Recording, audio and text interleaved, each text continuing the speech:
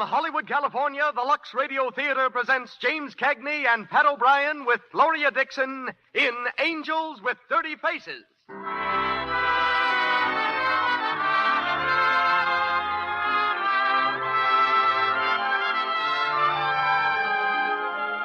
Lux presents Hollywood. It's melodrama we bring you tonight in the gripping chapters of Angels with Dirty Faces. The story of an obscure priest and a front-page lawbreaker, enacted by Pat O'Brien and James Cagney with Gloria Dixon. Our drama is an adaptation of the great screen success filmed by Warner Brothers. Our orchestra is under the direction of Louis Silvers.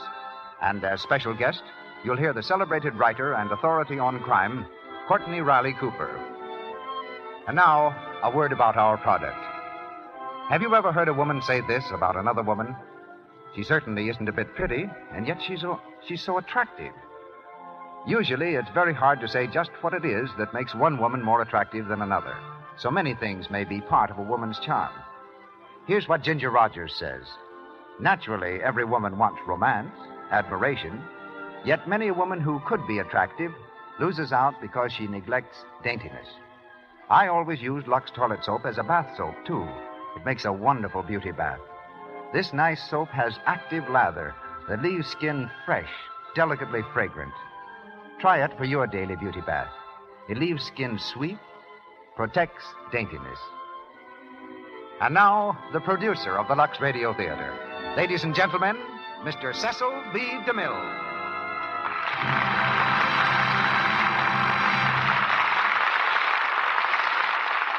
Greetings from Hollywood, ladies and gentlemen. You don't have to consult an atlas for the map of Ireland if either of tonight's stars happen to be handy. For in the honest faces of both James Cagney and William Joseph Patrick O'Brien are indelibly sketched the rugged contours of the Emerald Isle. There's a striking similarity, too, in the careers they've led. Both came to Hollywood from Broadway, both at about the same time. Both broke into big-time show business as chorus boys. Both can sing you a tune in the traditional tenor of the Irish, or if you prefer, both can play it for you on a piano.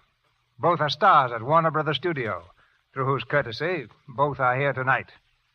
And their most successful collaboration is tonight's drama, Angels with Dirty Faces.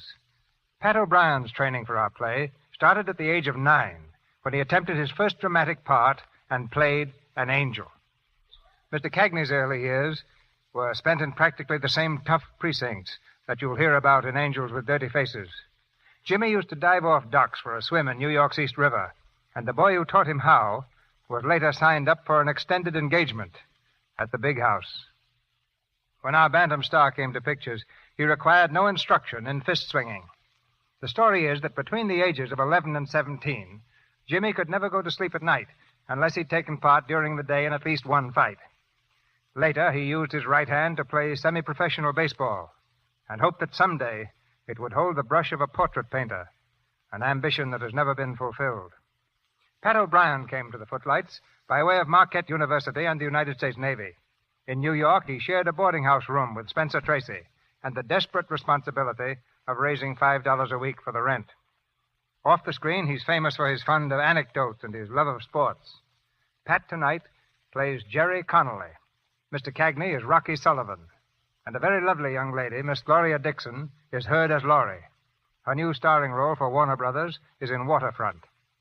We ring up the curtain now, and the Lux Radio Theater presents Angels with Dirty Faces, starring James Cagney and Pat O'Brien with Gloria Dixon.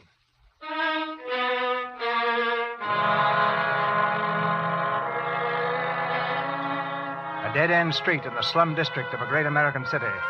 On the corner, weaving in and out of the maze of pushcarts, a newsboy calls the headlines of the afternoon edition. Rocky Sullivan freeing, Rocky Sullivan a gangster, free today, 3-year term ended, Rocky Sullivan.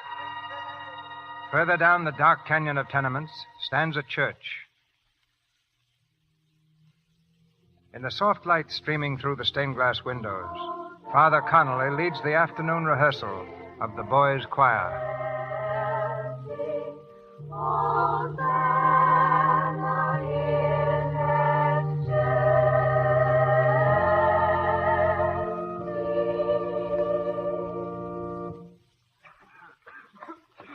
Very good, boys. You can go now. Next week at the same time. Come on. Hey, who do you think you're pushing? Yeah. Wait till I get you outside. I'll mobilize Hey, you and what on? Me and no army. Yeah.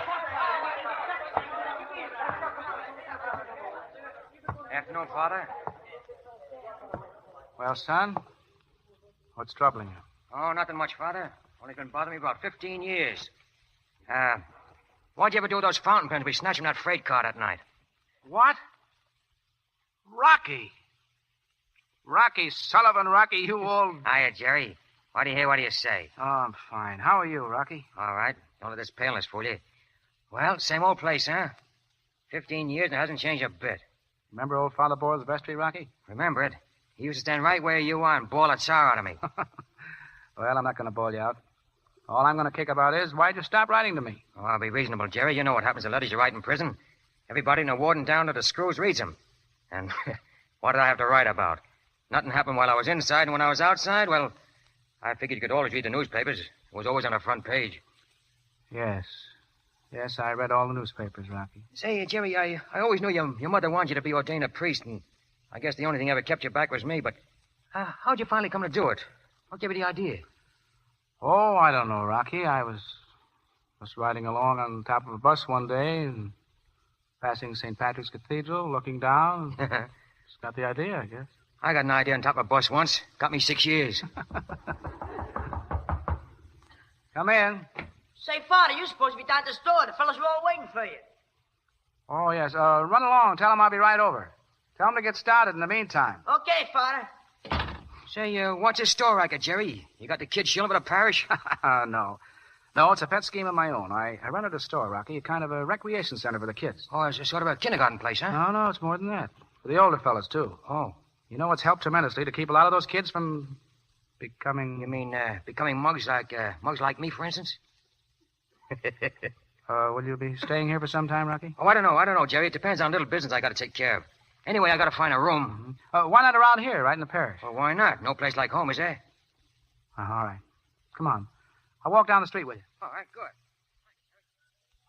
Come on, throw the ball over here. I'll slap your ears down. Come on, fellas. Throw that ball over here. Well, 15 years. Same old smell. I bet they ain't cleaned this alley since I left it. Hey, Jerry, remember the time we swiped those pens? We beat it up that alley and right over the fence, huh? Yeah. Yes, I got away. You got caught. I never could run as fast as you. You know, I've often wondered, Rocky, what if I'd been the boy who'd been caught that day? Well, you wasn't. No, I wasn't. Rocky, why don't you drop in here at Mrs. Maggione? She's got some furnished rooms. Mrs. Maggione? I remember her. We took a lot of good lead pipe out of her basement. Well, I'll drop around tomorrow if you want me to. I swell. Oh, gee, Rocky, it's great to see you. You too. You too, Father. Well, so long. So long, Jerry. So long.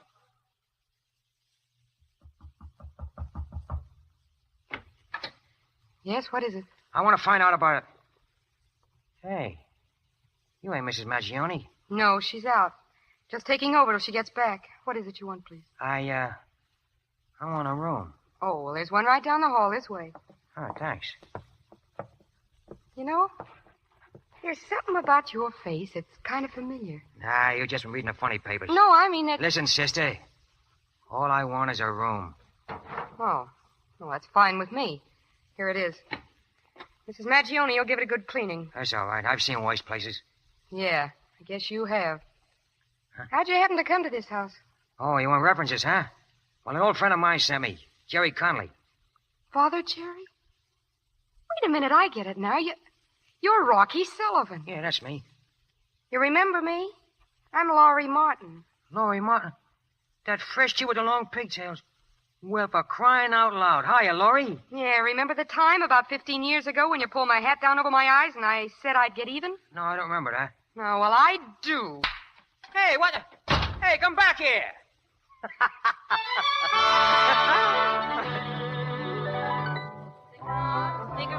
Cigars. I'm sorry, sir, but you must dress in El Toro. These clothes will do. But only people in evening dress are admitted, sir. What goes on here, Pierre? This gentleman wants This gentleman wants to see Jim Fraser. Oh. Jim Fraser, your boss, the guy who owns this joint. Where is he?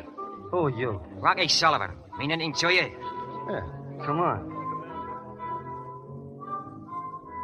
Hey, boss, Rocky Sullivan's here. Rocky, tell him I'm not in. Tell him... Hello, Fraser. Oh, Rocky. Well, all right, Steve, get back to the job. Well, this is a surprise, Rocky. Yeah. I had the date on my calendar, but I thought you got out next month. Otherwise, I'd have been down to meet you. Oh, that's all right. Nice-looking place you got here.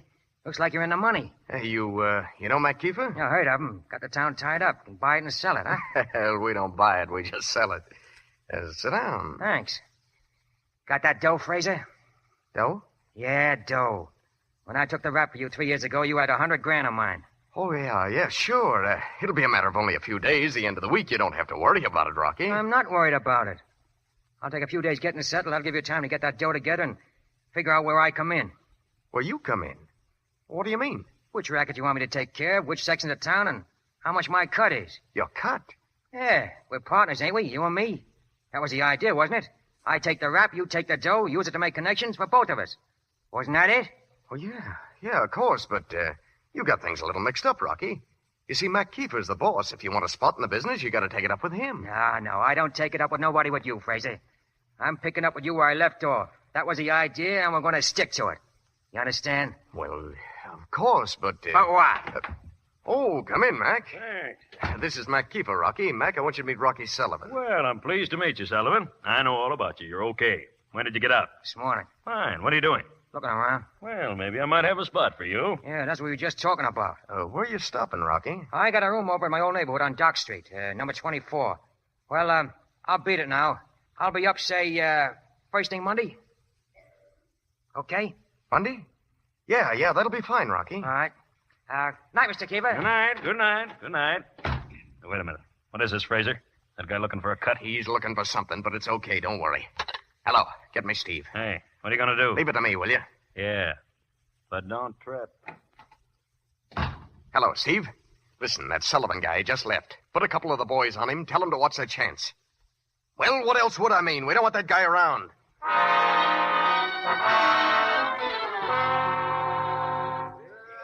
Come on. Fork over that 2 cents. That wasn't no 7. Oh, it was so. Give him the 2 cents. Shut up, Johnny. Now, listen, Bim, give me that 2 cents or I'll take it out of your hide, see? Here. Yeah, you better. Hey, look who's coming. Hey, Johnny, ain't that guy the new tenant upstairs? Yeah, that's him. Start playing with a ball, Bim. We'll give him a wake. What wake, Soapy? You dope. Bump into him. Keep him busy for a second. I'll frisk him. Oh, okay. Okay, Bim. Give him a rush. Hey, give me that ball. Wow. Look out. Hey, what's the matter with you? Don't go pushing our... You what? Oh. Tough guy, huh? Yeah. Hey, Bim, give me that ball. Try and get it. Yeah, come on, Swing. Let's get that. Hey, you kids. Why, what's the matter, Mr. Sullivan? Those kids just rolled me. Made me wallet. The great Mr. Sullivan. Well, that's too bad. Oh, no, it ain't.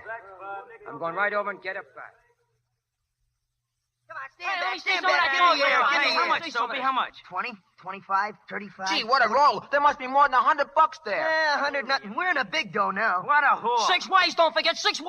Don't worry, you'll get yours, crab face. All right, get him up. Hey, what is this? Hey, gee, it's him. Look out. Say your prayers, Muggs. Gee, mister, give us a break. I wasn't even there. Me neither. Shut up, you rat. Stop your squealing. All right, you chumps. I'm not carrying no rod. But next time you try to hook a poke, make sure the guy doesn't know your hideout. Yeah. Yeah, wise guy. How did you know? Come here, sucker. You see that door? See those initials carved in the middle, RS? That's me. You... Say, wait a minute. Hey, you ain't Rocky Sullivan. Rocky Sullivan, can you imagine? He's trying to hook you. What a boner. Yeah, I guess the minute you saw us duck in the alley, you knew we were heading for the hideout. Yeah, I took the shortcut. What they call you? Soapy. This squirt here's Bim. This is Swing. This palooka's Hunky. I'm Red. This is Crab for sure. Glad to meet you, Rocky. Shut up, fellas. I want you to meet Rocky Sullivan. Hiya, Rocky. Say, you took the room above us, didn't you? Number 24? Yeah, and you knew all the time I was living there? Sure, Johnny Maggione told us. And you took a chance like that. Look, kids, never bother anybody who lives in your own neighborhood. You got an awful lot to learn. Well, you ought to be able to dish it out. Yeah, sure. Hey, who's that? Who is it?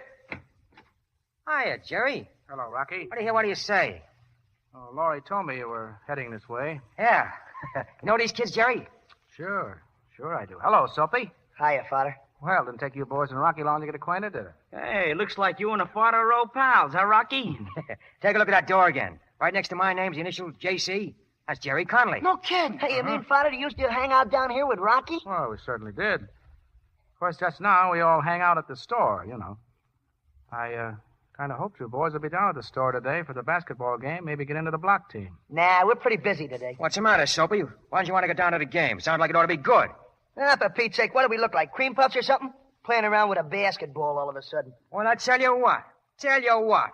I'll bet you a buck to a plug nickel none of you can get the ball past the other team, and I haven't even seen him. Go on, we run him into the ground. we moiter him. Hey, will you come down, Rocky? Yeah, sure. Okay, I got a nickel, and we'll take you up on that bet, Rocky. You're on. Sure, yeah, we'll all split the winnings. Hey, wait a minute. We ought to at least have a chance to practice up first. Right, All right, boys. That's fine. The store's open. You can go over right now. Okay, fellas, let's go. We'll see you down there. Go ahead, kids. See you there. Well, the young devils, I've worked on them for over a year, and I got nowhere. After 10 minutes with you, I guess they'd jump through a hoop if you told them to. Maybe it's because I wear my collar frontwards. Maybe. Well, since you've been sponsoring my store, suppose we go over and see it. I want to show you my library, too. Laurie takes care of that.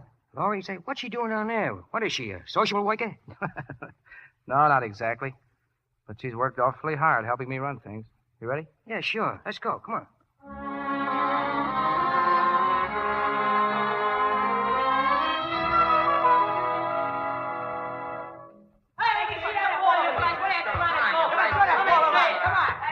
Hello, Laurie.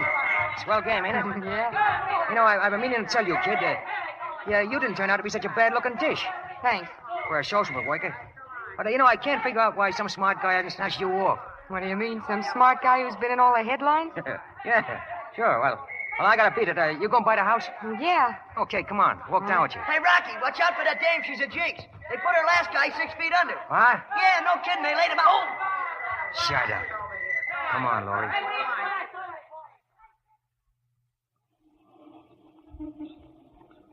Say, what does Soapy mean by that crack about you? You and some guy. Oh, he meant Dan, my husband. He got it, huh? Yeah, 4 years ago. What happened? Well, what happens when a guy gets mixed up with a bunch of cheap yeggs? You ought to know. What kind of guy was he? He was a swell guy when we were first married. But he wanted more than he could get driving a cab. There was a lot of easy money to be picked up using the cab on some jobs, so we got in deeper. One night, they tried to shoot it out with the cops. That's what always happens, isn't it? Yeah, maybe, but people who don't know their business, small timers. Hey, What's the matter? who belongs to that blue sedan parked down the street? Where? Oh, I don't know. Nobody around here. Yeah, that's what I thought. Laurie, is that old stone wall still up between these two houses? Well, yeah, but... Yeah. Now, good look. Make out this is your house and say goodnight to me and beat it in. Well, Rocky, Don't ask any questions. Do what I tell you. Good night, kid. See you tomorrow. Rocky, that car's moving. It's coming this way. Get going, will you? Go on. Beat it. Rocky! Dirty rats.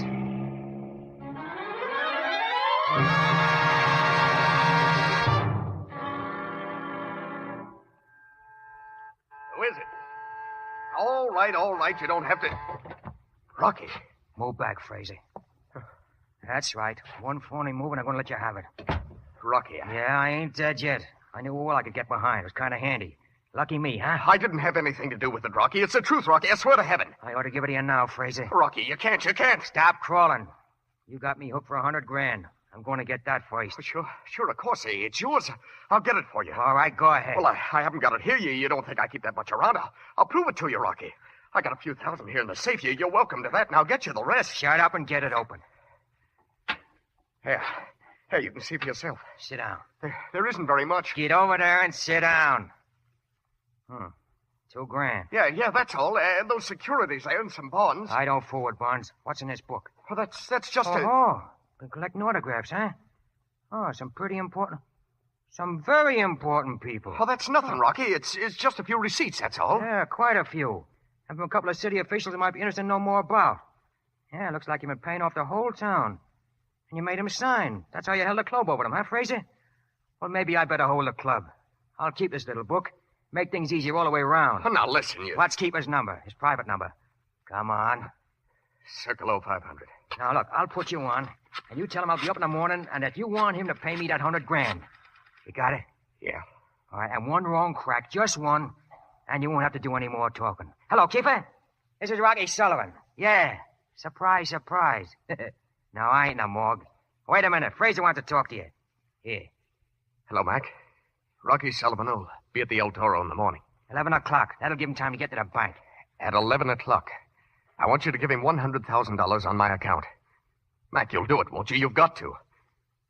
Okay, and no slip-ups, Mac. Tell him it's important. Important to you. It's important. Important to me. Well, you're all set. Not yet, I ain't. I'll be set when I get that dough. Well, you'll get it in the morning. Yeah? But just in case I don't, I want to know where I can reach you. I'll be here. No, I don't think so. I got a spot all picked out for you. A little apartment over on 8th Street. You're staying right there till I collect. Well, you can't do that. Get your hat, Fraser. I don't know whether you know it, but this is kidnapping, Rocky. No kidding. Get your hat.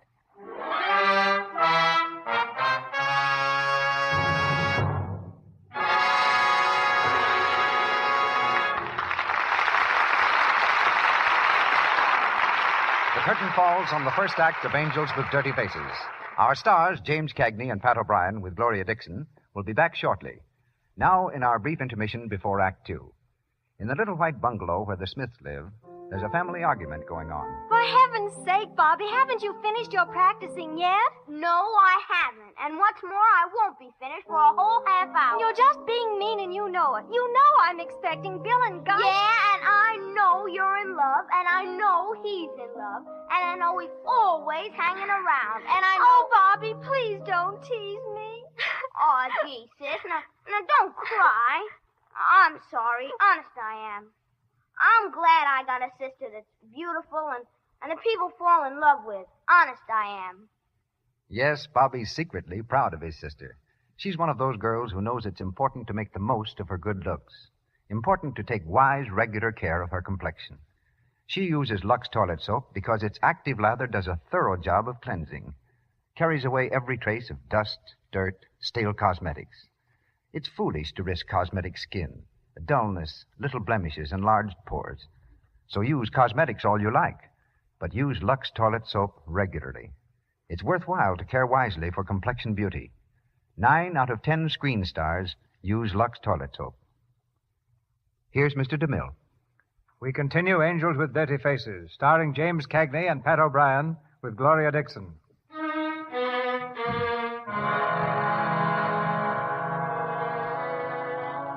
With Fraser hidden away, Rocky Sullivan collected his ransom, $100,000 from Mac Kiefer.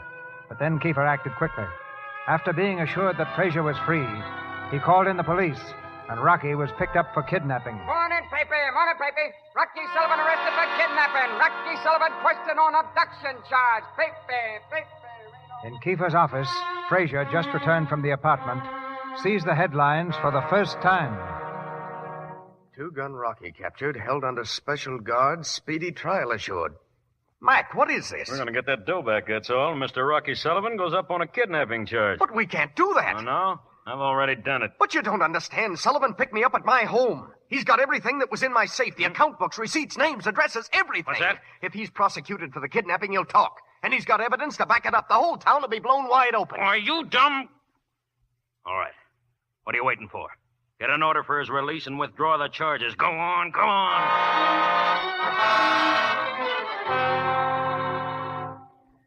Rocky Sullivan had been in the district only a few days before he kidnapped James Fraser, prominent attorney and playboy.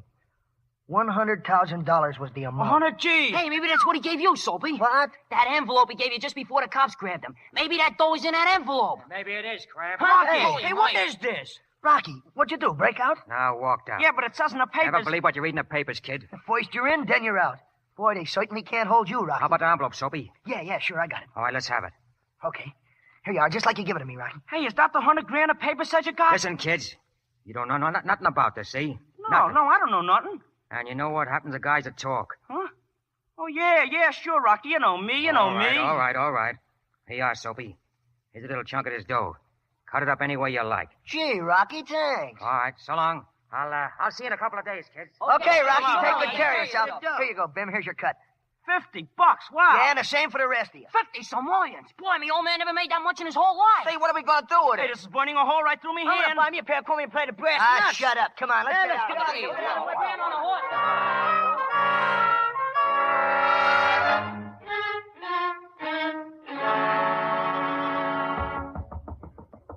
Who is it? Me, Jerry. Come on in. Hi, Jerry. What do you always say? Well, certainly gave me a terrific scare, Rocky. Before I finished reading you were arrested, there were new headlines, and you were out. Ah, there was nothing to it. Any guy with a record gets hauled in now and then, you know that. Just because you got nothing better to think of. Looks like the kids are right. Said no jail could hold you. Who? Soapy and his mob? No. Some of the other kids down at the store. Soapy and his team were supposed to play that return game today. They haven't showed up. Rocky, you wouldn't happen to know where they might be, would you? Say, what am I, Jerry? That nice maid? No, Rocky, I didn't mean that. Well, I just thought they might be over here, sort of celebrating your release. After all, Rocky, it's almost a hero worship with them. Well, nothing wrong with that, is there? I hope not, Rocky. Come in. Well, hello, Laurie. This is getting to be a big day. Yeah, well, I don't mind admitting I was pretty worried. You were? See, I ain't had nobody take that much interest in me in a long time. Well, Father, I finally located your precious angels for you. Well, where? Over at Murphy's pool room. What? Yeah, Soapy and his gang. Passing out beer to all the kids in the neighborhood and throwing dollar bills around like confetti. I wonder where they got the money. I don't know. You might ask them. Well, I'll run along, Rocky. Mm-hmm. You coming, Laurie? No, Father. I want to talk to Rocky for a minute. All right, I'll see you later, will I, Laurie? Yeah. Rocky. Now, wait a minute. Look, kid, if you're as smart as I think you are, and we're going to get along, you're not going to ask too many questions. Don't worry. I know all the rules. I know them backwards. All right, swell. Now, sit down a minute, will you? Maybe I had a couple of questions myself. Rocky, you crazy All right, sit guy. right down here. Come on. Sit right.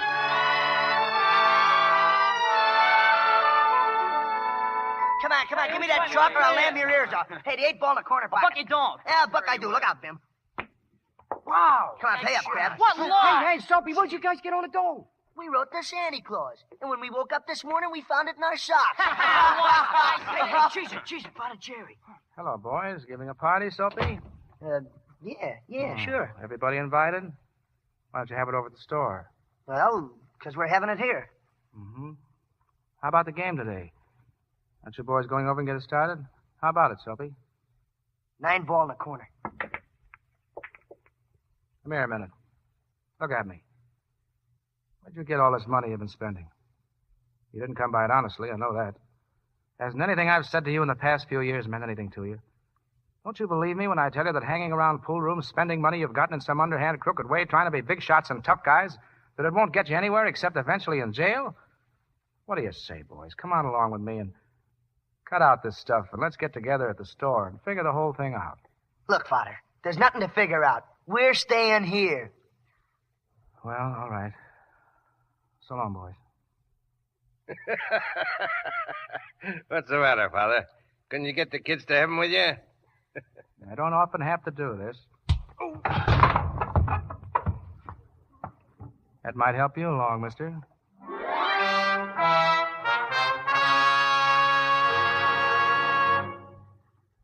That's what I want to talk to you about. Look, you got the wrong slant, Laurie. You've been listening to a lot of junk about crime don't pay. Oh, don't be a sucker. That stuff's for yaps and shoestringers, not for people like us. Look, kid, you got some glad rags, something fancy, an evening gown, something like that. Well, get it on. We'll step out and do a little celebrating tonight, huh? What'll we be celebrating, Rocky? Oh, this whole business. After all, you don't get on the front page every day, do you? No. You don't get away from cops every day either, Rocky. You're doing your smart. Come on, kid. Come on, Laurie. It's uptown for us. Up where you see those nice white lights. That's where we belong. You and me, Laurie. You and me. Come on. 32 on the red. Give the lady a stack of blues. Yes, sir. Hey, Rocky Sullivan. Yeah, what? My keeper says he'll see you now. Where is he? In the office with Fraser. Yeah, Laurie, try your luck. I got some business to do. I'll be right back.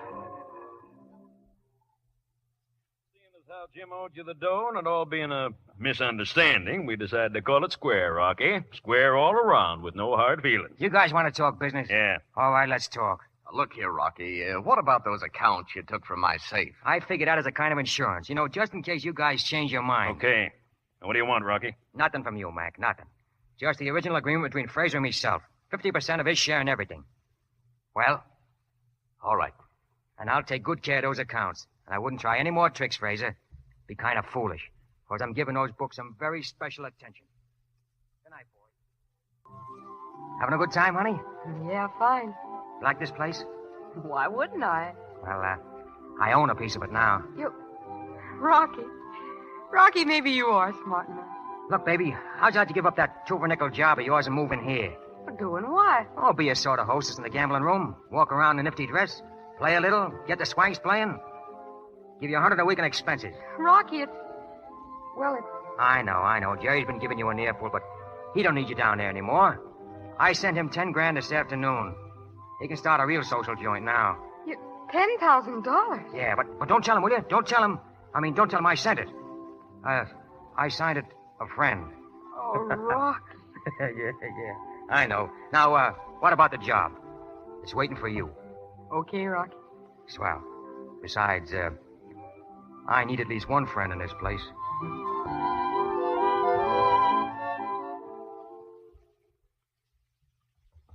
Come in, Jerry. Hiya, kid. What do you say? They told me he was outside. Say, what's the idea? Come up to try your luck? Mm-hmm. I haven't got any money except this. That isn't mine. $10,000? Where'd you get a hold of all that? Where did you? Huh? Take it, Rocky, and thanks, but I'm afraid I can't accept it. Say, what's the matter? You silly or something?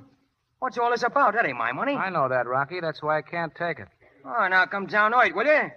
You blow in here, flash that roll on me, you almost knock me over with it, and then tell me it's my dough and you don't want it. Rocky, you've got a great poker face. But don't forget, I've known that face for a long time. Oh, what's the use of pretending, Rock? You force Fraser to get you $100,000. Everybody knows it, Rocky. All right, so what?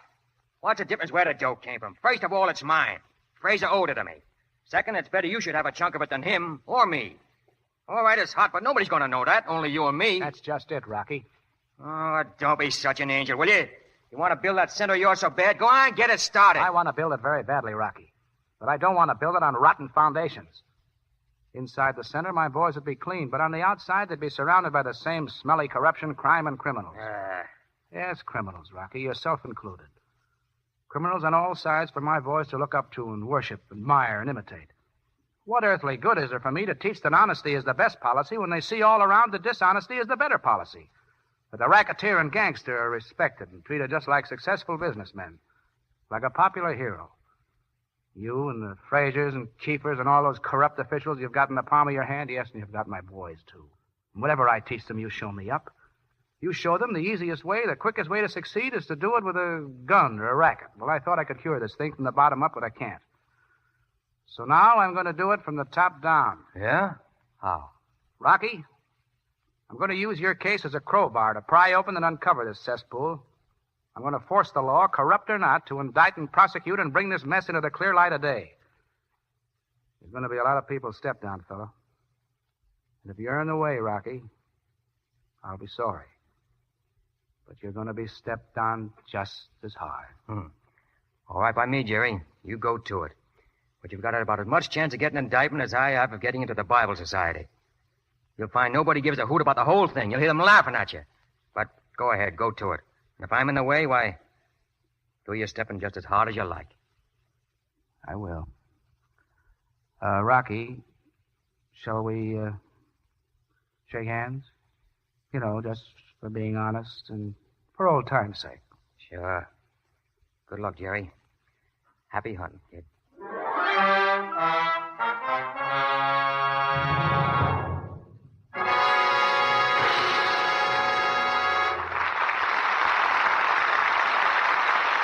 We pause for station identification.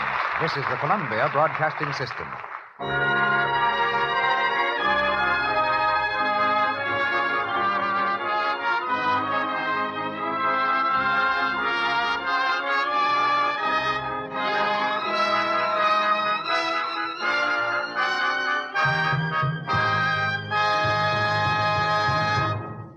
In a few moments, we'll hear Act 3 of Angels with Dirty Faces, starring James Cagney and Pat O'Brien with Gloria Dixon.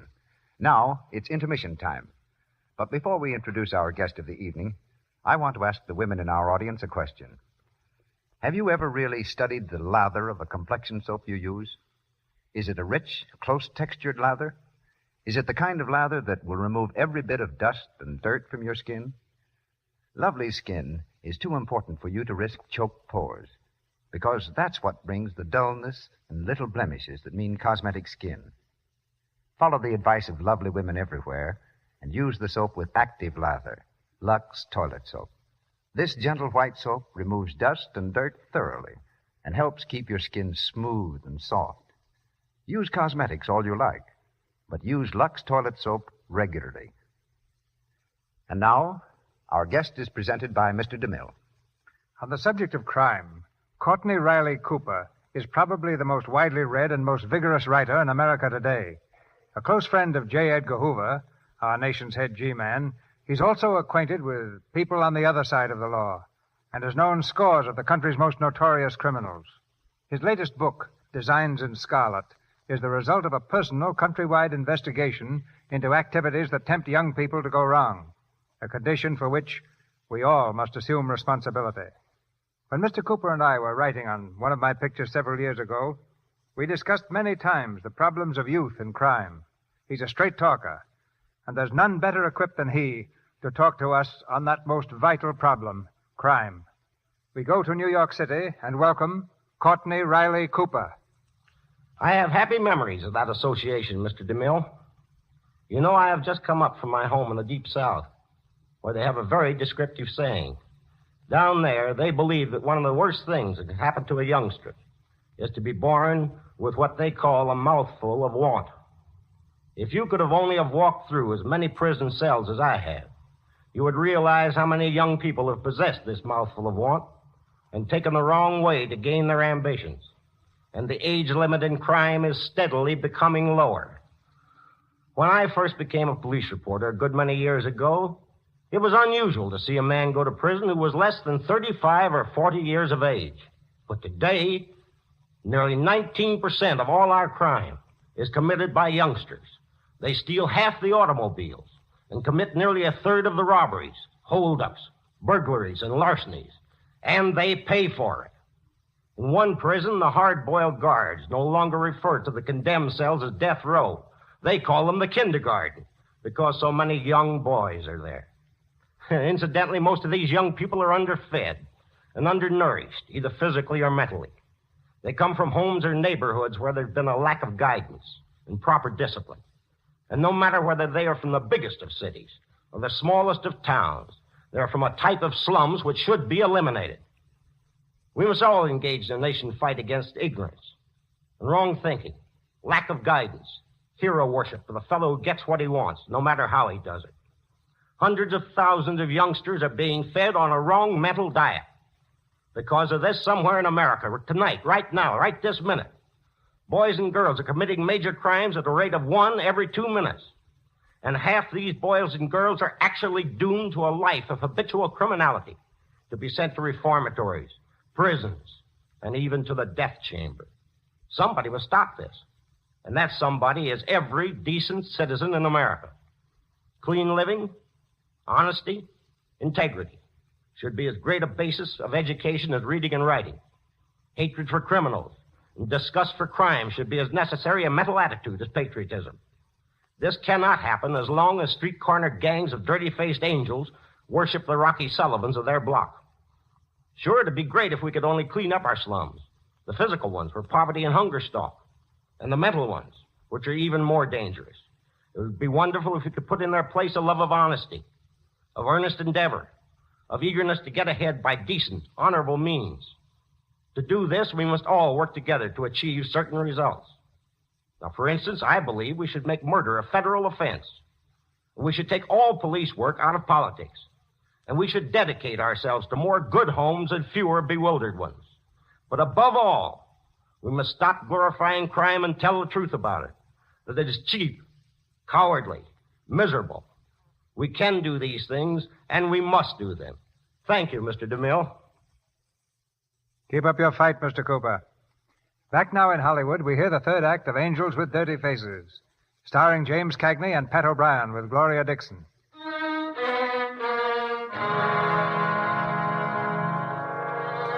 Several weeks have passed, and Father Jerry has carried out his threat. With the aid of a public-spirited editor, he's placed the problem directly before the people, an organized war against crime and corruption. Gloria is frightened. Desperately, she pleads with Rocky to give up his share in the rackets. You see what's happening, Rocky. This thing's going to grow. I know. Jerry means it this time, and there's no holding him back. What am I going to do about it? Come down to earth, Rocky. You can't go on kidding yourself forever. Look, Rocky, you've got all the money you can spend in 5 years. Let's get out. What for? Well, Jerry's going on the radio tonight to demand a grand jury indictment. They'll have a warrant out before the week's over, and you on the witness stand grilling you on this kidnapping business. You'll be nailed. You know, baby, you're getting a lot of gray hairs over nothing at all. Oh, Rocky, snap out of it, will you? I'm afraid.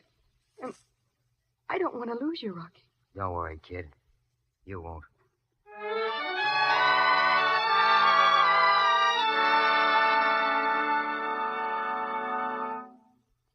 You've got to listen to me, Father Jerry. Why, they'd give you money to build a model center here near the church. They're influenced to help you pull down the tenements and build decent apartments in their places. Oh, I know, Laurie. I know. Well, aren't those the things you want? Isn't that why you started all this trouble? No, Laurie, I don't want bribes. Well, then what do you want? What are you hounding him for? What are you trying to send him to prison for life for? You can't do that to Rocky. I won't let you. It isn't Rocky's fault, Father. He was just a kid who made a mistake and got sent up to a reform school. But he isn't bad. Not really bad. You know that. And no matter what he is now, or no matter whether he's right or wrong, we both love him, Father. Yes, Laurie, we love him. I've loved him since we were kids, 6 years old. We worked together, fought together, and we stole together. Oh, I don't blame Rocky for what he is today. But for the grace of God, there walk I. Oh, I'd do anything in this world to help him. I'd give my life for him if it'd help. But it wouldn't, Laurie, it wouldn't. It'd still be these other boys I don't want to see grow up like Rocky did. They have lives too, Laurie. I can't throw them away. I can't.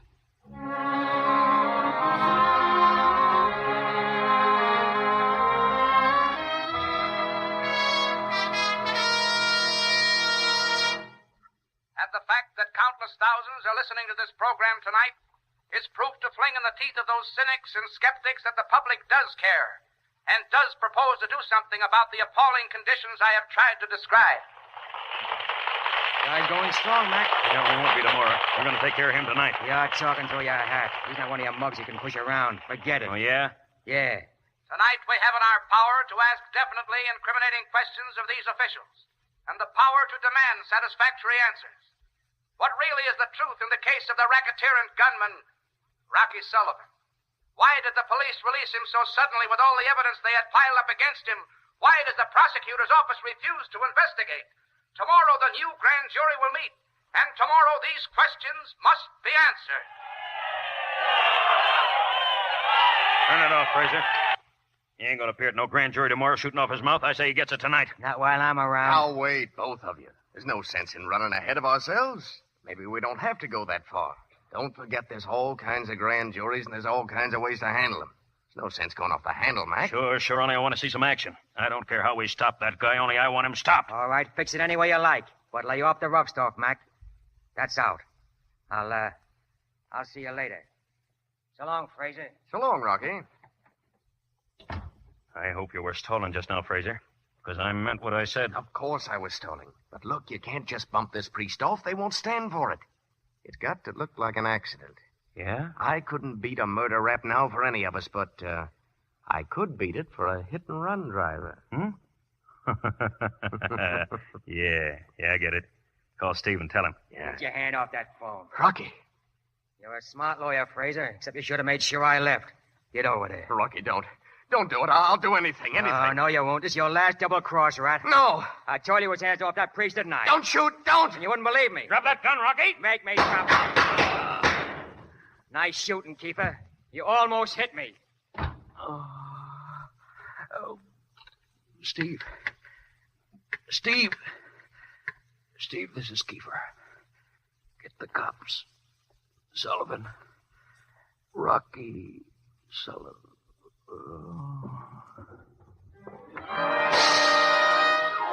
Yeah, paint bag. Gangster kills two. Rocky Sullivan captured after gunplay. Paint bag. Rocky Sullivan captured. Speedy trial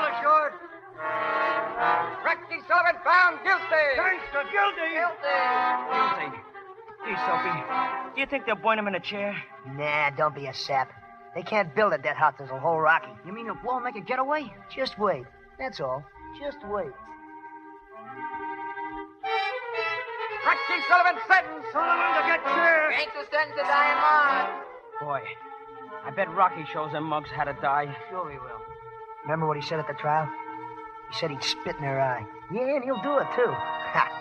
Rocky, he'll laugh at those guys. Rocky Sullivan dies in March. Rocky Sullivan dies next week. Rocky Sullivan dies tomorrow. Rocky Sullivan dies tonight.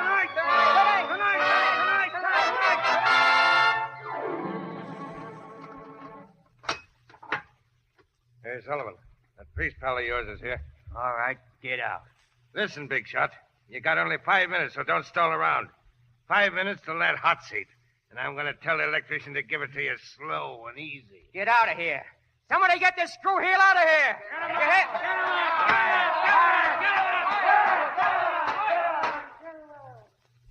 Hello, Rocky. Hiya, Jerry. What do you hear? What do you say? How do you feel? Oh, like a million. If it wasn't for just one screw around here that keeps putting the needles in me. How's Laurie? Taking it kind of hard? Naturally. She loves you, Rocky. Yeah, poor kid. Never did get a decent break. I tried to give her one, but all I gave her was a heartache. You don't want me to administer extreme unction, Rocky? No, Jerry. We'll skip that. Well, then listen, Rocky, there isn't much time, and I want to ask you a last favor. Ain't much left I can do, Jerry. Yes, there is. Perhaps more than you could do under any other circumstance. Go ahead and spill it. If you have the courage for it, the kind I know you have. Oh, it ain't going to mean much to walk in there, that you mean. Oh, I know that, Rocky. It'd be like sitting down in a barber's chair. They're going to ask me if I got anything to say, and I'll say, yeah, sure. Haircut, a shave, and a massage. You're not afraid, Rocky? No, they'd like me to be, wouldn't they? I wish I could oblige them, Jerry, but I can't.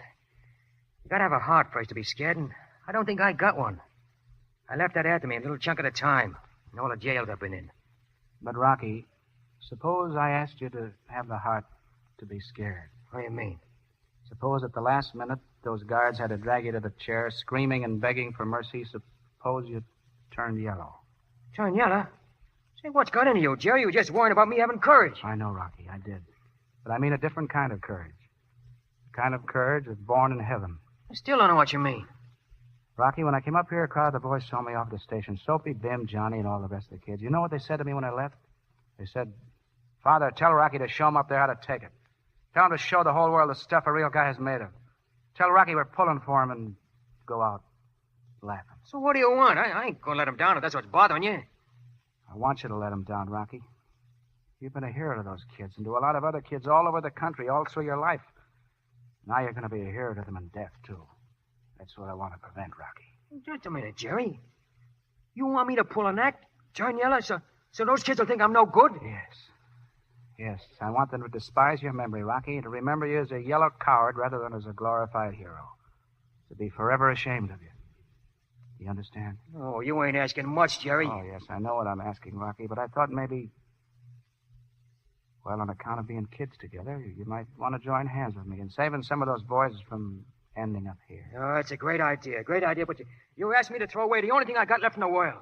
The only thing they haven't been able to take away from me. You want me to give them newspaper sob sisters out there a chance to tell the whole world another rat turned yellow. Well, you're asking a little too much. I won't do it, Jerry.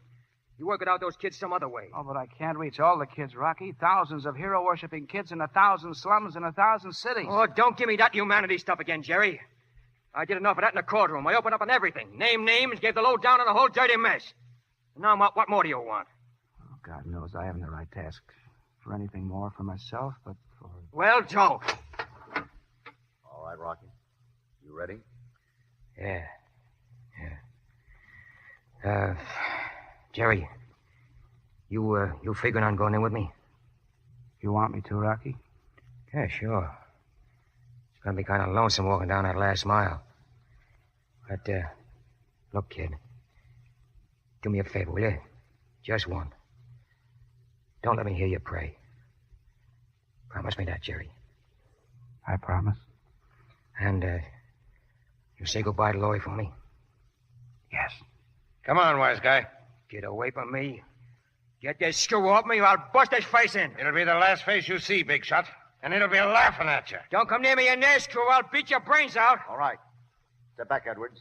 You take his arm, Thompson. Attaboy, Rocky. Take your own company. So long, fellas. I'll be waiting for you all. Come on, Rocky. Only reserve seat for me, Rocky. Come on, Rocky.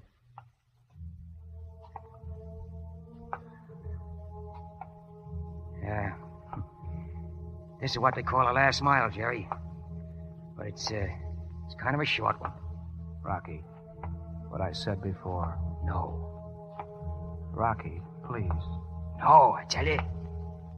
No one will ever know, Rocky. No. No, shut up. Stop here. Go ahead, Rocky. Rocky, please. Okay, Jerry. Okay. Go ahead. Oh. No. No, don't kill me. I don't want to die. Oh, please. Don't let me die. I can't. Oh, let me go, please. I don't want to die. Don't kill me.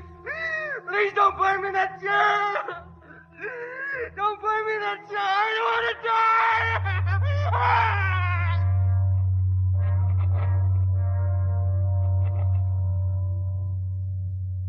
Goodbye, Rocky. May God have mercy on you.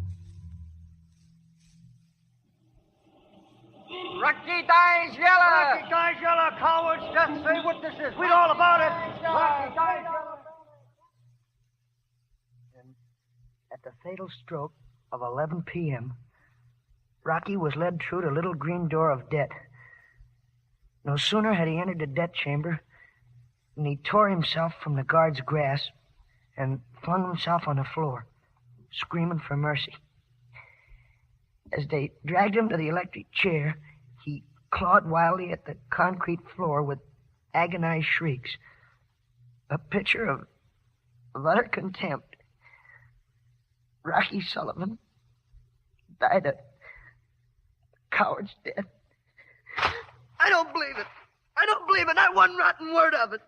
It's the same in the other papers, too, Soapy. They said it over the radio. I don't care what they said. He didn't die that way. Oh, not Rocky. He couldn't, I tell you. It's a lot of lies. Hello, boys. He's Father Jerry. Hey, let's ask him. He ought to know. He'll tell us what happened. Father Jerry, you were there. You saw it. What happened? Did Rocky die like they say here in the paper? Like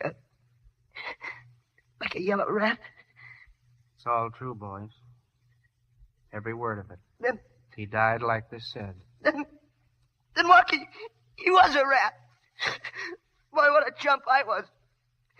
I thought all the time. Soapy, we're going to have choir practice tonight. I'll expect to see you all there, I hope. All of you. Yeah, sure, Father. We'll be there. Okay, Father. Okay.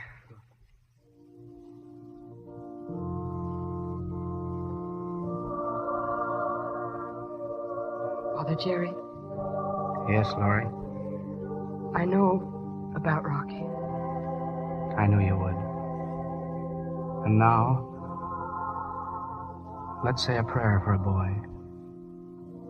A boy who couldn't run as fast as I could.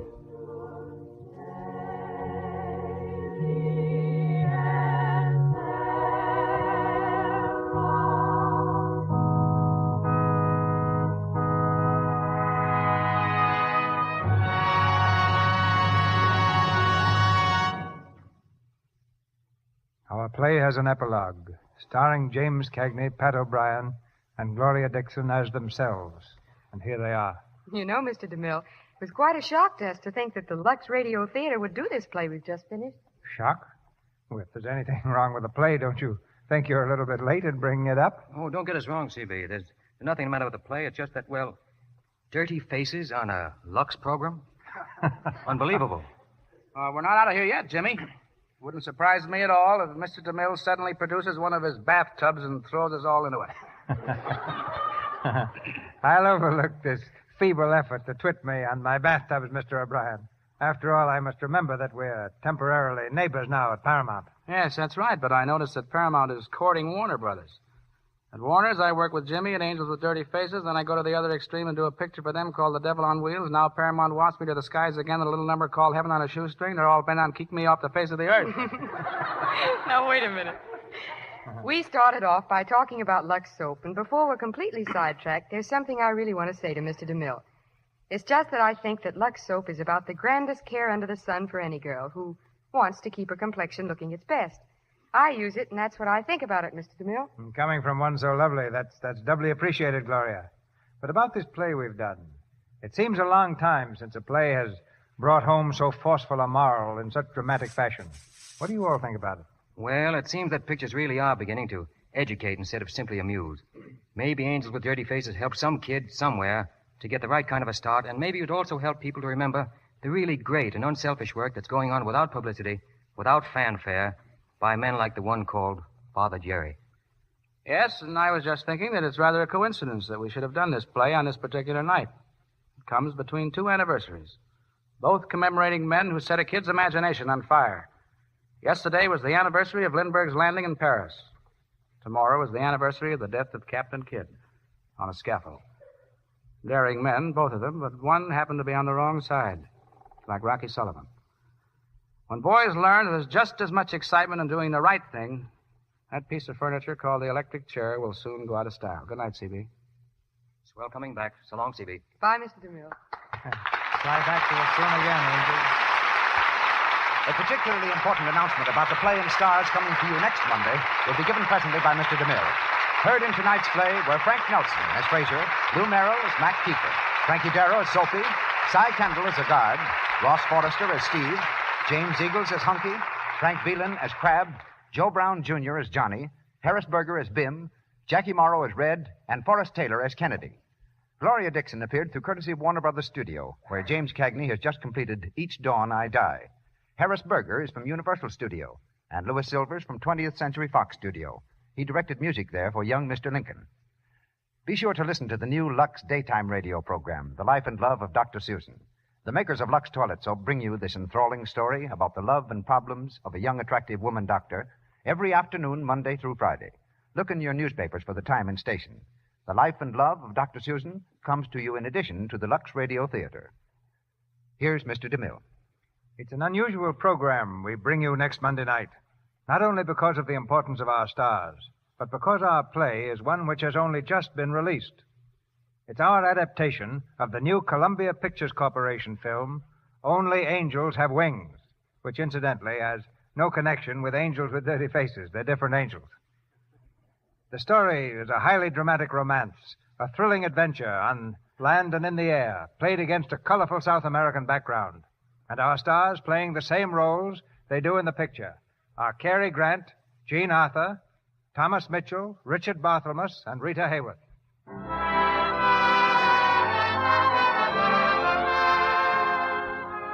Our sponsors, the makers of Lux Toilet Soap, join me in inviting you to be with us again next Monday night when the Lux Radio Theater presents Jean Arthur and Cary Grant in Only Angels Have Wings with Thomas Mitchell, Richard Barthelmess, and Rita Hayworth. This is Cecil B. DeMille saying good night to you from Hollywood.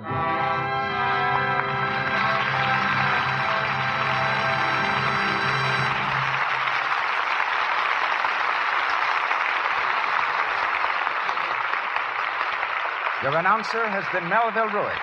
This is the Columbia Broadcasting System.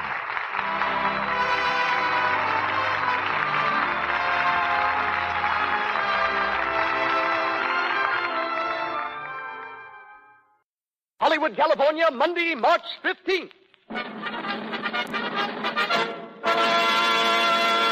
The Lux Radio Theater, starring Marlene Dietrich with Herbert Marshall in Desire, featuring Otto Kruger and Zeffie Tilbury.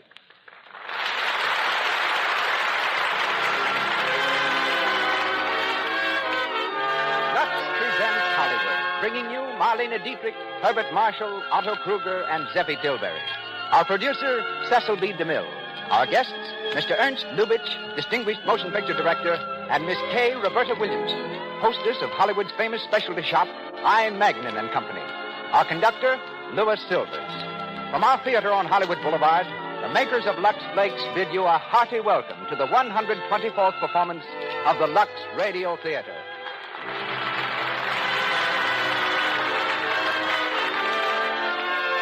Before we hear Marlene Dietrich and Herbert Marshall in Desire, a few words about our product, Lux Flakes.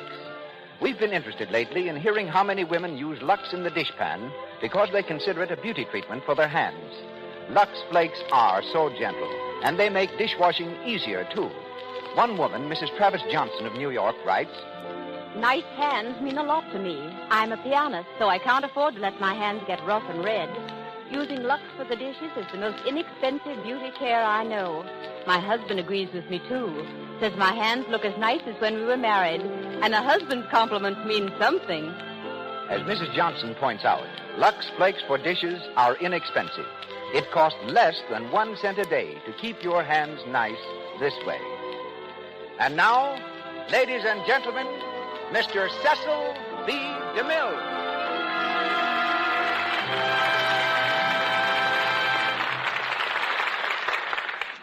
Greetings from Hollywood, ladies and gentlemen. Marlene Dietrich is a Hollywood rarity. Her success story is the only one of its kind I know. You've heard of our screen Cinderellas, the girls who had to go on the stage to make a living or to support a destitute family. But it was love of acting alone that brought Marlene first to the theaters of Berlin and Vienna and inevitably to Hollywood. It was Max Reinhardt who gave Miss Dietrich her first chance on the stage and thereby launched one of the most glittering careers of our time. Recently, in Vienna and London, thousands jammed the squares in front of her hotels, cheering her wildly. To protect her from the crowd's enthusiasm, London's heroic bobbies worked overtime. When Miss Dietrich left, it was remarked by a great London newspaper that, although we, her devoted slaves, regret her departure, it is said that Scotland Yard detectives are toasting it in nightclubs and looking forward to a long holiday. Police, the paper went on to say, are anticipating the threat of the coronation crowds as child's play. In our adaptation of the Paramount film Desire, she comes to us in the role she filled with such distinction on the screen, Madeleine de Beaupré. Making his 4th appearance on our stage, Herbert Marshall is heard as the English automobile engineer, Tom Bradley. Since his last appearance here, Mr. Marshall has been busy preparing with Miss Dietrich for the new Paramount film Angel. They had planned to shoot the first scenes of Angel today, but to make this broadcast possible, graciously postponed starting until tomorrow. Otto Kruger faces our microphone in the part of Carlos, one of the most polished actors of the stage and screen. Mr. Kruger has just starred with Mary Ellis abroad in Glamorous Night, produced by British International Pictures. Zeffie Tilbury, who played the role of Aunt Olga in the film version, resumes it tonight.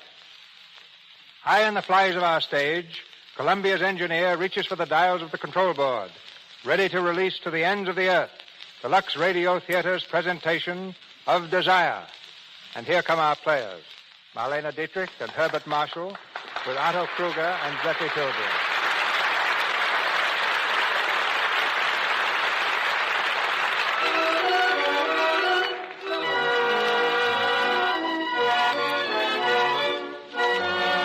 Our scene is the Paris branch of the Bronson Automobile Factory. In the manager's elaborate office, a young man paces the floor angrily, talking to himself in loud, threatening tones.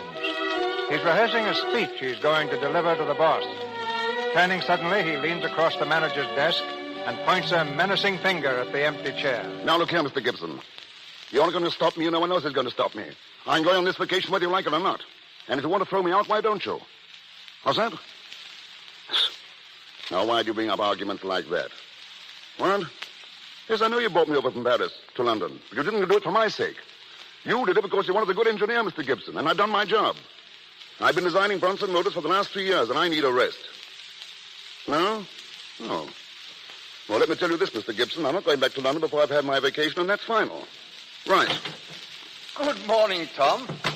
Oh, morning, Mr. Gibson. Well, Tom, it's all right. You can have your vacation. I can have? Oh, well, thank you. Oh, you don't have to thank me. You've done a fine job. Everyone in London recognizes that.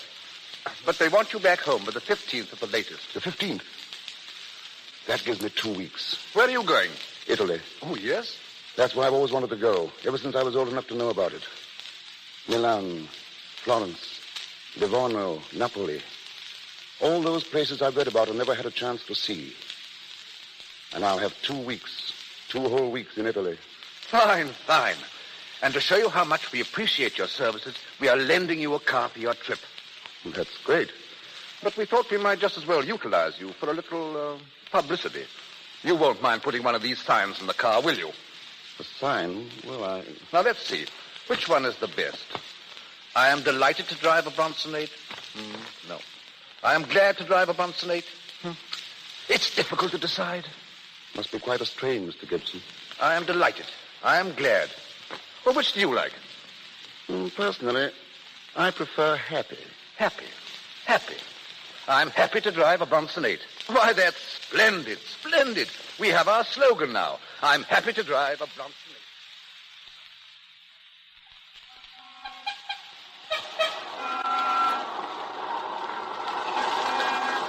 I'm delighted to drive a Bronsonate. I'm glad to drive a Bronsonate. I'm happy to drive a Bronsonate.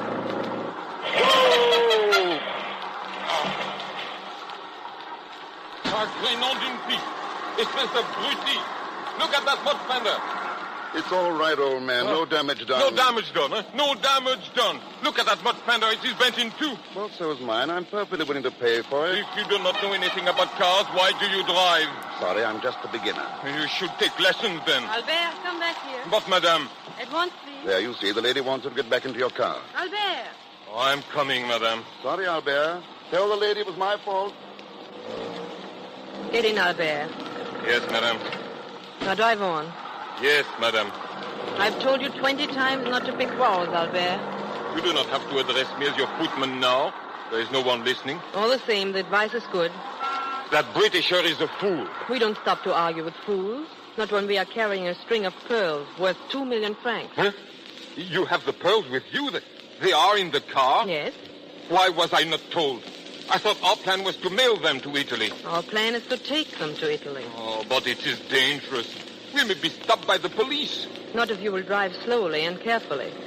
So far as the jeweler knows, these pearls were purchased on credit by Madame Pouquet. By the time he discovers I was not Madame Pouquet, we'll be across the border into Italy.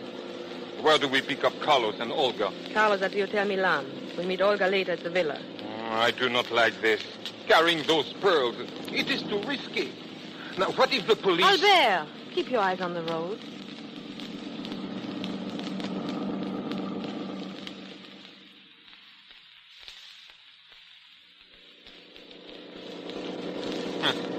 When I'm driving, you say to go slow. When you are driving, it is something different, eh, Madeleine? We are safe here, and I'm driving carefully. What did that last sign read? Baronecchia, 5 kilometers. Baronecchia, that's the Italian border. We must be almost there. Yes. But you may not be so safe when the custom officers search your handbag. It's only the luggage they're interested in. Oh, you think so? Oh, well. Be careful, that man on the road. Hey! Hey! You almost hit that man. He shouldn't stand in the middle of the road taking pictures. Madeleine, I just remember. You know who he was? That man back there on the road? Who? The Britisher. The one who bumped into us in Paris. What are you laughing at? Oh, you do not see what happened? When you pass him, you drive through some mud puddle. He was covered up from head to foot with mud. That is very funny, no? We are coming into town. Please try to act like a chauffeur, Albert. Oh, yes, madame. Where do we go now? To the customs office. You'll come with me.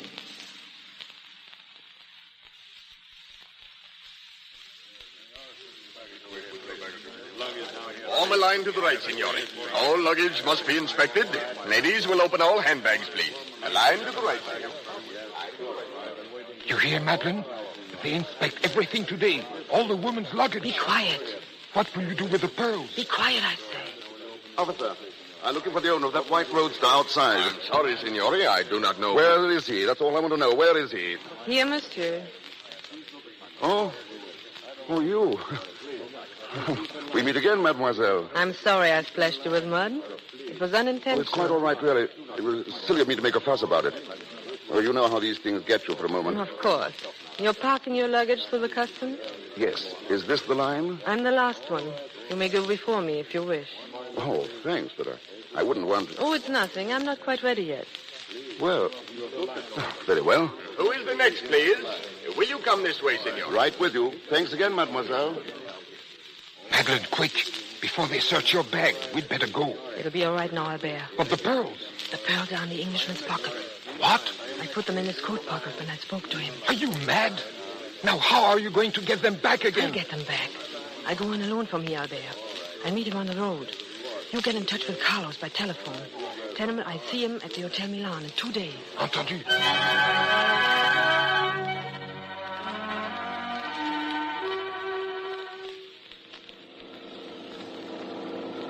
I'm happy to drive a Bronsonate. I'm happy and glad and delighted.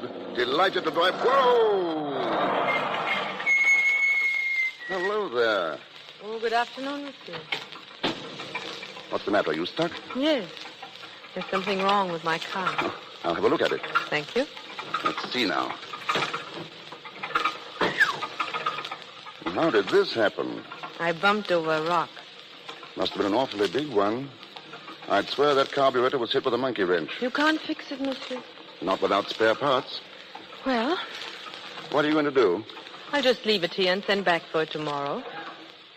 Would you give me a lift? Why, of course. Delighted. Delighted, mademoiselle. I'll put your grips on my carrier. Thank you, monsieur.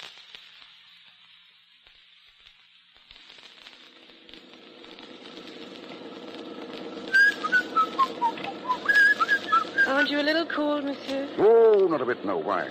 Driving so long without your coat? Oh, don't worry about me. I'm all right. Where is it? What? Your coat. Oh, I put it back in my grip. Oh, Nice country, isn't it?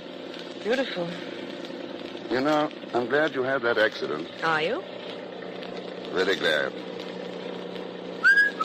Do you think our luggage is safe back there on the carrier? Who cares? But Don't you worry. I put yours on the bottom.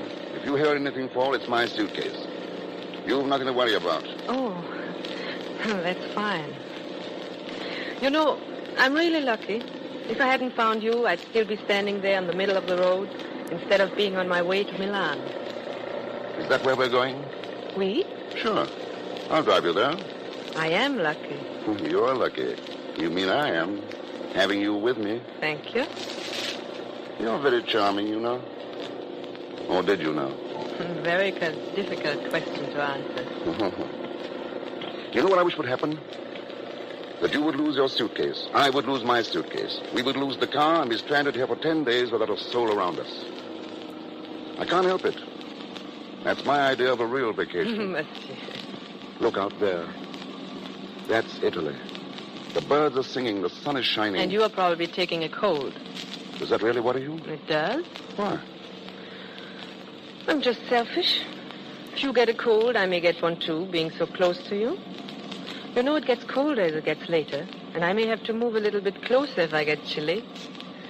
I may even put my hands in your pocket. Oh, maybe I'd better get my coat. I wish you would. All right.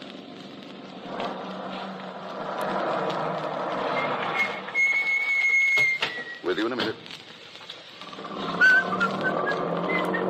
Hey! I say, wait! Where are you going? Come back here. Come back with that car.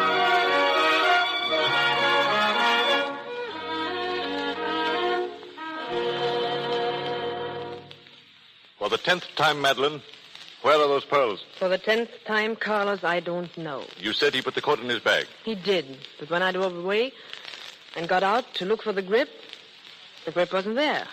He must have taken it off the carrier before I had a chance to get away. Then that man still has the pearls in his pocket. Yes. What did you do with his car? I wrecked it. Why? I couldn't drive a stolen car all through Italy.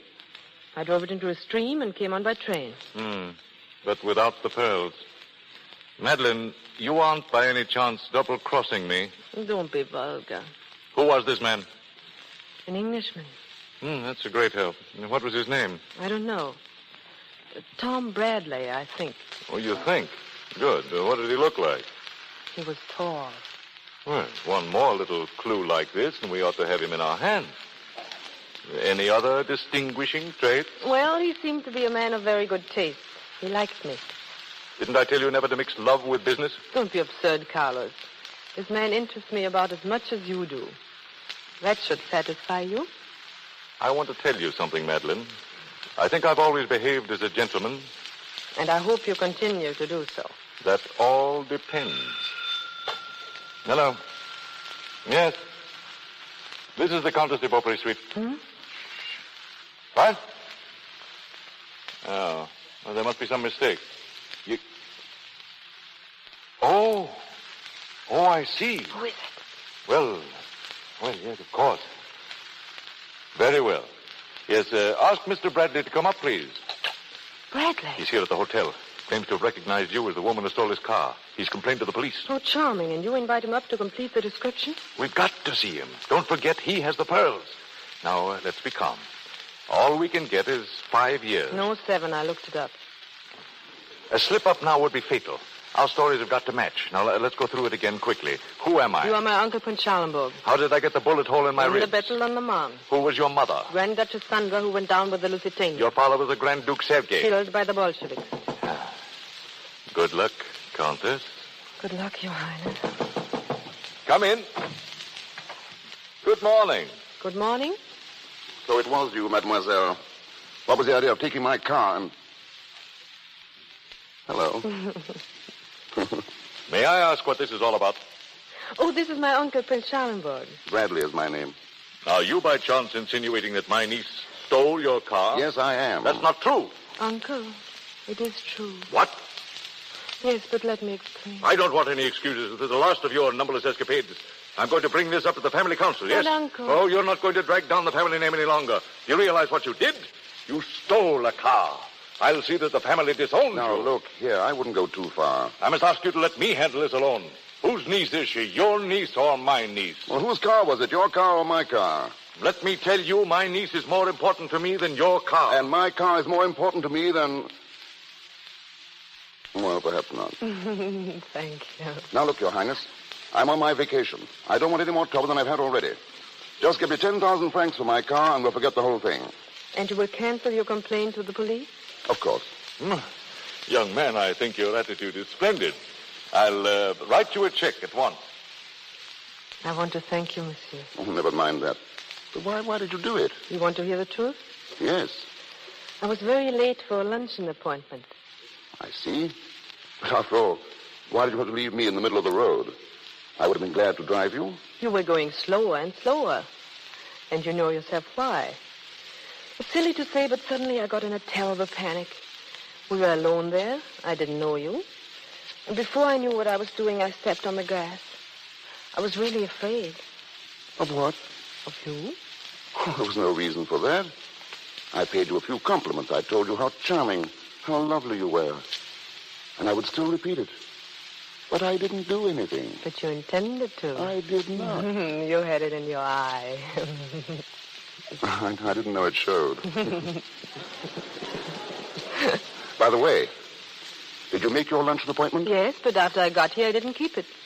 Would you keep a dinner engagement for tonight with me? With you? It may sound very strange, but I've never had dinner with a countess. And I'm afraid you never will. You're leaving today. So am I. Are you going to Florence, too? No. Neither am I. We are going to our villa down on the coast. If you would care to come as my guest. Oh, I say. Your check, monsieur. Oh, thanks. Uncle, I've just invited Mr. Bradley to come with us to the villa. Splendid. Splendid. Mr. Bradley, we'd be delighted to have you. But I haven't much with me in the line of clothes. Oh, it'll be quite all right. Just bring the clothes you have now.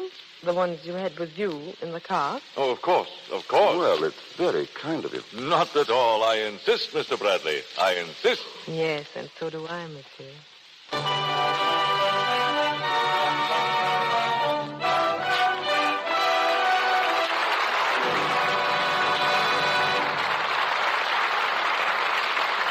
In a moment, we'll continue with Desire, with Marlene Dietrich, Herbert Marshall, and Otto Kruger. But now, we take you to the Coconut Grove.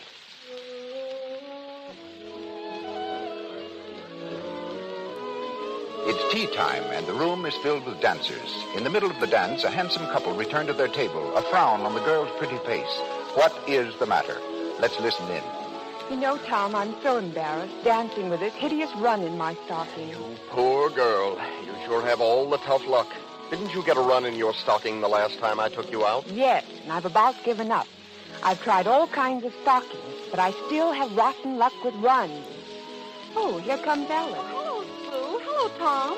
Why all the gloom? Oh, Sue's popped another run, and it started to unravel her disposition. Oh, is that all?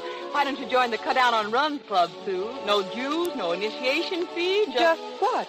Just toss your stockings in Lux Flake studs after every wearing. I've cut way down on runs this way. Honest? Sure thing, you know. Maybe Lux is the answer to this maiden's prayer, too. Clever girls do cut down on runs by using Lux Flakes.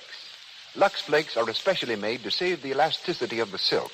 It's when a stocking has lost elasticity that the threads tend to snap, and runs start whenever there's a strain.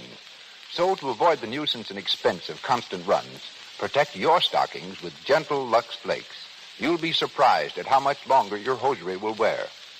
Once again, Mr. DeMille. Marlene Dietrich, Herbert Marshall, and Otto Kruger continue in Desire.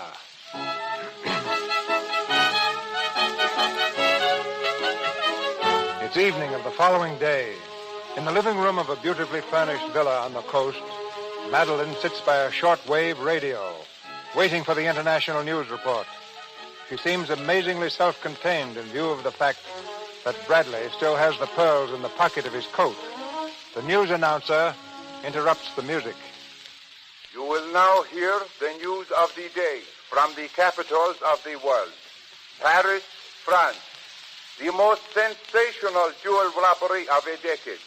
The disappearance of a 2 million franc string of pearls from Duval and Company, the famous jewelers, still goes unsolved. Madeline, turn that Police thing off. reports from other capitals. Well, Carlos, I just came in from Bradley's room. he's dressing for dinner? Yes. What color was his coat? The one with the pearls? Dark brown. Confound it, that's the one he's going to wear. How do you know? He has no dinner jacket with him. The brown coat was lying across the bed. You don't think he has found the jewels? I don't think so, no, but we've got to be careful. Madeline, have you any kind of a pearl necklace?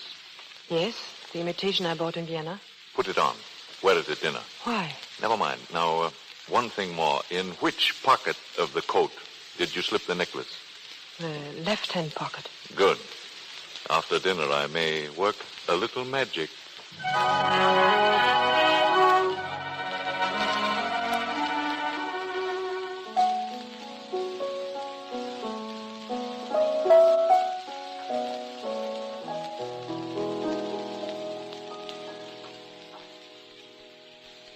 Well done. Splendid. You play beautifully, Countess. Now you do something, Mr. Bradley. Well, I can walk on my hands. No, please. It's too early after dinner. Uncle, why don't you show us some card tricks? Oh, no. Yes, why don't you? Oh, all right. By the way, what's that on your nose? Ah, there we are. Silver coin. See? Oh, good. You always carry money in your nose? I don't know, but I often pay through it. Do you know any more? Let's see. Madeline, may I have your pearls for a moment? Of course. Here. Yeah, thank you, dear. You see these pearls? Now watch. 1, 2, 3. Presto. They're gone. Splendid. Where are they? Will you kindly look in the left-hand pocket of your coat? Well. Well, how did they get in there? I couldn't tell you that, Mr. Bradley. Here are your pearls, Countess. Thank you so much. Well, I hope you've been entertained. Entertained. It's been a marvelous evening. You know, Mr. Bradley, you've had a very strenuous day, and I should think that you would be tired. Tired? Oh, no, really. I could stay up a week under these conditions. But you're looking tired, Your Highness. And it is rather late. Oh, really? Yeah. Well, then, I'll do my final trick of the evening. Make myself disappear. Good night. Good night. Good night. I think I will say goodnight, too. Oh, no, not yet. It's early. Didn't you just say yourself that it's late? Late for uncles. Early for nieces. You look very beautiful sitting there. Don't spoil the picture. All you need is a frame, and it would be a masterpiece. No, you don't even need a frame. All I need is a nice, soft bed. Tell me, why did you really invite me to come here? My uncle thought it would be a nice gesture. Oh, your uncle. He is your uncle, isn't he? What do you mean? Oh, nothing. You see, I have uncles, too, but they're different. My uncles are more like uncles. You're getting impertinent. No, I didn't mean it, but I'm sorry. Please don't be. It's nothing. Thanks. You must realize I've never met anyone quite like you before. You're so new to me, so different. I wish I could make you understand. You do understand, don't you? Countess? Countess, are you asleep? I'm crazy about you. Madeline. Madeline. You don't know how I've wanted to call you that. Madeline. I love you. It's hit me all of a sudden. I love you. When you wake up, I'm going to take you in my arms and kiss you. I'm going to tell you, Madeline. Hmm? Oh, I'm sorry. I was asleep. Did you say something? Oh, no, nothing. Then you'll excuse me, please. I'm so very tired.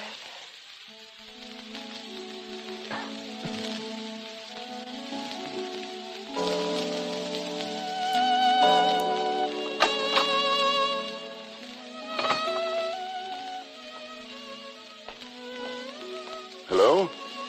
Going for a stroll? You're still up? What are you doing out here? I couldn't sleep. Nervous. Why should you be nervous? I don't know. I didn't know I had a nerve in my body till tonight. Why don't you go to bed and get a good rest? I try to, but that moon, you see him there? Very strong, isn't he? He was shining right into my window. Why don't you draw the curtain? Oh, I see.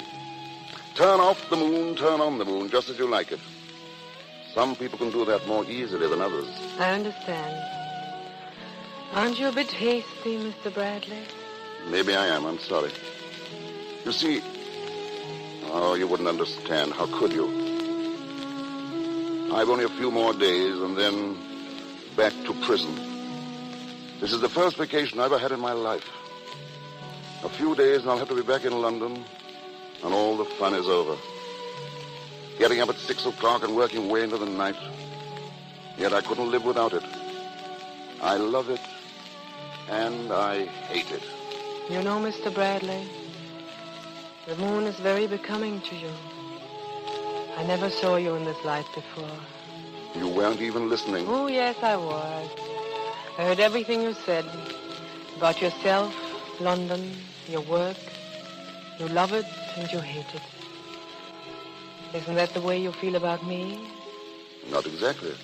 I never said I love you. Liar. When? Maybe I dreamed when I was asleep. Yes, I must have dreamed. Because I heard you say, Madeline, I love you. When you wake up, I'm going to take you in my arms and kiss you. You didn't keep your word. Oh, Madeline, so you weren't asleep. Not quite. Then why did you let me go through all this torture? Why didn't you tell me? I wasn't sure if I liked you enough. And now? I still don't know. But I think yes. Madeline.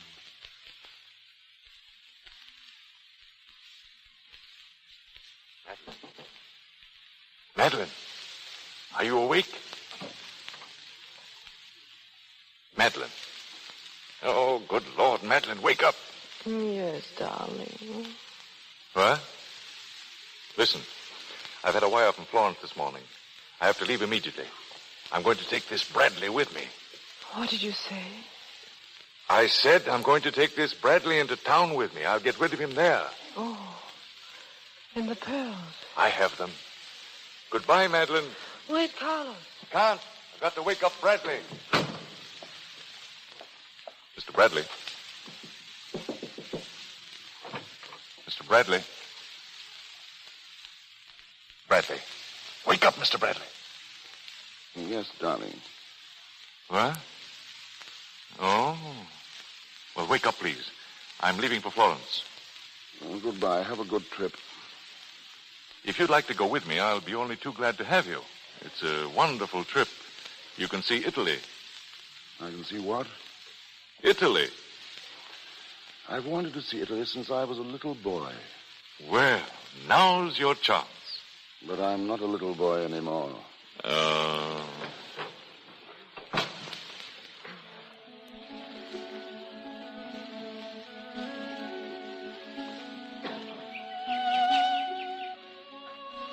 Darling, I tell you you're wrong. Darling, I'm right. Darling, you're beautiful, but you're stubborn.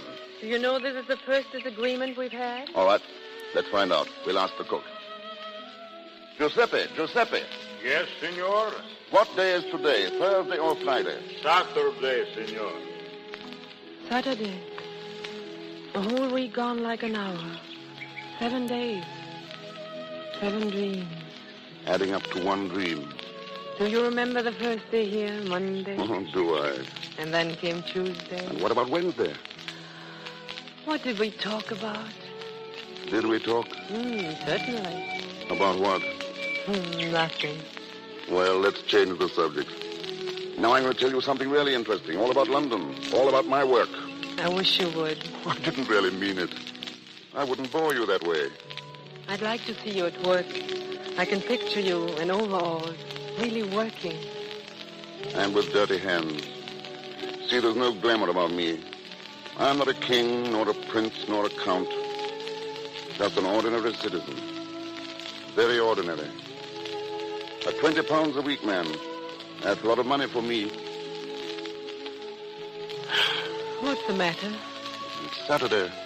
Our dream is almost over. When must you go? Monday. Must you? Yes. Don't let's talk about it. Let's hope something will happen. Something must happen. I can't leave you. The idea of not seeing you Stop anymore. it, darling. I can't even think of it. Countess, pardon me. Yes, Giuseppe. Your Aunt Olga has arrived. Oh. Where's she? In the house, Countess. You'll excuse me, Tom. Of course. I won't be long. Don't be, please.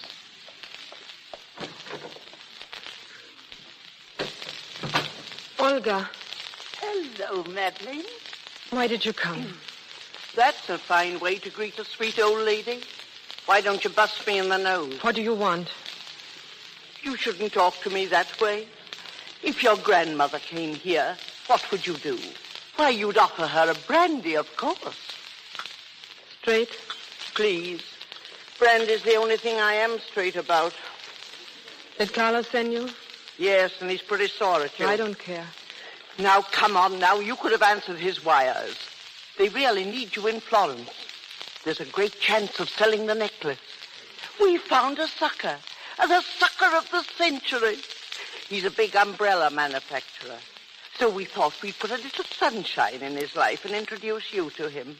I'm afraid you'll have to find someone else. I'm not going. Not going? No, I'm through with you and Carlos and all the others. Really? Carlos, why didn't you stay in the car? You promised to let me handle her. I'll do it myself. Madeline, before I tell you what I plan to do with you, in case you refuse, I want to compliment you. You look more beautiful than ever. Love must be a wonderful thing. It is, Carlos. It gives one strength and courage. Something to fight for. I have something to fight for, too. Now go and pack, Madeline. We're leaving. Yes, but in different directions. No, in the same direction. Come back here. Let me go. Oh, no. Let me go. Why don't you call for help? Why don't you call your friend? He's right outside. Why don't you bring him here? Why don't you tell him what you are? Or perhaps you'd prefer that I tell him. That would hurt, wouldn't it? Yes. Well, think it over, Madeline. Think it over carefully. Sit down, Madeline. Here, dear. Why can't he let me alone? Why can't he give him my chance for happiness? It's really serious, isn't it, between you and this Bradley fellow? For the first time in my life. Don't... He must be a nice young man. Where is he? I'd like to meet him. Don't you dare. If anyone is to tell him, I'll do it myself. Oh, no, you won't. You think you will, but you won't. I tried it once myself, and it won't do, my dear. What difference does it make? I love him and he loves me. That's just the point, and it won't do, believe me. Please go away. Leave me alone. Some years ago, I was sick in a hospital in Vienna. There was a charming doctor. He was a fine man. We thought a great deal of each other. And I used to dream as you are dreaming now. And then right in my dreams, I feel a hand falling on my shoulder. Sooner or later, it falls. Sooner or later. And I used to hear myself saying to him, I must go downtown on important business. I'll be back soon. And then under my breath I'd say, soon. 10 years. 20 years. Life. I dream of him now and then. I didn't spoil it. Well, what are you going to tell him? I don't know. I'll find something.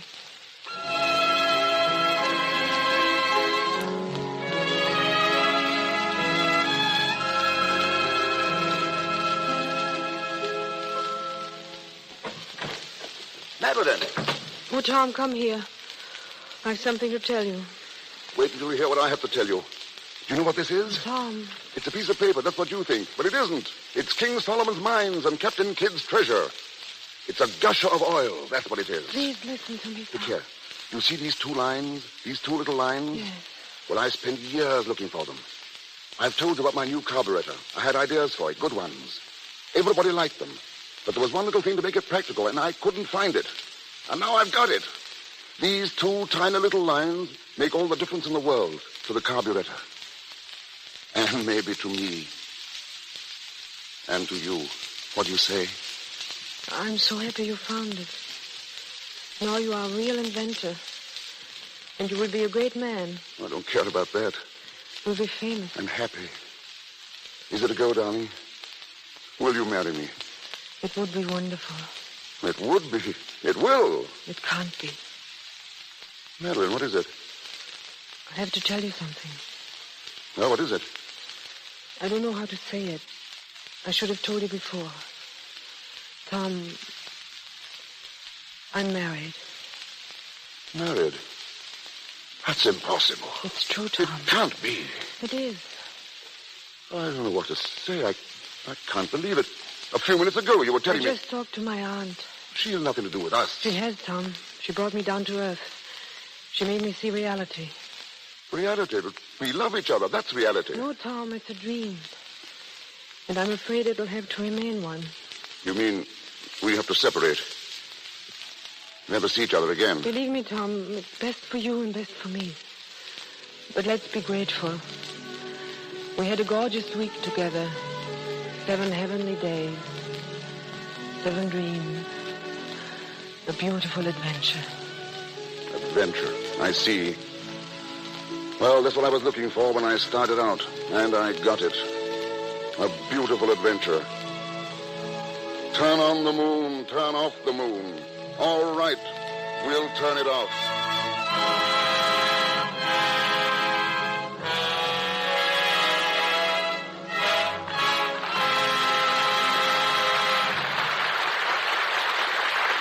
We pause for station identification. This is the Columbia Broadcasting System. This is KNX, the Columbia Station, Los Angeles.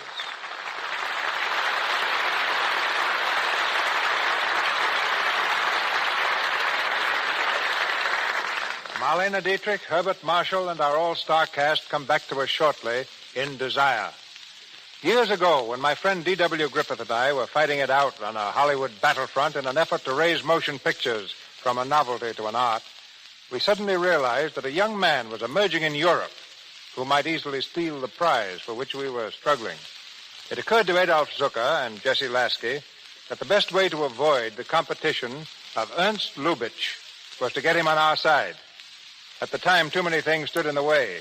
But today, I'm proud and thankful that Mr. Lubitsch is one of my colleagues at Paramount Studios. Starting as a comedian, character actor, and stage player, Ernst is now certainly one of the most brilliant directors in the world. Ladies and gentlemen, Mr. Lubitsch.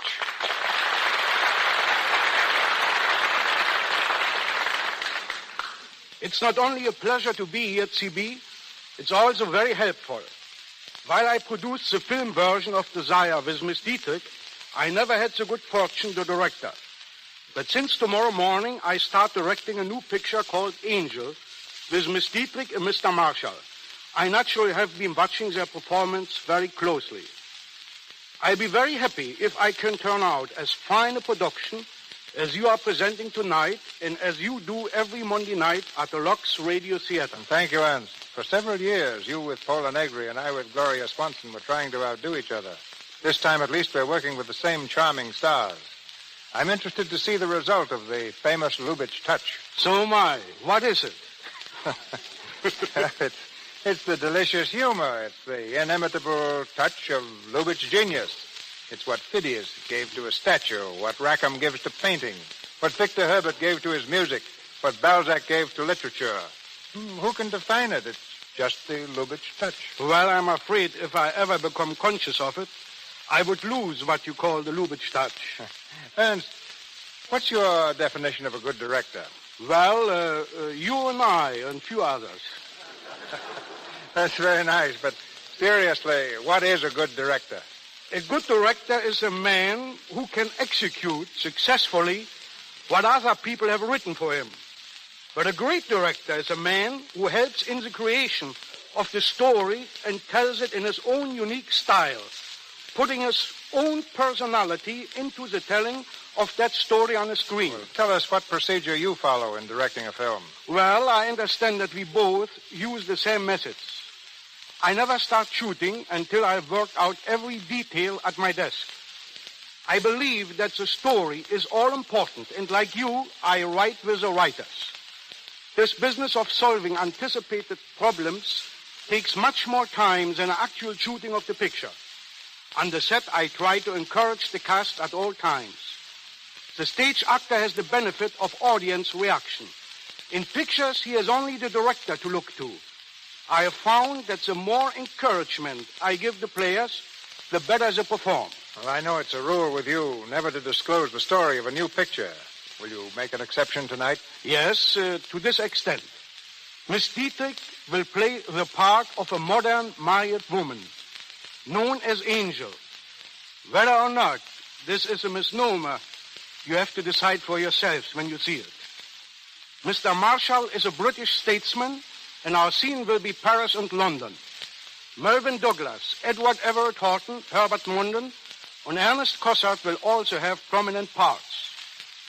I enjoyed producing pictures tremendously, but I'm delighted to return to directing. After all, the thrill is not alone in conceiving ideas, but in having the director's opportunity to interpret and follow them through. My thanks to you all. My thanks to you. He gets things in a picture nobody else can get. Back to Marlene Dietrich with Herbert Marshall in Desire, featuring Otto Kruger.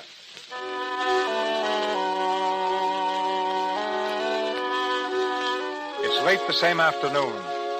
As the daylight fades into evening, Tom comes from the house and walks quickly toward the road. As he reaches the outer gate of the villa, Madeline comes to meet him. Tom, wait. Well? Aren't you going to say goodbye to me? Of course. Goodbye, Madeline. Is that all you have to say to me? What else can I say? You hate me, don't you? No, why should I? You remember when I first met you on the road? I took you for a ride. And now you've taken me for a ride. It's only fair. Tom, these are our last moments together. The way we'll always remember each other. You can't leave me like this. You can't. I'll die if you do. Don't worry. You'll live to make chumps out of a lot of other men. Give my regards to your husband. And tell him I'm sorry for him. Wait. I can't let you go like this. Tom, I lied to you. Not a word I said is true. That's not news. Oh, you don't understand, Tom. I have no husband. I'm not married. What? What did you say? The truth, Tom. I don't know what to believe anymore. What is the truth? I love you. That's the only true thing you know about me. Who are you? What are you? I'm a thief. What? Not a countess. An imposter. A common thief. You read about the big theft in Paris. The pearl necklace. I did it. I swore I wouldn't tell you, but I'm glad now I did. I couldn't let you go away thinking I was something even worse than I am. Goodbye, Tom. Wait a minute. Madeline. Is that your real name? Yes. Let me get this straight. You're not married? No. There's no one else, no other man? No, Tom, I told you. And you love me? I do, Tom. But it's no use. There's a wall between us. I tried to climb it, but it's too high. It won't do, Tom. Go away. Run away. You really love me? How can you ask? Then it's all I need. Madeline. Tom, we mustn't. You know what I am. I'm not worthy of you. I'm a thief, Tom. You'll never be again. Where are those pearls now? We're going to give them back. Please, Tom, I beg you, don't get into this. Where are those pearls? Madeline. Shh. Madeline, where are you? Oh. Good evening, Your Highness. You know, I almost left without saying goodbye. Really? Well, goodbye. Oh, but there's no need for it now. No, I'm not leaving. What? I've invited Mr. Bradley to stay for dinner. Oh, indeed. But I'm afraid you'll miss your train, Mr. Bradley. Now, that's the kind of hospitality I like. Mr. Bradley, the truth is, I'm sure you'll understand, we have some very serious family problems to discuss. Oh, that's all right. Don't think of it. Just consider me one of the family. Shall we go into the house? Uncle Carlos?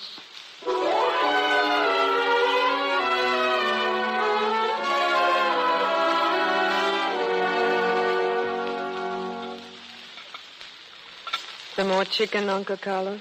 No. Aunt Olga? No, thank you.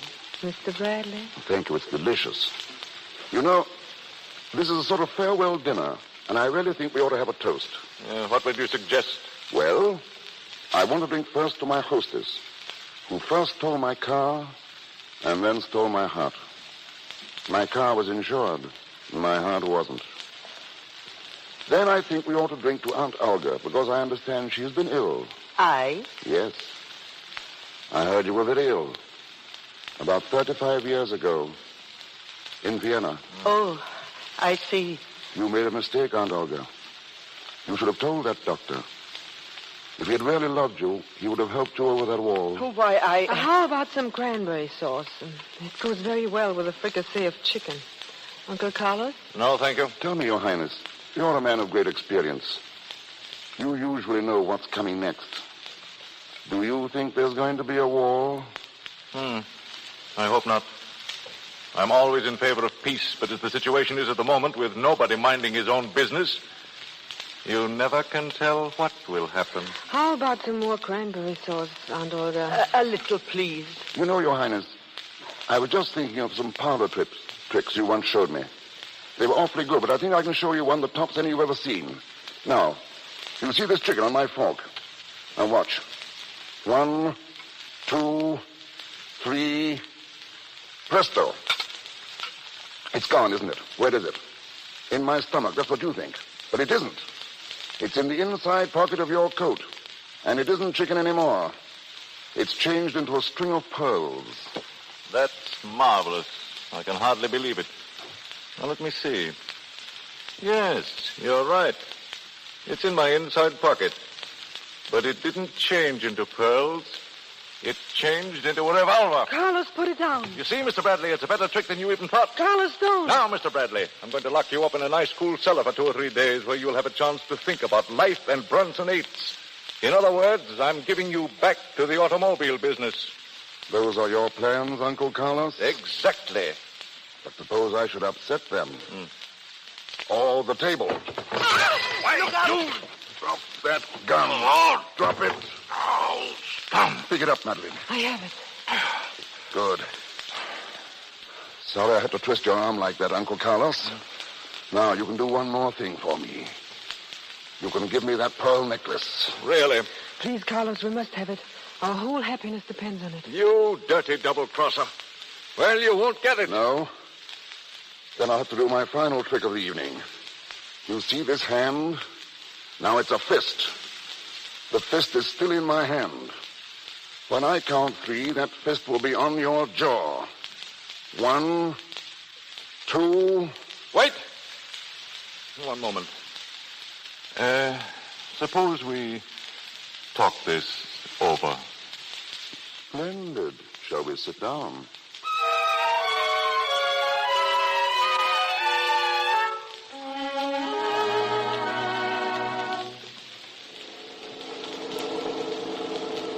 We're happy to drive a Bronsonate. We're happy to drive... Tom, this isn't a Bronsonate. What's the difference? We're happy anyway. Have you got the pearls? My purse. What was the jeweler's name? Monsieur Duval. Monsieur Duval. Oh, Tom, do you think he'll take them back? Definitely. Yes, but will he let me go? We're happy to drive a Bronsonate. We're delighted to drive a Bronsonate. We're glad to drive a Bronsonate.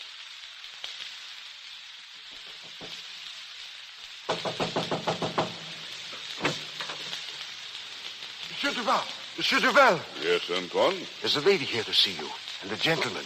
Show them in, then. But the lady, she is the one who stole our pearls. What? Oui, Monsieur Duval. Quick, show them in. Then go call the police. Oui, monsieur. Will you come this way, please? Thank you. How do you do, Monsieur Duval? How do you do? May I introduce my fiancé, Monsieur Bradley? Glad to meet you, Monsieur Duval. I've heard so much about you. It's just like meeting an old friend. We came to see you about the pearl necklace. Pearl necklace? Do you intend to buy another one? On the contrary. You see, the pearl necklace which you sold Mademoiselle is really beautiful, but it's too expensive for us. I'm afraid we'll have to return it. You have it with you, dear? Yes, darling. Monsieur Duval, would it upset you very much if I asked you to take it back? Well, I hate to return things. It's not my habit. But I've changed my mind. As a matter of fact, I've changed my life. I'm marrying Mr. Bradley this afternoon. That is, I hope I am. Here are your pearls, monsieur. The pearls, you give them back to me? Monsieur Duval, I know my fiancée is indebted to you, and even to France. And if you could see any way to help us, to release Mademoiselle from her obligation, it would be very wonderful. Otherwise, we'll have to postpone our marriage for a long time, I'm afraid. 7 years. 7 long years, Monsieur Duval. You are very much in love. Very much, monsieur. Monsieur Duval, the police. They are here. Police? One moment, please. Antoine. Monsieur? Tell the police there has been a mistake.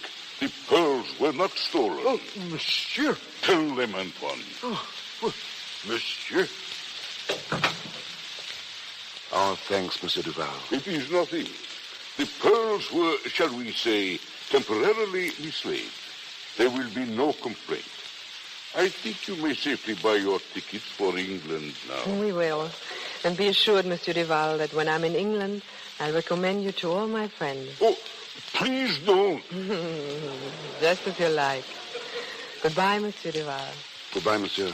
And thank you. Goodbye and bon voyage. Oh, Tom, I'm free.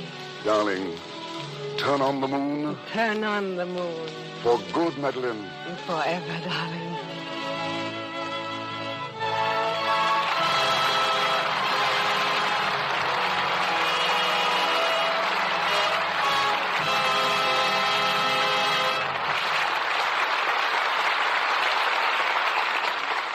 A little later, we'll hear more from tonight's stars. But now we drop the curtain on our play, hoping that every desire may be as pleasantly fulfilled. It's not news when dogs bite men, or when actresses come to Hollywood to go on the screen. But the story's different when an actress comes here to stop acting. Formerly in the Ziegfeld Follies, musical comedy and stock companies, Miss K. Roberta Williamson journeyed to the film capital to become hostess of the Hollywood link of specialty shops operated by I. Magnin and Company. Ladies and gentlemen, Miss Williamson. Thank you, Mr. DeMille. Whenever the stars come to Magnum's in droves, we know that some party or social event is about to take place. Any number of evening gowns, wraps, and furs were purchased for the recent ball of the Los Angeles Turf Club, winding up the season at the Santa Anita track. The other day, Ginger Rogers gave a big roller skating party, which meant that we were busy from morning till night, fitting the stars in play suits, shorts, and little jackets. When the stars come to I. Magnin and Company, I know they have splendid collections to choose from. Suppose you tell us who buys what. The policy of our store doesn't permit that, Mr. DeMille. But you may be interested to know that your daughter Catherine just bought a bathing suit from us. Yes, it interests me considerably, Miss Williamson. I just received the bill. Anyone who wants to get an idea of what the stars like in clothes can find out right here in the Lux Radio Theater. It's been my good fortune to see many of your broadcasts, and in doing so, I've also seen a real Hollywood fashion parade. Tonight, for instance, there's Marlene Dietrich, proving that a tailored suit can be decidedly feminine. She is wearing a black tailored gabardine suit with a white georgette blouse. On her recent appearance here, Jean Arthur chose a crepe dress of vivid hunter's green. Her woolen hat was a variation of the Cossack toque, while her fitted coat, made of the same fabric, was worn with a pair of cross foxes. Jean Harlow also wore crepe. Her short-sleeved, simple black dress was trimmed only with rows of narrow black silk fringe. She wore a halo off the face hat, no veil, and black suede opera pumps. Of course, we all can't have as extensive wardrobes as picture stars, nor do our needs demand them. But we'd all do well to take care of our washables the Hollywood way, which is just another way of saying with Lux Flakes. Now, my experience has been that by using Lux Flakes, I can keep clothes looking like new, just about twice as long. By that I mean dainty, fresh-looking, and appealing. Lux protects colors wonderfully, and for silk stockings, there's nothing better. There's something about Lux Flakes that preserves the elasticity of silk threads. This enables them to give under strain instead of developing runs so often, and makes them last ever so much longer. My recommendation is based on experience, the same experience that finds the wardrobe departments of all the leading Hollywood studios using Lux Flakes. Holidays and birthdays bring the leading gentlemen of the screen to our store for gifts. Herbert Marshall and Otto Kruger, Gary Cooper, and Mr. DeMille are favorites with the sales girls. Typical of Hollywood, they're very discriminating and know exactly what they want. Thank you again, and good night. It's a pleasure to have such a charming hostess for a guest. And now, a bit of dialogue in demitas from our celebrated players, Mr. Herbert Marshall, Mr. Otto Kruger. Many thanks, CB. Though it's a little late for a welcome home, Otto, I'd like to say that it's nice to see you back in America. Thanks, Bart. Great being back. When I arrived in Hollywood from England last week, I found my manager on my doorstep. Before I could take my hat off, he told me that Mr. DeMille and you and Miss Dietrich were waiting for me here to start rehearsing our play. Well, of course, I came. I didn't know even what play we were doing. But I didn't have to know that. We've learned that any play in the Lux Radio Theater is bound to be a good play. It must have been something of a shock, Otto, to find that I'd cast you as a villain. Yes, rather agreeable shock, though. In spite of the fact that this was the first of more than 300 productions in which I didn't get the girl. But it's always a pleasure to lose to Bart. You've nothing on me, Otto. Mr. DeMille gave me a new role recently when he asked me to guide this broadcast while he was roaming the Louisiana swamplands seeking material for his new film, The Buccaneer. How did you like playing producer? I was never so terrified in my life. I would much rather have faced the Buccaneer than to have played the role of Herbert Marshall trying to be Cecil DeMille. Did you hear me, CB? Yes. I managed to reach a tiny store down there among the bayous in one of the most isolated sections of the United States. The owner had a radio, and I took possession of it immediately. Strange, though, you know. Every time you came on, something seemed to go wrong with the set. There was a peculiar noise, like thumping on a door. That wasn't the set, CB. That was my heart. Well, you sounded great, Bart. And I must say, I was particularly impressed when a grizzled shrimp fisherman, not knowing who I was, turned to a friend and remarked, that DeMille, he getting better all the time. All I can say to that is my gratitude to you out there who bore with me. My gratitude, and once again, a reluctant au revoir. To which I can only add a very sincere ditto. Well, thank you both. And now, Marlena, a word from you. Not one, but 5. Thank you, and good night. Thank you, Miss Dietrich, Mr. Marshall, and Mr. Kruger. This is your announcer, ladies and gentlemen, Melvin Wood. Word of next week's presentation comes to us shortly from Mr. DeMille. Miss Dietrich, Mr. Lubitsch, and Mr. DeMille appeared through courtesy of Paramount Studios, Mr. Marshall, RKO, and Columbia Studios, and Mr. Silver's 20th Century Fox, where he was in charge of music for the new film, Seventh Heaven. And now, Mr. DeMille. Next Monday night, in the Lux Radio Theater, good fortune finds me host to one of Hollywood's most charming and accomplished couples, Frederick March and his lovely wife, Florence Eldridge. Our play is one whose record on the stage and in motion pictures stamps it as one of the most successful stories in modern times. We will hear Mr. March in the same role he played on the screen, Prince Circe, and Miss Eldridge as Grazia, in the remarkable romantic fantasy, Death Takes a Holiday.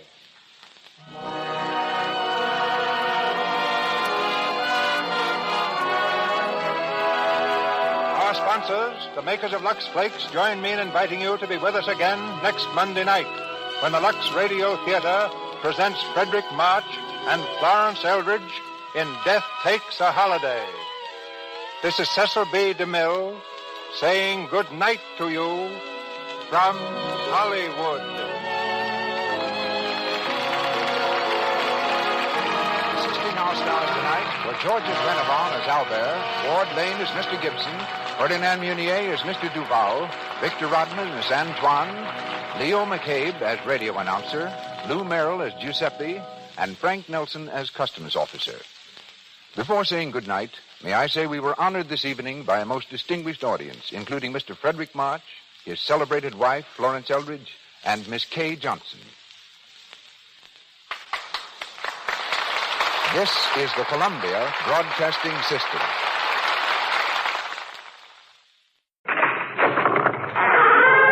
Two people are lost in the mountains, and only one man can help them. I'm sorry we woke you. I was just being grateful. And the way you made these splints for my legs and got us food and everything. I'm sorry, too, Mr. Walker. But I hope we won't have to learn much about living in the mountains. I hope tomorrow you'll be able to show me the best way to get to town so I can get an ambulance or something for Tom. I wouldn't count on that. What do you mean? Just what I said. I'm not showing anyone the way out of here. Listen for the suspense-filled story, The Deserter, on CBS Radio Mystery Theater tonight. John Lithgow stars with E.G. Marshall as host after the Texas A&M SMU basketball game on WFAA. CBS Radio Mystery Theater presents...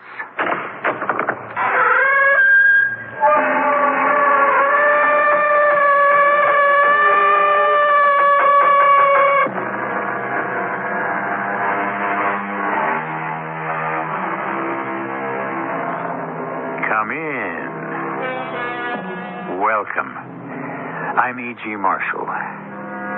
Mysterious happenings, high adventure, or near tragedies do not only happen to the great, the rich, or those in high places. They can happen to you. And the story I'm about to tell you proves the point. For Eve and Tom Roberts were as honest, hardworking, and upright folks as you're likely to meet. It all happened because they went on a Thanksgiving vacation, which was destined almost to be their last. Tom, we've got to turn back. No. Stay right where you are, Eve. I'll go down the mountain alone and see if that rock slide hit our camper. I'll come with you. No, don't. Wait here with little Johnny. But supposing there's another slide and you get caught in it.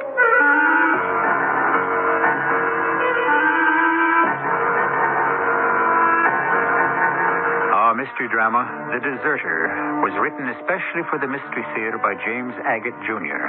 and stars John Lithgow and E.V. Jester. I'll be back shortly with Act One. A message from the CBS television network. Harry Truman said it best, the buck stops here. The American presidency has been called the world's toughest job. Covering it's a non-stop challenge. That's why the president doesn't make a move without Robert Pierpoint, Leslie Stahl, and Lee Thornton. The CBS News White House team, Washington, or anywhere around the world. March Kite and Company, only on the CBS Evening News. Make some Kraft macaroni and cheese. Please, please make some Kraft macaroni and cheese. It's nice and cheesy and it's really pretty easy. Please make some Kraft macaroni and cheese. When you make Kraft macaroni and cheese dinner, the cheese sauce is so rich and creamy, you know they're going to like it. So please make some Kraft macaroni and cheese. Thank you. Excuse me, I own that shoe store across the street. Want to buy it? Well, I'll be honest. I have great shoes, but no customers, so I'm ready to sell the whole thing at any price you name it. $12. Sold. Ooh. Well, now that you own a shoe store, what'll you do with it? Well, advertise. Well, I tried. A lot of newspaper ads, then TV and magazines. I'll probably go radio. Radio? Yeah, according to the latest studies, everyday radio reaches more people than newspaper, TV, or magazines. How did you What's know? more, radio targets customers. I'll match up the right stations for my dressier lines and different stations for young casual. Since radio costs a lot less than newspapers or TV, I'll get good efficiency. Listen, I'd like to buy my store back from you. Well, at a fair profit. Okay. How much do you want? $156,000. That's a pretty fair profit. Take it or leave it. I'll take it. What you don't know about radio could cost you a lot. What you can learn is free for the asking. Call this radio station or the Radio Advertising Bureau. They brought you this message. Radio. It's red hot.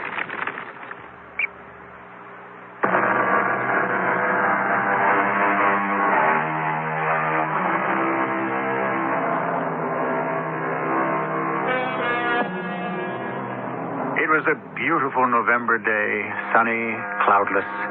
Eve and Tom Roberts and their one-year-old child are heading out and up towards the California Sierras. Their camper is stocked for a week's trip with food for the grown-ups and the baby, that stuff in jars, dried milk, and so on. But just for an emergency, you understand. Because after they'd made it over the Carrara Pass, there are plenty of towns along the road where they could buy anything. Eve and Tom and little Johnny, the baby, would never be out of the reach of civilization. How are we doing? Okay, I guess, Tom. You mean, how is Johnny doing? Yes, that's what I mean. Oh, he's asleep. He's such a good baby, really. Eve, do you know of any other couples who take their one-year-old on a one-week's trip and think nothing of it? I'll pin a medal on you if you pin one on me. No, really. He's a very good-natured, healthy baby. Just like his daddy.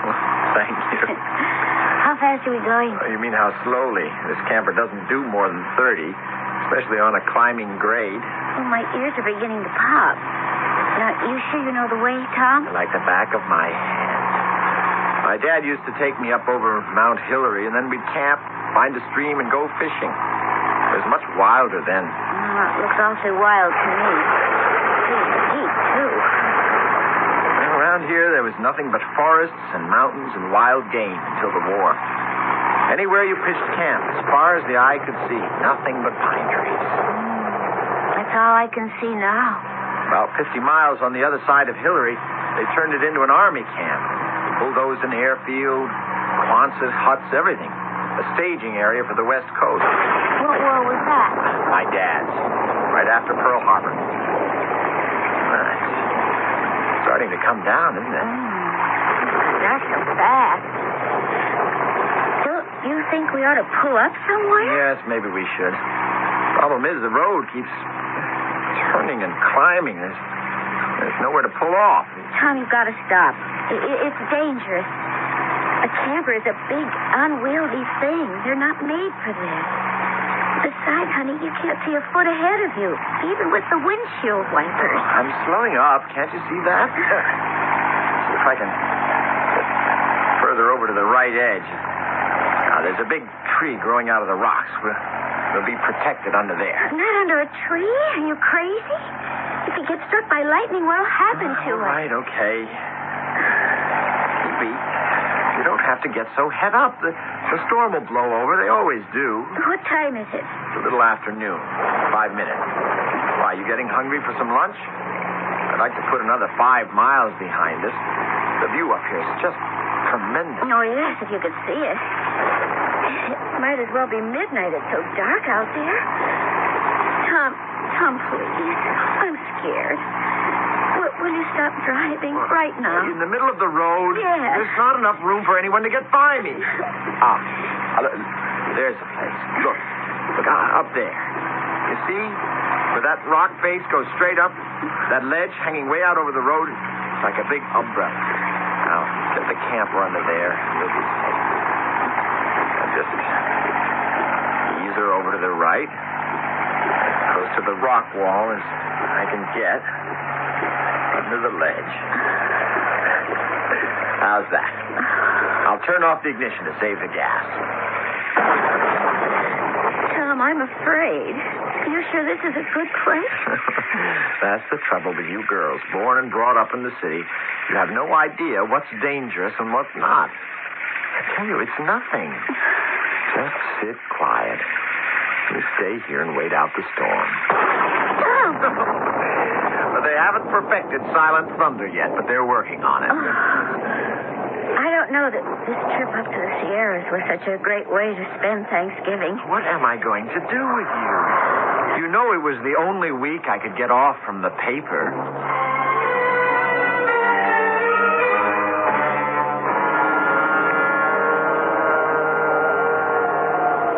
What did I tell you? Blue sky up there. These mountain cloudbursts blow hard and blow away in no time. What say we have our first lunch right here, okay? Picnic in the mountains. Evie, wake up the master of the house. Hey, look at him. Still snoozing away. Johnny. How would you like a little ride on Mommy's back, huh? What do you think of that son of mine sleeping through a gale-force storm? He doesn't like being wakened up. Oh. But he loves being hoisted into the carrier, seeing the world from my back. Don't you, darling? I'm going to jump out and have a look around for a good spot to put on the feed bag. You do that, Trader Tom. You lead, we follow. Let's hit this trail. Stop. What? Stop. Look down there through the trees. Spectacular. Or have I said that before? Johnny agrees. Evie, you look like an Indian mother with her papoose strapped onto her back. Now, never you mind doing a feature story about our noble ancestors. You just lead the way. Okay. We won't climb too far because I have to get back to the camper for the food. That was dumb. Why didn't I bring a basket full with us? Oh, gee. This trail really zigzags. Watch your feet, Evie. Through here. There's a sort of clearing. Oh, yeah. Yes, it is. This is a great spot, Evie. We'll eat here. Oh, am I glad we're surrounded by trees. You know, I was really getting nervous on the way up. Sheer rock on one side and sheer drop on the other. Beautiful, huh? You know, if I'm not mistaken, this is Dad's spot where we pitch our tents. Down there, near the road where we parked, a marvelous stream. Great fishing. That was before they blacktopped it. Okay, you and Johnny sit yourselves on that log, and I'll hie me down to the camper and fetch the provisions. Tom, what's that noise? It's a landslide. Get down behind this log.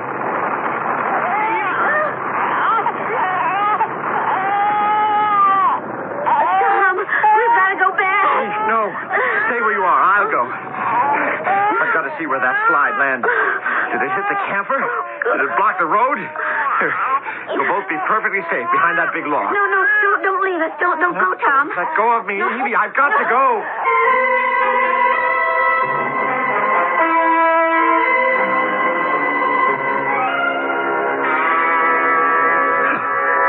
Oh, God.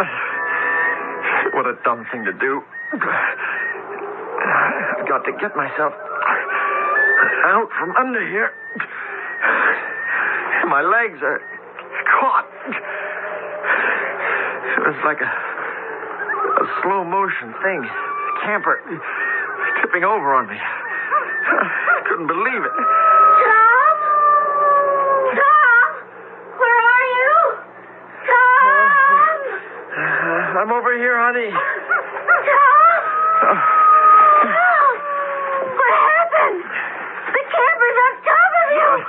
I got down here, and because of that rock slide, the camper was kind of teetering on the edge of the road. Oh, no. I thought it was going to fall down the cliff for sure, so I got some heavy branches. I tried to prop it from falling, and I went around to this side, and everything inside the camper must have shifted, and it tipped over on me. Are you hurt? Tom, can't you get out? Oh, now, don't get excited. You'll have little Johnny all upset. Look at him. He thinks I'm playing a game. What can I do? Is there some way of lifting this side of the camper? Samson himself couldn't lift that. You've got to go and get help. It'll be dark in an hour. See if you can get around those stones. I'll try to find what's left of the road we came up on. Maybe there'll be someone coming down this way. You won't have to walk it all the way back to town. Tom, you're bleeding. Yeah. That's blood, isn't it? Is it from your legs or what? No, it isn't anything. It'd be hurting me a lot worse if I'd done some real damage. It's probably just an abrasion where the wheels came down on me. But I can't leave you like this. Oh, it's wet. It's still bleeding. You have to get help, honey. It's the only way. Look, I'll be all right. It isn't painful. Matter of fact, those legs are kind of numb. Oh, I wish I was sure it's the right thing to leave you here. It's the only thing. Please, Eve, hurry. It's our only hope. You folks in some kind of trouble? Oh, you scared me. Hey, it's a cute little baby you got there. Hi, little fella. Johnny? See the nice gentleman with the white beard? He looks like Santa Claus, doesn't he? Johnny likes you. Well, now, mister, I see you got some problems. Sure have. Think you could give me a hand? Oh, you'll be needing more than a hand, mister. Ma'am, I advise you to move yourself as far away as you can get, up over by those trees there, just in case a couple more rocks decide to drop in on us. We wouldn't want that baby to get hurt now, would we? See, that's a right handy carry-on. You got him sitting in, strapped right snug on your back. Never seen one like that before. Well, you just sit, both of you, right over there. You can watch us. Is this your husband? Yes, he is. How you feeling, mister? Not too good. Can't move my legs at all. Don't see how you're able to pull the camper off me. Oh, don't aim to do that. Just pry it up a couple of inches, just enough to free you, mister. I hope you can. My name's Tom Roberts. Mine's Chad Walker. Pleased to meet you, I'm sure.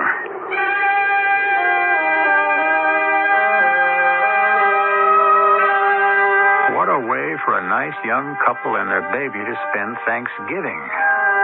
Stranded miles from home, the road they came on obliterated by falling rocks, their camper crushed, useless, the husband unable to move. I've often wondered if young people today have the resilience of their pioneering great-grandfathers. Could they manage to exist without the material advantages of today? We'll be finding out when I return shortly with Act 2. CBS Television is going to make your day. As one of America's most popular daytime dramas, The Young and the Restless now becomes twice as special as it expands to 1 hour. Treat yourself to television's hottest dramatic show, The Young and the Restless, now a full hour every afternoon on CBS Television. Check your local listing for the right time. CBS, we're gonna make your day. I like pepperoni, but it doesn't like me. Feel better fast with Digel. With the ingredients in Digel, relief from acid indigestion and gas starts in less than a minute. I like corned beef. I like cabbage. I like franks. I like beef. I like spaghetti. And meatballs. But they don't like me. If you like something that doesn't like you, Feel better fast with Digel. Digel relief starts in less than a minute. For occasional use only as directed. I'm not the handiest person in the world, but nowadays do-it-yourself home repair is almost a necessity. Admittedly, some of my work is not perfect, but it gets by. Like many people, I try painting, woodworking, and even masonry, but I never dabble with electricity because it can be dangerous and not forgiving of carelessness. Yes, Americans are learning how to do more with their hands, and hopefully are not forgetting some of the old rules, like never mixing water and electricity, and reading all power tool instruction booklets before use. And let's not forget about the rule to check for damaged electrical cords either. And remember the one to always dress appropriately. Wear closed-toed, sturdy shoes and safety glasses. And finally, never leave power tools unattended. And keep children away from the work area. A public service announcement from Underwriters Laboratories in this station.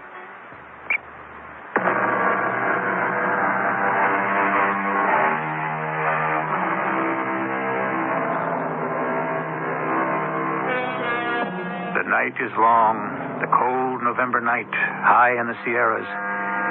Chad Walker has freed the injured Tom, carried him to a sheltered place, built a fire, and by its light slung together a lean-to to protect the couple and their baby. Alone, Walker dug into the wrecked camper, found food and supplies, and fed the strangers. Then he wrapped a blanket about himself and lay down nearby, keeping watch. Tom? Yeah. You can't sleep? No. You neither? You know what time it is? Well, it's hard for me to move with my legs all strapped. If I could just twist my arms so I can see my watch in the moonlight. It's 3 o'clock. Baby's fast asleep. And that mountain man, that Chad Walker. I can hear him snoring somewhere out there. We were sure lucky he happened to come by. Oh, we were about due for some good luck. The way he shoved that sapling over a rock and just pried the camper up inch by inch. He's some man. And dug out the food for Johnny, got a fire going, fed us, and made this lean-to all by himself. Yeah, I guess you learned how to survive living up here in the mountains. He's not a young man either. Hey, you too. There's one thing you got to learn if you're living in the outdoors. Rest while you can, work while it's day, and sleep when it's night. I'm sorry we woke you. I was just being grateful. The way you made these splints for my legs and got us food and everything. I'm sorry, too, Mr. Walker. But I hope we won't have to learn much about living in the mountains. Oh, is that what you're hoping? I hope tomorrow you'll be able to show me the best way to get to town so I can get an ambulance or something for Tom. I wouldn't count on that. What do you mean? Just what I said. I'm not showing anyone the way out of here. Well, but I'd be lost without a guide. I have to get help. Tom can't walk with both his feet injured. I don't know the way by myself. I agree with you, ma'am. You got a problem. Tell you what, I'll help you live. You and the baby and your husband. You can hang out here. Wouldn't bother me none. These mountains are my home. I don't aim to leave them. For no one, and for no reason.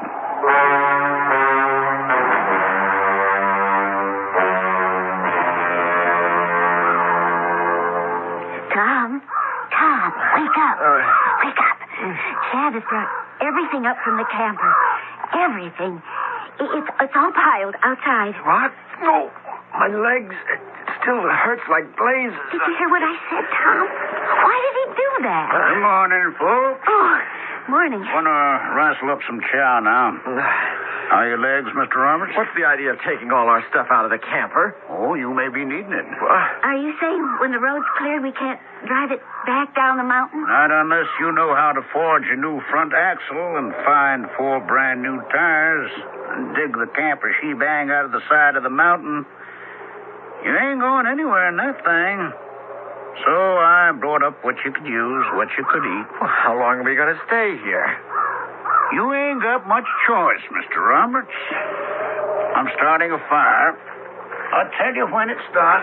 Chad, I'll come help you as soon as I fed the baby. Johnny, wake up, baby. I've got some good breakfast here for you. Will you stop talking about food, Eve? Somebody's got to do something about my legs. I've got to have a doctor.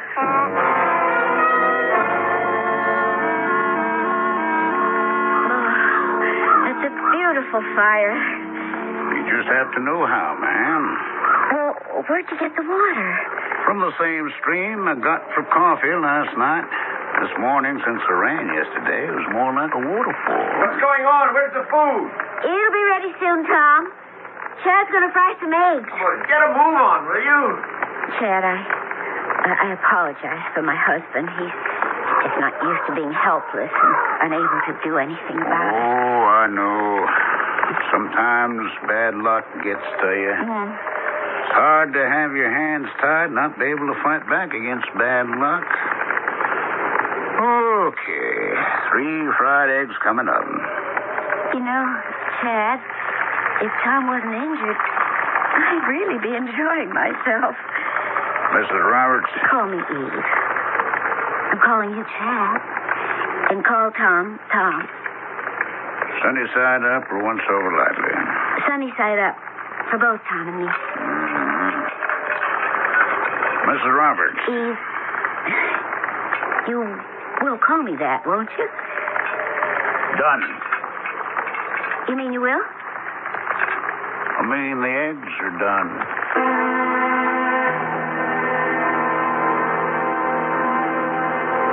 Chad, what's going to happen to us? Right now? Now and tomorrow and the next day. I don't mind taking care of all of you. I don't live too far away. I go around every other day to see if my traps have caught anything. That's how I ran into you people. You really live out here on this mountain? For a long, long time. In the open? Nope. Oh, in a house? Nope. In a cave. While you two are discussing accommodations, would it be out of order if I reminded you that sleeping in that little crib over there is a 1-year-old child? Chad, I never thanked you for making that darling crib out of all those twigs. It's woven like a basket. If we remain here longer than 1 week, the food we brought along for my son will run out. And then what are we going to do? I never thought of that. I can't walk. Eve ought to be taking care of her baby. That leaves only you, Chad. You see what I'm getting at? Yes? And why the heck don't you show Eve the best trail to get out of here so she can bring help and get us off this miserable mountain? I'll think about it. I don't understand you. What have you got against us? What have we done to you? You're keeping us prisoners. Tom, I'll go back down to where the camper is. If I can get past all those rocks, maybe I can find the road we drove up on, and I'll just follow that all the way down. I'll get help. You won't get far, Eve. I won't? Why? There's no road anymore. Years ago, a bulldozer chewed up the mountainside, and that's how the road was built. And only a bulldozer can get through there now. I went down this morning. Half the cliff fell on the road, and that road's buried for miles.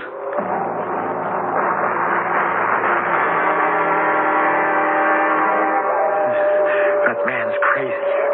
I can't think of a rational reason why he's keeping us here. Very strange. Tom, he made this great lean-to for us, made a doorway, covered it with his own tarpaulin, made a crib for Johnny. He brings us food, keeps the fire going. Now, what more do you want? I want out. That's what I want. I've got to get my legs looked at by a doctor. If anyone can show us the way out, he can. Why won't he? Huh? I think he's afraid to. Why? Afraid of what? He didn't tell me. I just got a feeling. Hey, Chad, come on in.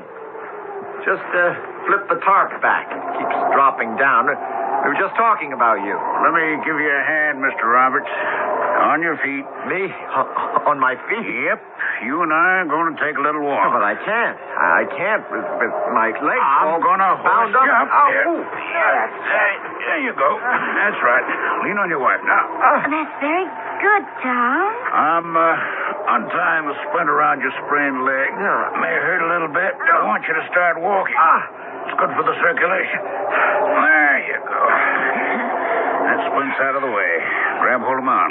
Chad, believe me, I appreciate this, but I don't know if I'm up to walking, even trying to. A minute ago, you were yelling your head off to get down the mountain. What is this? I'll tell you plain, Mr. Roberts, if you don't start moving those feet, you're going to lie there and rot there. No one's going to carry you down the mountain. All right, let's can the chatter and move.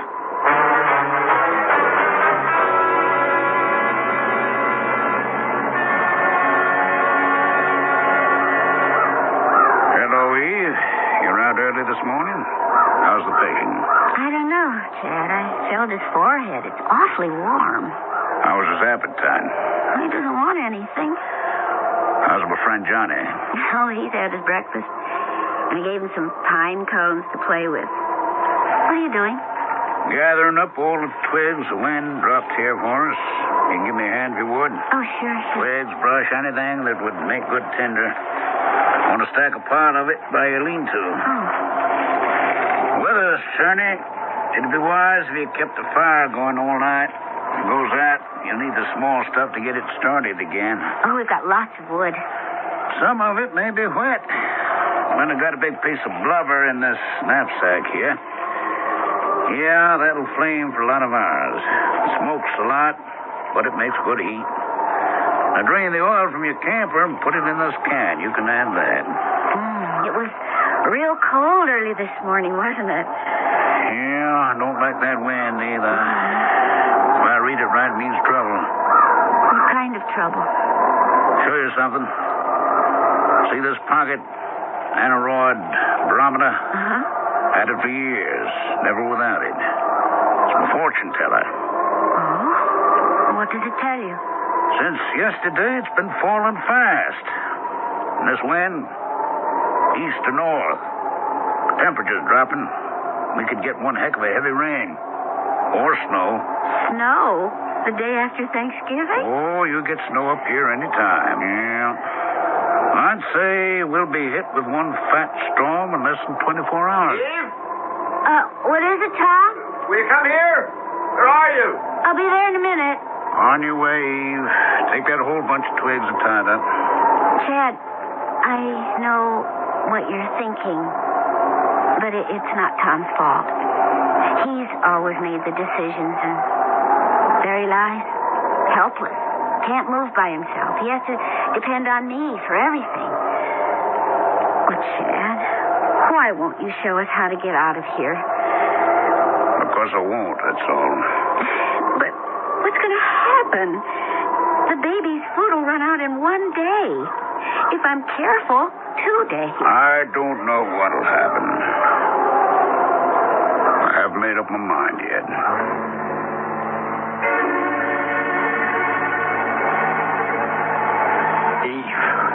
Where were you? Eve was with me, mister. We were picking up sticks so as to have some kindling handy for a night fire. Do you think we're going to spend the winter here? Tell me, when is someone getting us some help? Well, there's no way to ring up for help around here. Phone company must have forgot to put a phone in.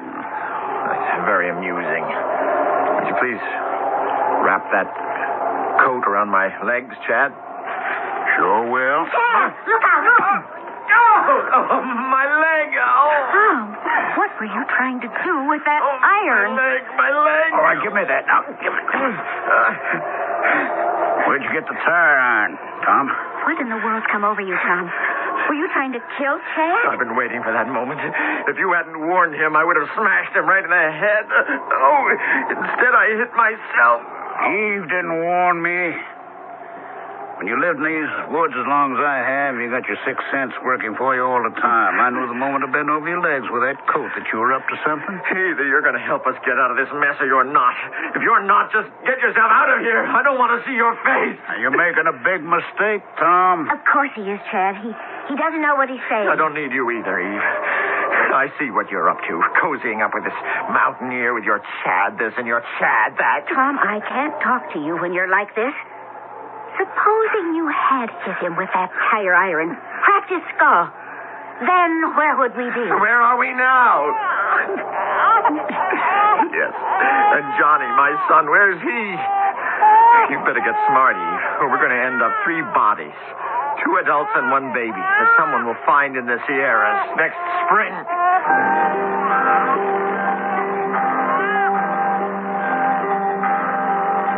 From a man sorely tried by fate, but unable to meet it bravely. A man's character is the reality of himself. His reputation is the opinion of others. One is the substance, the other the shadow. Has Tom Roberts enough substance to make it alive? Wait and see when I return to you shortly with Act 3. Glass Plus is all you need on Windows, but a whole lot more. Glass Plus stovetops, Glass Plus plastic, Glass Plus appliances, Glass Plus.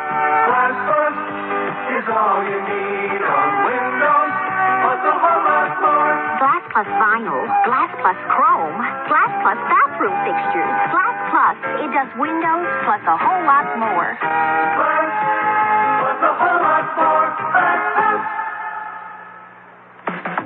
Wake up, wake up, wake up with Downy Bay. Wake up with Downy Bay. Wake up to the get-you-going taste of Downy Flake breakfast foods. Delicious golden toaster waffles and fluffy light toaster pancakes. All ready to pop up in the toaster and say, wake up. Wake up, wake up with Downy Flake. When you see her, you walk on by. You don't know him. You won't even try. That's Stella Reese, singing about how people with epilepsy are sometimes misunderstood. Do you know that epilepsy can happen to anyone, at any age, from many causes? Epilepsy can begin from a bad case of measles. I'm Gerald June. I know. At 9 years old, I contracted measles encephalitis. Now I have epilepsy, but it doesn't stop me from writing music. My kind of epilepsy couldn't have been prevented then. It can now. When you see her, you walk on by. You don't know him. You won't even try. They don't want you to hold their hands. They just need you to understand. To learn about causes and prevention, contact your local chapter of the Epilepsy Foundation of America or write Epilepsy, Washington, D.C., 20036.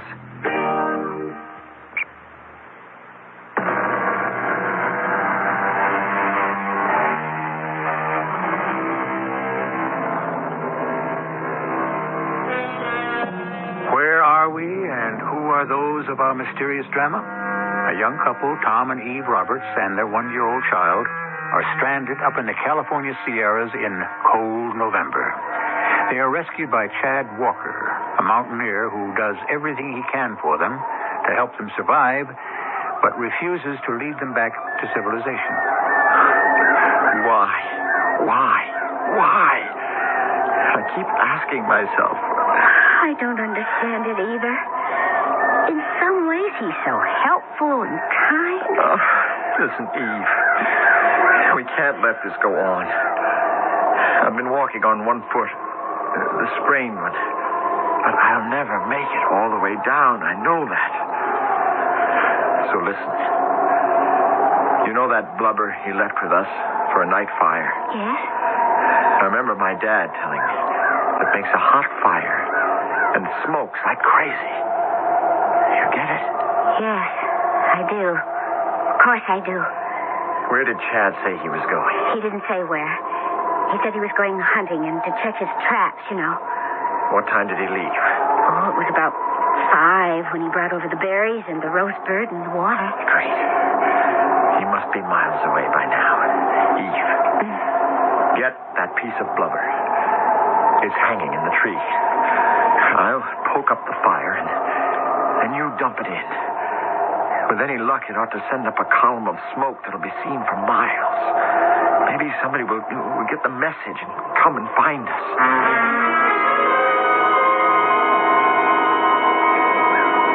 It's been burning for an hour now. Do you suppose anyone saw it? Who knows? It was getting so hot, I was afraid we'd start a forest fire. Hey, what do you two think you're doing? Hi, Chad. What's up? This fire in broad daylight? It got a little chilly, so we threw on that hunk of blubber you gave us. I'm going up to my cave and get me a spade. A couple of shovelfuls of earth ought to take care of this. You're not going to put it out, are you? You're darn right I am. I know what you're up to. You're signaling. But it won't do you a darn bit of good. Chad, what is the point in keeping us here? How long can Johnny live on Barry? I'm trying to be reasonable, Chad. I realize you must have a pretty good reason for not wanting to show your face in these towns. But that's none of my business. But you know and I know that sky doesn't mean fair weather. Maybe rain, probably snow. Eve and Johnny and I certainly can't make it back in the snow. You want that on your conscience. If we get back safely, I swear to you we won't tell a soul you're up here. We never saw you. That's a promise. I'm getting my spade and kill that smoke. Chad, you haven't heard a word Tom said. What's that up there? What is it? Well, that's only a... Shut up, Eve. What's what, Chad? From the sky. That noise. Don't you hear it? He hears it. The baby hears it. You're off your rocker. There's no noise. Johnny's crying because he's hungry or wet or something. Oh, my Lord. They come to get me. I don't know what you're talking about, Chad. I don't hear anything. I can see it now. There they are up there. It's a chopper. An army chopper. I'm not going to make it. They've been looking for me all this time. I've got to go and hide. I've got to hide. Well, that beats all. Oh, I wish I'd had the presence of mind to go climb a tree and wave or something. They saw the smoke. They'll be back. I know where Chad's cave is. I want to go and talk to him. Maybe there's something we can do for him. Maybe this time he'll break down and help us. Whatever you do, don't let on I work for paper. It might scare him off.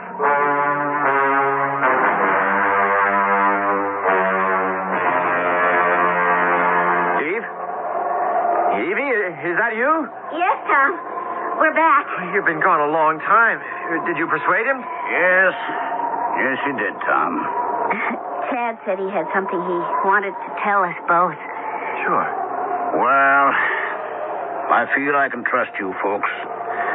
Let me sit here by the fire. I talk better sitting. You see, I was born and brought up in a place you probably never heard of. In Arkansas. Never wore shoes, didn't go to school much. Learned everything from a grandpappy. How to trap animals, how to make a trail, hunt, shoot, fish. It was 1943, and my ma, she cooked me up my favorite meal. They ain't gonna feed you so good in the army, Chad, so mind you eat good. You're going to need all your strength to fight that Hitler and that Toto. Ma, I ain't going to eat them to death. I don't know what they're going to have me doing. Well, I hope that Uncle Sam knows he found himself the best shot in Arkansas. You draw a bead on any of them Nazis, Chad, and they'll be dead Nazis. Oh, Ma, I'm worried enough for both of us. So please, will you just let me enjoy my food without reminding me in a couple of hours I've got to go away and kill people? If only your pa was alive. He'd be proud of you, Chad. Well, next thing I know, I was at Bakersfield learning how to be a soldier. Learning how to make my bed with hospital corners was pretty easy. Keeping and cleaning a rifle was a cinch. Hardest thing was wearing those big leather shoes. Well, I was standing by my cot one night talking with my buddy, Bill Finley, when the sergeant come in. Walker? Yes, sir. Sergeant McKenzie, sir. At ease. Sir? Walker, I've been noticing you're pretty accurate with a rifle. Yes, sir. In fact, it's come to the colonel's attention. Sir? He'd like to send you over to the air base. Put you through their training. See if they can make a bombardier out of you. Sir? Bombardier, Air Force. Good pay. You like that? Yes, sir. Well, so would we. I was pretty proud of myself, although I knew it was all my grandpapa's teaching. Well, that night, my buddy, Bill Finley, and I tied one on that would make a lush blush. We got back to camp pretty late, but we had passes, so that was all right. I walked on ahead, singing away, and Bill was right behind me. Hey, Bill, look out!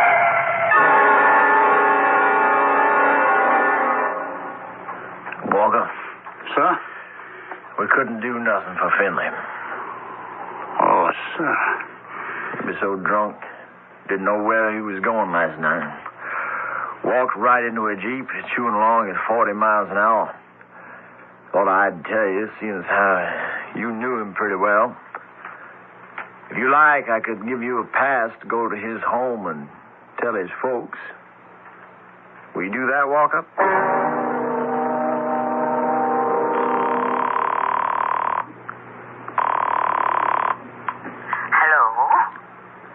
Speak up. Hello. Hello, Ma. It's Chad. Hello, Chad. How are you? Ma, will you say something for me? Will I say what, son? Will you say you love me? Will you do that? Of course I love you, son. What's the matter? Ma, it may be a very long time before you hear from me again. You be all right, Chad? Well, that's what I was going to say. I'll be all right. Tom, Eve, that was 35 years ago. I haven't been home since. I went AWOL. I took the pass that got me out of camp, but I never went to see Bill's folks. I felt so bad about it. If we hadn't been celebrating my promotion, Bill might be alive today. I ran, and I kept on going, and finally I headed up here to the Sierras. And this is where I've been living ever since. For 35 years. Hard to believe. I talked to no one, saw no one, lived by myself. But why, Chad? After all this time, what would they do to you? Shoot me for deserting? 35 years? That was before Evie and I were even born. Tom, it's snowing.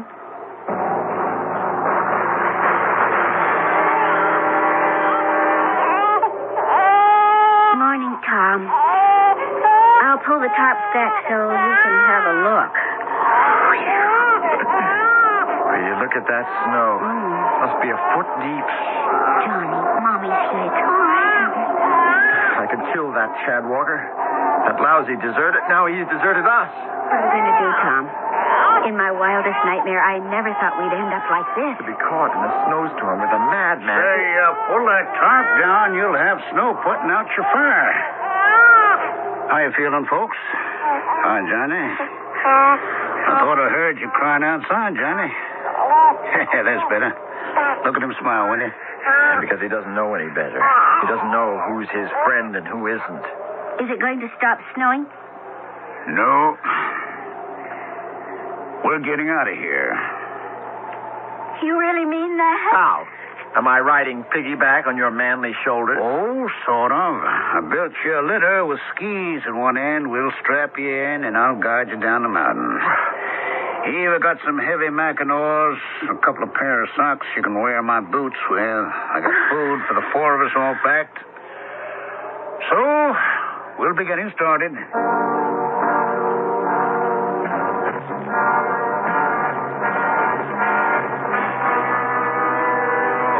Hold it, everyone. I think that's the highway right in front of us. Tom, I'm setting your letter down. Did you say a highway? How can you see anything through this blizzard? Eve, you all right?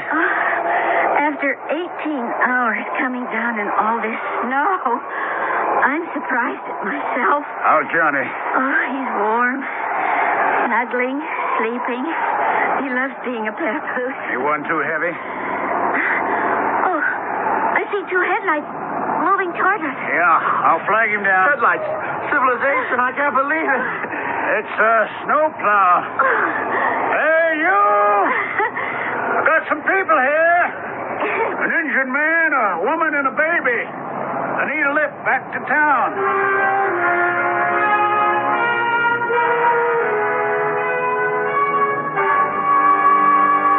Tom, may we come in? Eve, come in, sure. Chad, how are you, old boy? Oh, pretty mystified, Tom. Chad doesn't know how to figure. The whole town thinks he's a hero. Oh, not only that, it's the Army.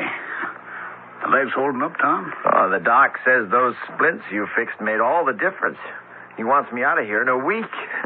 They must be short on wheelchairs. You know what they did for me? They didn't shoot you, did they? Well, they're going to give me a hardship discharge under honorable circumstances. That means no back pay for 35 years. But it also means no black mark on my record. Guess I found out I didn't mean to desert.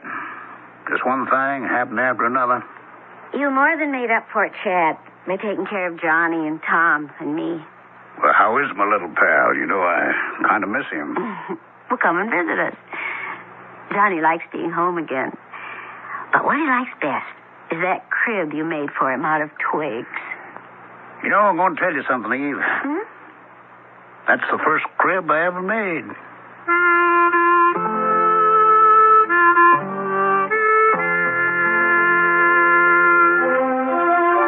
It isn't often that a man can come down a mountain and land on his feet, but it seems that's what happened to Chad Walker, the deserter. Chad and Tom and Eve and even little Johnny all turned out better for the experience. Maybe just to keep going is the secret of life. And that's why I thought this tale belonged on the Mystery Theater. I'll be back shortly. They said it couldn't be written. The book that hit America like a runaway locomotive. The new Consumer Information Catalog. For the life of me, Foster, your obsession with that book escapes me. It's only a catalog. The book that's helping America find a better way to live. What do you find in that catalog? Something you could never give me, Lillian. More than 200 fact-filled federal publications listed inside. Booklets on home and car repairs, weight control, keeping household records, and more. I read them all to be the man you want me to be. That's a lot of reading. The book you have to read from the Consumer Information Center of the U.S. government. The new Consumer Information Catalog. It's free. Just write to Free Catalog, Pueblo, Colorado, 81009. That's Free Catalog, Pueblo, Colorado, 81009. Send for the book. Don't wait for the movie.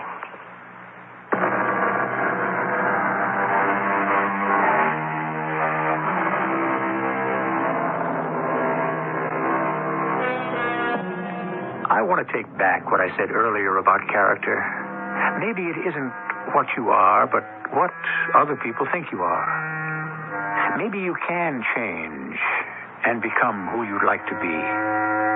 My feeling is that character is built out of circumstances. From exactly the same materials, one man builds a shack while another builds a palace. Our cast included John Lithgow, Evie Juster, and Ralph Bell. The entire production was under the direction of Hyman Brown. This is E.G. Marshall inviting you to return to our Mystery Theater for another adventure in the macabre. Until next time, pleasant dreams.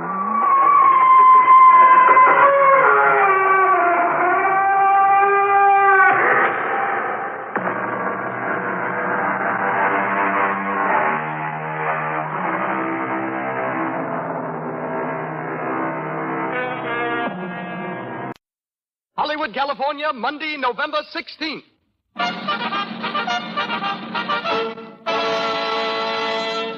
The Lux Radio Theater presents Lily Pons and Adolphe Menjo in Conversation Piece, with Marjorie Gateson and George Saunders.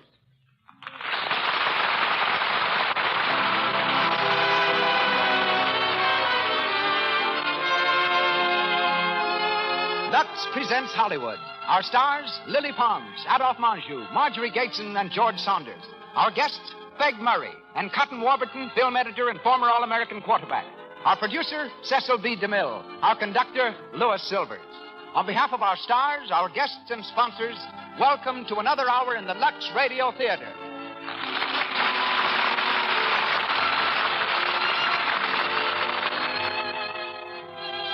There is no better, easier way of keeping your complexion soft, smooth, and clear than through the daily use of Lux toilet soap. It's not surprising, then, that 9 out of 10 of the screen's loveliest stars protect their complexions with Lux toilet soap. What is surprising is that a large cake of this pure white soap cost only a few cents, so little that every girl can use Hollywood's favorite beauty care every day. Remember to buy a supply tomorrow. Thank you. And now, our producer. Ladies and gentlemen, Mr. Cecil B. DeMille.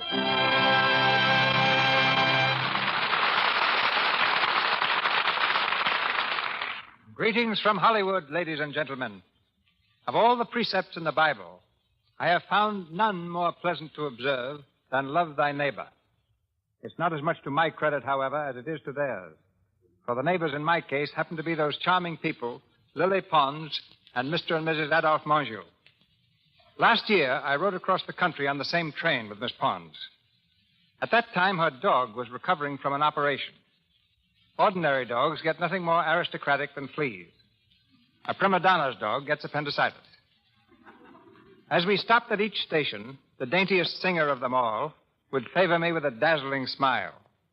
The result was that I lifted her dog on and off the train all the way from New York to Hollywood. Presenting Adolphe Menjo as Duke Paul is particularly appropriate. For when I first met him, he was known as the Duke. Because, though he may have owed for board and lodging, his first day's pay from each production went as a down payment on another suit of clothes. A Menjo performance today is as brilliant as a Menjo sport jacket, and that's saying something. Tonight's Lady Julia is Marjorie Gateson, and Lord Shear will be enacted by George Saunders. Miss Pons is heard as Melanie, a cafe singer and acrobat. And now, Noel Coward's conversation piece, starring Lily Pons and Adolphe Menjo.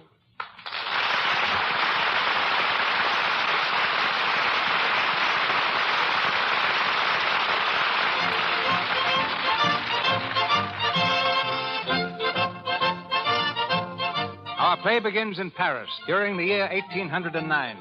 We're in a small, shabby cafe called Le Petit Girondin. The hour is late, but the cafe is filled with a drinking, boisterous crowd. At a tiny window, seeking relief from the tobacco-laden air, stands the perfect gentleman of the time, Duke Paul, conspicuous in that crowd for his elegant attire and obvious refinement. He has just been joined by Melanie, exquisitely fresh and untouched. Melanie, too, is quite unlike the others. Monsieur, you have come too early. I cannot leave until I sing again. I am impatient to start our new life, mademoiselle. Do you have to juggle your wine barrels, too? No more tricks. Just one song and I will be finished here for the night. Finished here for good, Melanie. Yes, for good. But you seem gloomy about it. No, but I'm in a daze. I'm so afraid I am dreaming. It is really true, all this? Or will I just wake up? Oh, it's quite true. One more turn and you are done with cabarets, finished with tricks, wine barrels, and squalor. But anyone would be in a daze with all this smoke in here. The window is open. Shall we leave out together? Then we can breathe and see the stars. Well, let's breathe by all means. Oh, bright it is tonight. You have enough room? Well, it's a tight squeeze. Yes, but cozy. Come now, back to business.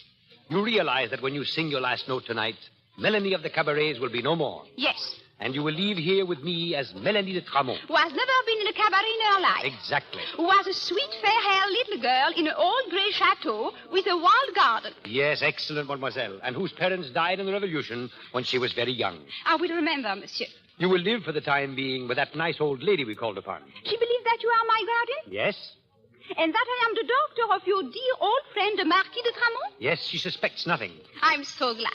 It is very flattering to be taken for a marquis's daughter. You must see that you learn to act like one. You must be very careful of your speech, your manners, your whole attitude. I will teach you, and I promise to be as patient as I can. I'm sorry to be so much trouble. It is a question of business, not trouble. As you are now, almost any man would admire you extravagantly. But no rich man would believe that you were the daughter of a marquis and marry you. And if no rich man married you, you could never pay me a rich commission. Why are you laughing? Because here we are, stargazing, while you dictate a new life for us, and only a week ago we had never seen each other. We are not stargazing. We are talking business. But still, the night is all blue, and here I am, a singing acrobat, unknown and penniless, squeezed in a dusty window with you, a great duke. Equally penniless and middle-aged? Oh, no, not middle-aged. Well, getting on, then. A little bit, so nice to me. Look here, mademoiselle, you are talking nonsense. I'm sorry. You are not in the least sorry. Oh, monsieur. If you were, your eyes wouldn't shine like bonfires. My eyes? Put them out. Yes, monsieur. Ah, that's better. And no more sentiment, please. Our new life is a sensible business partnership, strictly. Yes, I know. That is agreed. Even a great duke must eat. And the revolutionaries left me nothing but those few pictures I told you about, which they somehow overlooked. So you are my only possible business asset. You always come back to business. But naturally. We will live on in Paris, as I say, on the little I have saved. I will be very frugal. Then, when we are ready, perhaps something will turn up.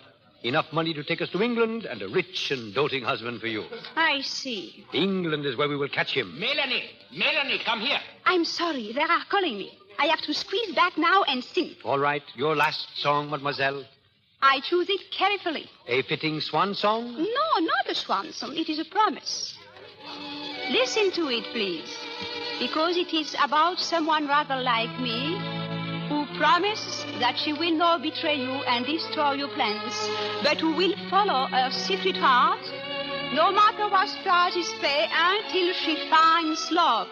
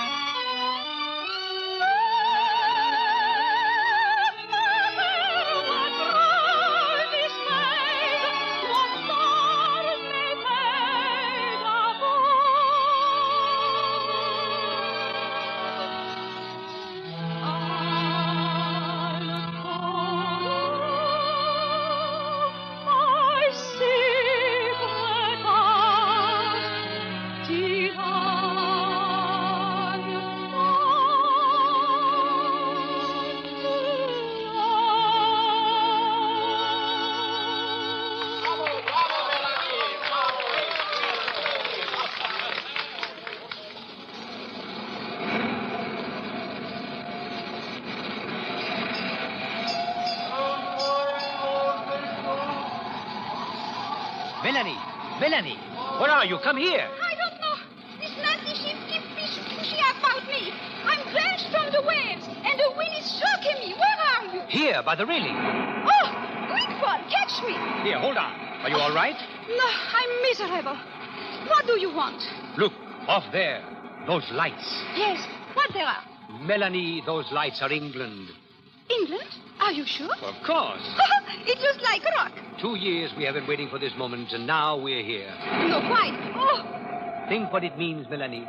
We have enough money left from the 2 pictures I sold to keep us going properly for 3 months.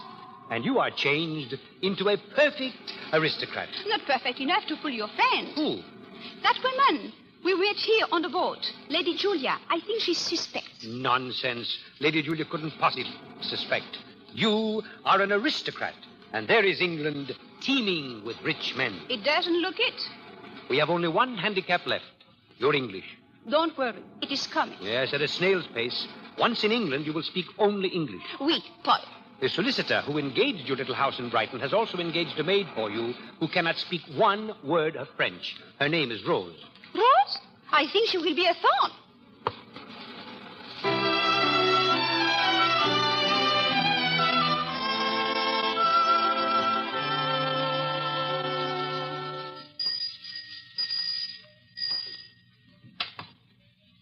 Good morning, Monsieur le Duc. Good morning, Rose. You're bright and early, sir. I told you I would be today to go over Mademoiselle's bills for the month. I have them all ready for you on Mademoiselle's desk. Thank you. And how is Mademoiselle's English this morning? I don't know, sir, but my French is improving by leaps and bounds. I see. There seems to be a lot of veal on this butcher's bills. I keep telling Mademoiselle that it's unreliable. It's not its integrity I question, but its cost. What is this bill here? Oh, that, humbug, sir. Huh? They're sort of big bullseyes. Bullseyes? Ooh, not real ones, sir. They're sweet, candy. You tuck one in your cheek and it keeps you going for hours. Mademoiselle's very partial to them. Good morning, Melanie. Oh, mon Dieu, personne ne m'a dit. English, Melanie, English. Oh, I did not know you were here. That will be all now, Rose. Thank you, sir. Melanie, what on earth's that lump on your cheek? Humbug. They are delicious. Paul, are you mad again? You have been speaking French to Rose and eating too much veal. Please, I'm sorry.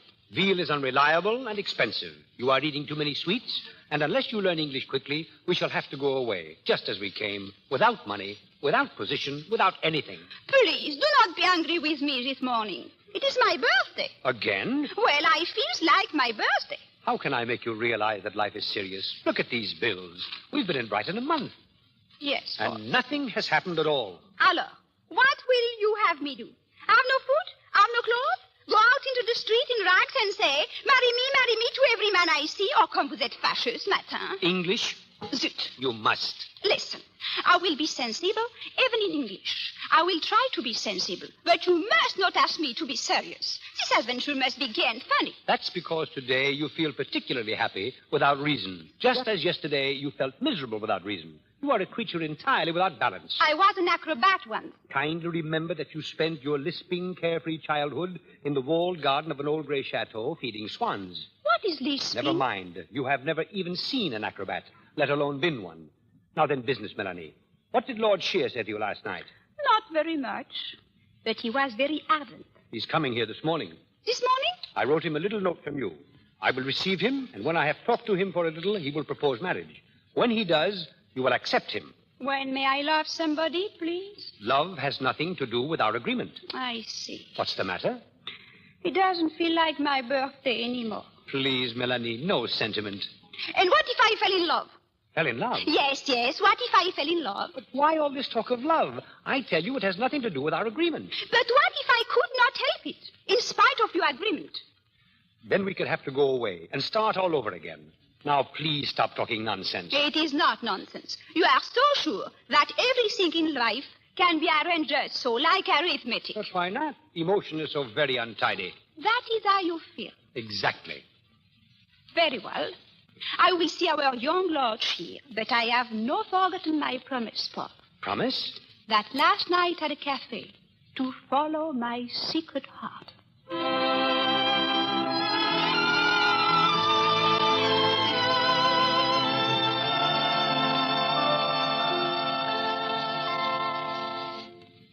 Good morning, mademoiselle. Good morning, Lord Cheer.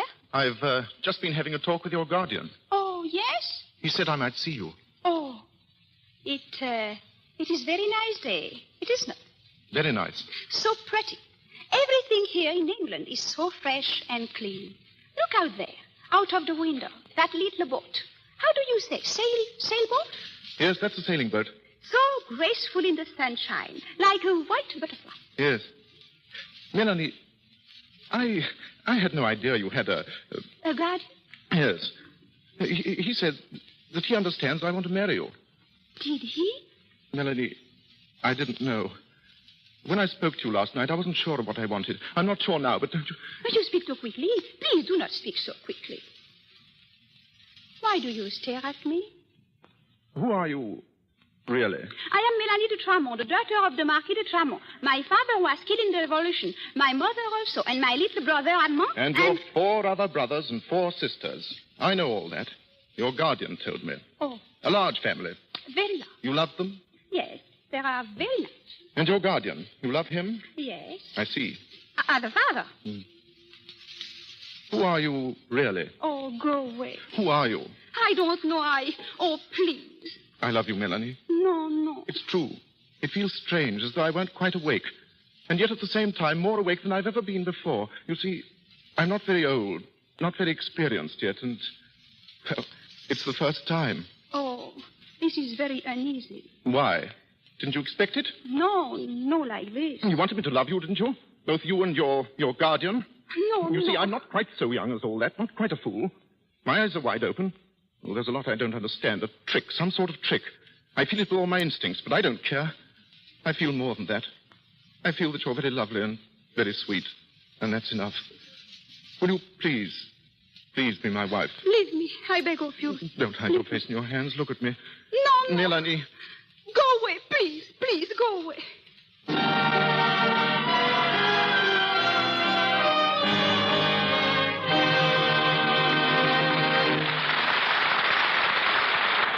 In just a moment, we will continue with Conversation Piece, starring Lily Pons and Adolphe Menjo. Now, let's pay a visit to a typical Hollywood home. The family's sitting down to a 6 o'clock dinner, but we'll go upstairs and tune in on Anne, the pretty daughter of the house. Here she is. Gee, I would get stuck on the lot just when I have a date. Now I'm terribly late. I'm so tired. I hate to go out with Bill when I feel like this. Oh, but 3 cheers. I've got a good idea. Luckily, Anne knows a secret she learned from movie stars. And half an hour later, listen to what she says. I'll say that Lux toilet soap beauty bath makes a girl come to. I'm ready for a large evening now. I'm dancing on air. And what a fragrance that nice soap has. I feel like a million. Bill's got to think I look it. A Lux toilet soap beauty bath is soothing, refreshing. Its active lather is so thorough that it removes from your pores stale perspiration, every trace of dust and dirt. That's why it keeps neck and back and shoulders soft and clear. Why it protects daintiness, leaves skin sweet. That's why lovely screen stars like Loretta Young, Carol Lombard, Anita Louise use it. And why you're sure to like it. Try this luxurious, inexpensive beauty bath tomorrow. And now, Mr. DeMille. We continue with Conversation Piece, starring Lily Pons and Adolphe Menjo, with Marjorie Gateson and George Saunders.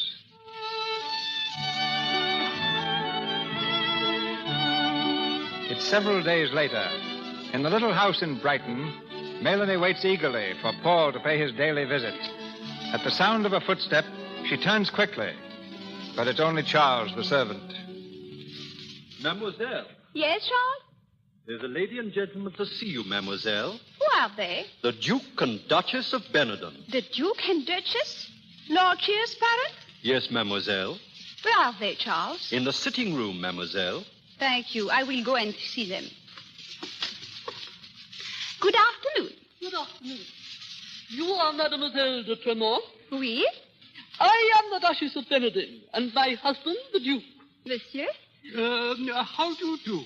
Please forgive us for calling on you so unexpectedly. But I believe you are acquainted with my son, Lord Shah. One moment, my love. Don't rush, madam. If you please, Frederick. Yes, my love. Won't you sit down, Duchess? Thank you. As I said before, I believe you are acquainted with my son. You are come to ask a service? Yes, mademoiselle. We have. Then I do not understand, Duchess. Your manner is so impolite. Oh, my wife is upset. Naturally upset. Why? Well, Edward is our only son. Is that not more your fault than mine? It's no use banding words, Frederick, and wasting time. Mademoiselle, my son is infatuated with you. But he's young, and that infatuation will not last. It must not last. My husband and I are fully prepared to compensate you within reason. Yes. Compensate? What is that, compensate? Money. Money? You will pay me money? Yes, if you will give us your word that you will never see my son again. If I love him, what then? That is beside the point. I think you will perhaps go now. £500. It is very charming, your son, and his eyes are very clear and blue. I think he will be angry. £1,000. I'm tired, madame. I cannot sit down until you go. Excuse me if I ring my maid. I would rather like to make one thing clear to you. Georgiana. Quiet. If my son marries without his parents' consent, he will not have a penny. Not a penny.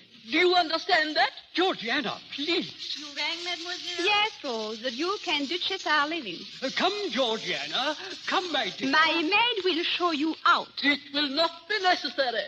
Good afternoon. Rose, quick, some sherry. My legs will not stand. My goodness, her face when she went out. My goodness, her face all the time. Oh, Rose. How my heart bleeds for her poor husband.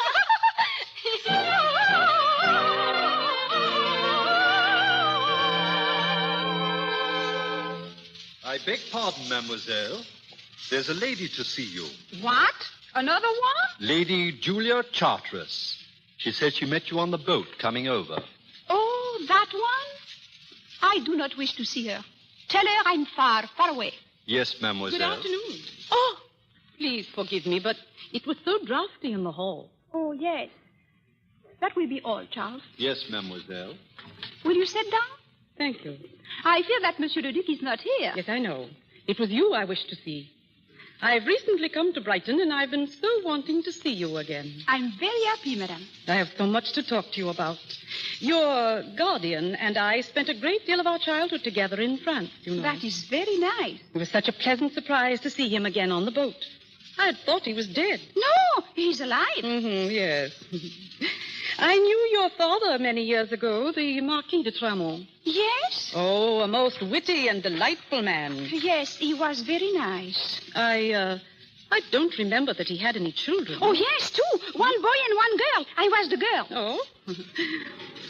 Where did you live when you were a child? A grey walled chateau near Bordeaux. It's all very distant in my mind. The Chateau de Tramont, no doubt. Yes. There was a small water and swans. I spent all my early years lisping there. Oh? Well, you haven't got a lisp now. No, I lost it in the Revolution. You remember very little about your early life? It is so far away. So very far away from the truth. Madame! Oh, my dear child, don't be absurd. The whole story is idiotic. You've been very badly rehearsed. Paul should be ashamed of himself. I do not understand what you speak, madame. Oh, nonsense. And I do not understand why you come here. I came to find out what you were like. To see what sort of plaything Paul had picked out for himself. Plaything?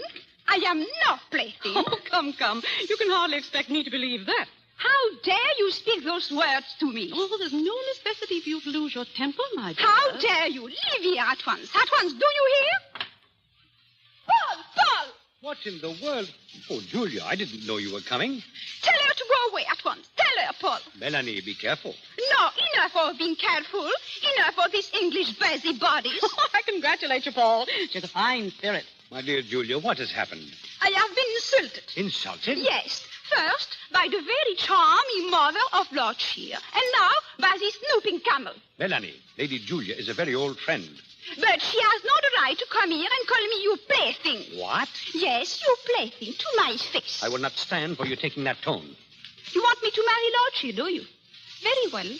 But after, you will have no penny, not one, and I shall be forced to do tricks again. Melanie de Tramont in a cabaret? That will be charming. And a lot of good it will do you. This is idiotic. It is, and I will not stand anymore. Not for you, not for the love of heaven. I'm going back to France tomorrow, if I have to swim there. It's all very interesting, Paul. It was unkind of you to come here and bully the child. I didn't bully her. I merely wanted to find out who she was. I see. Well, it's an odd story, Julia. Quite fantastic, in fact. May I hear it? If you wish. First, I should like to speak to Melanie for a moment. Do you mind? Not at all. I'll be here when you come back. Thanks. I won't be long. Melanie. Melanie. Yes. Come here. I want to speak to you. Yes. Melanie, why did you speak like that in front of Lady Julia? I hate her. That's quite beside the point. Don't you realize that if you persist in treating people as you do, that our plans, the work of 2 years, will be for nothing? I say I was going back to France. Yes, but you don't mean that. I do. Oh, Paul, let me go. I will never be happy here. Let me go. And you come with me. I? Why, no, Melanie. My life is here. And yours, too, if you would only realize it. You do not care about whether I am happy? You can be just as happy here as in France, alone. But when I'm married, when you have found me a rich man, I will be alone here, too. You will have your husband. I will have his money. It's a good compensation. Is that all that love means to you? Is there nothing else? I've told you, business and sentiment don't mix. Now dry your eyes, Melanie, and try to be cheerful. I'll speak to you later. Where are we going? I'm going to call a carriage and take Lady Julia home. I'll have a good deal to explain on the way. Must you go? I'm afraid I must. Goodbye, Melanie. Oh, Paul. Paul.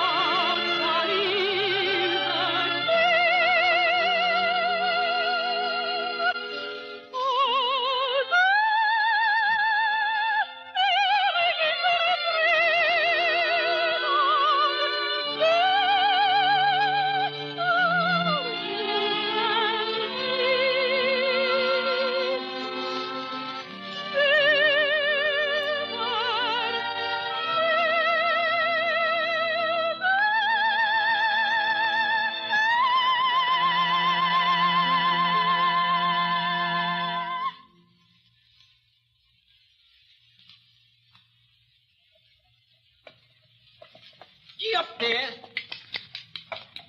Gee up. There you have it, Julia. You see, Melanie is nothing to me. She is my plan, my trick to be played upon the world, my livelihood. Paul, have you gone mad? No. I have merely transformed myself from an effete aristocrat into an unscrupulous adventurer. That sounds faintly theatrical. The murder of my wife and child was theatrical enough. The deaths of my whole family on the guillotine were equally theatrical. My life, from then onwards, as a fugitive, was an endless succession of serio-comic stage effects. I was a baker's assistant, a lawyer's clerk, a tutor. 2 years ago, I found Melanie singing in a cafe. She seemed to me to be better material than my sniveling pupils. And 5 months ago, I managed to sell 2 pictures from the old house. With that money, I brought her here. Why? Just to make a rich marriage. And you take the commission? Yes. Well? Well, I think it's a good joke. In very bad taste. Taste is too expensive a social luxury for a poor man. I suppose the poor little thing is in love with you. In love with me? What nonsense. This whole plan has been understood completely between us from the first as a business arrangement. How wise. Will you help me? Well, I'll try. I knew you would. Bring her to my house. When? This evening. This evening? If she'll come. I think she might if I ask her to.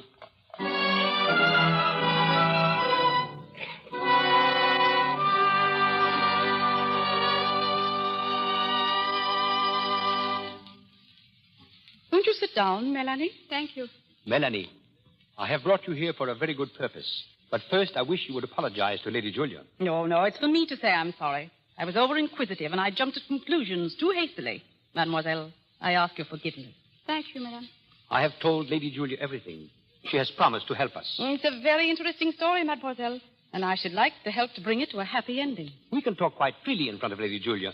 That is very nice. Oh, well, come now, to business. Business? Oh, yes. In the first place, who do you know? Not one of importance. Melanie, Lord Shear is our only definite proposal so far. Do you like him, mademoiselle?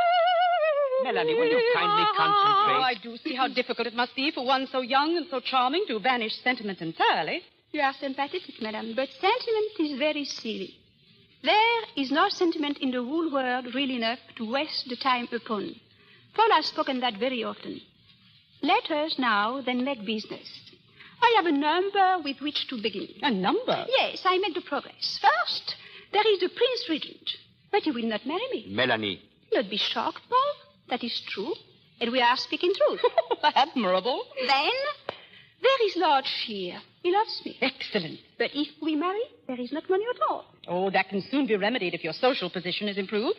You must first of all be presented, more or less informally, here at the pavilion. But how? Who will present her? I shall, but before that, you must give a little supper party. Now, I'll arrange it and invite the guests. I can never begin to express my gratitude, Julia. Oh, not at all. Old friends must be kept from starving. Now, let me see. Lord St. Mary's must come, and the Duke and Duchess of Benenden, and Lord Shear, Lady Mosscroft, and, of course, the Earl and Countess of Harringford. Oh, they're very useful. Are they rich? Have they foolish sons? Melanie. Well, you must have cards and good wine. Perhaps some music. Mademoiselle might sing a little. She has such a charming voice, but I should suggest songs more allied to the classics than the cabaret. A very profitable suggestion. It is not, Paul? Be very sure, madame, that we'll choose my songs with care, and I will be so careful to live up to them, to cheat and lie and pretend perfectly. Oh, yes. I will be so very careful, Paul, to follow Madame's suggestion. And my secret heart. Your secret heart? Yes, Madame. No matter what price is paid, what stars may fade above, I'll follow my secret heart.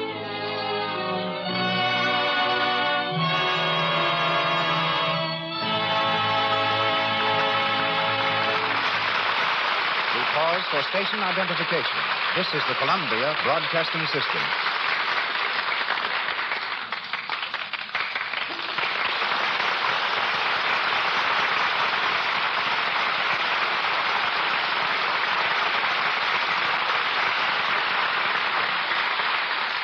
Conversation piece starring Lily Pons as Melanie and Adolphe Menjo as Duke Paul continues shortly from the Lux Radio Theater. When the 1933 All-American football team was selected, practically every sports writer in the country picked Cotton Warburton, the diminutive quarterback of the University of Southern California. Since graduation, he's been at Metro-Goldwyn-Mayer Studios, where he's now a film editor. I've asked him here tonight to tell us something about editing films and scoring touchdowns. All right, Cotton, kick off.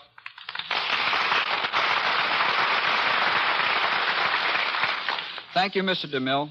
First, I'd better explain what a film editor does. It's very seldom, ladies and gentlemen, that a picture is filmed in the same continuity as you see it on the screen. The middle part may be taken first. The first part may go before the camera last. All this must be joined in its proper sequence and music and sound effects injected. Cutting is a major problem. In The Good Earth, for example, 2.5 million feet of film were shot, enough for 200 pictures. It's our job to cut the good earth to 12,000 feet. You know, Mr. DeMille, I thought I was through with football when I went in the picture business, but I'm still calling signals. Take this, for example. 25D, F, 38762, scene 28A, take 3, date 10-6. Well, let's call time out while you explain that to the audience. We use signals in referring to a certain piece of film. That particular number refers to the third version of a scene from the good earth, showing Paul Muni eating a bowl of rice. Those numbers also reveal what sequence the scene is in and on what date it was filmed. But unfortunately, I can't use the same method of keeping my signals straight as I did in college. How did you do it there? I had them neatly written down on my pants. One time, the manager sent my regular pants to the cleaner, and I almost lost the next game. Have you played any football, Cotton, since you received your diploma? No, though I coached a professional team owned by Victor McLaughlin. But since I married and became a papa, I get all the exercise I need walking the floor. Does the baby look like all-American material?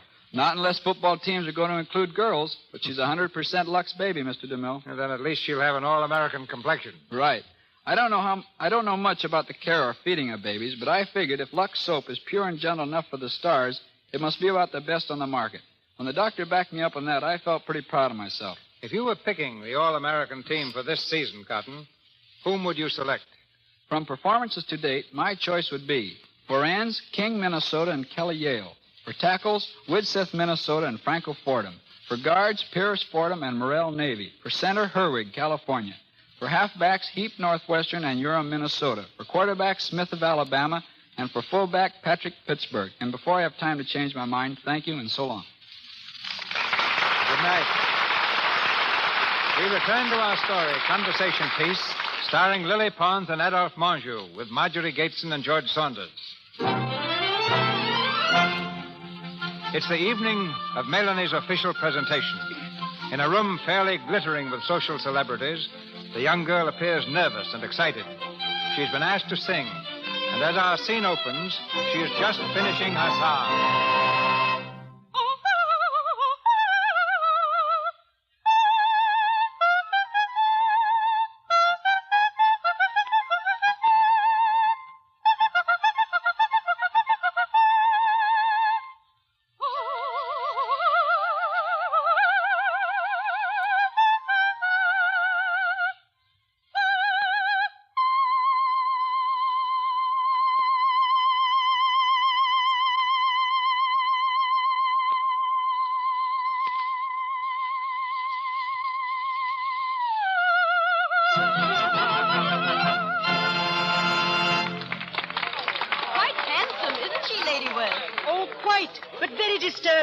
She doesn't seem to fit in, if you know what I mean. Yes, her background is a bit, shady, don't you think, Lady Harrington? I wish we could find out more about her. Well, I'm going to ask. You can't be too careful these days about the people you meet. Since Lady Julia was the one who presented her, perhaps she will give us a little information.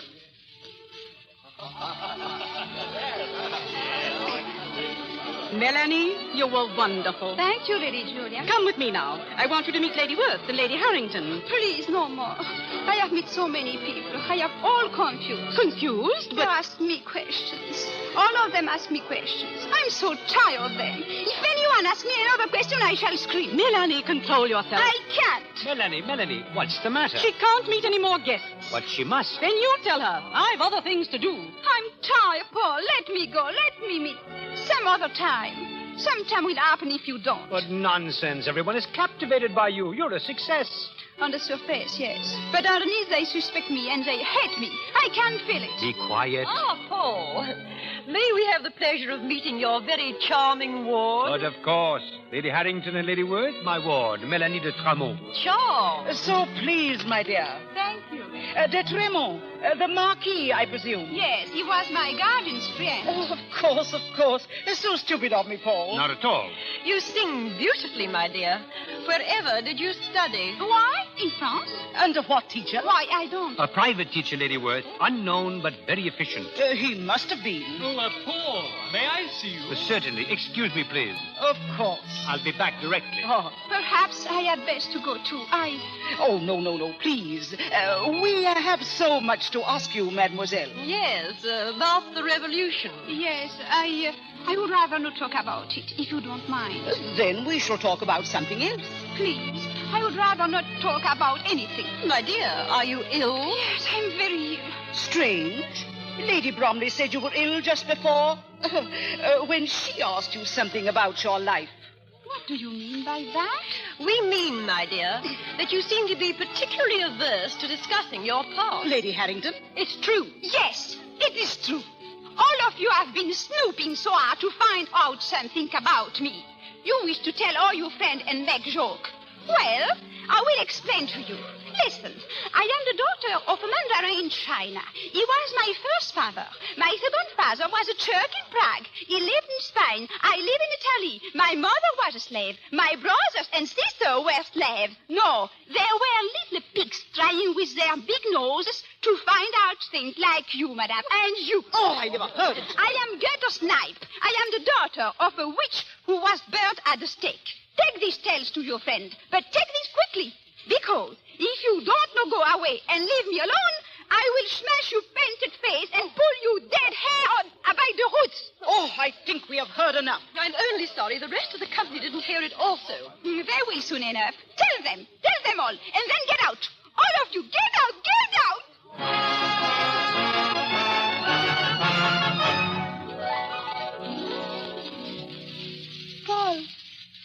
Paul, where are you? I am here. Lie quietly, Melanie.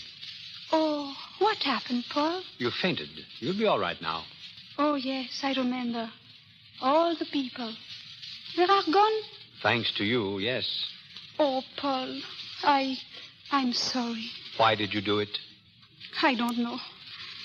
I asked you to let me go. You did it deliberately, didn't you? No, Paul, I swear. You wanted it to happen. All along, you wanted it. Yes, I did. You've ruined everything. I hope you realize that. Yes, but I don't care. Let them go. Let them leave us. I won't want to marry. I don't want. I can't. It's you I love, Paul. What? It's you. I love you, Paul. That is why I have been so nappy. Melanie, this is a farce. Is it farce to be loved to me? But there can be no love between us. It's not only a farce, it's madness. Oh, no. It is only a very simple truth. You have broken your word, you have lied, and you have made me ridiculous, a fool. That is the simple truth. And you, in all your clever plans, did you once think of me? Never. All that was understood between us from the beginning. You knew everything, and you agreed to everything. I could not answer for my heart. Your heart? I love you, do you understand? Call me mad. Say it is all stupid romantic, if that will quiet your conscience. My conscience is not troubled. But it's true, and I love you deep. In all my life, no other things have been so deep in me. You were finished with love when your wife was killed. How often you have spoken to me of that. Melanie, I beg of you. And because there was a revolution, you think to scheme over all life, secure. You think to fit everyone to your plans like puppets. But life is real, Paul. It is important, and life is too strong in me to be just a puppet. I was a fool to trust you. I love you. I love you. And you too, deep down in my heart, you love me. Yes, Paul. Everything shouted to me.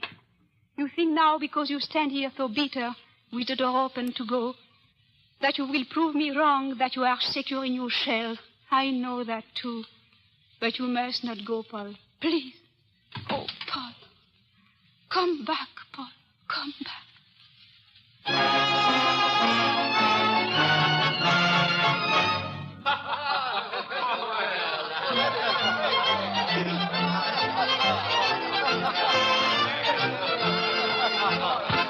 Ladies and gentlemen, it is my pleasure to announce to you the return to le petit Girondin of Mademoiselle Mélanie.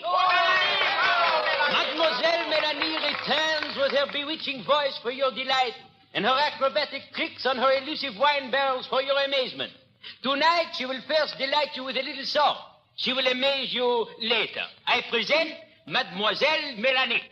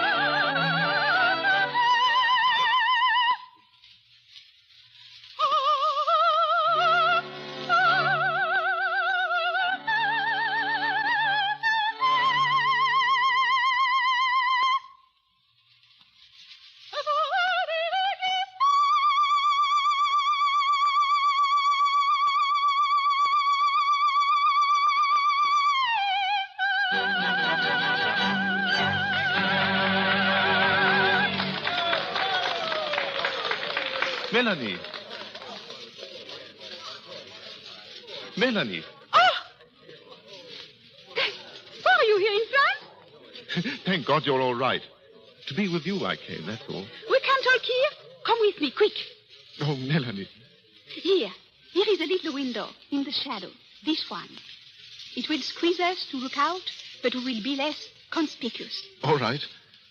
How did you know where to find me, Lord Cheer? I asked Lady Julia and Rose for everything they knew. I had to find you, if only to see that you were all right. They told you everything? Yes, between them. I made them.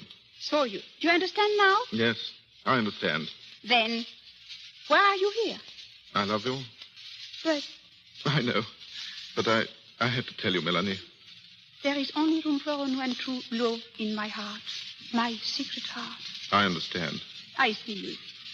The stars are thick tonight. You're not looking at them. I see them in your eyes. They are flooded with stars. I'm sorry. No, do not be ashamed of these tears. They are fine and manly. See, I keep them. Oh, thank you, my dear, for being so sweet to me. Melanie, you don't know how I've longed to kiss you. I hope I'm not intruding. Oh, mon Dieu, Paul. You here too? Yes, I was worrying about you. This is an unexpected pleasure, Lord Shear. And how do you do?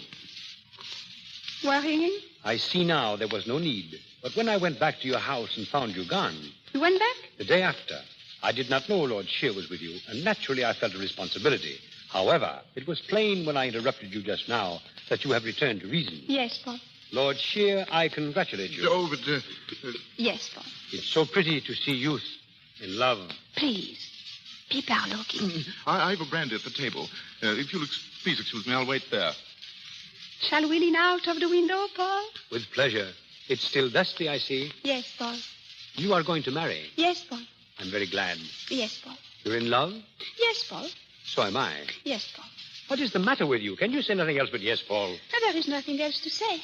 When are you going to be married? Soon, very soon. What about money? That will no matter. Never does. Have you anything to reproach me with? No. Well, then, there is really nothing else except this. What is... One other thing. What is this? Bugs, your favorite candies. Oh, Paul, please open them. And other things. It's all true what you said, Melanie. I do love you. There, they're open. And if you want an bug now... Yes, please. I love you desperately, with all my heart. And I know now that I can never prove you wrong. Ouch! What is it? My muscles. They are not used to acrobatic. So, Melanie, you are going to marry Lord Shear after all. Certainly not. I'm going to marry you, my darling. Melanie. Wait.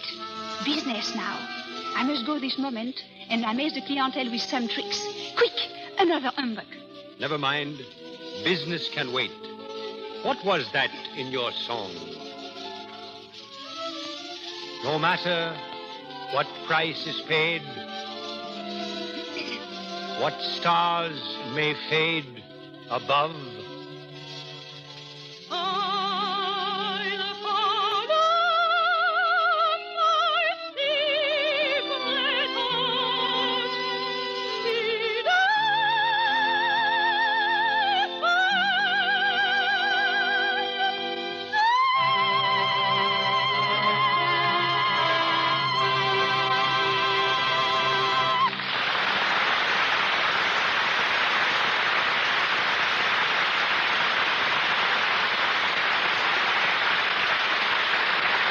With Willie Pons singing the lovely melody, I Follow My Secret Heart, the curtain descends on Conversation Piece. But we shall hear further from Miss Pons and Adolphe Menjo a little later. Before introducing our next guest, we make a statement furnished by Mr. Melvin Purvis, our guest on last week's program. Quote, after stating figures on crime, it was discovered that the number of murders committed in Memphis in 1935 was 103. Instead of the figure given.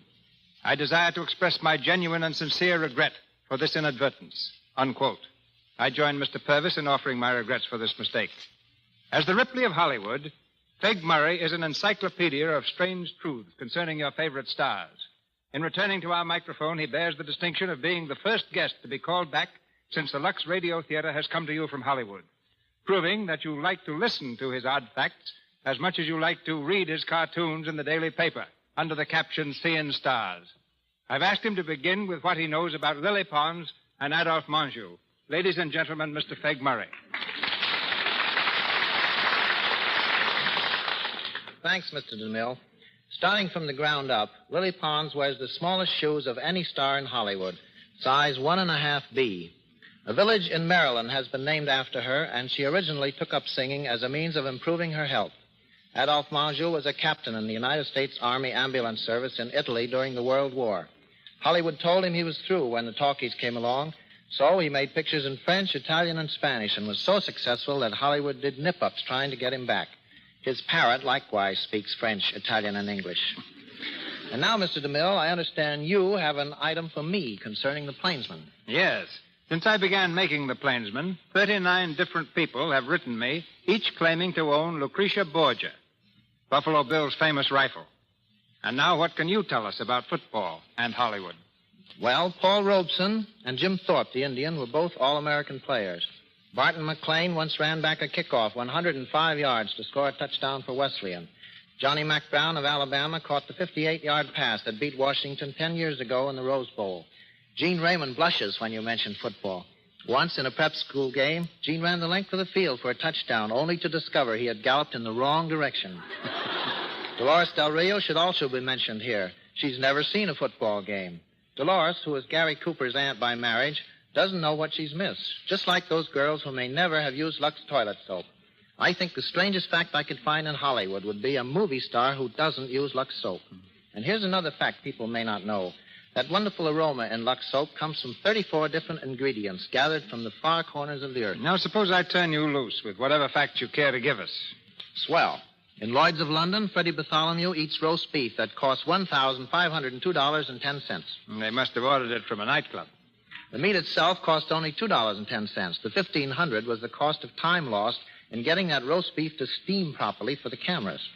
Shirley Temple has a life insurance policy which is void if she takes up arms in defense of her country or meets death by accident while intoxicated. Lionel Stander, who appeared in 28 Broadway flops in 8 years, has one green eye and one brown eye. And speaking of variety, there's a tree on Elisa Landy's estate which bears oranges, lemons, grapefruit, and kumquats, all from the same root. Fred Astaire has spent more than 200 hours dancing on air.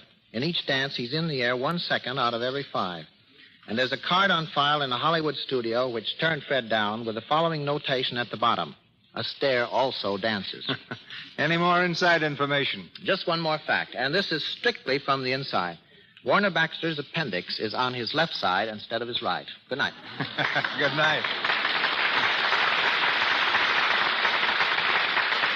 If the statement of Dr. Samuel Johnson is true, that a Frenchman must always be talking, tonight's stars must have felt at home in a play whose title is Conversation Piece. Miss Pons was born in southern France, while Mr. Menjo, a native of Pittsburgh, is the son of a Frenchman. They now resume the conversation. Mademoiselle Pons, Monsieur Menjo. Don't forget that you're partly French yourself, Mr. DeMille. Yeah, but I'm not the boulevardier. You are, Monsieur Menjo. Thank you. Why don't you foreigners talk English like me? I know. I've only a little accent. I wasn't always such a fine speaker of English. It's very hard to learn. So many words. You spell them almost alike, but you pronounce them so much different. I once made up a poem about it. You like me to recite, Mr. We'd DeMille? be delighted, Miss Pons. Very well. I recite. If L-A-U-G-H spells laugh and B-O-U-G-H spells bow, surely C-A-U-G-H is calf and C-O-U-G-H is cow. If bread is made of substance known as dough, was the steak I have for dinner turf or toe? I still am quite unable, as I got up from the table, to be sure if I was turf or through or throw. Beautiful.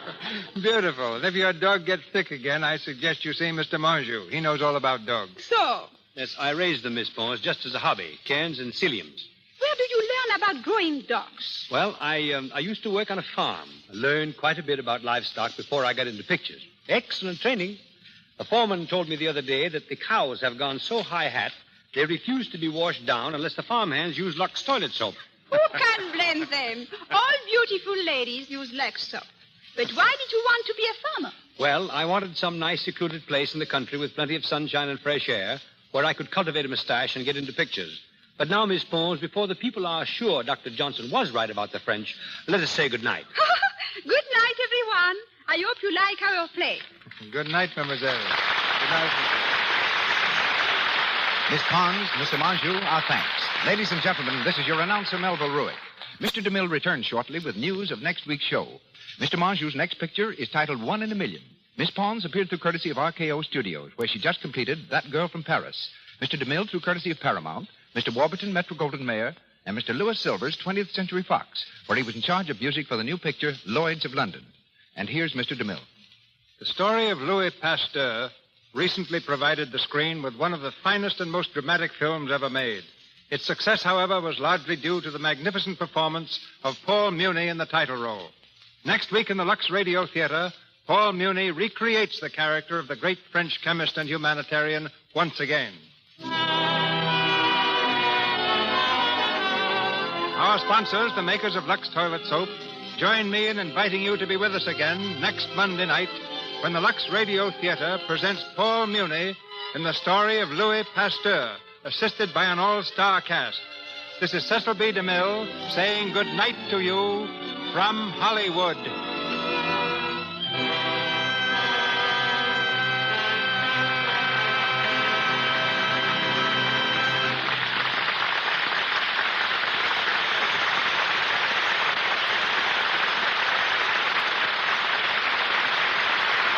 This is the Columbia Broadcasting System.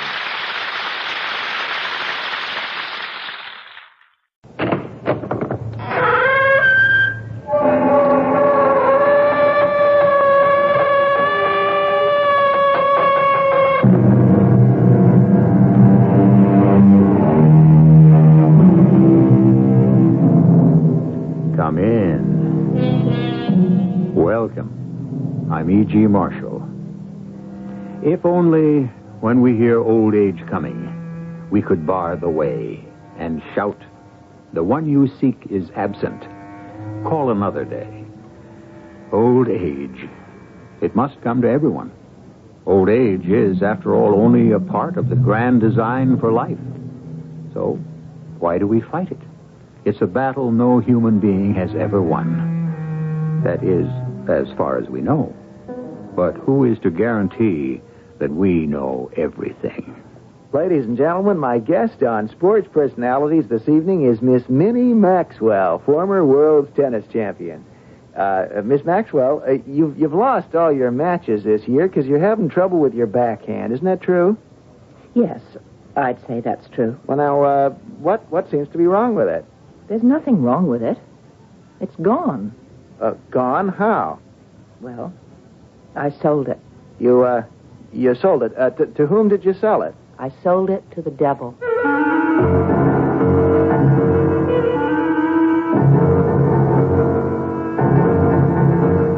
Our mystery drama, Whose Little Girl Are You?, was written especially for the Mystery Theater by Sam Dan and stars Marion Seldes.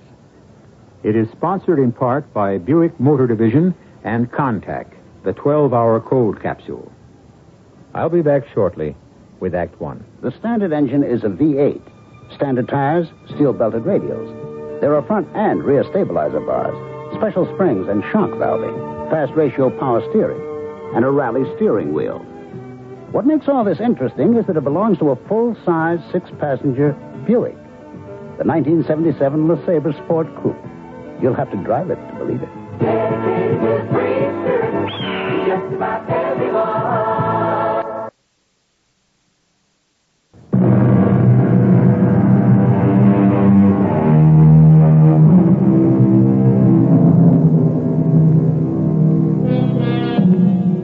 Things basically remain the same. The values, the standards, the rewards of society rarely change. For instance, in ancient Greece, the wisest man was Socrates. The funniest was Euphrastes.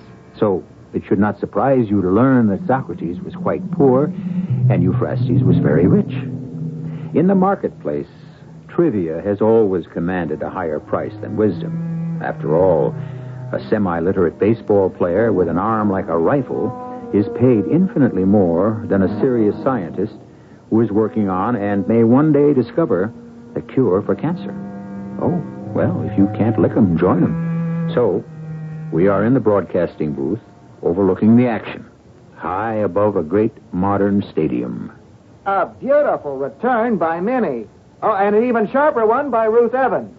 Now the lob by Minnie Maxwell. But Ruth isn't full. She's ready. And there's the hard smash to Minnie's left, to the corner, to the backhand. Minnie's there. She hits it. Into the net. Well, that's it. Game, set, match to Ruth Evans. Well, ladies and gentlemen, it's the old story. That same old story. Somehow, mysteriously, it's gone. That power backhand is gone. She was the greatest when she had it, and now at 27, in the prime of life, right at the peak of her career, Minnie Maxwell is all washed up. Oh, you're all Really washed up, you loudmouth How clown. many Turn days off of the great set. The nerve of that two-bit spieler. Why do you insist we look at a replay of the tape of the game? Learn something, maybe, that's why. Bad enough I had to live through that match on the court. Live. You call that living? You died out there. Well, then why do we have to screen the rebroadcast? So you can see what you did. It's what I didn't do. I didn't hit a decent backhand all day. You ain't hit a decent backhand all year. So, what else is new? All right, go ahead, be flip. Your career's coming apart at the seams. Go ahead, be flip with your old man. Hey, so it's coming apart. But it's my career. Your career. Is that a fact? I busted my back to get us to the top. Think I'm going to let you throw it away? Grab a couple of rackets and a bucket of balls. Where are we going? Down to the court. I played a full match today. You didn't play. You showed up. Could have been arrested for impersonating a professional tennis player. Pop, what are we going to do? Well, we're going to work this out at the net. I'm not a little girl anymore. You can't make me stand on that court hour after hour. Hello. Oh, it's you. Is Minnie Maxwell all washed up? Well, you're washed up as far as any interview is concerned, you creep. Damn. I spoke to him. That means I got to answer the phone for all those newspaper goons. Maria, for crying out loud, why do you put that stupid Bob Clune through? All right, the wire's open. Let them all in. The murderers. Good night, Pop. Where you going? Out. What do you mean out? I'm 27, and I'm going out. You ain't going nowhere. Yeah? Oh, yeah, Harry. Good night. Oh, hold it a second, Harry. Listen, you're in training. I said I was going out. You go out there, the reporters won't let you live. I know how to duck the reporters. Listen, when you get to where you're going to eat, you check with me. Now, I want you back here by 11 o'clock. Listen, Harry, the kid's a little off her form. But pound for pound, she's still the greatest tennis player in the world. Hi. What are you doing here? Mind if I join you? I've got a date. Oh. You're sore at me, you and Pop both, huh? Why don't you go someplace where you're wanted and appreciated, and people can be thrilled by the presence of the great Bob Clune? I do my job, Minnie. Which is what? To shoot off that big loud mouth? Which is to report the facts. Well, the fact is I want to be alone, so take off. Oh, you said you had a date. Isn't true, huh? How did you find me? I thought I gave all you guys the slip. Why don't you have a date, Minnie? What are you driving at, Mr. Clune? Well, as a matter of fact, your name has rarely, if ever, as they say, been linked with someone else since Carl Fortis. Is this a fact you have to report to your thirsty public? Hungry. You hunger for facts. You thirst for knowledge. Oh, thank you. I didn't have to ask that question. You've been too busy playing tennis all your life. Well, why don't you run back to the studio right now and put that on the air? What a scoop. It's a beat. Reporters haven't scored scoops for 40 years now. Please get out of here before you ruin my dinner. What happened to that backhand, Minnie? To the patented, potent Minnie Maxwell backhand, the scourge of the circuit. I guess it's gone with the wind. And also with the snows of yesteryear. What happened to the backhand, Minnie? You really want to know, don't you? All right. Write this down. I sold it. You sold it? That's right. Okay. To whom did you sell it? I sold it to the devil. The devil? Don't look so surprised. I'm not at all surprised. Sure you are. Why shouldn't you be? You've heard of people who sold their souls to the devil. I just sold my backhand. I'm going along with the gag. You think it's a gag? Yeah, sold your backhand to the devil. What did you get for it? What did I get for it? Oh, Bobby, that's the sad part. Nobody would want to hear about it. They'd laugh you off the air. You don't want to know what I got for it. Tell me, Minnie. I got long nights in which I don't sleep. And when I do, I have bad dreams. And when the sun shines on that center court, I don't feel warm anymore. I can't seem to rest. I'm always so tired. Hey, Minnie, you better see a doctor. Oh, I've seen a million doctors, the best doctors. But I finally discovered the cure I need myself. What are you talking about? I can't sleep. I told you that, didn't I? Yeah, you just did. So I just take a few pills, you see. Yeah? And they do the trick. But only for a little while. Because in the morning I wake up, I still can't hit the backhand. So I figured out what to do. Do you want to know? Yes. If I take more pills, then I won't have any problem at all with that backhand. I just won't wake up the next morning or any morning. Minnie, do you know what you're saying? What I'm saying now is good night. Minnie, listen. I've got to go home. I'm in training, and Pop raises the roof if I Minnie, do I can't let you go like this. Like what? Well, you as good as told me you intend to, but what a scoop. Or do you call it a beat? Minnie, you must be crazy. Oh, sure, I'm crazy. What is it? Good Lord, what is it? Two people bat a ball at each other across a net. That's all it is. That's all it ever was. And it's my whole life. Don't you understand it? It's my whole life. Minnie, you better see a doctor. Oh, say anything you like. I'm not going to be here tomorrow morning. Where are you going? Don't ask me. I'm just a dumb tennis player. I don't know anything. I don't know where I'll go. Heaven, hell, maybe you don't go anyplace. Minnie, would you let me take you home? No, you stay right where you are. I'll start a real scene. Good night, Mr. Clone. Good night and goodbye.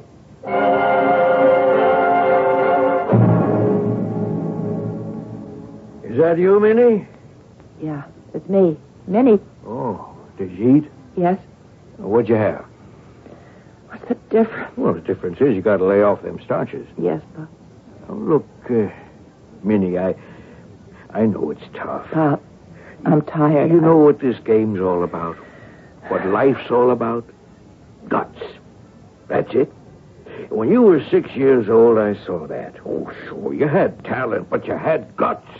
You wouldn't quit. You stayed on that court for hours and hours till you learned. Pop, I said I was tired. I don't know what it is, but we're going to fight it. And we're going to lick it, you understand? Sure. Good night, Pop. Oh, don't read. What? Well, sometimes you stay up all night and read. Maybe it could be doing something to your eyesight. Now I'll call the doctor right now and set up an appointment. No, it's close to midnight. Well, what do I care? For what I'm paying this quack? Just let me hear him beef, even once. Good night, Daddy. Hey. You know something? What? I can't even remember the last time you called me Daddy. Good night. Yeah, kid. Good night. It disappeared overnight, that backhand did, but maybe it'll come back the same way suddenly. Maybe even tomorrow morning. Huh?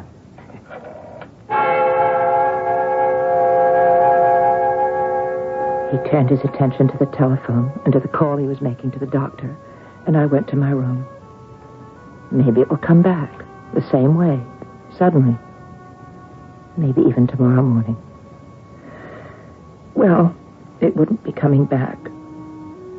And those would be the last words he would ever say to me. The pills were in the bottle. I didn't even think about it. I'd made up my mind. What I was doing was wrong from every conceivable moral and ethical point of view. But all that was behind me now. I thought of what I'd said to Bob Clown about selling my backhand to the devil.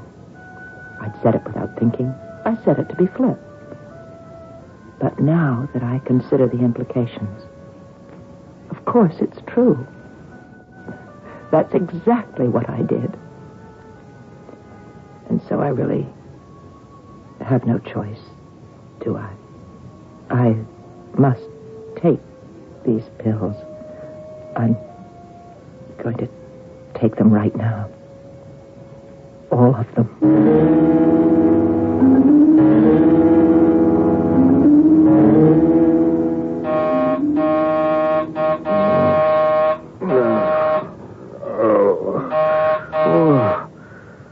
Hey, for crying out loud, who could that be?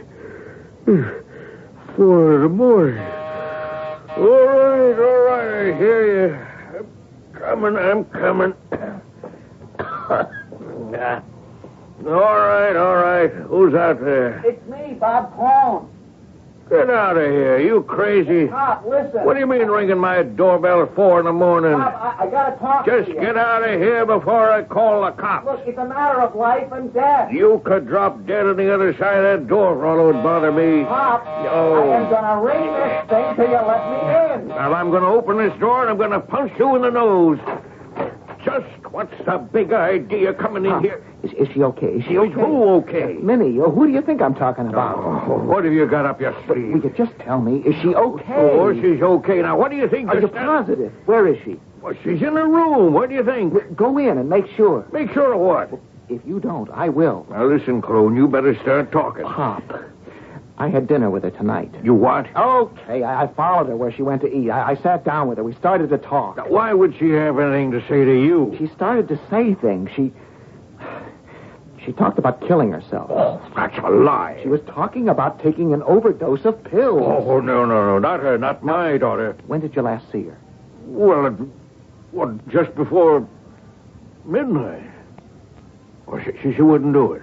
Pop, it's been bothering me. I couldn't rest. Will you go look at her? No, nobody in my family will do that. Pop. Listen, you come with me.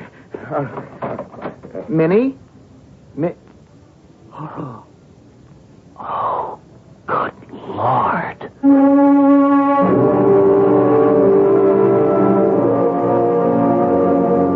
In the midst of life, there is something about the young, the strong, the beautiful, something so transient, something so tragic. She lies there, her breath coming more and more slowly, her pulses failing. And some of you absolutely unreconstructed cynics in our audience are saying, oh, they wouldn't kill her off in the first act. Well, maybe we will, and maybe we won't. Why don't you wait till the second act, huh?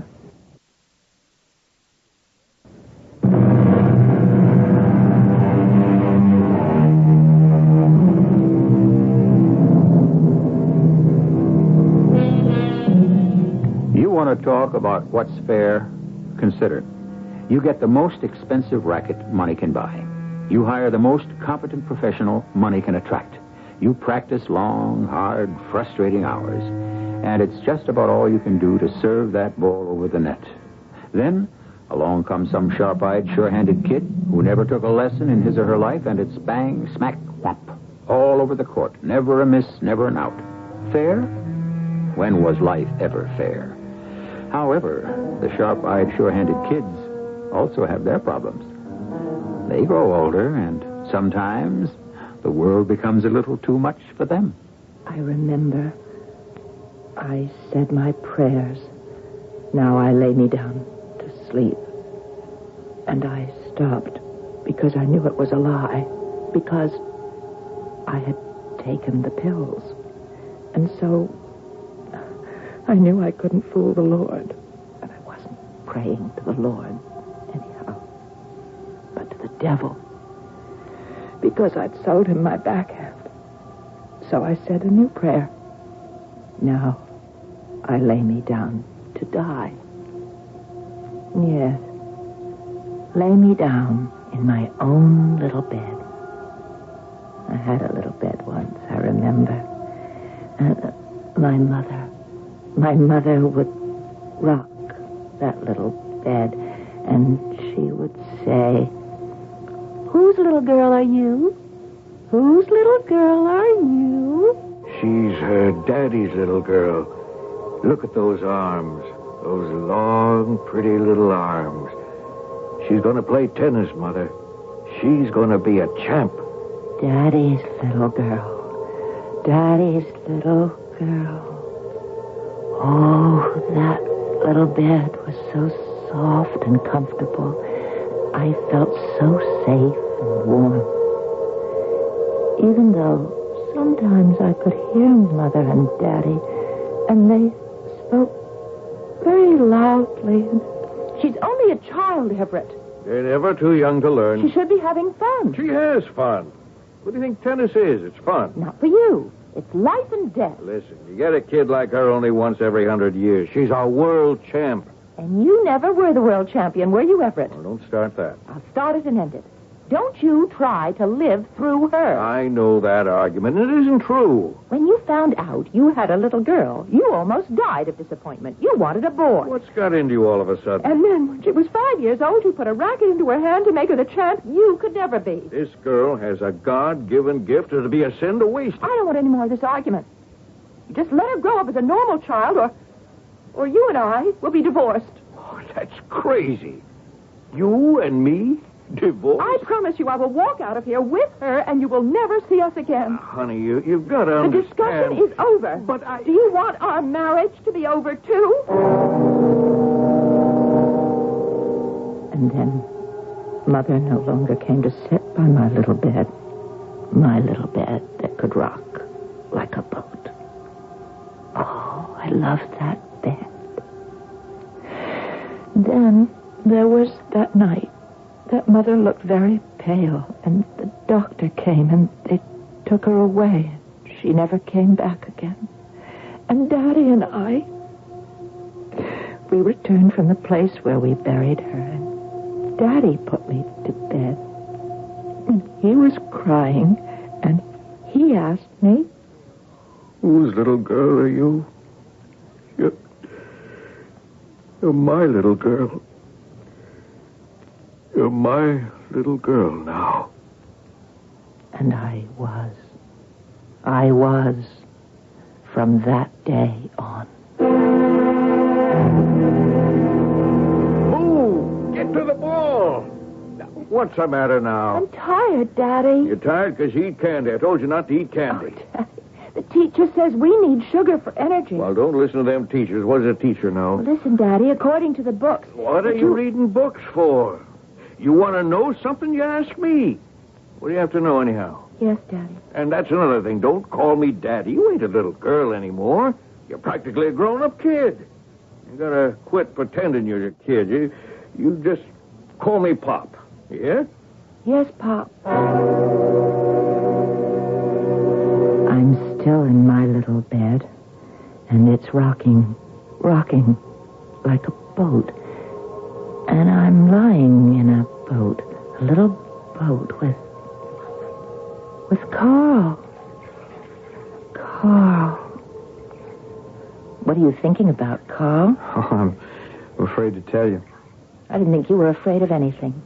You football heroes. Oh, that's not true. Us football heroes, we're usually afraid of everything. That's why we become heroes. Fool everybody. Is that true? And you won't play pro ball? Sure, it's true. But that's where the money is. Well, there's money in chemistry. And that's what I want to do. Oh, but how can you even compare? Well, I played football only so I could go to college. Now I have to spend all my time with chemistry. But you could do both. Do you do both? Well, what do you mean by both? Well, do you do anything else besides tennis? What else is there? Well, could there be me? Well, of course there's you. I love you, Carl. You love me enough to give up tennis?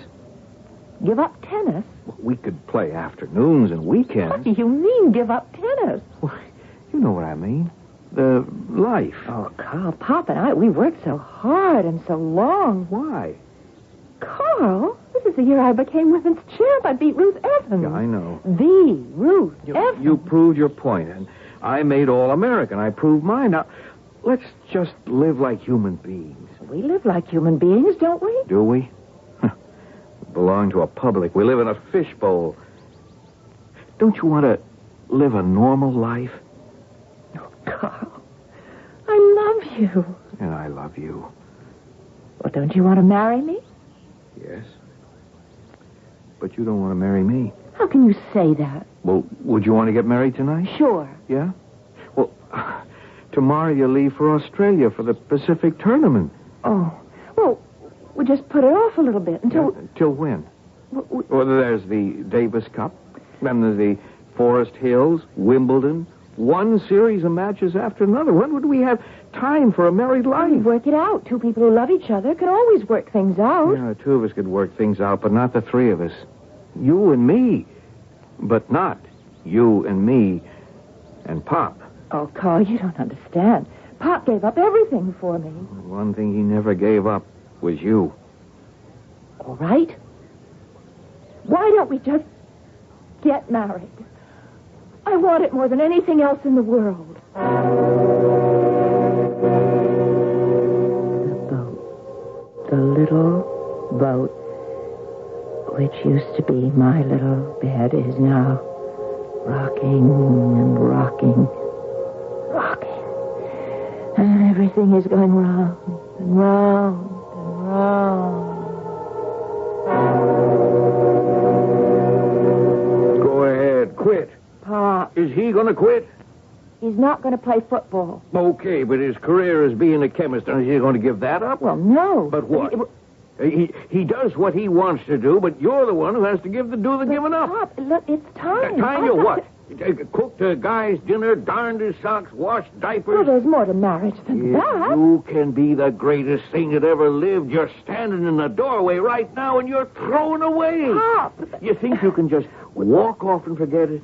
Now, look, every time you read the sports page, you'll hate yourself. And then you'll hate him because he'll have made you Mrs. Carl Nobody. No, he wouldn't. I know you better than you know yourself. You're my little girl.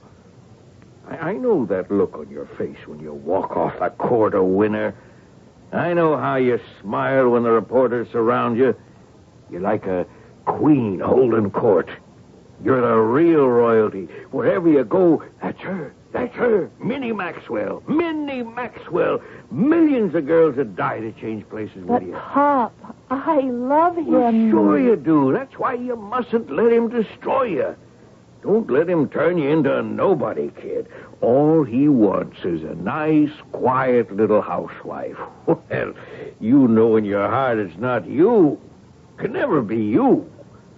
Not my little girl. And the boat spins wildly, and I'm afraid I'll fall out. And everything inside me, everything is coming together, being pushed together, being ground together. I'm frightened. I'm frightened. Hello, Miss Champion. Mind if I sit down?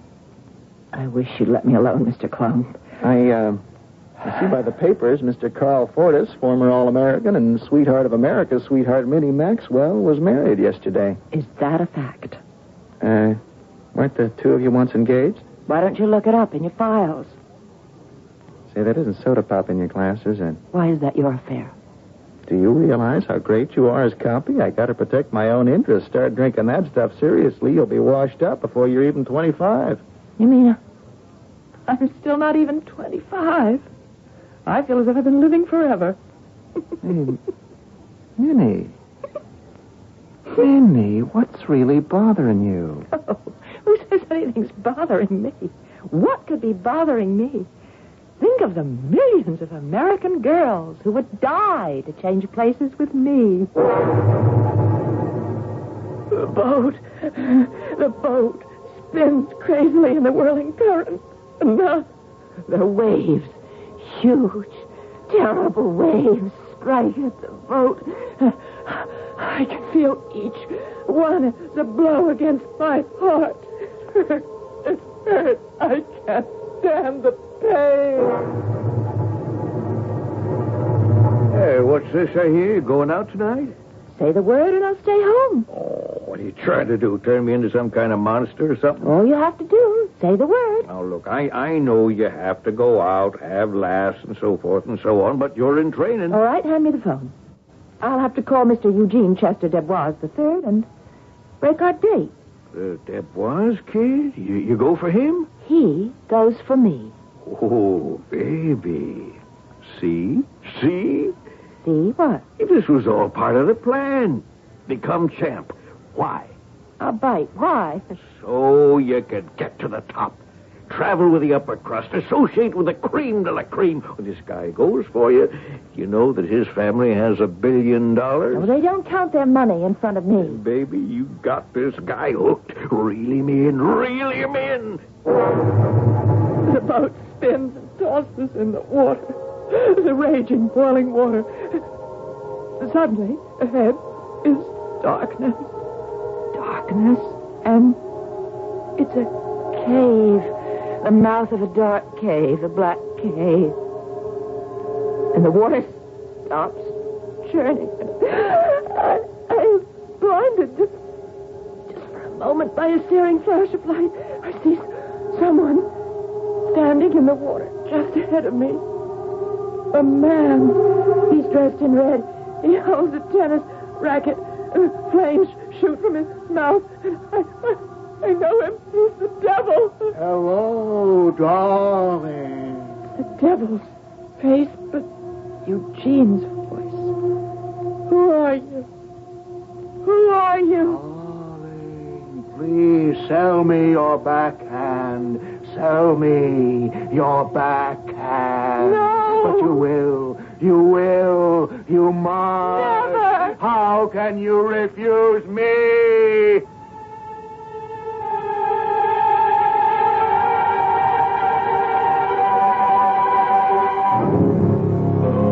Here we are on a nightmare journey, if that's what it is, with a terribly frightened young lady who may have taken too many pills. She sees the devil, or it looks like the devil. Anyhow, she's a champion tennis player, and he wants to buy her backhand. Well, you've heard stranger things than this on our program, haven't you? And the third act is on its way. The 1977 Buick Regal. It comes with Buick's terrific V6 engine. It carries 6 people and lots of Buick comfort. It's lean. It's maneuverable in city traffic. It's the most luxurious mid-sized car Buick builds. Yeah, this new Regal is pretty much everything a car should be, except for one thing. It isn't yours yet, but it can be. Just see your Buick dealer for a test drive soon. Just about everyone.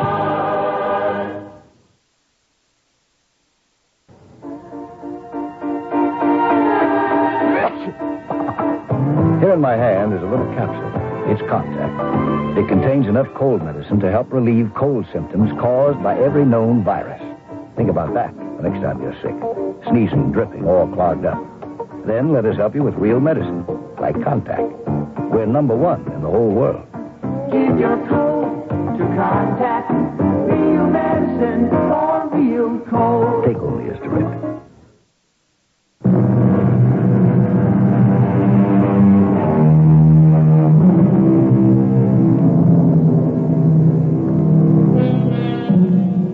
For the Colonel's Lady and Judy O'Grady, said Rudyard Kipling, are sisters under the skin, which is good small d democratic doctrine. All women are basically alike. Wealth and power, poverty and meekness, these are but the costumes women wear to emphasize an outward appearance. Minnie Maxwell was sitting on top of the world, adored, heaped with honors and wealth, blessed with talent and beauty, and yet, one night, she deliberately took enough pills to make sure she wouldn't awaken the following morning. A terrible storm has swept the boat into a dark, dank, frightening cave. And the devil stands before me, laughing. And he holds a tennis racket and he swings it. Backhand. Just like the one I had. Just like the one I had. Somebody help me, help me.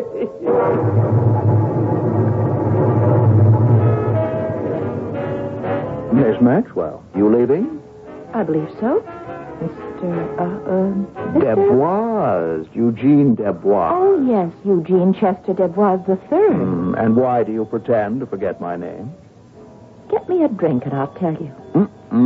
Too smart for that. If I let you out of my sight, you'll slip away. Why don't we both slip away, get away from the sound of that alleged orchestra? Why, those are the most distinguished jazz musicians in the country. I'm not impressed. You know, Miss Maxwell, we could be good for each other. We're both supposed to be sitting on top of the world, yet we're both very unhappy. Speak for yourself. Oh? Are you happy? No. Not really. I see it in your eyes. What do you see in my eyes? What I see in my own. A feeling of having been cheated. Cheated? Of what? Oh, life, I guess. I don't think I was cheated. Well, then, why do you drink? Why? And why do I gamble? It's terrible with me. I'm compulsive. Let's save each other. You're crazy. Sure, I'm crazy. But we crazy people, we're the hope of the world. Some hope. Help me. I'm alone. All alone. And now it's dark. It's dark again. And if no one will help me, I'll die. I'll go into the dark. Die. Oh, help me, please. Somebody help me. Eugene. Are you, alone? Yes, Pop's at a dinner. Wait a minute. He's at your dinner. He's at your bachelor dinner. That's right. Why aren't you there, Eugene? It's all right. No one will miss me. Minnie, I need $50,000. Oh. Now, let me explain. You think I'm a millionaire. Aren't you? Well, quite a few times over. Then what's your problem? Well, the money's all tied up. I can't get at it. What are you trying to say to me? Well, I told you. I have a weakness. Gambling. Eugene, I thought we agreed. Yes, we did. But it's like a disease. You try to kill it with antibiotics, but sometimes a little bit still stays in your system. I borrowed some money from people who can become very dangerous if you don't pay them back on time. Yes? I took some negotiable bonds from the office. Oh, Eugene. Bonds that are entrusted to me. I cashed them, and there's going to be an audit the day after tomorrow. I have to cover them. But surely... No. You don't know how it is. You see, I can't go to my mother. But... My mother has disowned me on account of you. Oh. At the office, in the company, they would love it for me to be disgraced. Why? Deboise and company. They hated my father because he knew everything. They have contempt for me because I know practically nothing. Darling, lend me the $50,000. I don't have it. Well, you must have at least 10 times that much. But I don't have it where I could raise it by the day after tomorrow. And I can't raise it at all without telling Pop why. Oh, no. You can't tell him why. But isn't there anyone you can borrow from? Well, not on such short notice. Minnie, we love each other. We need each other. Save me from disgrace. I can't. Well, if you love me, you'll save me. Well, tell me how. Well, there is a way. The only way. What is it? You have a match with Ruth Evans tomorrow. Yes? Lose it. Lose it? Yes, you're the favorite. Lose the match? Deliberately? Oh, good Lord, what is it, a tennis game? You want me to purposely lose the match? Well, it's only a game. A game? Darling, remember how we talked late at night? Well, you were drinking then. I saved you from that. I convinced you it was only a game. I saved you. I saved you. Minnie, now you got to save me. But I can't. Darling, my beloved, as heaven is my witness, I'll never gamble again. It'll be our secret. No one else will ever know. Now, look, I'll place the bets quietly in small amounts all over the country. And all we're going to win is the $50,000. I owe everything I've got to tennis. What have you got? In this whole world, who have you got? Just me. Listen, no matter what she says, your mother won't let you go to jail. She'll make up the money. Oh, of course she will, but I'll be disgraced. Please, Eugene. Now, look, why don't you do it for yourself, People are getting bored with you, Minnie. You're too good. You're too perfect. You're a machine. Show them you're human. Eugene, Lose one to Ruth Evans. You took the championship away from her. She hasn't beaten you since. Lose one to her, then beat her as often as you like. How can I lose to Ruthie Evans? Well, couldn't you have a little trouble on the court? We never have trouble on the court. Well, can't you be just a little bit off on your backhand? Well, it's my best shot. Yes, and when it's off, there's no way you can win. Oh, darling, it would be different if you really cared, but you're tired of tennis. You're fed up. You never wanted it to begin with. Just this once. Have a little bit of trouble with your backhand. And save my life. Fire. Fire in my body doesn't go out. The devil looks at me with fire darting from his eyes, and the fire reaches and touches my arm, my right arm. I try to draw it back, and now he laughs at me. He laughs as he shouts, "Give me your backhand! Give me your backhand!" Miss Maxwell, what happened out there? What happened to your backhand, Minnie, Miss Maxwell? how in the world did Ruthie Evans ever beat you? Look, she's tired. Give her a break. There'll be a statement in due time. Now, just leave her get some rest. Oh, murders. They'll kill you for a story. Baby, what happened out there? I don't know. You didn't return a backhand shot all match. I know. And when she got wise to it, that's all she fed you. I know. Well, what happened? You own that shot. What happened? I don't know. Well, I know. Tomorrow morning, 6 o'clock, we're out on the practice court. We'll have to start all over again. Now, we're not seeing any reporters. It's me, Eugene. Oh, well, come in. Come on in. Minnie, my darling, I know how you must feel. Now, you try to cheer her up, huh? Everything's all right now. Everything. Is it? Oh, yes, darling, yes. You don't have to be a champ for him. She wins it back next time out. I'll never win another match as long as I live. Darling. Oh, it's okay. She's just had a bad I have day. no backhand. I don't have a backhand anymore. My arm, when I bring it across my body. Look, Daddy. My arm feels dead.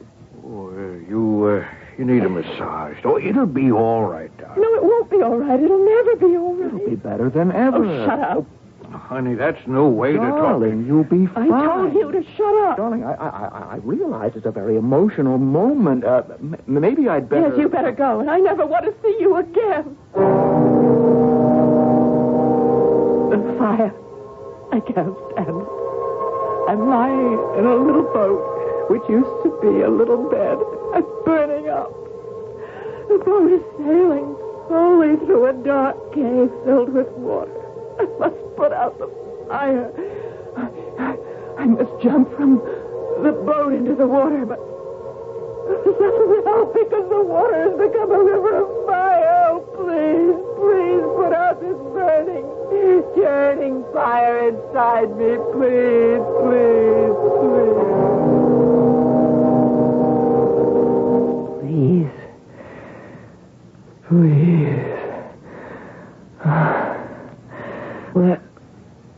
Where am I? In the hospital. The hospital? Why? Why would I be in a... You don't remember? Oh, yes, no. I remember. How do you feel, honey? Terrible. Well, you should. They worked you over pretty good. So, you sold the backhand, huh? Pop, what? You did a lot of talking. Did I? And once you sell something you own that way to that certain party, you can never buy it back. I guess not. You were a great little girl when you had it. Did you know something? You're going to be even greater without it. Oh, Bob, do you mean that? I'm sorry, honey. It was my fault. Your mother was right. I did it for myself. But I love you, Minnie. I'm still your little girl, Daddy. I don't think that can work out anymore. Why not? Well, Bob Clone was with me all this time, and he heard everything you said. Clone? He'll broadcast it. You know him. Well, there's one way to shut him up, I guess. You'll have to marry him.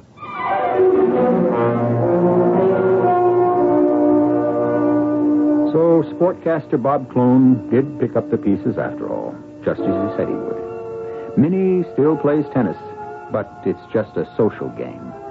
And you know something? When she plays that kind of tennis, there's absolutely nothing wrong with her backhand. It's even better than ever. I shall be back very shortly.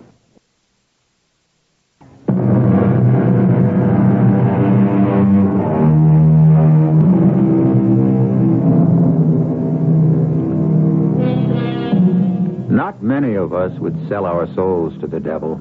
The soul is very important, very mysterious, and vital, not just to this life, but to eternity.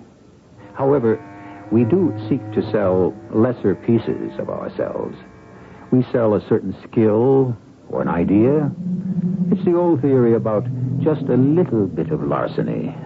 The fact is, the penalty is just as great. So, if you're going to do it, go all the way. Our cast included Marion Seldes, Russell Horton, and Bill Griffiths. The entire production was under the direction of Hyman Brown. And now, a preview of our next tale. I left Lizzie on the old logging road. We can make our getaway that way. Splendid. Give me a moment only, and I shall join you. Now, it ain't gonna pay to hang around. I have no intention of leaving this beautiful brood to federal agents who deny a man the right to make a, if not totally honest, at least an honorable living. Do you have to talk so much? A point well taken, Newby. No further talk, only action. Here, you carry the drum, and we'll unroll it as we go. Well, what's the wire for? It isn't a wire, it's a fuse. Keep unrolling. Well, I don't understand. Ours not to reason why, ours but to do or die. Or at least do. Here we are at the car, and I see the fuse is completely unrolled. You have a match, Newby? Why, sure, Reb. Here you are. I thank you kindly. You gonna blow up the steel? The fortunes of war. Radio Mystery Theater was sponsored in part by Contact, the 12-hour cold capsule, and Buick Motor Division. This is E.G. Marshall inviting you to return to our Mystery Theater for another adventure in the macabre. Until next time, pleasant dreams.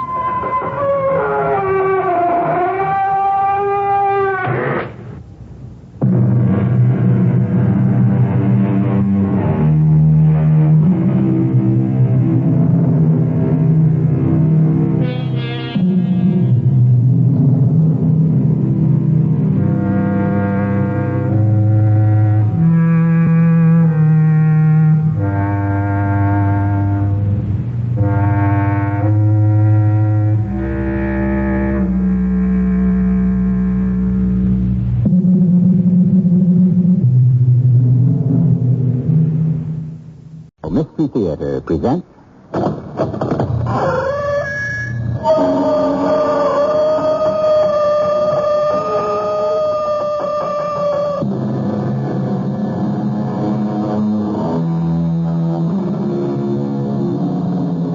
Come in. Welcome. I'm E.G. Marshall. Let me tell you about John Brown. Tall, slender, prematurely gray. He's been a shepherd, a tanner, a farmer, a surveyor. He was undoubtedly the man who lit the fuse which started the war of brother against brother in America. A man who hated bloodshed, yet took up arms against his own country to free all slaves. How and why John Brown believed himself the chosen one is the mystery of a soul we will explore today. Something's hanging from that tree. It's a Negro. Great Lord in heaven. Father, you know who it is? Talbot. He worked at Huffmaster's across the road. He hanged himself. You sure he wasn't strung up? I'm sure. He came to see me this morning. He said his wife had been sold to a man in New Orleans. I said to him, will you join our company? And Talbot said, no, I don't have anything to live for now.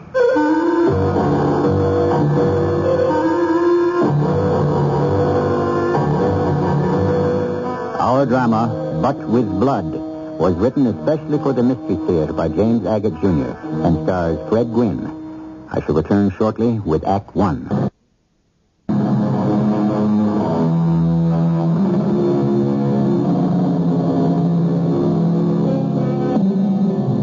It is just before dawn. The Civil War hasn't started yet, but it will.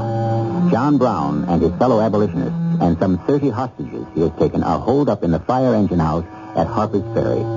Colonel Robert E. Lee, the Marines, the militia, troops from Charlestown, Martinsburg, Shepherdstown, and Fredericksburg surround the brick building. Inside, the man whose only aim in life is to free the slaves calmly commands his handful of men. Down! Down! Heads out of sight! A quick look from your window. If they fire, return the shot. Or if someone's taking aim, pick them off. Thompson, keep low till you're loaded and ready. Yes, Mr. Brown. Father, we can't hold them off. There's no hope. Let's give the white flag one more try. We tried it, Oliver. Nothing doing.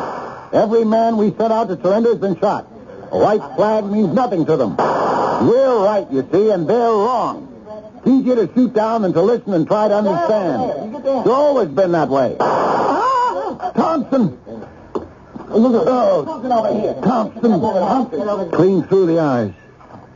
Dear Lord, comfort this man's soul and take care of him. Father, why are we going on with this? It's only a question of time before they rush us. That'll be the end. I'll tell you why, Oliver. Because we are independent and equal, and we have declared it. Please, Mr. Brown, sir, I want to surrender. Don't you understand it's better to die for a reason than live for none? I don't want to die. Now, where's that written? Who wrote that, God? We wrote it when we declared our independence. Father, you told the others to get down. Now, don't you stand up there like that. All men are created equal. They are endowed by their Creator with certain unalienable rights. Father, get down! Among them are life, liberty, and the pursuit of happiness. That whenever any government becomes destructive of these ends, Father, it is the right of the people to alter and abolish it. That's what we're doing by trying to abolish slavery. Now take courage, all of you. God is on our side. Father! Father! Where is he? In your chest? Let me. The pain will pass. Oh, Lord in heaven. Who would have thought I should die so far from home? Father? Father, can you hear me? He's breathing very slowly. I've got his shirt open. Oh, he's been shot in the chest. Dear Lord, I obeyed all your commandments. It is too soon. Too much is left undone. I cannot come to you yet. The young who are being taught slavery of the Negro is a fact of life. They are being led into hell. That school in Connecticut. When was I there? Oh, Lord God, 100 years ago. We are fortunate to have as our guest speaker Mr. John Brown, the gentleman beside me. I'll begin by asking all of you some questions. How many of you have read Uncle Tom's Cabin? Show of hands. No one. Well, read it. It tells a true story that you should be told of the atrocious and sacrilegious system of breeding human beings for sale and trading them like cattle in the market. If you were born in Africa yesterday, you might command a good price in New Orleans tomorrow. We would, sir. 80,000 human beings raised every year and sold to the highest bidder. It's an evil, a great curse. A great curse. Father, it's Oliver. Oh, and I think the wound in his chest has stopped bleeding. Father, can you hear me? It's me, your son, Oliver. Is that you, Oliver? Who is that? The militia has spread men all around the firehouse. Father, I'm going out with a flag of truce before we're all killed. Force is not the way to end slavery. Fire with fire. Force is the only way. You remember? Remember Mary Ann. You were the strong one. John, what is it? Why don't you finish your dinner? I'm just thinking, Mary Ann. You used to like my bacon and cabbage. What are you thinking about? To everything there is a season. Oh, Father, not the Bible when we're eating. Oliver, you behave yourself. A time to be born, time to die, time to plant, time to pluck up that which is planted. Oliver, that's in the Ecclesiastes. Yes, we know that, Mother. Oh, and Jason, and you too, Oliver. You pay attention to your father.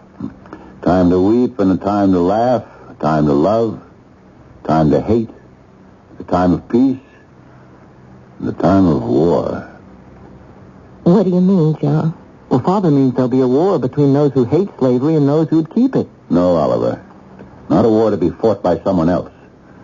But a force of arms to be used by me, and you, my sons, their wives, and my Mary Ann. Push aside your chairs from the table and kneel with me.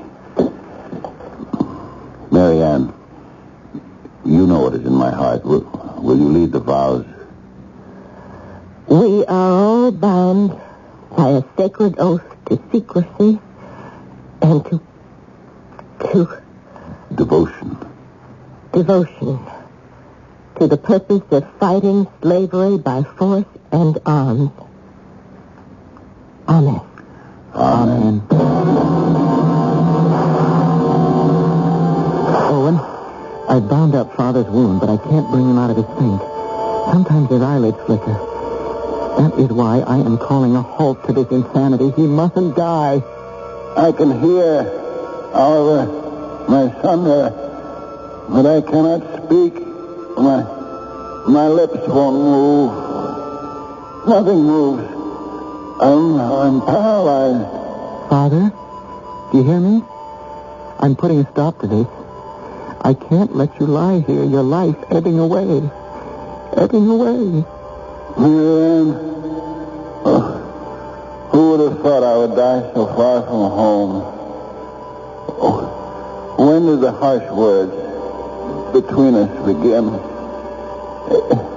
It was your fear that spoke, not your heart. Do you remember Kansas, Marianne? We should never have come here, John. Kansas is closer to hell than I want to be. How is our little boy feeling now? John Jr. is so brave. Yes, he is, my dear.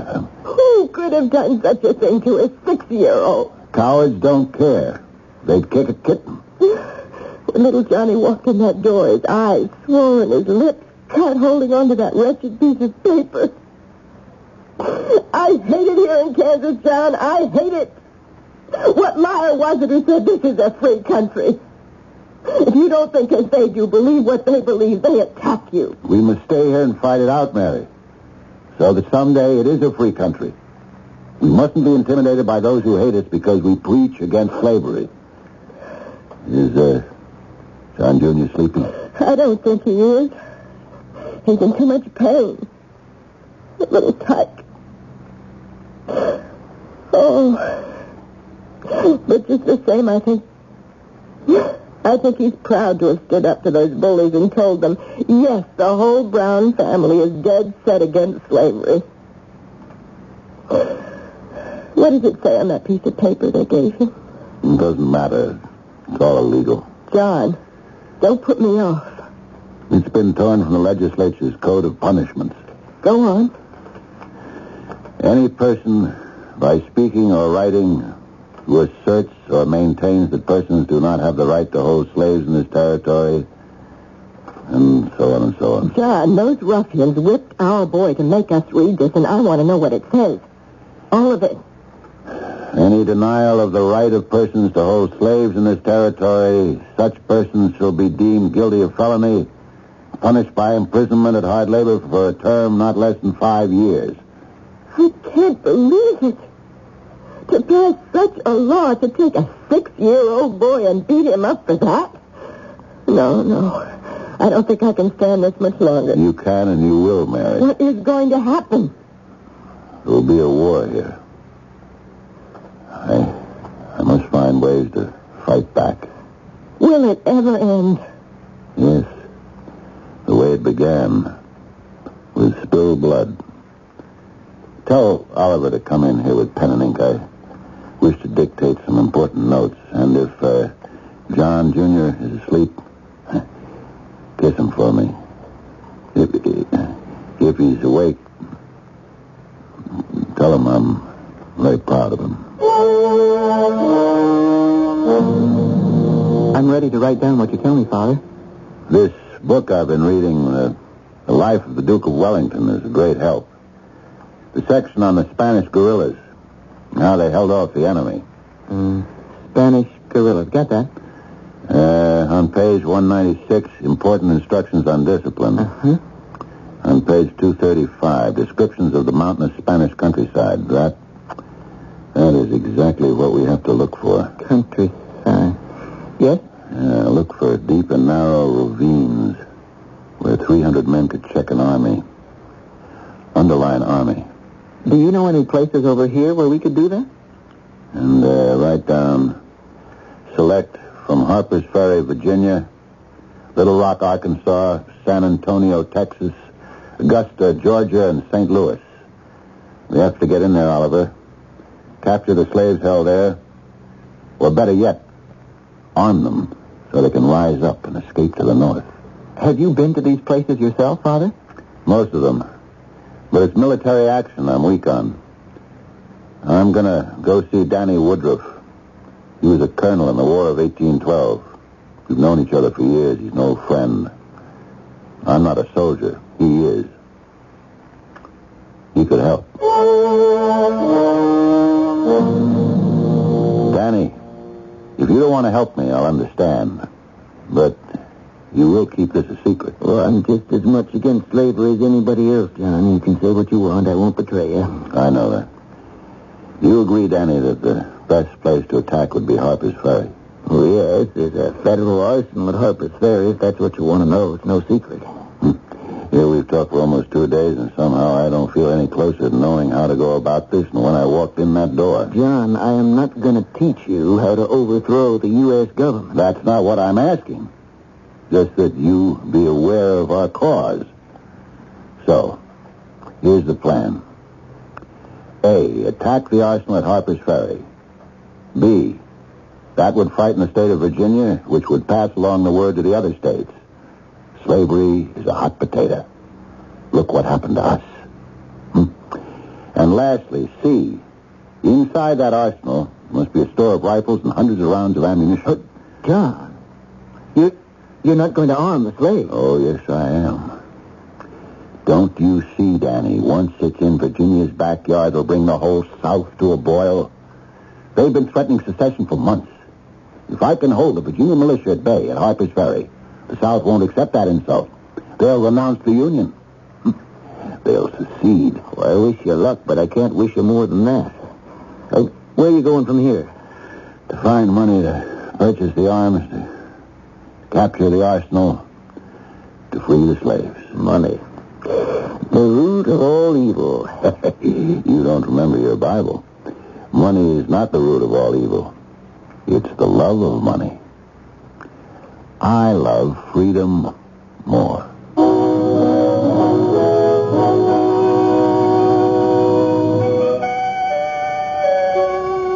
We don't have to look further than today's headlines to read about those who take the law into their own hands. Today, we admit the righteousness of John Brown. Is it because we have become more humane? Now the only trick remaining is for humanity and the law to go hand in hand, so that the law becomes not the people's enemy, but its best friend.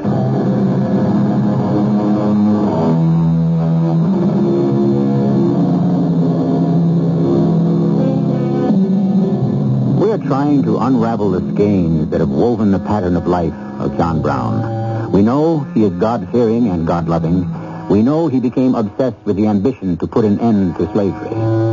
It is now June of 1859, about the time he decided to go underground and to change his very name. You see the need for it, don't you, Oliver? Well, I think so, Father, because of the danger. Because there must not be danger. Our reputation in Kansas must not be known in Virginia. So, it's definite, then? Harper's Ferry, yes. John Henry Cagney endorses it, too. He knows Virginia very well, and he says the town can be taken. It's the plan we worked on? Yes. Hold the town hostage until the North comes to our rescue. Keep making night raids, freeing slaves, then ducking back the arsenal. Do we have enough men to do it? Not yet. Or enough money to buy arms. But I'm hopeful. Well, of course, once we take the arsenal, there'll be plenty of rifles. Do you think our friends up north will see that slavery is something to fight for? How can they avoid it? A war between North and South? A civil war? Is that what you want, Father? We're fighting God's war. And we're the advanced scouts. And the front-line troops. I hope your plans work out. I tell you, Oliver, first night I give the signal, 200 slaves will rise up. Maybe as many as 500. I'll arm half of them, and we'll make a run for the arsenal. Whatever guns and ammunition we can't carry off, we'll destroy the rest so they can't be used against us. But you said we'd use the arsenal as a headquarters. Now you say we'll carry the arms away. We'll have to act according to the situation. Father, have you honestly thought this through? Harper's Ferry is a federal munitions factory and storehouse. They'll be sending troops down from Washington. Let them. If we have to, we'll move back to the Alleghenies and hold out there. Don't you see? We're carrying the torch. The whole North is going to see the light. Make sure the pro-slavery states are overthrown. All right, if you say so. Well, what's first? First off, find a place to live not too far from Harper's Ferry. Large enough for our little provisional army. Across the river from Virginia and Maryland. That's where we'll look. You, Owen, and I. I'm ready. I'm sure Owen is, too. We'll find some hotel down there as a base while we're looking. Now, you said something about changing our names? We'll register as I. Smith and Sons. Smith? You couldn't have a plainer name. Could be the name of any man or every man. I guess. Yeah, I. Smith. You would also do for all men. Gentlemen, allow me to introduce myself. John C. Unseld. I noticed the three of you walking through the fields here, and I said to myself, I haven't seen these men before in these parts. They must be strangers in Maryland. Perhaps I can help them. My name is Smith, Mr. Unseld. My two sons, Oliver and Owen. I see you're carrying surveying instruments. You prospecting for gold or silver? Neither, Mr. Unseld. We're out looking for land. We want to buy land. Well, Dr. Kennedy passed away, and his family is looking to sell. About 4 miles from here. Would they consider renting? We might. Best way to get to know a place, I always say. Uh-huh. Should we have a look, boys? I'd like that, Father. Be glad to take you there.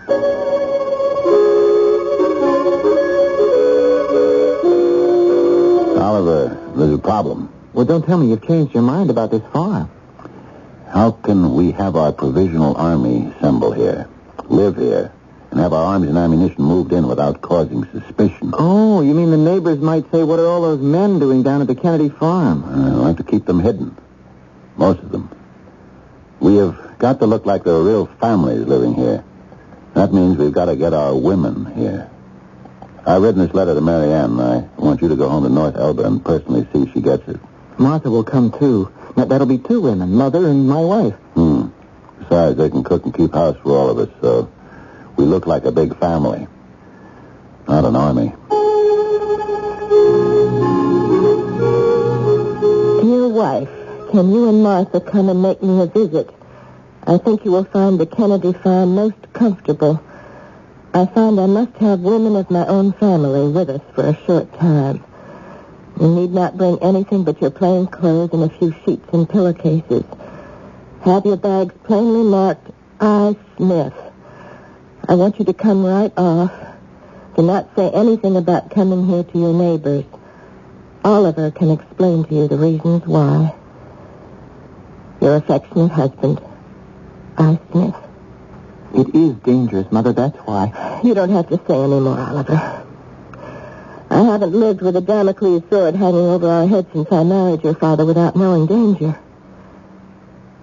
His provisional army, when are they coming down? When Father gives the word, soon I expect.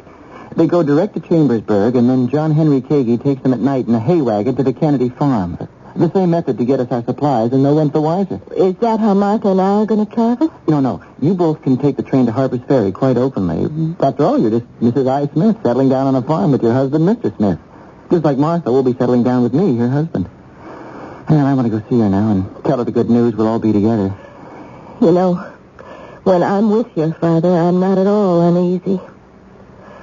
You worry less when you know what you're worrying about.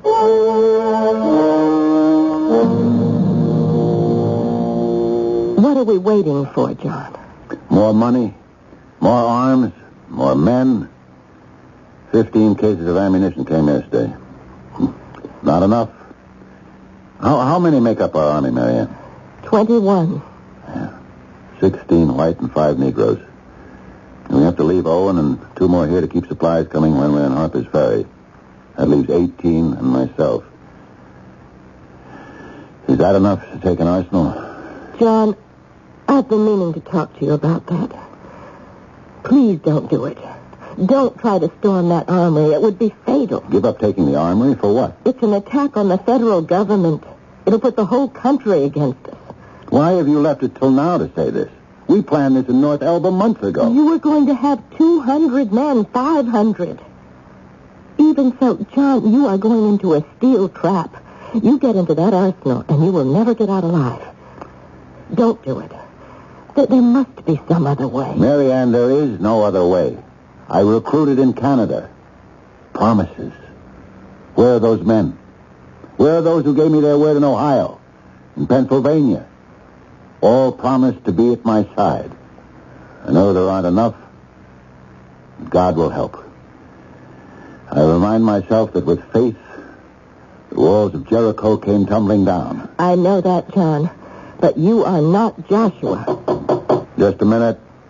Mr. Brown, I got a letter I want you to see. It's me, Bill Denby. I'd push it under the door.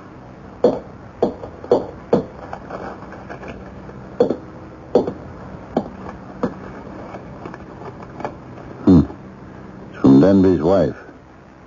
I know what it says. Makes my resolve even greater. Because Bill is a Negro? Because he's one of 5 Negroes, all of whom had escaped slavery, and still they came back here with me to fight it. I'd like to read his wife's letter. Here.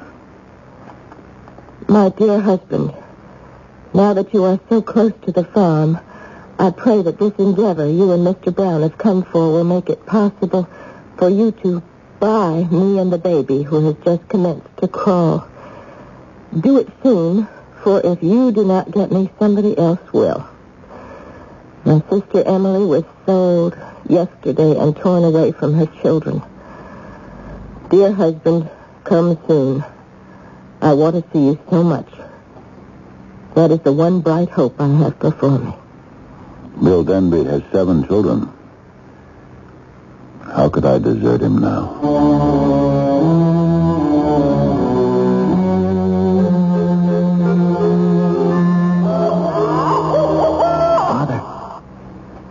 Father, wake up.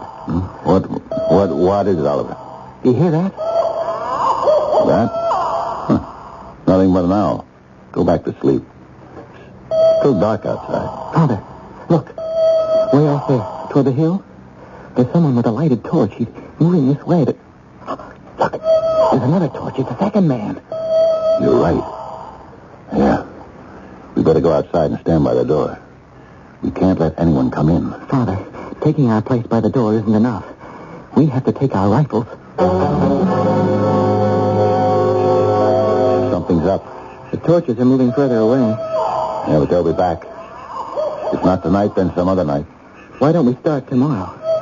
Do it. Why wait any longer? Yeah, take Harper's Ferry. We haven't as much as $5 left. The men will have to go out and work somewhere if we haven't got the money to feed them.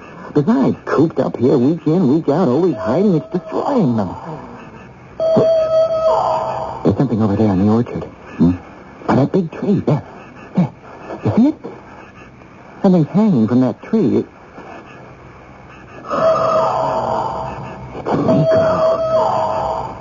Great Lord in heaven. Father. It's Talbot. He worked at Huffmaster's across the road. He's hanged himself. You sure he wasn't strung up?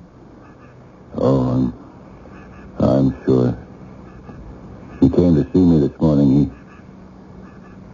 He said his wife had been sold to a man in New Orleans. I said to him, will you join us? And he said, no, I don't have anything to live for now.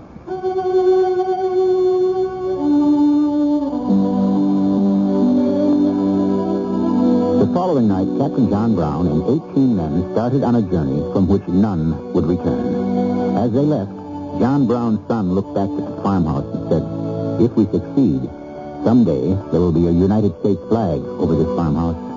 If we do not, it will be considered a den of land pirates and thieves. I shall return shortly with Act 3.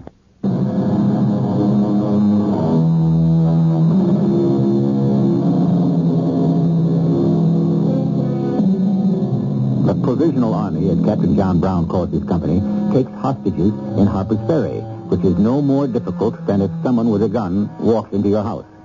Then the little army forces their entry into the arsenal with a threat and a crowbar.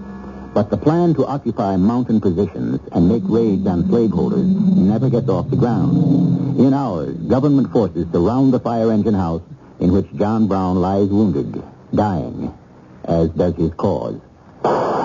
We're wrapped in a trap. Why didn't we leave when we had a chance? We awakened the whole country. Now they're shooting at us like traitors.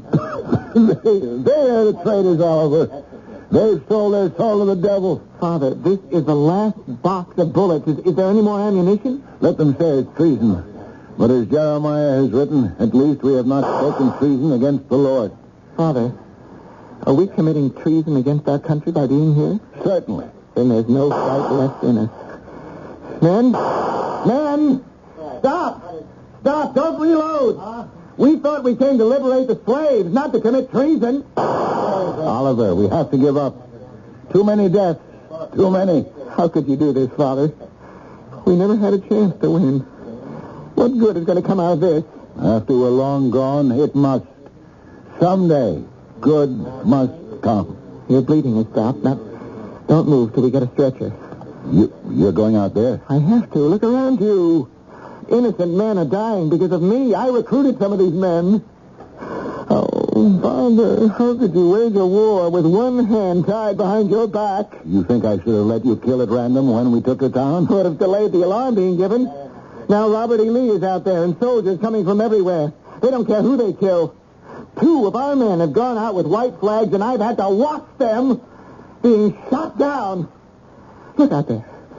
Look out there. They've got a long ladder. 12 men. They're going to use it as a battering ram to break down the doors. Father, everything is lost. For the Lord's sake, let's save ourselves. Give me a white shirt, somebody. Something white, a large handkerchief, anything. I'll get out there before they break down the doors. Stop. Stop. We surrender. Look, I have a white shirt. Oliver.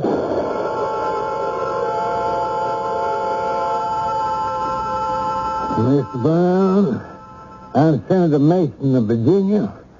I understand you have been looked at by a doctor here at Harper's Ferry, and he says you're well enough to submit to a few questions. Senator, I came as quickly as I could. I received a wire from the President to conduct a preliminary inquiry.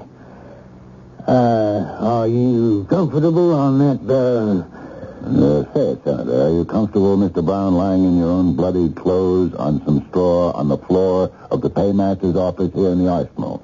Say it. Marshal, disregard that from the prisoner. Among the other gentlemen here in this office is Colonel Washington and Governor Wise.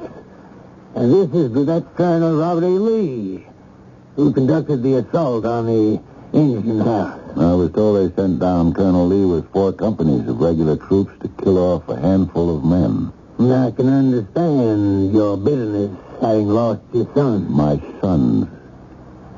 4 sons who died between here and Kansas. Oh. Can you tell us who furnished money for your expedition? I furnished most of it myself. I cannot implicate others. It is my own folly that I have been taken. You'd have us believe this is all your idea? That no one sent you to Harper's Ferry? It was my own prompting and that of my maker. Or that of the devils, whichever you please to ascribe it to. How many are engaged with you in this movement? Any questions that I can honorably answer, I will. Not otherwise. I value my word, sir. What was your object in coming? We came to free the slaves. Only that. Mr. Brown, how do you justify your act? I think, my friend, you are the guilty one. Guilty of a great wrong against God and humanity. I say it without wishing to be offensive. I feel it is right for anyone to interfere with you so far as to free those you willfully and wickedly hold in bondage. I do not say this insultingly, Senator. I understand that. I think I did right, and that others will do right to interfere with you at any time and all times. This military organization of yours, you were the commander-in-chief? I was so chosen. Do you consider this a religious movement? It is, in my opinion, the greatest service a man can render to God. Who are your advisors in this movement? I cannot answer that. I am not alone in my deep feelings for those oppressed by the slave system. No, I don't suppose you are. Their cry of distress is the only thing that prompted me to come here. Why did you do it secretly? Because I thought that necessary to success. No other reason. Is there anything further that you wish to say? All of you people of the South had better prepare yourselves. The sooner you are prepared, the better. Oh, you can dispose of me very easily. I'm nearly disposed of now. But as for the Negro question, the end of that is not yet. Suppose you had every Negro in the United States, Mr. Brown. What would you do with them? Set them free. I think you are fanatical, sir. And I think you are fanatical, sir. Whom the gods would destroy, they first make mad. And you are mad. Mr. Brown, the silver of your hair is reddened by the blood of crime. Where are you? I should think about eternity. Help me to my feet, someone. I wish to address the senator from Virginia, standing up to him.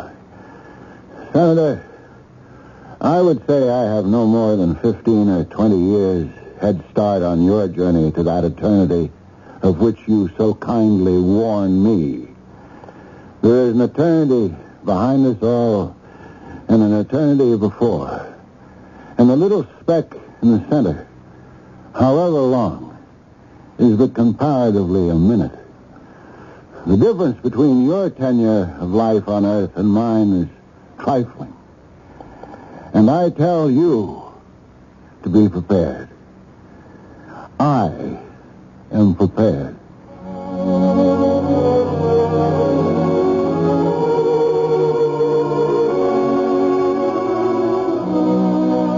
Let me have supper with you tonight, John.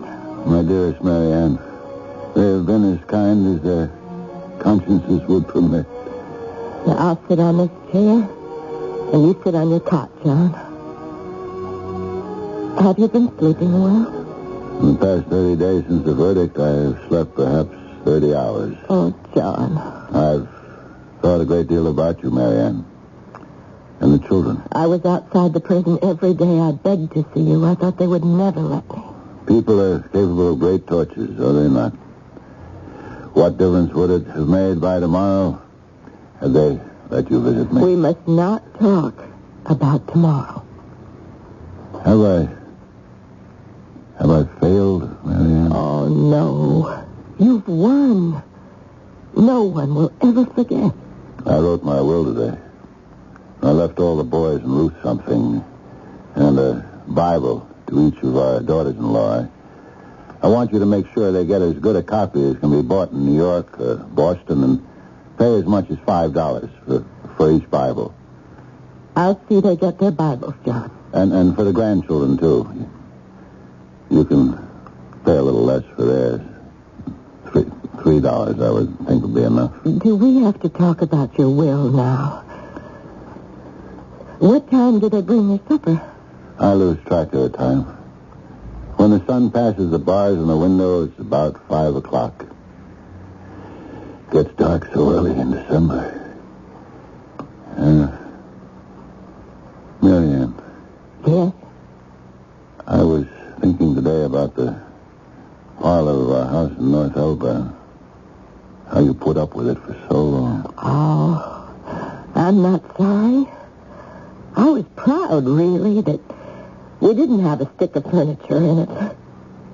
You know, people would come to the house when you were away, and they'd look around at there not being a chair to sit on. And I'd say, the money my husband and I would have used to furnish our parlor, we gave it all to fugitive slaves.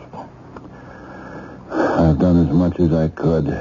John, don't let our last hours together make me remember you with pity. Am I pitying myself? It's not for you to say how much or how little you've accomplished. A greater judge will pass sentence, and he will say, John Brown, you belong with the angels. My dear wife, you always exaggerated my better qualities. I saw only those, John. How are the youngsters?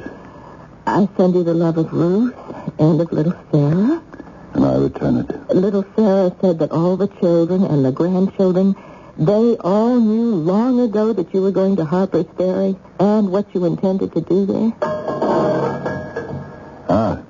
Supper for us both. Bring it in, jailer. This is my wife, Marianne. Oh, how do? Set the tray down on the table, will you please? I can't remember when my husband and I were able to be together and enjoy a nice, quiet supper. There was always something to do. Now, there is nothing to be done, and we can sit here and eat and talk and remember the old times.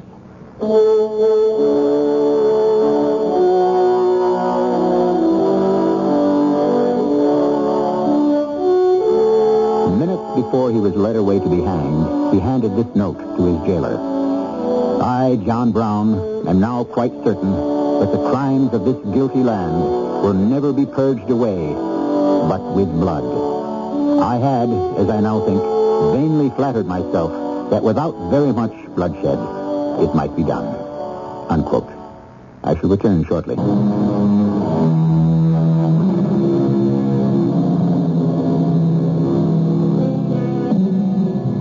On the following July the 4th, the great Henry David Thoreau stood at a house in North Elba and spoke of the last 6 months of John Brown's life. It was meteor-like, said Thoreau, flashing through the darkness in which we live. I know of nothing so miraculous in our history. I meet him at every turn. He is more alive today than he ever was. He has earned immortality. He is no longer working in secret. He works in public and in the clearest light that shines on this land. Our cast included Fred Gwynn, Terry Keane, Russell Horton, and Robert Dryden. The entire production was under the direction of Hyman Brown. And now, a preview of our next tale. Harold, you come in here and call me a dumb machine to my face. Alice, keep out of this. I've got a visitor. I don't care who you're talking to. I am not a damn machine. Well, I'm sorry. I didn't know you had someone in there. No, it's not someone. It's just Alice. Oh, Mrs. Haberman. I don't see any mention here of a wife.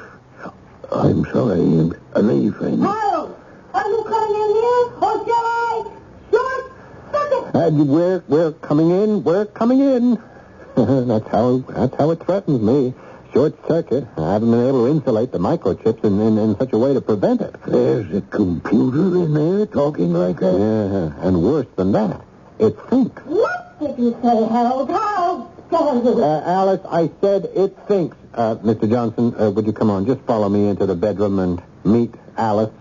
This is E.G. Marshall inviting you to return to our Mystery Theater for another adventure in the macabre. Until next time, pleasant dreams.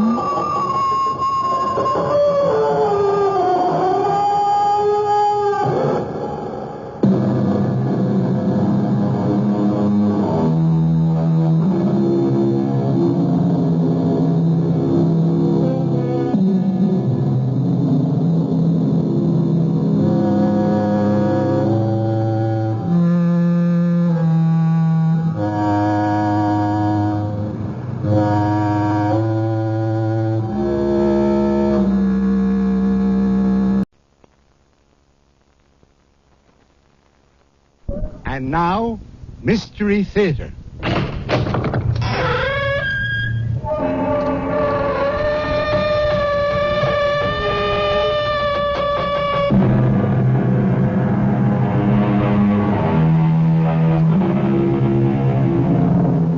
Come in. Welcome. I'm E.G. Marshall. And, as you may suspect, I have a tale to tell. A tale full of sound and terror and signifying... Well, I'll have to leave that to you. And I also ask your indulgence when I personalize this strange riddle, because this story was brought directly to me. Ever since I've been your host on this series, I have the feeling that you expect me to be an expert on the macabre. But I must confess to a sense of surprise when I was buttonholed by a young man the other day who said, "Excuse me, Mr. Marshall, but I have a coffin that I'm sure will interest you." You cannot frighten me. I am not leaving this graveyard until I get to the bottom of this. I warn you, your persistence will be your destruction. I still trust in the Lord. Where's that music coming from? From beyond the grave. Is it Judgment Day? No. Then you talk nonsense. The dead will rise. The Lord will summon his elect to meet him in the clouds. But until that day, the dead remain buried.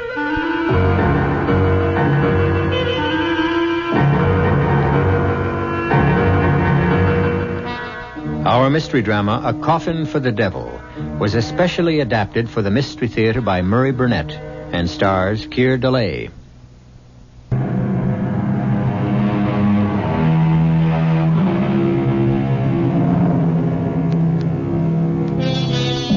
What do you do when a perfect stranger tells you he has a coffin which might interest you?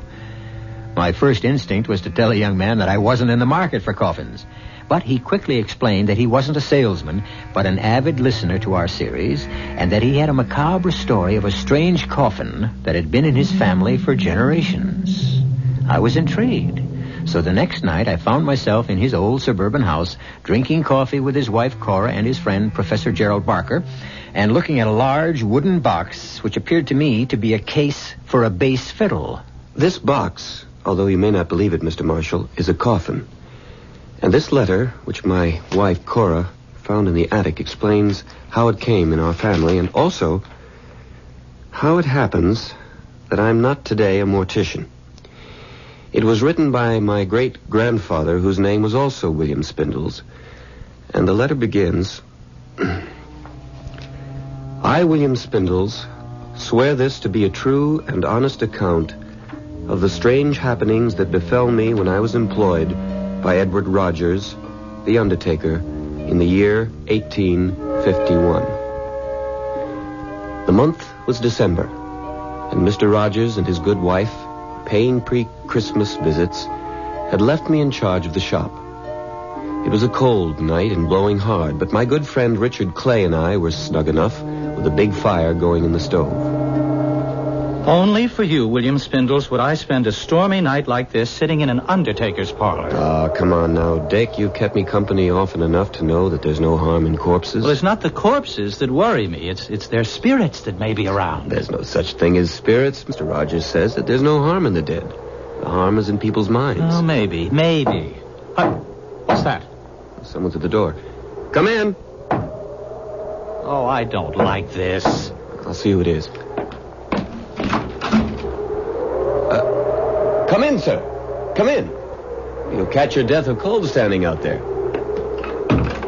I'm sorry to disturb you on a night like this, but my need is urgent. I require a coffin. Yes, sir. Did you have a particular type in mind? Very particular. I know exactly what I need. Well, we have a complete stock in the next room. Now, if you'll follow me... No need. You won't have it in stock. We carry the most complete line in the state. That's why I have come here. Well, thank you. Now, if you'll tell me who the coffin is for, I'll be able to help you better. For me. For you? You mean it's for your own personal use? Exactly. I can see you're going to be busy, Bill, so I'll run along. Oh, no need to leave, Dick. This gentleman will have to come back tomorrow and see Mr. Rogers, so I cannot return. Well, Mr. Rogers is the proprietor, and I honestly believe you'll be better served if you'll wait for him. I can draw you the way the coffin must be. Here's $50. Will that cover it? But goodbye, Bill. I really must leave. Amy's expecting me.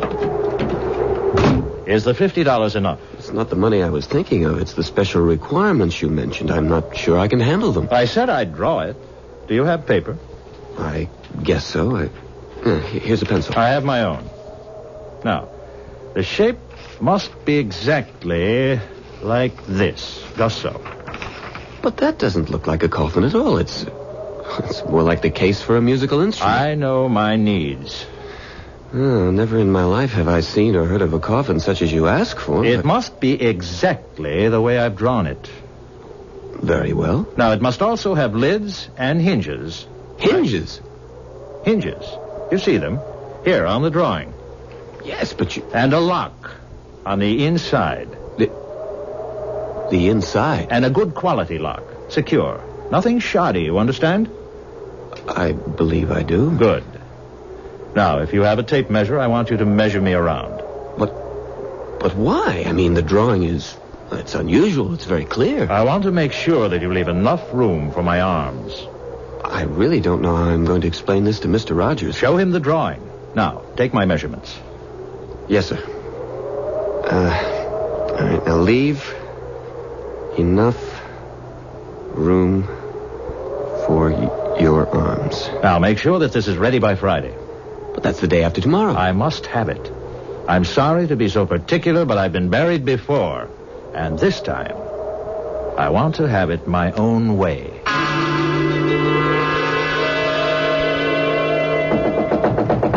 Bill!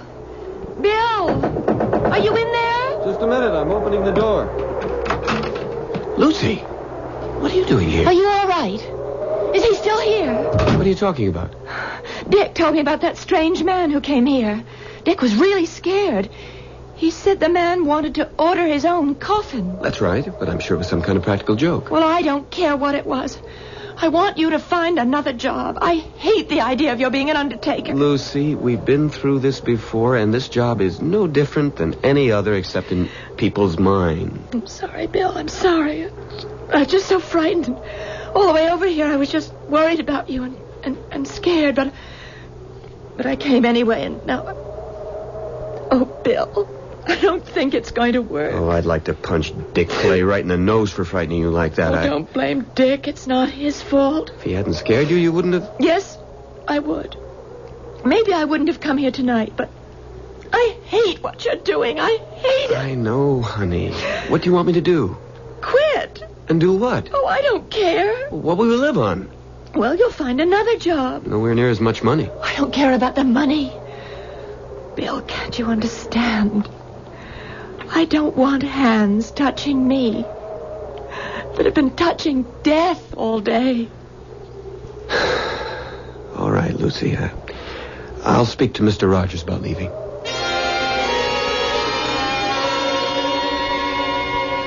Good morning, Bill. Good morning. Now, what's all this about some excitement you had here last night? Good morning, Mr. Rogers. I guess Dick Clay has been busy gossiping again. Well, I don't know whether it came from Dick or not, but I heard it from the barber. Some ridiculous claptrap about a walking cadaver ordering its own coffin. Well, sir, what happened was unusual. How so? Take a look at this. Hmm? This is a drawing made by the gentleman who ordered this coffin. Remarkable. It looks something like a carrying case for the bass fiddle. Yes, sir, it looks that way to me also. It must be ready tomorrow evening. You're worried about something, aren't you, Bill? Yes, sir. Something to do with this special order? I suppose so, in a way. Mr. Rogers, I'm sorry to tell you that I'm going to have to leave here. What? You mean because of last night? Only partially. It's really because of Lucy. Oh, I suppose she's upset about the idea of marrying a mortician. More than upset. She practically gave me a choice. Either this job or her. I wouldn't worry about that if I were you, Bill. You're not me, and you're not engaged to Lucy. I'm sorry, Bill. It's just that I've been there before. I had the same problem with Mrs. Rogers before we got married. Well, what did you do? Before I answer that, how do you feel about the business? I mean, would you stay on if Lucy would marry you? I think so. Bill, you know I have no son. No one to carry on.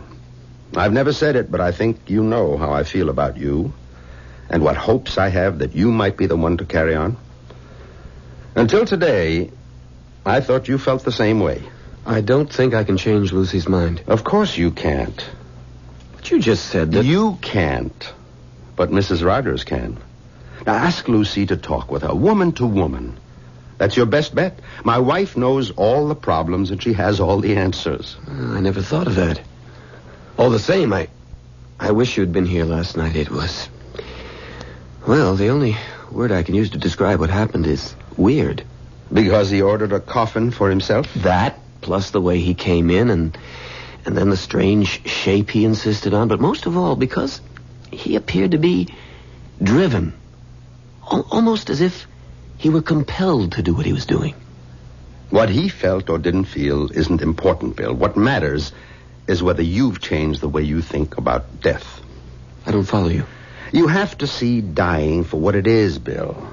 Life's ultimate destination. It's nothing to be afraid of. It's just an inescapable fact. In the course of my life, I've met a lot of people, and I'm good at judging them.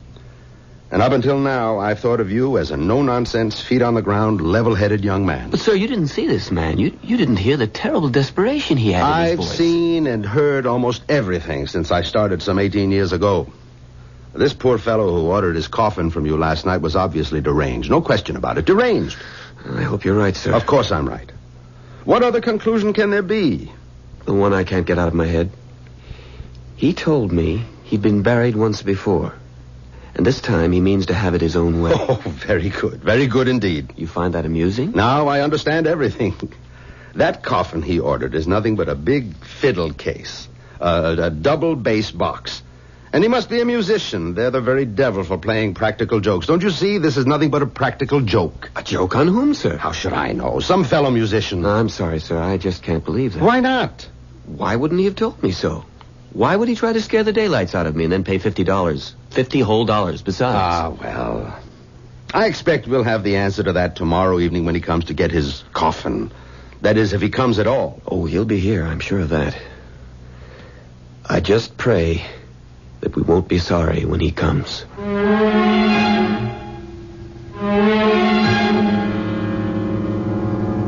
When the reading stopped, I looked at the faces in that sane and sensible 20th century living room. Spindle's wife, Cora, was wide-eyed. Professor Barker's lips were pursed and his eyes were skeptical.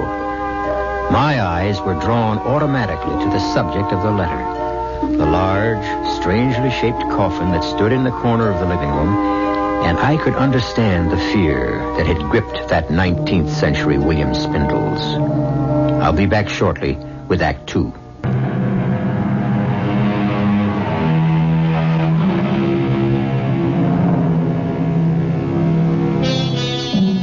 I suppose to the three inalienable rights of life, liberty, and the pursuit of happiness, one could add the right of a man to order his own handmade coffin. Most of us, I believe, would find the thought distasteful, but the feeling that prevailed among us in the living room of William Spindles was one of curiosity. We were all anxious for him to continue reading the letter from his great-great-grandfather. I must confess that my work suffered during that day.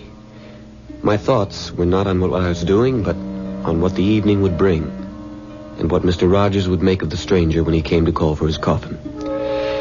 The day passed somehow. Bill, when did this customer of yours say he'd be back? Early in the evening. We'll give him another half hour, and then we'll lock up. That won't help if he wants to pick it up. What does that mean, young man? Someone tampered with the coffin, and we don't know who. We only have Sam's word that the coffin was tampered with. But he's our best workman. Well, like everyone else around here, I'm sure he's been infected with the idea that there's something strange about this order for a coffin in the shape of a bass fiddle. At last, he's arrived. Those raps didn't come from the door? Nonsense. Of course they did. It's cold out there. He wants to come in. I'll prove it to you. I'll open the door. No need. He's letting himself in. Sir? Sir, there's no one at the door. Get hold of yourself, Bill. Must have been a draft that blew the door open. I'll close it myself. Good evening, Mr. Rogers. Is my order ready? Well, good evening, sir. Come in, come in.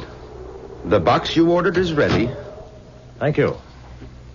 My dear sir, you really should wear a greatcoat and a muffler in this bitter weather. You'll catch cold. Where's my coffin? Ah, that's it, in the corner. Mm-hmm. Satisfactory? Very satisfactory. Is there a good, secure lock on the inside? You may open the lid and see for yourself. That way you can also test the hinges. The make of the lock is unknown to me. Is it a good one? We never have had a single complaint about any of our coffins. So I'd heard. Now then, where would you like it sent? I'll take it with me. My dear sir, it's much too heavy for one man to carry. I'll manage. Perhaps you have a horse and cart outside. We can help you get it on. That won't be necessary. May I have your name? My name is of no importance. Sir, I'm a reputable undertaker. I must keep my records in order. Any name you choose will do. Come now, sir. I see through your little joke, and I don't disapprove, but you must... Joke? Mr. Rogers, if there's any joke being played here, it's on me. So, I'll take my coffin and be on my way. But, sir, you can't just walk out of here with a... Thanks to you for your efforts, and I wish you gentlemen good night's sleep. Sir, come back. Let him go. For the love of heaven. Let him go, Mr. Rogers. He lifted that box as if it were as light as a feather. Get your coat. What for? To follow him, Bill. Couldn't you see the man is ill? We're the ones who are going to be ill if we follow him. Stop babbling and get into your coat. All right, I'll go with you. I don't want you following that spirit alone, but I tell you, he's not mortal. He is, and he's sick, mentally ill. Hurry. How far do we follow him? As far as he goes. No, sir, I won't, because I believe his destination is hell. There he goes. Around the corner, down Green Tree Lane. Oh, yeah, I see him. Where can he be heading? There are no houses after a block of Green Tree Lane. But there's the cemetery. Didn't I tell you he was deranged? The cemetery gate's locked. Locks never bothered spirits. Then he's no spirit. Didn't he ask for a lock on the coffin? Oh, let him go, Mr. Rogers, please. Hurry up before we lose him. Mr. Rogers, if we do catch up to him, what in heaven's name do you want of him? Find out who he is, where he lives, and get him safely home. Then I shall call a doctor to attend him. There he goes, heading directly for the cemetery gate. Confound it. What's happened to the moon? A cloud just passed in front of it. No matter. Even if we can't see him, we shall catch up when he finds the gate locked. Oh, here comes the moonlight, and here's the gate. Where did he go? Well, he must have gone in. Gate's locked. Well, I have my key. You don't intend to go in, do you? Of course. Come on. No, sir. There. There. Isn't that our man?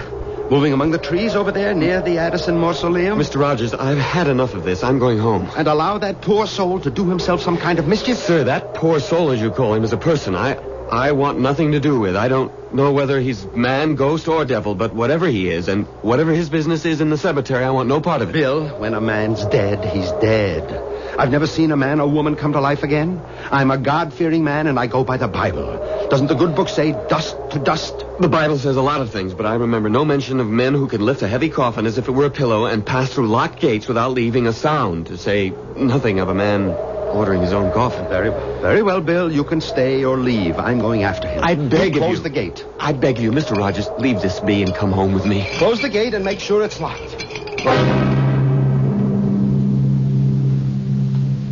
At this point, Bill Spindles stopped reading and put down the letter. My reaction was shared by his wife, Cora, who almost screamed at him. Don't tell me the letter stops there, and we're not going to find out what happened. The reason I stopped is because the story my great-grandfather was telling up to now was his. But it now changes. At this point, he is writing not what he saw, but what he heard, as he puts it in the letter. Perhaps I was a coward, but I allowed Mr. Rogers to go on into the graveyard alone while I hurried home. So I warn the reader of this letter. This portion of my tale is written here as it was told to me by Mr. Rogers. The moon again had gone behind the clouds when young Spindles went hurrying off. But I thought I saw some light in or around the big Addison tomb. I started that way, and then I heard what seemed to be the voice of the man I was following, but it seemed to come from far off. Too far. You have come too far on a useless journey, Edward Rogers. Turn back before it's too late. Where are you, sir? Listen to me. Thrice they tried, and thrice they died. Where are you? What are you doing with your coffin? Leave here, Edward Rogers. Your business with the dead is finished. You don't belong here. And what do you do here? I keep an age-old bargain. With whom? You must leave here. This place is dangerous for you. But not for you? Leave before it's too late. The Lord will protect me. Now let me help you. Don't you understand? You're ill. You need help. So be it, Edward Rogers. You want to join in a dance of death. The consequences will be on your head. Here, I show myself to you. Here I am. See if you can catch me. It was then that I started after him. I could see him almost clearly. He seemed to be heading for the Addison tomb. He was carrying the coffin, and I was certain I could overtake him. But he kept dodging behind headstones. I turned and twisted after him. And then my foot caught. I lost my balance and fell, hitting my head against the tombstone. Dick, wake up, man. Well, Bill, what do you want? Get dressed. You've got to come to the cemetery with me. What? The cemetery? Are you out of your mind? Mr. Rogers went in there after the man who ordered the coffin. He isn't home yet, and Mrs. Rogers is worried. Then take her. Come on, Dick. I'll be with you. I wouldn't care if the whole town was with us. What time is it? 4:00. It will soon be light. Please, Dick, you must. All right. I'll get dressed and I'll go with you, but we'll wait for the dawn. But Mr. Rogers may be in trouble. Bill, whatever has happened has happened. I'll go with you, but not until it's light.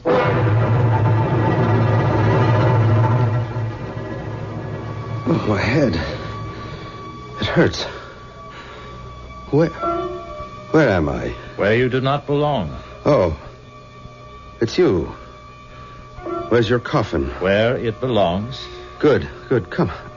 I'll take you home. You need more help than I do. I'll be all right. I was fortunate. It was just a glancing blow. I'll take you to the gate. See that you get there safely. You've changed. Why are you now worried about me? I admire your courage. You were concerned about me. Now I return the favor. No. You tried to frighten me before. For your own good. You're still in danger. From whom? From the damned. Sir, I don't know who you are or where you're from, but I'll swear you're of this world. There are no such things as ghosts. I know that's what you believe. I wish with all my heart that you were right. What's that music? Do you hear it? I do. What is it? It doesn't belong here in a graveyard. You're wrong. It's the only place it can be heard, and not by everyone. Come. Come, the gate is this way. No, I am not leaving until I get to the bottom of this. I warn you, your persistence will be your destruction. I still put my trust in the Lord. Where's that music coming from? From beyond the grave. Is it Judgment Day? No. Then you talk nonsense. The dead will rise.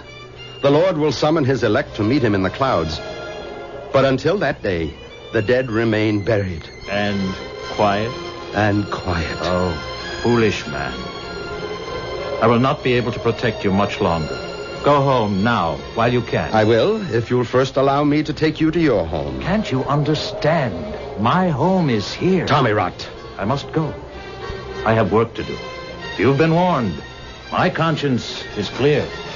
As I turned my head to see where he went, I felt dizzy. The blow had evidently been more serious than I thought. When my head cleared, I could still hear the music, and I thought I saw a light. I walked toward the light. It seemed to come from the Addison tomb. As I approached, I could see that the door to the mausoleum was open. I was convinced that inside was the source of the music. It grew louder with every step I took. And then I found myself at the door to the tomb. And there, just inside, I saw the large coffin the stranger had ordered. The lid was wide open. But the moment I took one step inside, the lid slammed shut, and the music stopped. I thought the coffin had been empty, but I couldn't be sure. I walked over to it and bent down and listened. I heard the key turn in the lock, and I called out, "You mustn't lock yourself in. You mustn't. Please open the coffin." He wouldn't listen, so I determined to get the coffin open. When suddenly there was a flash of light and a loud explosion.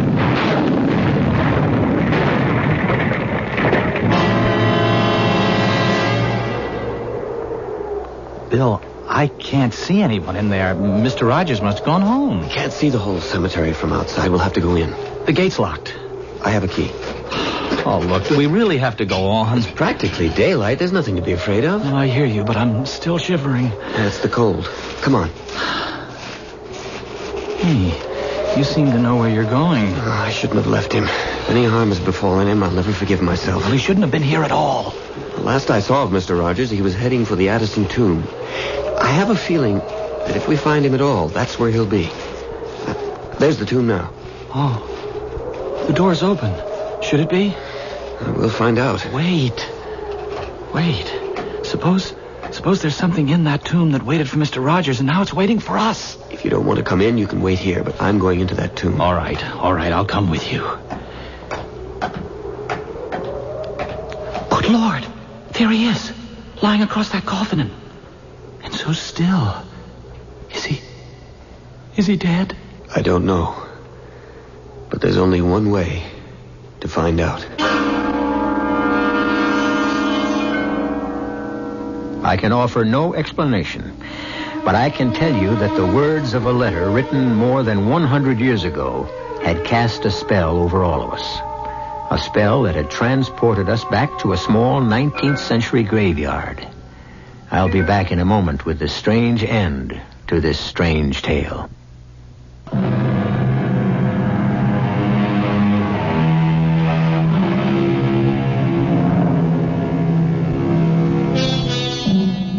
Like many time-worn sayings, the old adage, curiosity killed the cat, but satisfaction brought it back, still contains more than a few grains of truth. Certainly all of us sitting in the William Spindle's living room that night were anxiously waiting for him to resume reading the letter from his great-great-grandfather. But he further whetted our curiosity by prefacing his reading with this explanation. I think it's important to tell you that this next portion of the letter is an eyewitness account, not what was told to my ancestor, but what he experienced himself. So, if you're all ready, I'll continue. After Mr. Rogers told me what had happened to him that night in the cemetery, I was still undecided about leaving the undertaking business, although my dear Lucy was at me every day to give my notice. And then, one morning, Mr. Rogers called me to his office. Sit down, Bill. I think we should have a talk. Yes, Mr. Rogers? My wife tells me that Lucy hasn't been to see her. Have you spoken again to Lucy about discussing your future here with Emily? No, sir. You still believe that our strange customer was a ghost? Let's say I'm still undecided. What's that? Probably someone who wants to see me. Come in.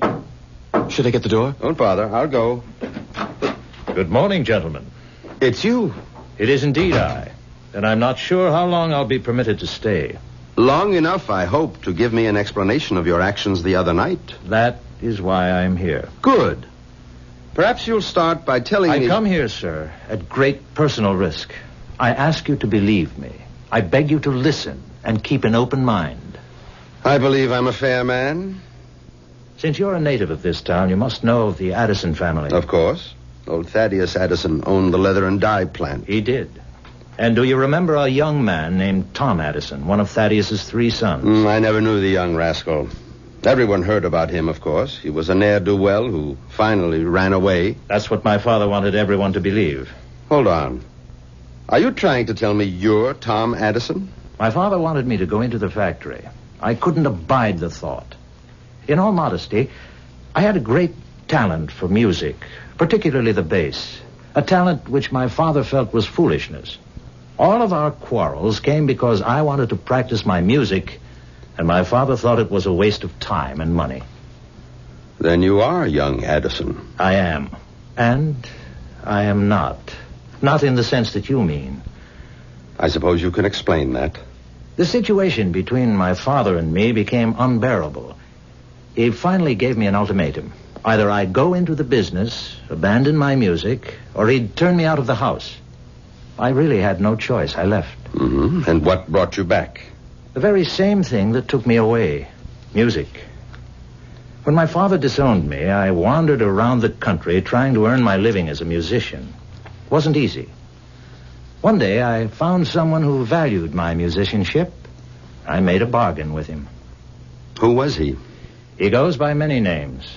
Take your choice. Satan, the devil, Beelzebub, or the Prince of Darkness. Rubbish. You believe in the Lord. Why do you find it so difficult to believe in the devil? I'm a God-fearing man. The devil has no power over me. Not unless you invade his realm, as you did the other night. All I did the other night was my duty, as an undertaker and as a man. How can I make you see the horrors that lie ahead of you if you will not listen?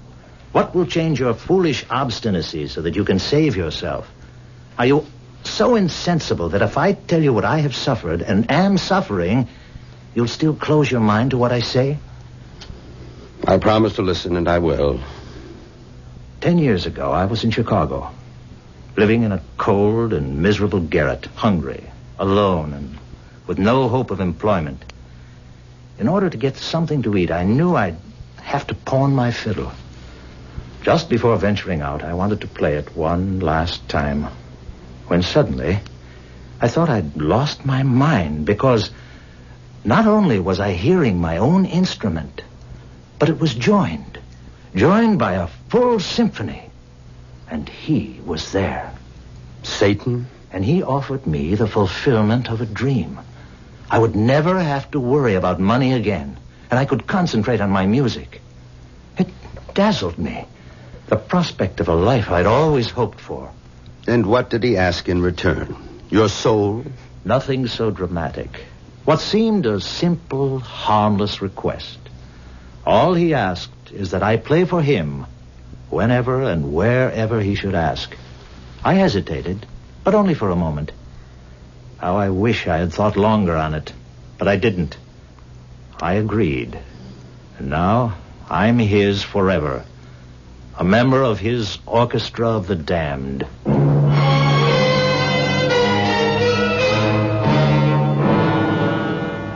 And the letter closes as follows. That was the day I left the undertaking establishment of Edward Rogers. I have no way of knowing whether Mr. Rogers believed the story told by the man who claimed to be Tom Addison.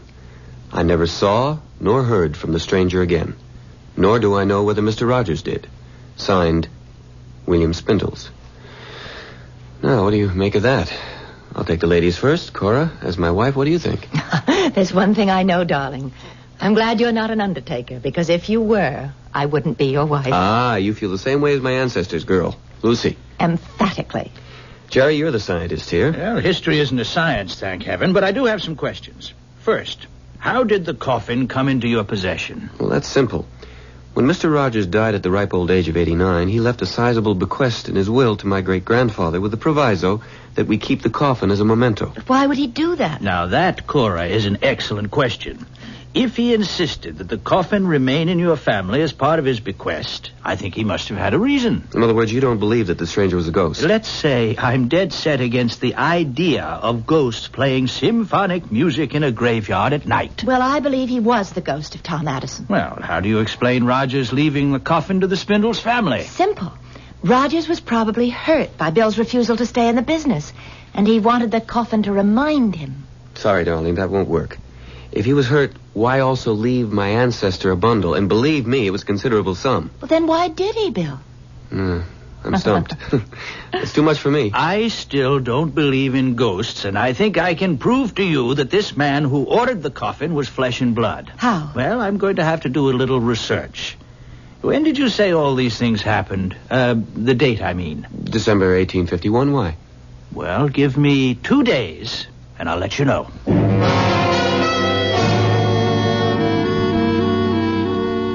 All right. I have solved the mystery of our peculiarly shaped coffin. Good. How? I kept asking myself, why did this man go to all the trouble of ordering a coffin, which, to say the least, was strange, and also behave as if he wanted everyone to believe he was a ghost? But have you forgotten Mr. Rogers' belief that he was crazy?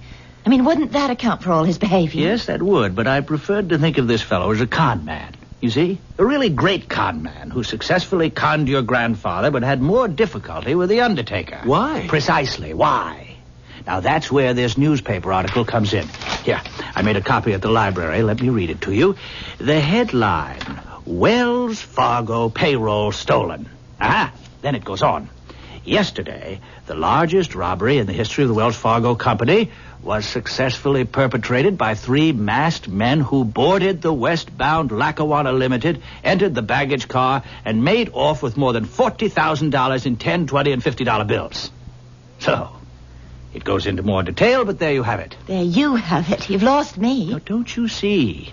The robbers needed a safe place to hide the money. And you think that they decided to use a coffin as a hiding place? Remember, our man insisted on a strong lock on the inside. That's true, but that would be one way of making sure that no one opened this peculiar coffin by mistake and found a wad of 10s, 20s, and 50s that had been stolen from Wells Fargo. But according to the letter, Mr. Rogers found the coffin in the cemetery, and it was open, and there was nothing in there. That's right. Rogers followed the stranger right from the funeral parlor to the cemetery. He wouldn't have had time to stash the loot in there. I think it's interesting, but rather far-fetched. Is it? Look how everything fits. All that uproar in the cemetery. All the warnings to Rogers telling him to keep away. Why? I'm sorry. You're so convinced your theory is right, you're not thinking straight. Once your man knows Rogers was going to interfere, he'd never have taken the chance of hiding anything there. Well, he may have had no choice. What do you mean? The money may have already been there. Look, have you forgotten that your grandfather's letter said that the workmen believed the coffin had been tampered with? Oh, Jerry, you're riding a hobby horse. Oh. You have a theory, and you're just going to see that everything fits. And you're not going to look at anything that doesn't. Now, wait a minute. What have I left out? Well, lots of things. Now, one, how in the world did our stranger lift this coffin and carry it off under his arm? Perhaps he didn't. You mean you think Bill's grandfather made that part up? Well, let's leave that. Anything else? Well, lots. What about everything that happened to Mr. Rogers in the cemetery? The music, the open coffin. What's your explanation for that? Well, we know that Rogers fell down and hit his head. Oh, come off it, Jer. You're not going to try and tell us that he imagined those things as a result of hitting his head. Well, it's possible. Maybe, I don't but believe it. The other explanation, which you refuse even to think about, Jerry, is that he was a ghost and that Mr. Rogers reported everything faithfully. That's the one I believe. Even if I prove to you that this strange-looking coffin has plenty of room for some kind of secret compartment and there may be money in it? Why don't we stop talking and see if you can prove what you think? All right, good idea. Come on. How do we go about finding a secret compartment? Well, we'll try tapping and listen for a hollow sound. Okay. Who wants to do the tapping? Me, let me. All right, go right ahead. It all sounds the same. You're too impatient. If there's a secret compartment, he'd make it hard to find. Right. Ah, dear. It's a great theory, Jer. I'm afraid it's just a theory. Why don't you try down at the bottom where it's widest? Okay. There. Right there. Does that sound different? I think so. Go back there again, Cora. That's it. Let's turn it upside down. Here. You have to let us do that, Cora. That's got it now.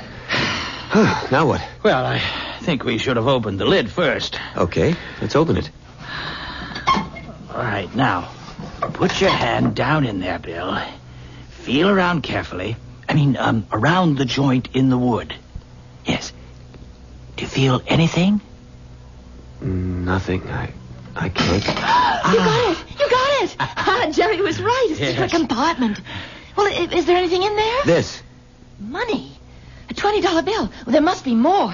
No, just the one bill. But wait. Here's a note. Well, what does it say? Wait a second. It's hard to read.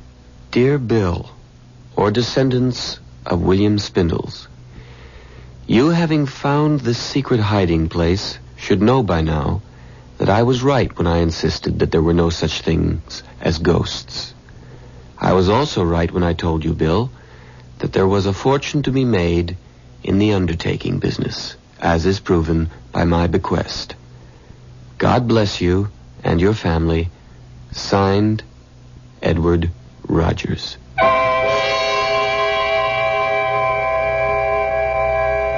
What do you do when you discover that the fortune you expected turns out to be a single $20 bill? Well, if you're William Spindles, you advance the idea that Edward Rogers had indeed found the Wells Fargo loot in the coffin and taken all of it except the one bill. Is there another explanation? I think so, and I'll be back with it in just a moment.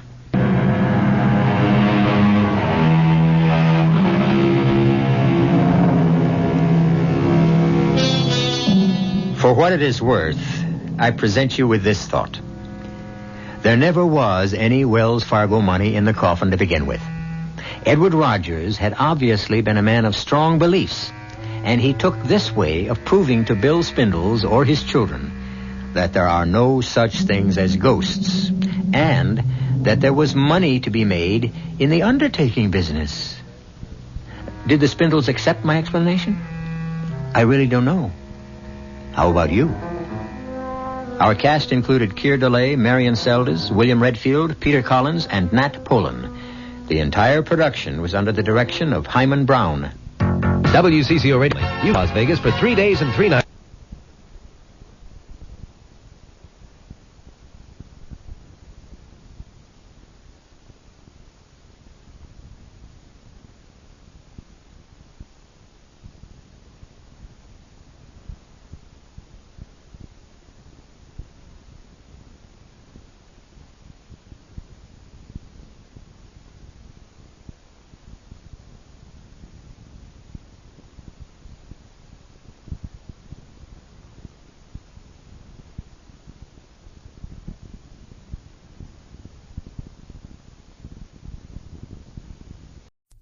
Lux presents Hollywood. The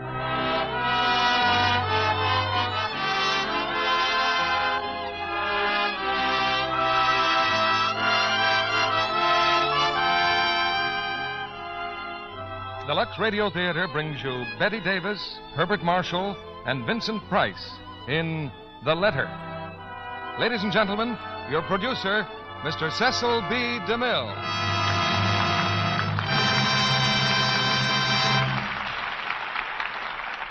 Greetings from Hollywood, ladies and gentlemen. Some stars are born to fame. Others have fame thrust upon them. Then there's a third kind, like Bette Davis.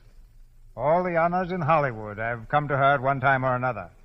Those who judge stars by box office value place her among the leaders. Those who judge by purely artistic standards accord her the same position. She's won the Academy Award twice, and yet I doubt whether Bette has ever been completely satisfied with one of her performances.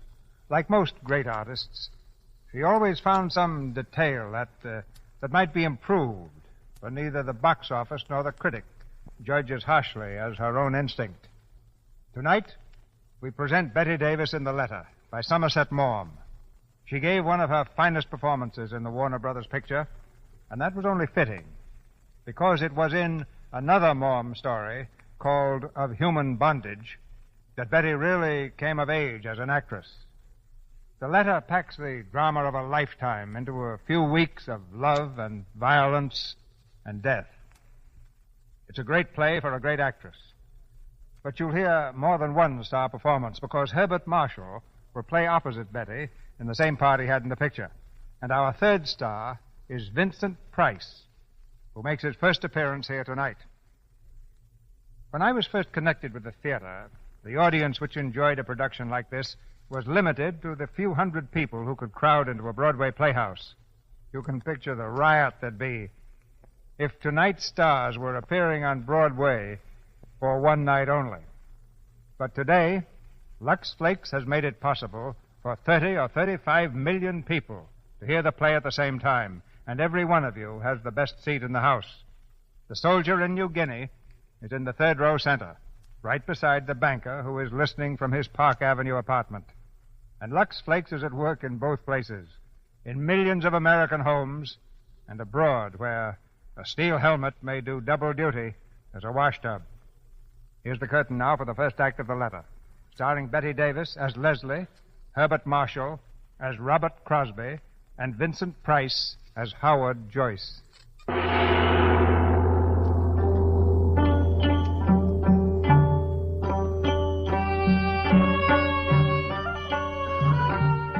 All of this happened a few years ago on the Malay Peninsula, in the days before the war. Just north of Singapore lay the great rubber plantations, kingdoms of commerce, built by natives and white men. On this particular night, in the main bungalow of one of these plantations, a light burns dimly through a shaded window. The night is hot and humid, the soft breeze heavy with the scent of flowers. A clouded moon hangs low in the sky, filtering slowly through the trees, making patterns of shimmering silver on the ground. There is deep silence.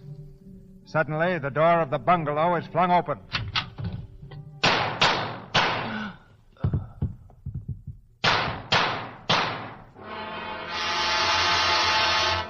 Missy, I hear a gunfire. Missy Crosby, I hear. That man, that is Mr. Hammond.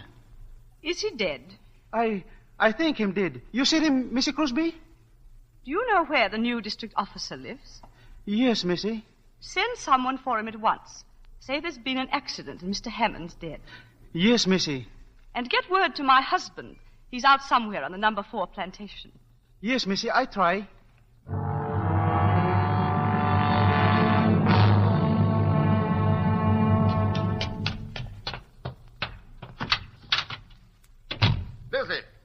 Leslie, where are you? Leslie, I'm here. Mr. Crosby? Yeah? I'm John Withers, the new district officer. Where's Mrs. Crosby? She locked herself in her room. She wouldn't see me until you came. Huh? Excuse me. Leslie, let me in. Leslie, darling, it's Robert. Leslie, what happened? Didn't they tell you? They said Hammond was killed. Is he still out there? I had your head boy remove the body to a shed. Leslie, what happened? Tell me.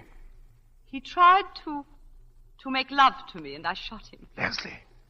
Oh, Robert, I'm so glad There, you come. darling, there. Hold me tight. I'm so frightened. There's nothing to be frightened about. It'll be all right.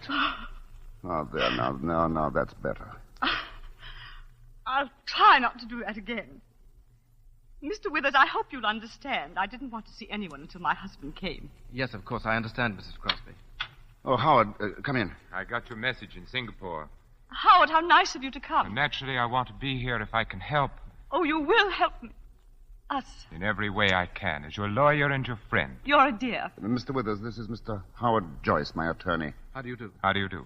How's Dorothy, Howard? Oh, she's very well and anxious to see you. Has her sister arrived from England? Adele? Oh, yes, she came last week. Oh.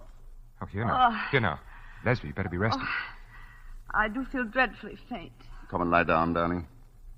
I'll get you a drink. I'm sorry to be so tiresome. Nonsense. You're being very brave. How long have you been here, Mr. Withers? About an hour. One of the Crosby houseboys came to fetch me. Was Hammond dead?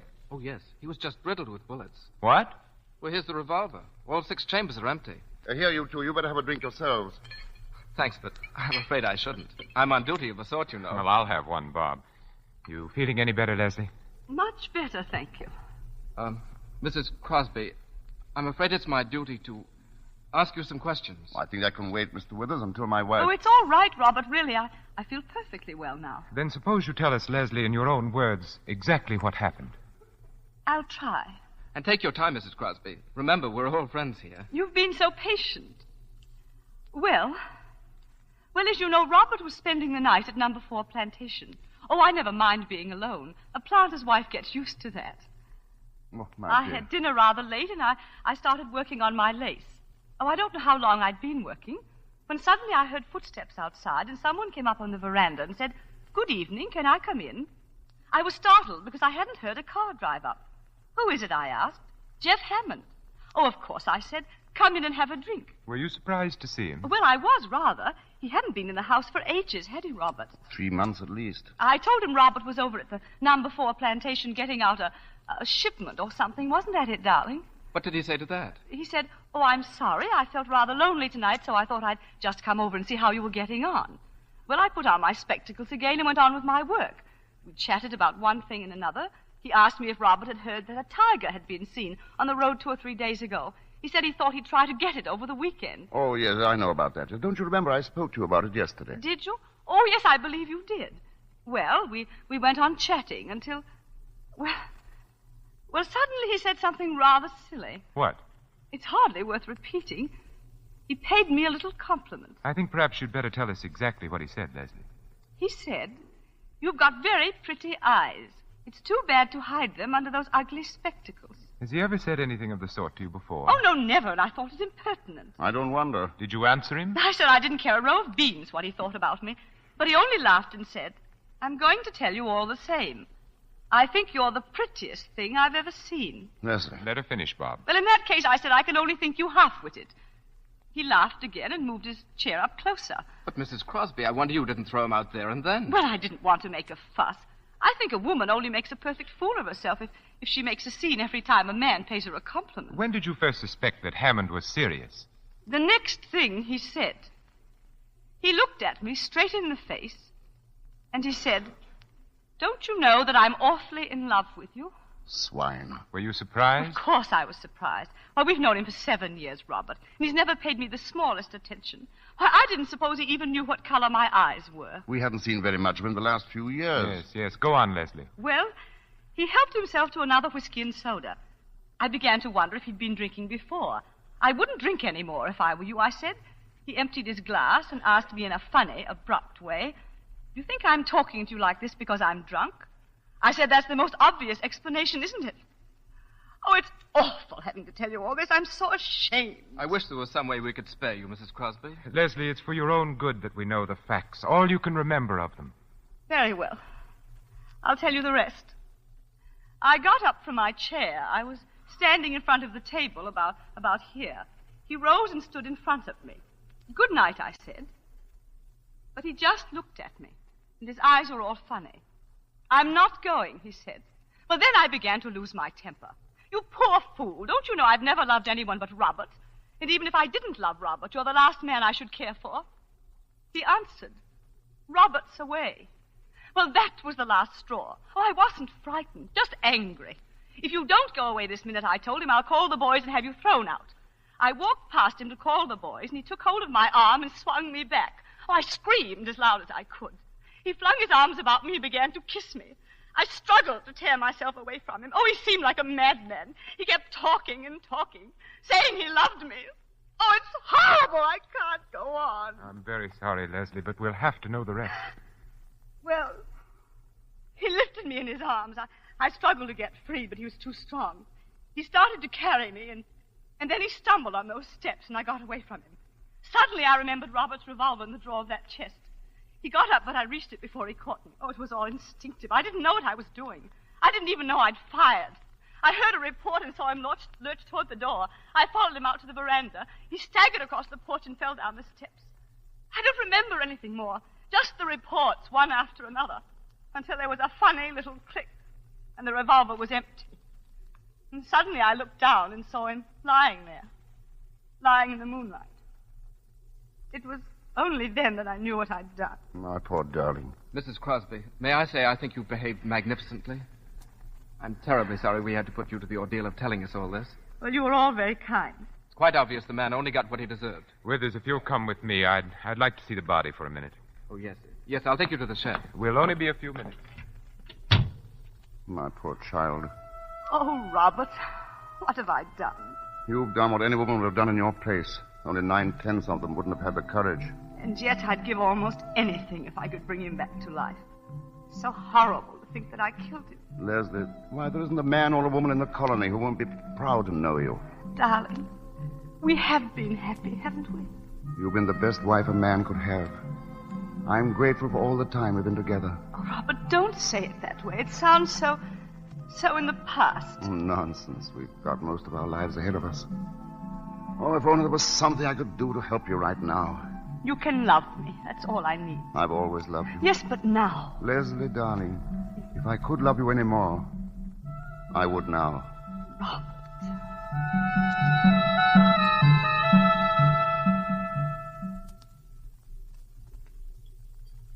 You'll have to be very indulgent towards my cooking, gentlemen. I can't vouch for it. Well, I can and will. Funny. The head boy running off tonight.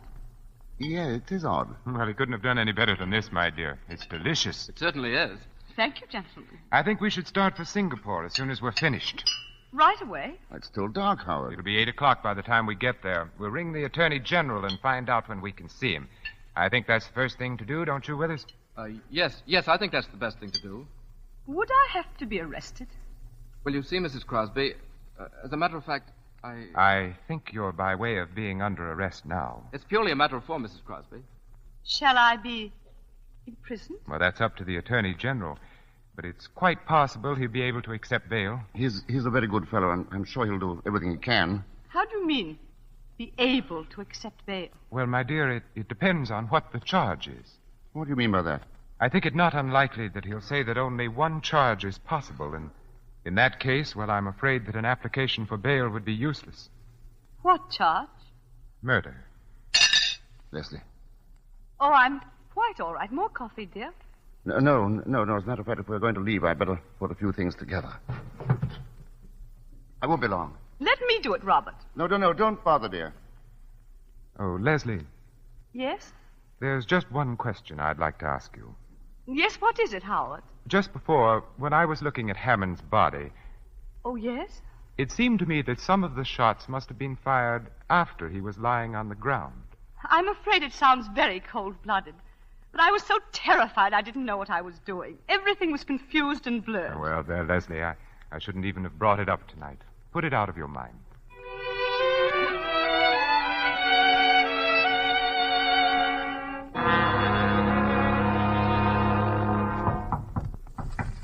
Come in. Well, Longchi?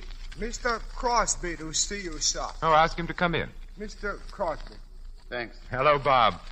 How is she? Have you seen her? If I can be of any assistance, sir, I shall remain within call. Not at the moment, Ong, thanks.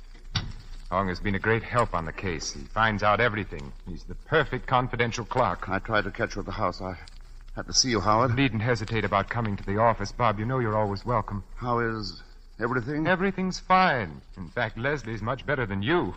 She hasn't turned a hair. She's worth 10 of me. I don't mind confessing I'm all in. The first time we've been separated for more than a day since we were married. Oh, you mustn't let yourself go to pieces, old man. I've tried to work, but it's no good. The estate can go to blazes for all I care. I hate the house and every tree on the place. But then why not stay in town with us? Dorothy's for it, and so am I. Thanks, I think I will. I won't be so lonely. Oh, you'd better get some sleep before you see Leslie. You don't want her to have to cheer you up. She's a plucky woman. It's monstrous they should have to keep her in that filthy prison all this time. They had no choice.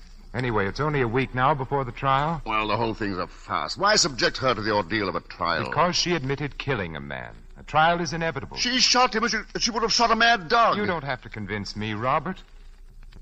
You know, it's curious Hammond was able to keep his life so hidden. that gambling house he owned, and especially the Eurasian woman. Will she be one of the witnesses? Well, I shan't call her. I'll just produce evidence that Hammond was married to her. He managed to keep that marriage a secret, too. Oh, I know you're busy, Howard. I can't tell you how grateful I am. Oh, nonsense. Now, stop worrying. That's your lawyer's job. All right, thanks, old man. I'll see you up at the house. Yes? Mr. Joyce. Well, Long? If you are not too busy, sir, may I trouble you for a few words in private conversation? No trouble at all. It has to do with the case of the Crown versus Crosby. Yes?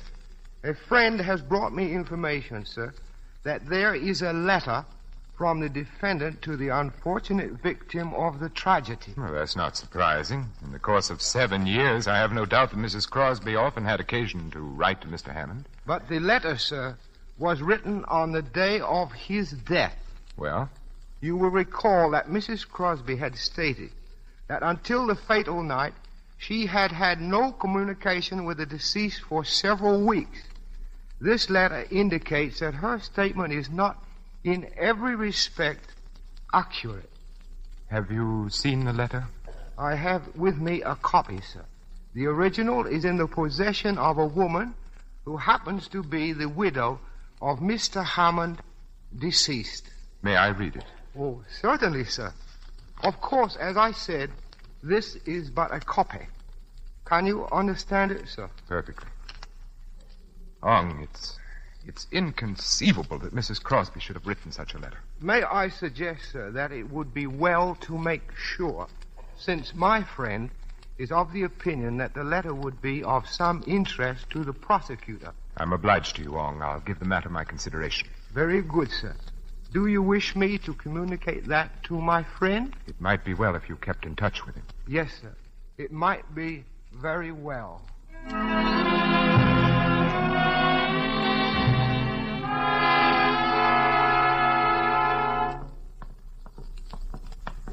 You may stay in the visiting room as long as you want, Mrs. Crosby. The warden's orders. That's very nice of him, thank you. Howard, how good of you to come. I wasn't expecting you today. Good morning, Leslie. You're looking very well. Thank you, Howard. Well, the trial's only 5 days off now. I know. Each morning when I awake, I say to myself, 1 day less. Just like I used to at school with the holidays coming. Oh, Leslie. Oh, don't feel sorry for me, Howard. The time has really passed quite quickly. I've read a great deal and worked on my lace. But I will confess something to you, Howard. I'm not looking forward to testifying in court. Leslie, one of the things that it's impressed me is that each time you've told your story, you've told it in exactly the same words. You've never varied a hair's breadth.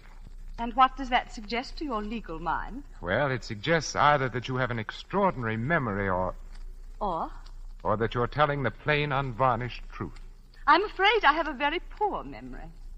Leslie, I suppose I'm right in thinking that you had no communication with Hammond for several weeks before the catastrophe. Oh, quite. I'm positive of that. Let's see. Well, the last time we met was at a tennis party at the McFarrans'. I don't think I said more than 2 words to him. And you hadn't written to him? Oh, no. At one time, you'd been on fairly intimate terms with him. How did it happen that you stopped asking him to anything? Well, we hadn't anything much in common. He was very popular, you know, and, well, there didn't seem to be any need to shower him with invitations. Are you quite certain that was all? Well, I may as well tell you.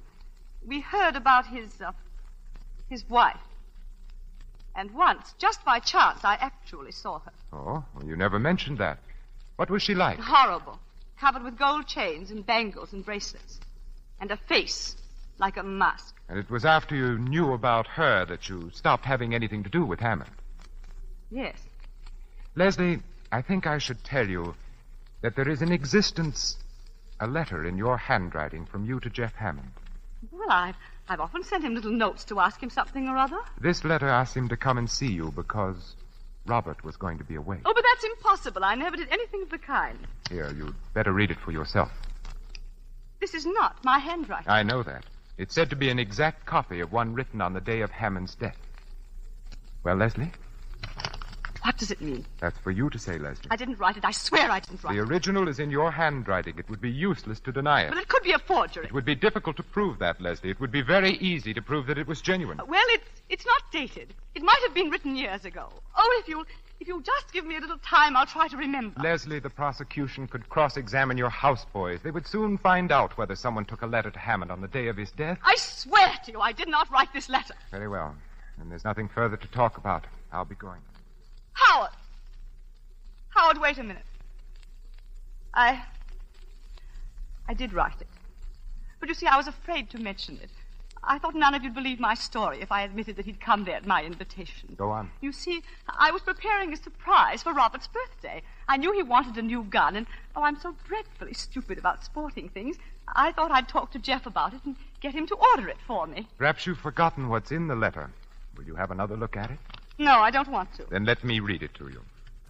Robert will be away. I absolutely must see you. I'm desperate, and if you don't come, I won't answer for the consequences. Don't drive up to the door. Leslie, I'll have to talk to you very plainly. I told Robert today that I was certain of your acquittal. And I didn't say that just to cheer him up. I don't believe the jury would have retired at all. But this letter alters the case completely. I won't tell you what I personally thought when I read the letter. The duty of counsel is to defend his client and not to convict her, even in his own mind.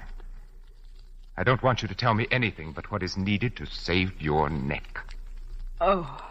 They can prove Hammond came to your house at your urgent invitation. I don't know what else they can prove, Leslie, but if the jury comes to the conclusion that you didn't kill Hammond in self-defense... I know that... Leslie! Matron, quickly! Yes, sir? Call the nurse. Mrs. Crosby is ill.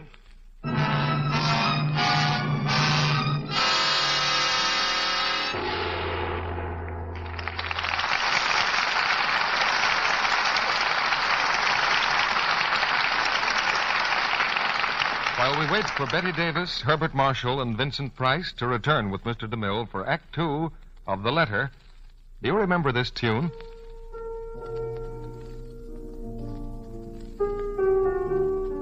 It's a song I've always liked. Remember? Night and day, you're the one. Only you beneath the moon and under the sun. Isn't that what every woman would like to hear? And she can hear it if she's the charming person she's meant to be. And don't think you must be a great beauty to be charming. Don't you know women who aren't beautiful or even pretty, yet their whole being draws you to them. They're warm and gay. Yes, aren't they always very dainty, flower fresh and immaculate? And isn't that the picture in your mind when I speak of Lux girls? They go together, Lux and daintiness. Yes, because these gentle Lux flakes make this appealing quality so very, very easy to have. We women are busy. Oh, yes, there's so much to do these days. But all the more reason to remember Lux. It's so quick. That dainty habit of dipping under things daily in Lux, a little thing seemingly, but a major part of charm. So let's never be too busy to use Lux Fake Flakes for undies each day. The ABC of charm is Lux. Then you're sure to hear from the one you want most to hear it from. Night and day, you are the one. Only you beneath the moon and under the sun. We pause now for station identification. This is CBS, the Columbia Broadcasting System.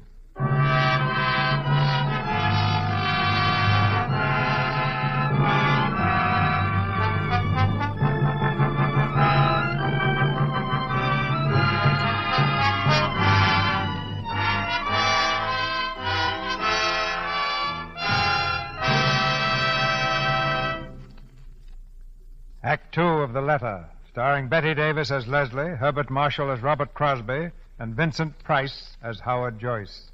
In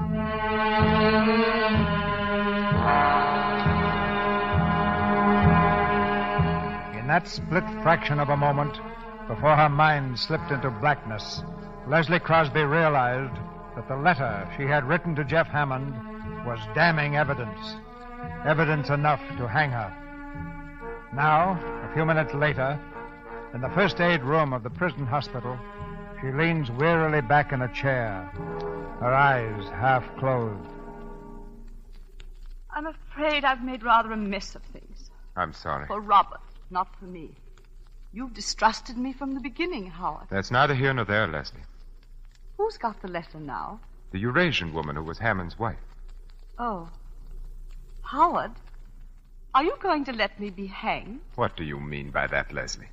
You could get hold of the letter. Do you think it's so easy to do away with unwelcome evidence? But surely nothing would have been said to you if the owner wasn't prepared to sell it. That's quite true.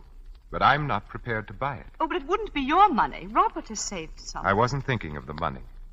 I don't know if you will understand this, Leslie, but I've always thought of myself as an honest man.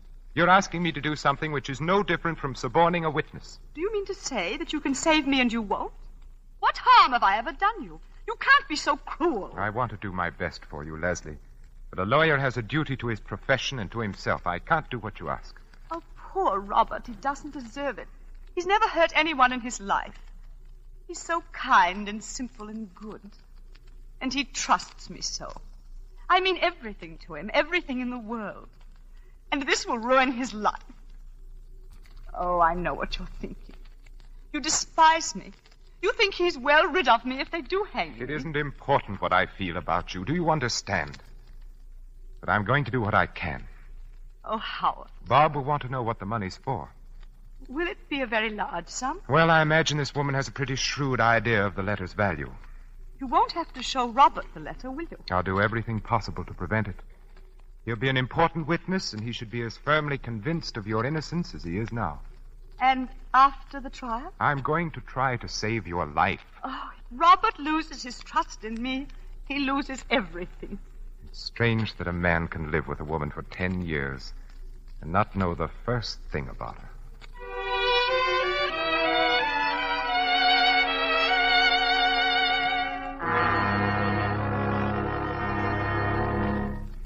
You say your friend could be induced to part with the letter? I believe so, sir. But my friend has not got the letter, sir. The woman has it. She did not know the value of it till my friend told her. What value did he put on it? $10,000, sir. Only 10,000? Well, why not 50 or 100? For the reason, sir, that Mr. Crosby has in the bank a savings account in the amount of only $10,450. $10,000 is a good deal of money, Ong. Well, I'll speak to Mr. Crosby. Have the woman come to my office. I was about to mention, sir. She made 2 conditions. She insists that the money shall be brought to her. I can take you to the house whenever you are ready. What is the other condition? That Mrs. Crosby shall bring it to her personally. Why, you must be mad. Great heavens, man. Do you suppose Mrs. Crosby can just walk out of a prison cell whenever she feels like it? My friend thinks you could arrange to have her stay at your house until the trial. I believe the judge will permit it if you are responsible for her, sir. Very well. Ong, tell me something. Yes, sir. What are you getting out of this? $2,000, sir, and the satisfaction of being of service to you and our client.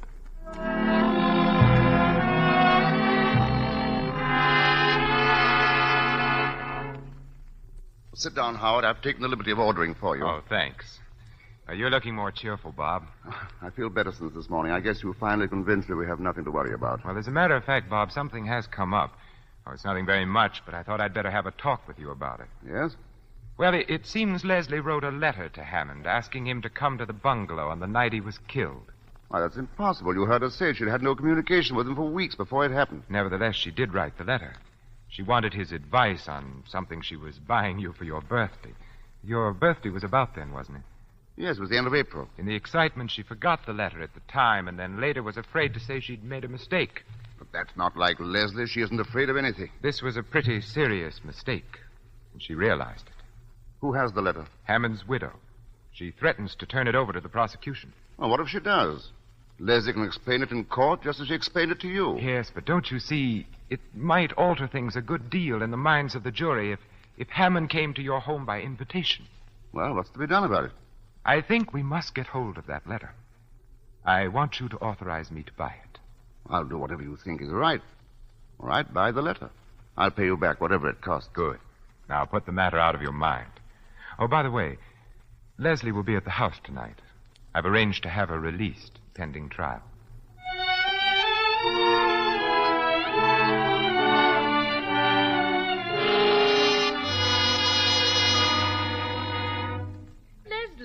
tell me that's the same lace I saw you working on at the McFerrins. How can you go so fast? Well, I hadn't anything much else to do this past month. What's it going to be? It's too fine for a tablecloth, surely. It's a coverlet for our bed. Oh, Dorothy, Leslie and I have some work to do this evening. Look here, Robert. Why don't you take the girls to a picture? Well, it won't take all evening, will it, hon? Well, there's a lot to go over. No use you three hanging around. You'd much better see a good film. Yes, go ahead, darling. It'll take your mind off tomorrow. I want you to. All right, then. I'll bring the car around. Come on, Adele. I can see the legal mind is anxious to get rid of us. Good night, Leslie. Good night. Where do we have to go? The Chinese Quarter. Some sort of shop, I believe. I've always wanted to see the Chinese Quarter. I hear it's a bit creepy. Of course, I'd have chosen other circumstances for a visit. Be flippant about your own crimes if you like, but don't be flippant about mine. Oh, I'm sorry, Howard. I didn't mean to be flippant. Really, I didn't. Maybe it's my own sense of guilt. I have an unpleasant feeling that I'll have to pay the piper for what I'm doing tonight. I'm jeopardizing my whole career, and I have to rely on your discretion. Whatever else I am, I'm not ungrateful. Please forget what I said. Leslie, when did you first start doing that lace work? Oh, a few years ago. How did you happen to take it up? I wanted something to do, and it appealed to me. But it must take enormous concentration and patience. I find it soothing. You mean it takes your mind off other things? Is that a legal question? You're not an ordinary client, Leslie. You've been watching me, Howard. I felt it all evening. Trying to read my thoughts. I'm trying to understand you. Why? Because I'm so evil. That's it, isn't it? Some time ago, I saw a volcano erupt. An island south of here, Guade. It had been dormant for years. And then suddenly the crest blew off. It was terrifying and beautiful. Fire turned the sky and the sea crimson. And 3 villages melted into ashes. Well, it's time we were starting. Ong Chi will be waiting for us.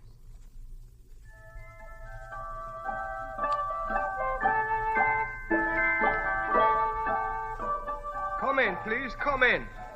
This is the shop of my friend. If you will wait here, I shall return in just a moment. And let's not be too long about it, Ong. I will speak to the lady at once, sir.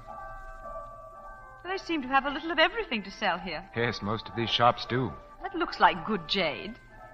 And this dagger. See the workmanship on the ivory handle? Imagine all that on a knife. He who kills with an unworthy tool commits 2 crimes. One against himself. Will you follow me, please? The lady will see you now.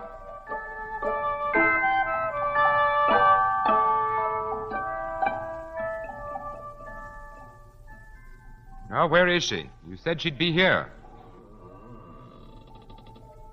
She is coming, sir. Well, what is she standing there for? Ask her if she has the letter. Yes, sir. 那個風是係什麼風霜？ Gilgen nuyen trigamo. How munque?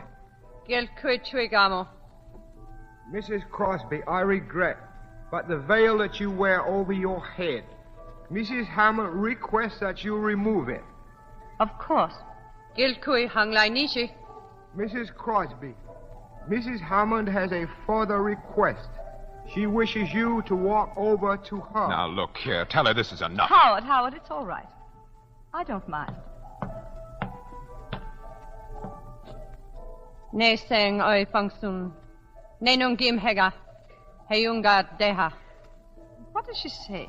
Mrs. Hammond say you may have the letter if you will pick it up at her feet. Thank you.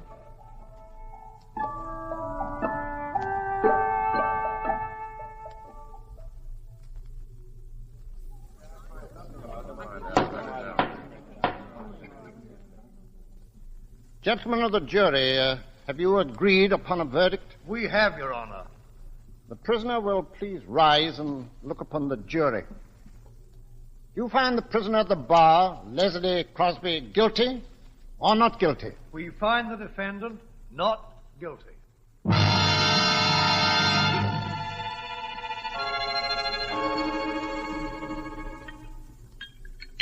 And from that day on, I made a solemn vow that I wouldn't make another cocktail until Leslie was acquitted. So if these aren't up to my usual high standards, remember, I'm out of practice. Oh, Dorothy, darling, they're wonderful and never been better. Robert Crosby, right now you wouldn't know what you were drinking. I guess that's right. I can't taste or think or feel. All I can do is keep saying to myself over and over, Leslie's safe. Darling. Well, ladies and gentlemen, anyone planning to bathe, shower, or sponge before dinner should be getting at it. Well, a shower for me. Oh, I've laid out some things for you, Leslie. Thank you. Darling, I'm going to tidy myself up a bit. No, don't go, Leslie. I shan't be a minute. Well, there's something I particularly want to talk to you about. And, Howard, I want to see you, too. I want your legal opinion. Oh, you do? Oh, what's up? Well, I want to get Leslie away from here as quickly as possible. Well, I think a bit of a holiday would do you both good. No, I mean for good. But how could we? Well, you can't very well throw up your job. Well, I've got something in view that's much better. It's in Sumatra. We'd be away from everybody, and the only people around us would be Dutch. We'd start a new life. The only thing is that you'll be awfully lonely, darling, at the start. Oh, I wouldn't mind that. I'd like to go, Robert. I don't want to stay here. That settles it, then. I'll go straight ahead and we can fix things up at once. Is the money as good as here? Well, I hope it'll be better. At all events, I'll be working for myself and not for a company in London. What do you mean? Why should I go on sweating my life out for other people? This plantation belongs to a Malacca Chinese planter who's in financial difficulties, and he's willing to let it go for $30,000 if he can get the money the day after tomorrow. Well, how on earth are you going to raise $30,000, Bob? Well, I've saved about 10, and the bank is willing to let me have the balance on mortgage. Robert, darling, I shouldn't like you to take such a risk on my account.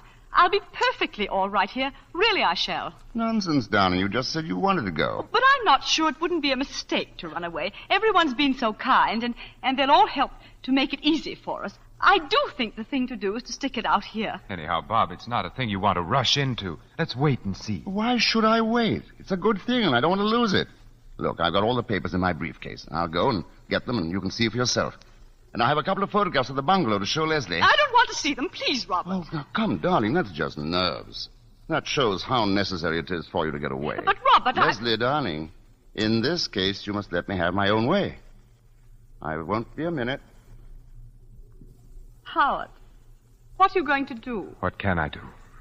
Oh, don't tell him now. I can't bear any more. You heard what he said, Leslie. He wants the money at once to buy the estate. He can't. He hasn't got it. Oh, give me a little time. I'll pay it back. Leslie, I can't afford to let you have a sum like that. I've mortgaged everything I own. I was glad to advance it, but Where is the letter?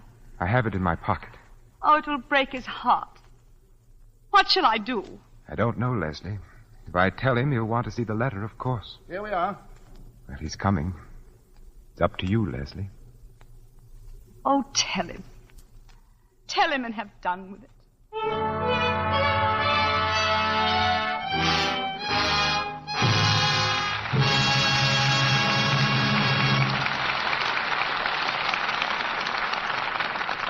Mr. DeMille presents Bette Davis, Herbert Marshall, and Vincent Price in the final act of The Letter in a moment. Right now, we have a special guest to tell you not about Lux Flakes, but about our boys who have been dishing it out to the Japs, and taking it, too. She's Lieutenant Leda Jelinek, an Army nurse stationed at Birmingham General Hospital at Van Nuys, California.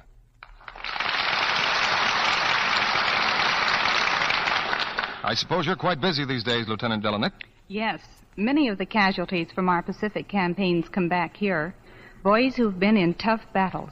But they're on the road to recovery now. You know, about 97% of our wounded men live to tell the stories of their adventures. That's certainly a high percentage. Thanks to the quick treatment they get.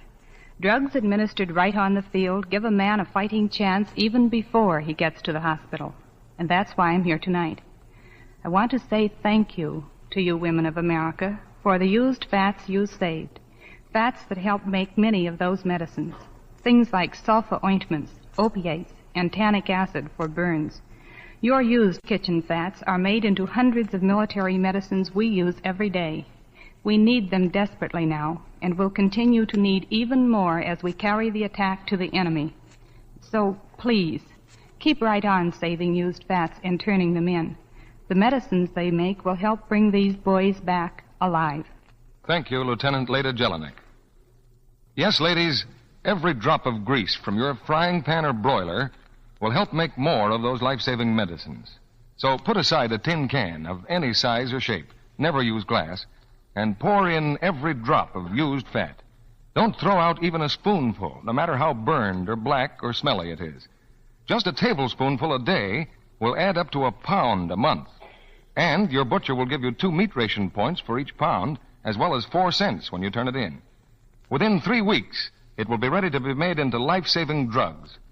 Remember, your used kitchen fats may save a wounded man's life. Now, Mr. DeMille returns to the microphone. After the play, we'll ask Bette Davis about a certain special hobby of hers.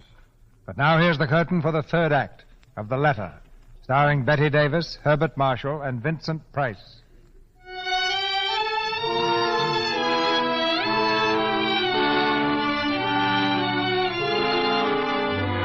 Robert Crosby has returned to the room, his thoughts full of plans for the purchase of the new plantation.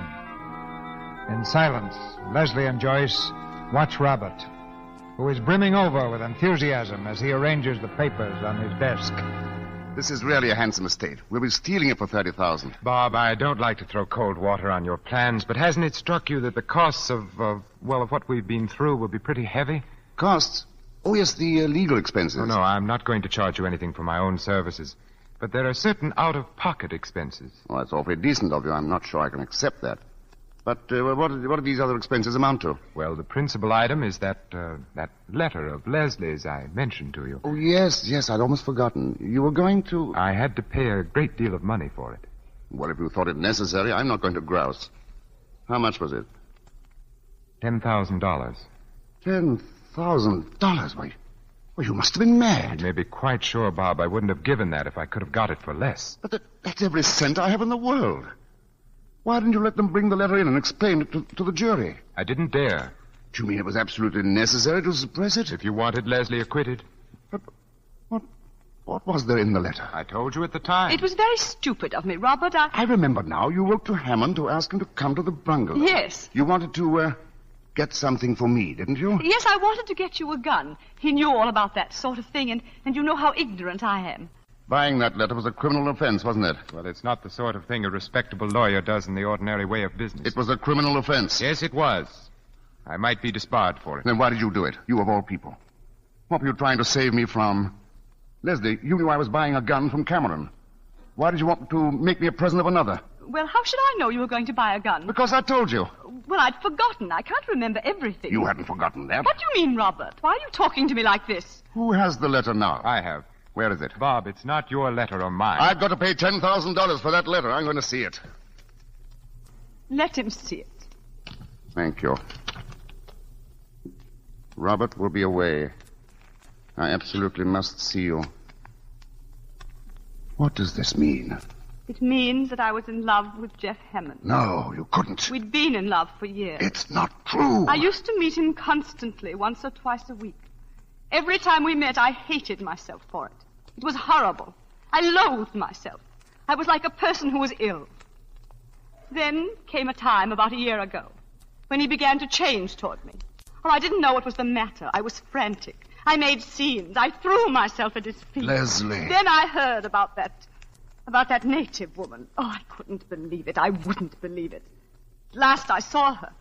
I saw her walking in the village with those hideous spangles and that chalky face, and her eyes, like a cobra's eyes.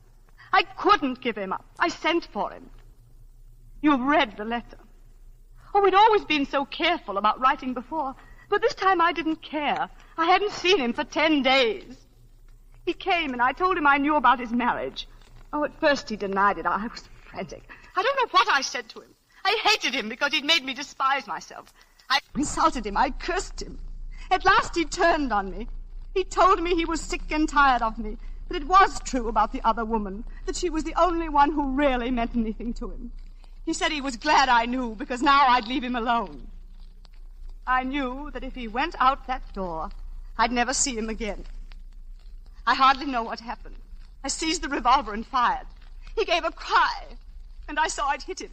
I ran after him, and I fired and fired and fired until there were no more cartridges. That's what happened. And I have no excuse for myself. I don't deserve to live. How could you do this? How could you? I'm sorry. I shouldn't let myself go. I've got to think. Leslie, Well, he's going to forgive you. yes. He's going to forgive me.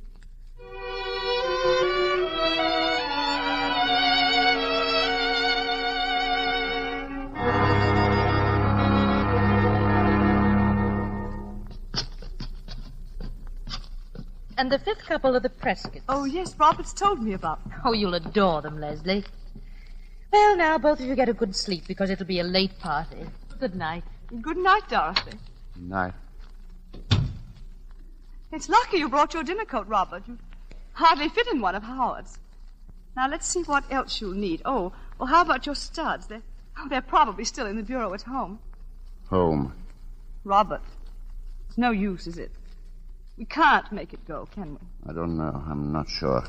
Robert, you're so kind and so generous. You should have had the sort of wife you really deserve. Through no fault of yours. I've failed you. Wrecked your life. I can't ask you to forgive me. If you love a person, you can forgive anything. But what about you? Can you go on? I'll try. I'll really try. That's not what I'm asking. I'll do everything to make you happy. Everything in my power. That isn't enough. Unless... Leslie, now, this minute, do you love me? Yes, I do. Kiss me then. Kiss me as if... Robert. No. No, I can't. I can't. Leslie, I can't. tell me, Leslie, what is it? With all my heart, I still love the man I killed.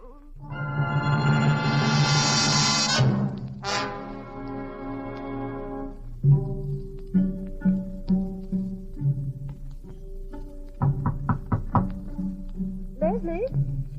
Leslie, let me in. My dear, they're all waiting for you. This is your party, you know. I'm sorry, Dorothy. I took rather long to dress. Why, Leslie, isn't that your lace work? Yes. Were you working on it just now? A little. I'm anxious to finish it. Oh, Leslie, please come downstairs. Of course, dear. In a few minutes. Very well. When did you first start doing that lace work, Leslie? I find it soothing. You mean it takes your mind off other things? I couldn't give him up. I sent for him. At last he turned on me. He was sick and tired of me. She was the only one who meant anything to him. She was the only one. I hardly know what happened. I seized the revolver and fired. Fired and fired and fired until there were no more cartridges. I have no excuse for myself. I don't deserve to live. I don't deserve to... Who's up there? Who is it? You, I see you there. Mrs. Crosby. Come here. What are you doing out there? I no want to come. She make me come. She tell me I come here. She? Missy Hammond. She tell me I come here. Bring dagger. Leave it outside window. Of course. Mrs. Hammond. Dagger, Missy. She say bring dagger to you. She's here, then? Yes, Missy Hammond on path by gate. You no go in garden, Missy Crosby. She kill you. She wait there. That is what dagger mean. She kill you, you go in garden. Missy, you no tell police I come? Missy, you no tell police I come? Dagger, see the workmanship on the ivory handle. Imagine all that on a knife. He who kills with an unworthy tool commits two crimes, one against himself. I don't deserve to live. I don't deserve to live. I don't deserve to live. Leslie. Leslie. Yes? Leslie, you've got to do something about Robert. He's acting very strangely. What is it? I don't know. At first I thought he was drunk, but it's worse than that. I'll be right down. But where will you ship from, Crosby? Oh, it's near a good harbor, only 5-6 miles away. And I can ship my rubber for less money, or to get ahead fast. In 10-15 years, I can live in London, travel, Do anything I please. Robert, will you come with me, darling, please? Not now, darling. Maybe later. I'm telling the boys about my new plantation. Sounds like quite a place. Of course, we'll miss Singapore. Our friends are here, and we've had some mighty fine times. No English people in that part of Sumatra, only Dutch and natives. Going to be a little lonely at first, maybe, but we'll get used to it. Robert. There'll just be the two of us. But my wife's a good sport. Always can count on her. She's not afraid of anything. And we'll have each other. That's the important thing. Stop it. I can't stand anymore. I can't stand it. Give me a drink. I want a drink.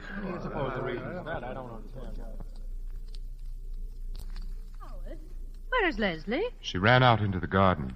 Garden. Oh, I'll find her. No, let her alone. There's nothing you can do for her.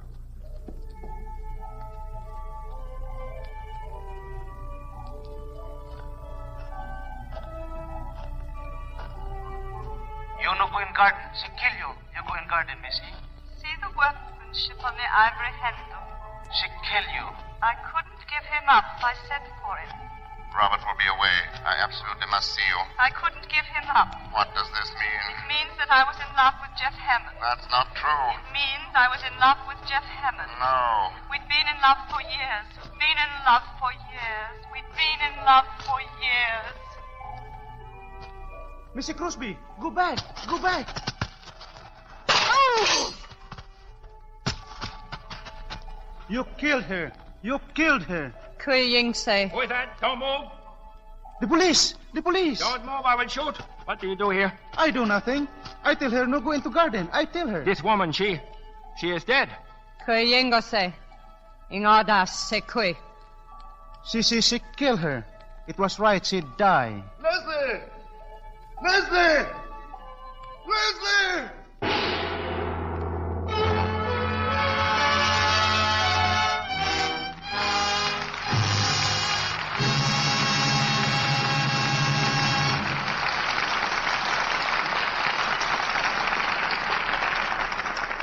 Our stars will return for a curtain call in just a moment. Meantime, we take you to a home, almost anywhere, and a mother who might be almost anyone. Mrs. Thompson is in her kitchen, and she's getting ready to do her dinner dishes. There, all scraped and rinsed. Now, why, that's funny. I know it was here when I did the luncheon dishes. Now, where did I put it? Not on the table. The closet.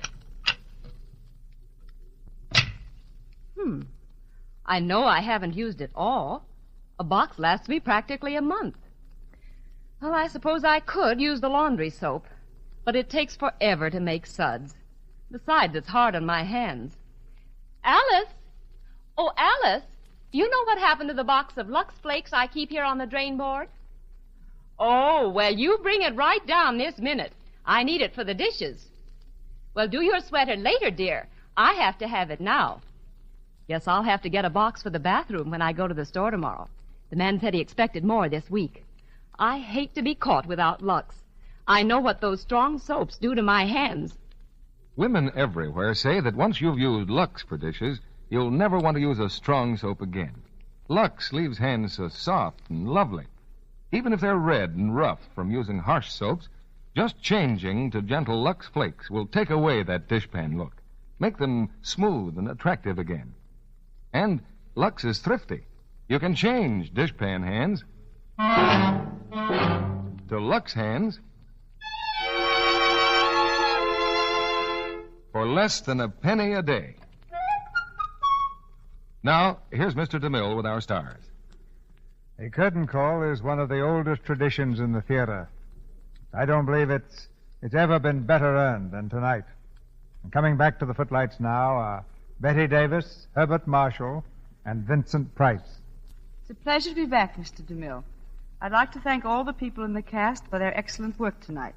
Now, to most of us, Betty, your name stands for fine artistry in the theater.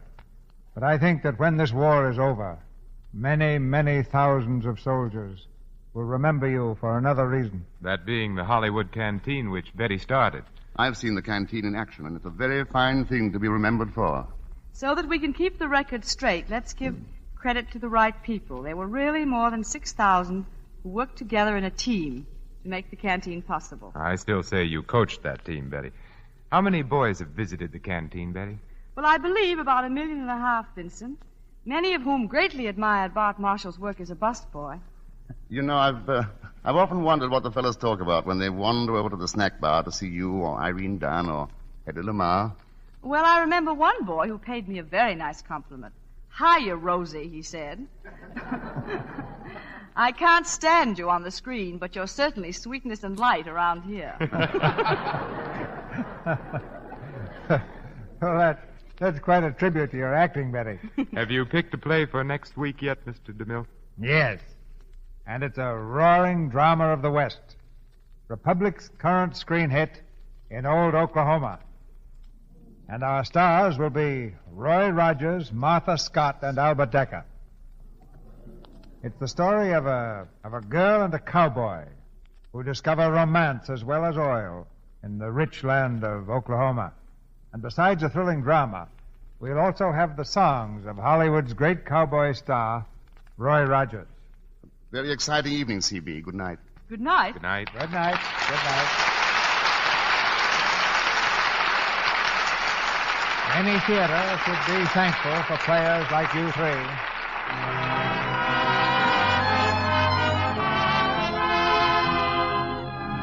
Our sponsors, the makers of Lux Flakes, join me in inviting you to be with us again next Monday night when the Lux Radio Theater presents Martha Scott, Roy Rogers, and Albert Decker in Old Oklahoma.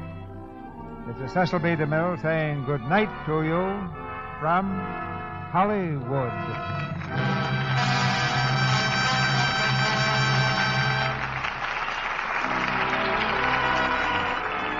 This week, all America salutes those women who are working in war-useful jobs.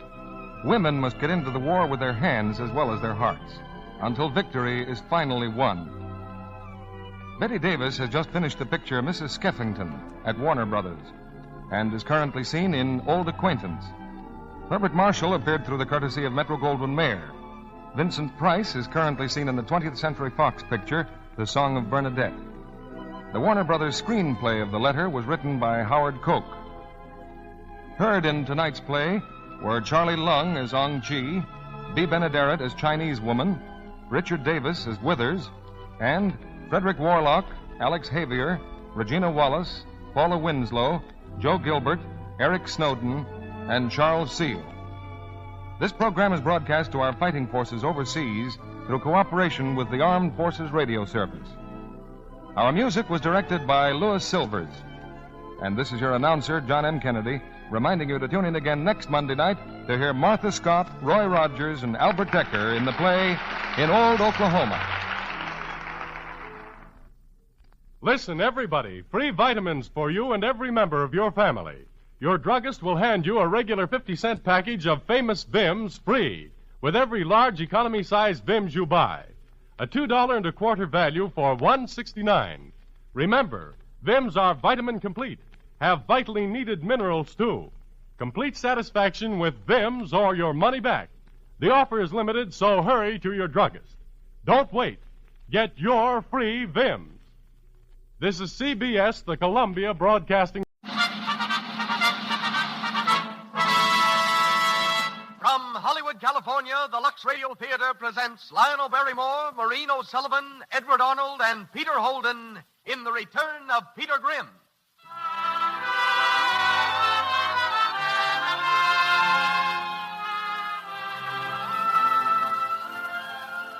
Lux presents Hollywood. This is the drama of faith and love stronger than death. The story of a man who came back from beyond to the ones he loved when they needed him most. Bringing it to us are Lionel Barrymore, Edward Arnold, Maureen O'Sullivan, and Peter Holden. Louis Silvers conducts our music. We bring you this program with the good wishes of the makers of Lux Flakes, those gentle flakes known the world over as the thrifty care for silks, rayons, woolens, and pretty cottons. With Lux, there's no rubbing to weaken threads, no harmful alkali to fade or streak colors. You'll find your underthings and all other washables, yes, anything safe in water alone, will stay new-looking longer when you give them regular Lux care. And remember, a little Lux goes so far, it's thrifty. And now, the producer of the Lux Radio Theater, who, with David Belasco, wrote tonight's play, The Return of Peter Grimm. Ladies and gentlemen, Mr. Cecil B. DeMille.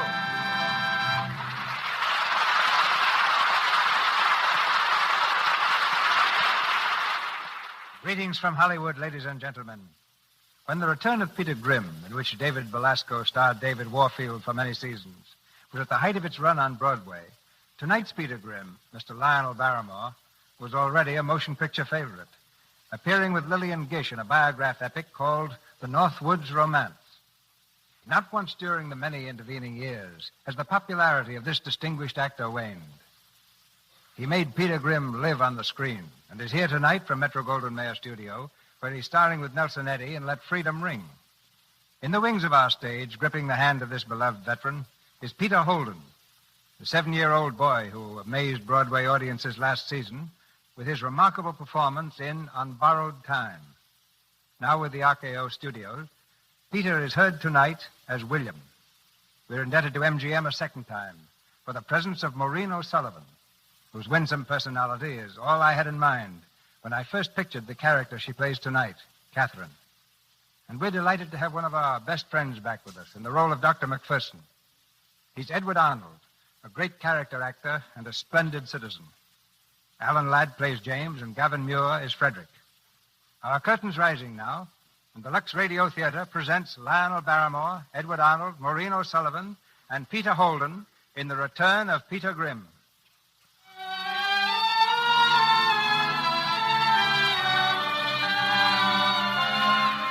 The darkened living room of Peter Grimm's home. The blinds have been drawn against the afternoon sun, and in the semi-gloom, 5 people are seated around a table, their hands clasped together. There's a breathless silence as one of them leans forward and raps quietly. Are you in this room? Is your spirit among us? We are calling the spirit of Peter Grimm's grandfather. Are you in this room? There's no answer from the other world. The elderly man who rapped leans back in his chair, waiting.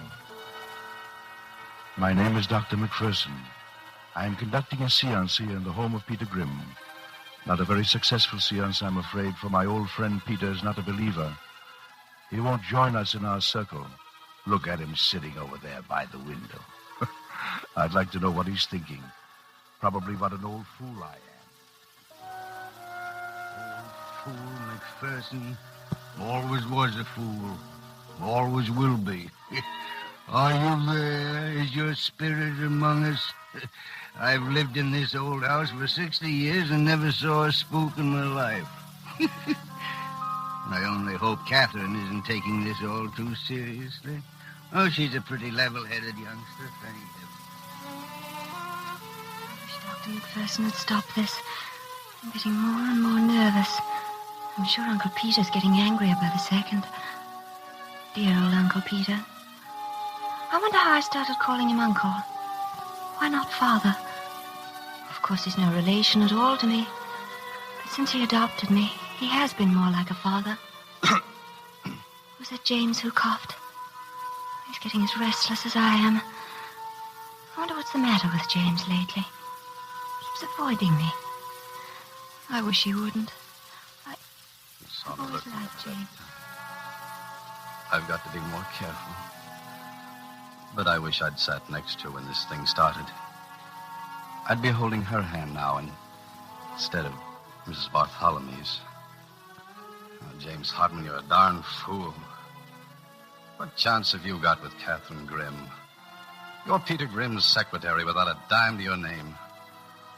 Still, sometimes I think she does like me a little.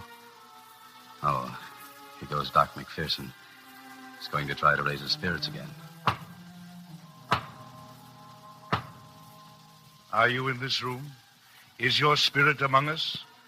If you have come back, make your presence known. Give us a sign. Give us a... Oh, stop it. Oh, Stop what's it. the matter with you, Peter? This thing's gone far enough. Put up those blinds, James. Yes, sir. Do you mean this experiment has ended? I certainly do. I've been sitting over there laughing so long it made me mad. And that's exactly what is wrong. No wonder I can't get in touch with your grandfather. Well, maybe you're calling him in the wrong place, Doctor. Try below. Oh. Oh, Uncle Peter. Dr. McPherson's been trying so hard all afternoon. Perhaps that's what's wrong. Spirits never appear in the afternoon. Oh, day or night, Mrs. Bartholomew, the doctor's spirits never show up any time. The laziest bunch of spooks I've ever seen. He's been snubbed by every ghost from Julius Caesar down. Dr. McPherson, please go on. I'm very interested. I'm sorry, Mr. Bartholomew. It's impossible to carry on a scientific experiment in an atmosphere of doubt and skepticism. And I don't like to waste my time on fools. Well, neither do I. This is the third afternoon I let you steal from me with your mumbo-jumbo. I raise flowers, not spirits. I run a nursery for tulips and roses, not an asylum for demented medicos who believe in ghosts and such things. Some mighty smart people believe in such things. Well, then they're crazy, too. How easily you say that, Peter. I'd like to lay hold of one of your ghosts. I'd take him along to the lockup where he belongs. I don't wish to argue the point any further. Good. Mr. Grimm, I'm afraid we must leave. Lawrence, come along. Yes, dear, yes. Good day, Mr. Grimm. Good day, good day, good day. I'm awfully sorry that we can't. James. Yes, Mr. Grimm. Go and get the proofs of the new seed catalog. I want Kitty to help me correct them before dinner. Yes, sir. And you, Kitty, go and ask Martha to set an extra place at the table. Doc's staying for dinner. No, I'm not. Oh, please do, Doctor. Go on, he's staying all right. Make it 2 extra places. We have a guest coming. A guest? Who? Well, never you mind. A very nice young man. Oh, shouldn't James go to get him? No. William's down at the station. Oh. He'll bring home that guest. That most welcome guest. Go on now, run along. All right, Uncle Peter. Well, by the way, Peter, how is young William? Huh? Well, I thought you weren't on speaking terms with me. In a purely professional capacity, I'm asking after William's health. Oh, the boy's all right. I kept him in bed a few days last week. He's fit as a fiddle. You want to come along and check the new seed catalog with me? Well, if you want me to. Well, I could do very well without you, but I have to be polite to my guests. Uncle Peter! Uncle Peter! Hello there, William. You just come from the station? Yes, sir. Hello, Doctor. Oh, William, don't you know you mustn't run like that? Look how flushed you are. I'll have to send you to bed again, William, if you don't behave. Gosh, I'm all right. Uncle Peter, the guest got here. He did, eh? Where is he? He's walking. Gee, I didn't know it was your nephew. Nephew? Well, that's what he said. Uncle Peter, it's not Frederick. Yes, it's Frederick. Now, why did you have to go and spoil it, William? I wanted to surprise Kitty. Well, I guess I am surprised. Well, I'd better go and see about his room. Come along, William. Okay. Then, Kitty, put on your prettiest dress. I want Frederick's eyes to pop out of his head when he sees you. Oh, Uncle Peter. Now, what's this all about, Peter? Oh, nothing much. I wrote Fred to come home. So? Why all of a sudden? Wasn't all of a sudden. Fred's been abroad long enough. Time he came home, that's all. And what else? That last remark to Kitty meant something, if I know you. What last remark? Oh, yes. Well, Fred's going to marry her. Marry her? Does Kitty know it? No. Does Fred know it? Not yet. Oh, you've just decided for them, is that it? Well, something like it. Oh, don't look so shocked. A good gardener doesn't always wait for nature. When spring arrives and the buds appear, he does a little bit of grafting. Aren't human beings supposed to have a little more to say about such things than trees? A little more freedom? No. Freedom's a dangerous thing to monkey with, Doc. Look at little William. Now, if his mother hadn't had so much freedom, nobody watching her... William's mother is an altogether different case. She was a maid in your house. Yeah, a maid in my house who ran off to Europe and married some worthless scoundrel nobody knew and then came home with a baby. Came home to die after her husband deserted her. Why did she ruin her life? Because there was no hold on her, no check. Women need watching, I tell you, and I'm going to watch Kitty. She'll be married to Frederick and live here. And they'll have their children here. And I suppose you've already decided how many. And why not? I'd like to see them grow up, one by one. Go out into the world with the care and heritage I can give them. That's what I'm looking forward to. Oh, my, another 20 years. Huh? Do you expect to live forever? Most people die ultimately. Well, I'm not ready to die yet, so don't look at me so greedily. The machinery is wearing out, Peter. I thought I ought to tell you. When I chased that bronchitis out of you last year... Oh, boss, you can't make me sick. I'll outlive you yet, Andrew. I'll bet on that. No? You wouldn't want to make my kind of a bet, Peter? Any bet. Well, what's your kind? Well, that whichever one of us does go first will come back and apologize to the other fellow. Oh, so that if I stay behind, I'll jump every time a knock sounds or a chair squeaks and say, oh, there's the doc again. No, sir. I don't intend to be one of your spooks. I don't even intend to die. And when I do, I'll do it without the benefit of a doctor. All right. At least you won't do it without a lawyer, I hope. What? Yes, a lawyer. You've never made that will of yours, have you? Oh, leave me alone. What do I need a will for? Uncle Peter, here he is. Look. There's Fred coming up the path. There's my will. He'll carry out my wishes. He'll raise my tulips. He'll continue my house. I'll need no will for Kitty. She'll be provided for. She'll be married to my own flesh and blood.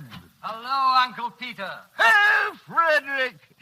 Tell this old fool of a doctor I'm right. What about? Well, tell him. Well, he usually is right, Doctor. Oh, you make me tired. Good boy. Welcome home, Frederick. Welcome home.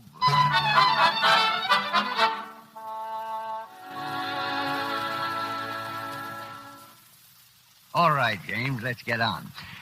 Ever since Frederick got in this house, I haven't done a good day's work. What's next? Well, you still haven't answered that letter from Hicks. Oh, all right, I'll answer it.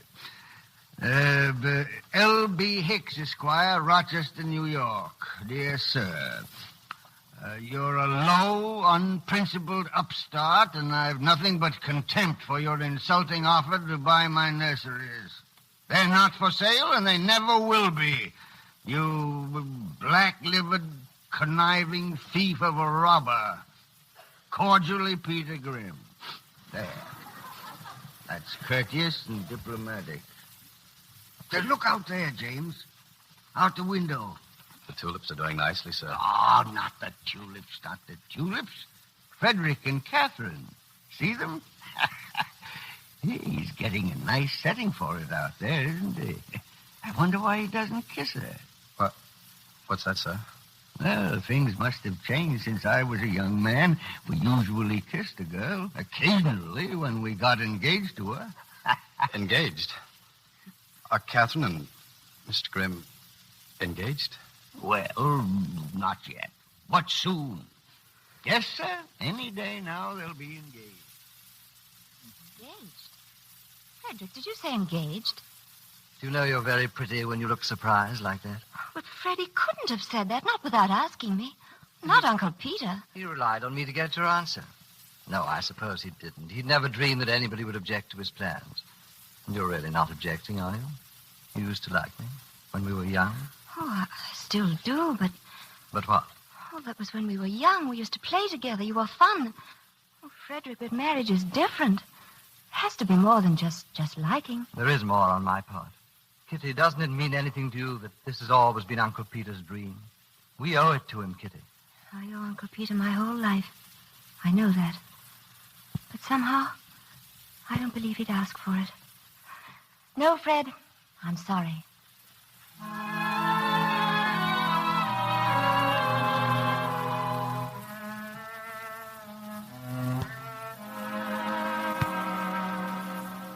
Andrew, hand me that spray, will you? Here you are. Thanks. Bordeaux mixture. Yes, sir. That's all we can do to fight black spot. That and pray to God. And if you don't use Bordeaux mixture and don't pray, what happens then to the roses? Huh? Well, what happens? They die. Then what do you do with the dead roses? Burn them, together with the diseased shoots. And the ashes are good to enrich the ground. Ah, and out of the ground come new roses. But then the roses don't really die, do they? They continue to be with us. Have I made my point? No, because never in all my born days have I seen a spook rose. No, nor the ghost of Bordeaux mixture either. All right, laugh. Just the same, I know that what... Uncle Peter! Oh, what's all the excitement? Circus, Uncle Peter! Circus? Where? Don't you hear them? They're parading down Marlow Street. Can we go, Uncle Peter? Can we go? Sure we can go. I never missed a circus in my life, nor a parade either. Go get my hat, William. Okay. Peter, do you think you should? Oh, now don't start with that heartstrain business again. I'm going to have some fun before I give up the ghost. Look at them, Uncle Peter. Wild animals and everything. Here comes the clown, William. Hello, Pete. Hello there, youngster. Hello.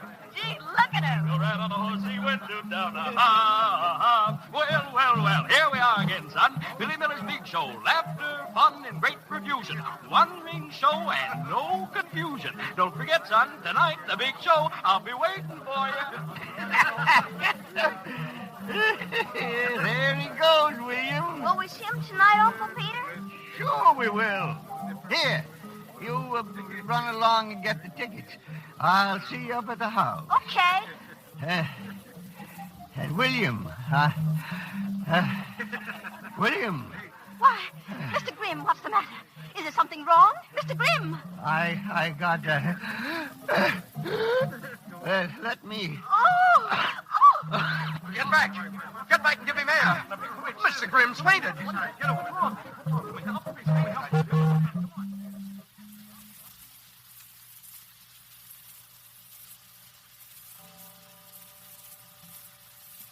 Well, what's the verdict, Doctor? You going to get a chance to win that bet? I don't know, Peter. No? Well, I do. You know, Andrew, I'm going to miss you. You were such a good friend to fight with.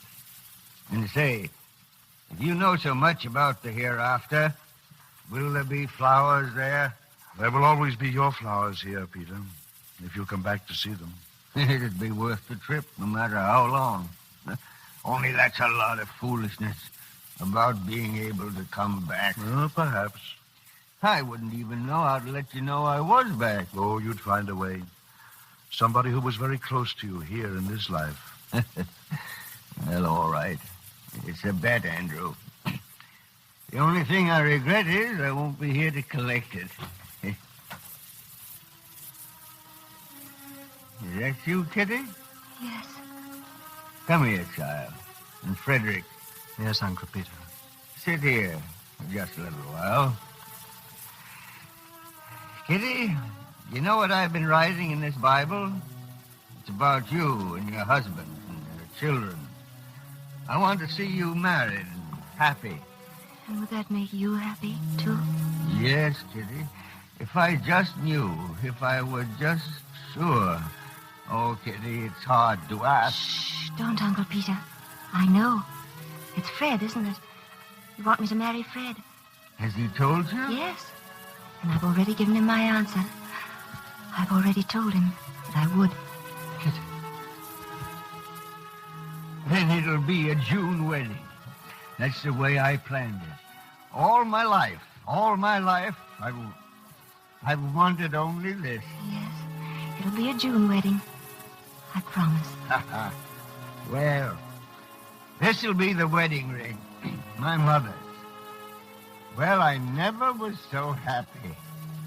Never before. It's not such a bad way to... Uncle Peter. Doctor. Stand back a little. Uncle Peter. I got him, Uncle Peter.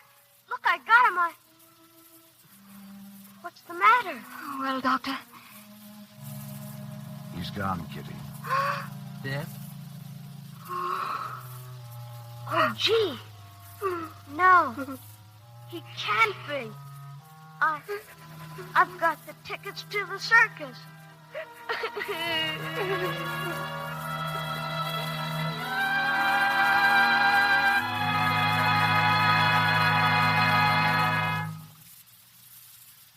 In a moment, you'll hear Act Two of The Return of Peter Grimm, starring Lionel Barrymoore, Maureen O'Sullivan, Edward Arnold, and Peter Holden. But first, I'd like to say something to the women in our audience. These February days, your hands are apt to chap easily, aren't they? And that's so unpleasant. No woman likes to have coarse, red hands. So let me give you a hint. Won't you be careful of the kind of soap you use in your dishpan? Strong soaps have harmful alkali in them. This dries out the natural oils in your skin. Your hands chap easily, get coarse and old-looking. And really, that's needless. Nowadays, your hands don't have to take that kind of punishment. Not when it's so easy and so inexpensive to use Lux Flakes for your dishes. Lux is kind to your hands. It has no harmful alkali. Just remember that, won't you? There's no harmful alkali in Lux. Nothing to dry out the natural oils of the skin. It helps your hands stay soft and smooth, lovely to look at and to touch. So be beauty-wise. Begin using Lux Flakes for your dishes tomorrow. It costs so little, especially if you buy the thrifty big box. And now, Mr. DeMille. Act Two of The Return of Peter Grimm, starring Lionel Barrymore, Edward Arnold, and Maureen O'Sullivan, with Peter Holden.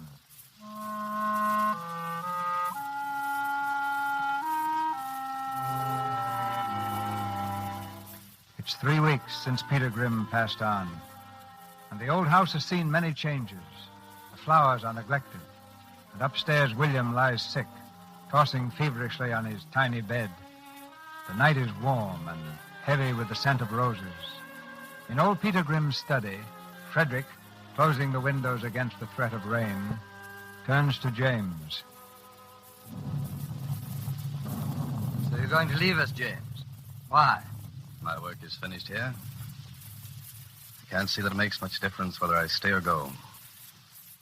But there's one thing I'd like to ask you. Well? What about this property?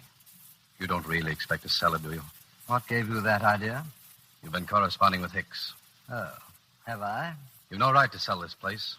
You know how your uncle felt about it? Unfortunately, James, or perhaps fortunately, my uncle died without making a will. Naturally, I'm heir to the estate, and I'll do with it as I want. When's your time up here? Day after tomorrow. Until then, please attend to your own affairs and leave mine to me. Now, would you find Catherine for me, please? Ask her if I may see her downstairs.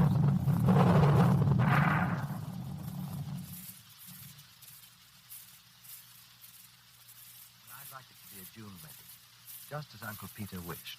Yes, just as he wished. We could leave right after the ceremony. Any place you'd like, Catherine. You mean you want to leave here? Of course. You wouldn't want to honeymoon in this place, would you? Oh, why not? Oh, Frederick, I love this house. Besides, we couldn't possibly go while William's so ill. Oh, you know there are such things as nurses. He'd be miserable without me. I think you're being very sentimental, darling. After all, we have to face the problem sooner or later after we're married. After we're married. You make it sound as though everything ended with our marriage. I don't feel that way, Frederick.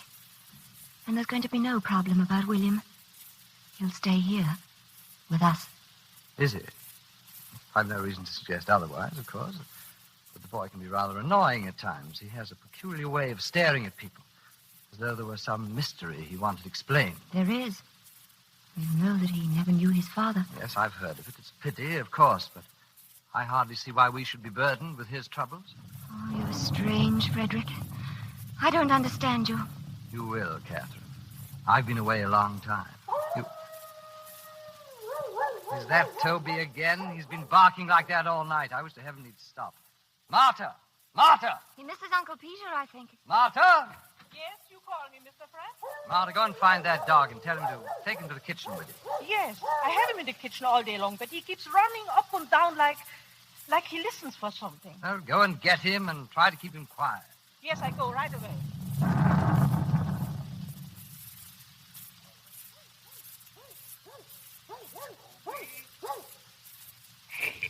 Hey there, Toby. Here, boy. Here, Toby. How are you, Toby? Glad to see me back. I've been gone a long time, Toby. Lots of things have happened to me. The funniest things you ever heard of.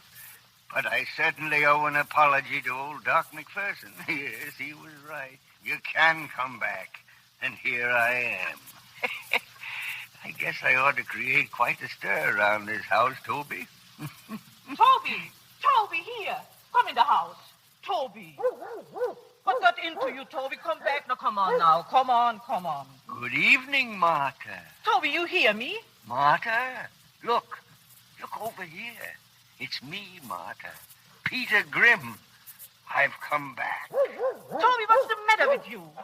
What are you looking for? There's no one here, Toby. Now, come on. I'm here, Martha. Martha, can't you see me? Can't you hear me, Martha?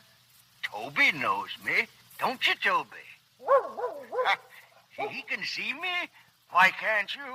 All right, Toby, now you come with me. And don't go looking for things which aren't there. Oh, Martha. Oh, why can't she see me? This is a nice how to do. Come all the way back here and they can't see me. Well, Catherine will see me. She'll know I'm here. She's got to know.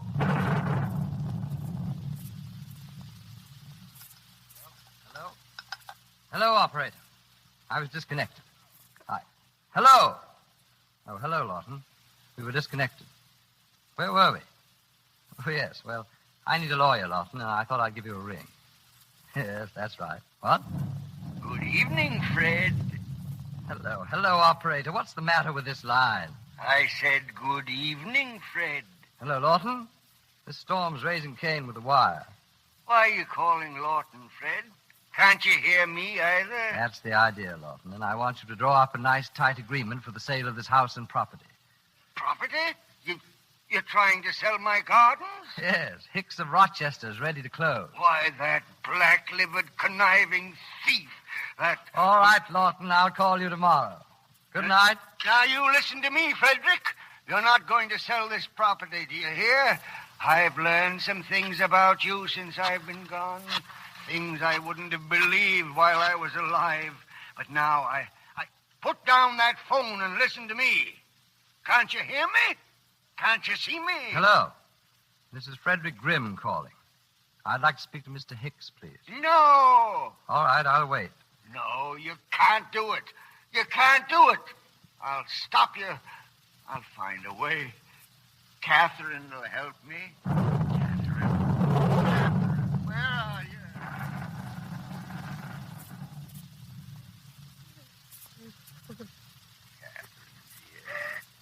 Catherine, you can't see me either, can you? Why are you crying, Kitty? Are you thinking of me? Oh, don't cry, dear. Dying's not so hard. I just had a good nap. I was old, and I needed it. But now I'm awake and rested and young again.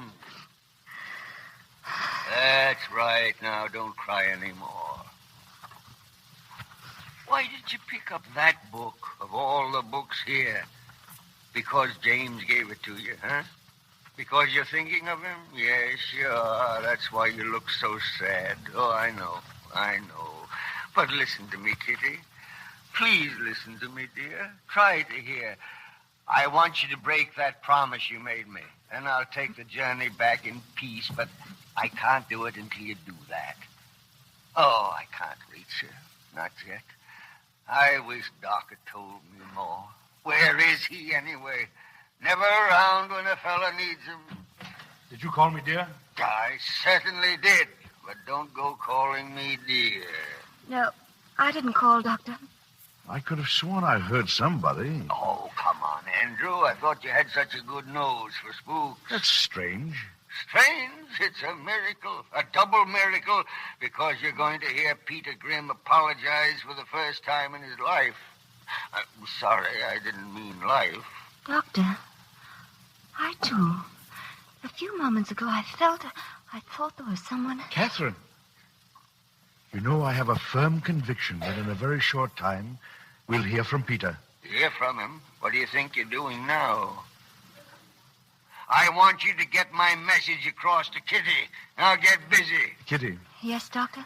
I don't wish to be cantankerous, and I don't want to be a busybody, But have you thought over what I said about this marriage? You caught that, did you? Yes, Doctor.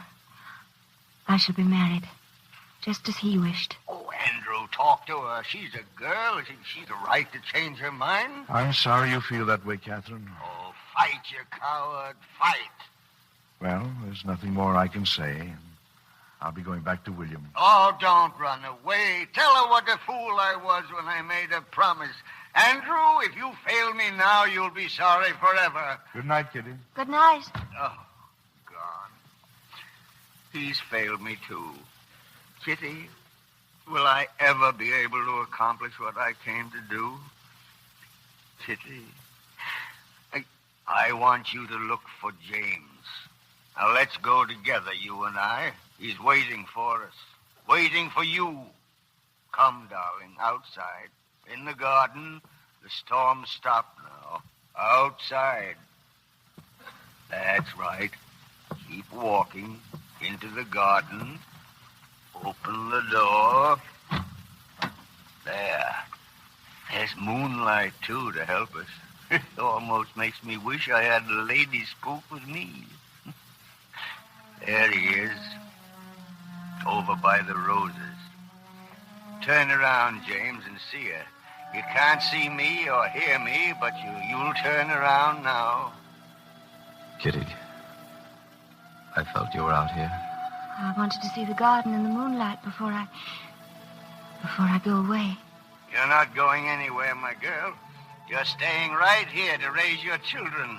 Only there'll be a little change in father. Do you want to go, Catherine? Yes. Tell the truth. The truth. Oh, no, I don't. I don't, James, I don't. That's fine. Now, James, press her hand real hard. Have you told Frederick that you don't love him? Oh, I can't. You're going to be wretched for life to please a dead man who doesn't know it. Or if he does know it, regrets it bitterly. Bitterly? How bitterly? Oh, James, don't say anything against him. But it wasn't right to ask this of you. It wasn't fair. The whole thing was the mistake of an obstinate old man. Stubborn, tyrannical.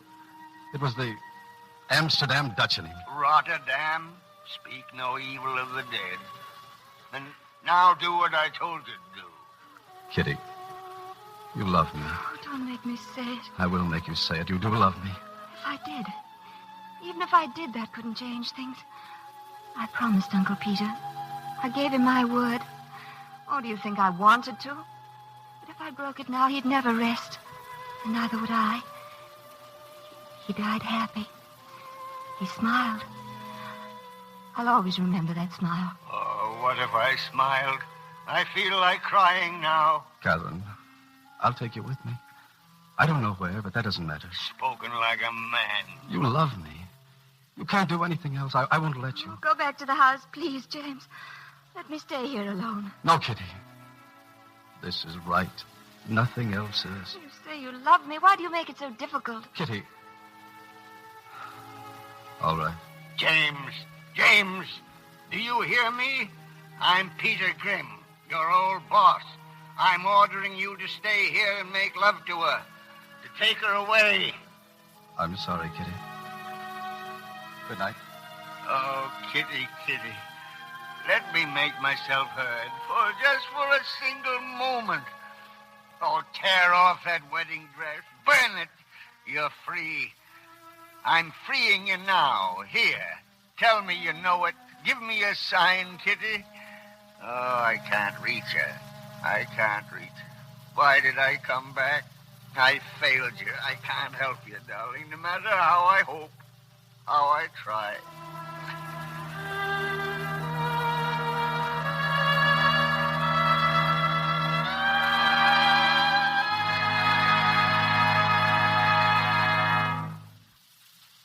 We pause for station identification. This is the Columbia Broadcasting System.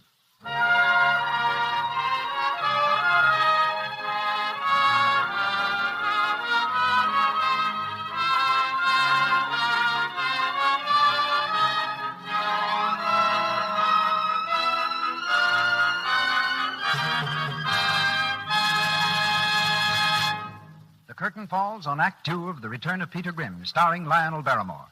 In just a moment, we bring you our customary intermission guest. But first, here's a hint that will save you a lot of money.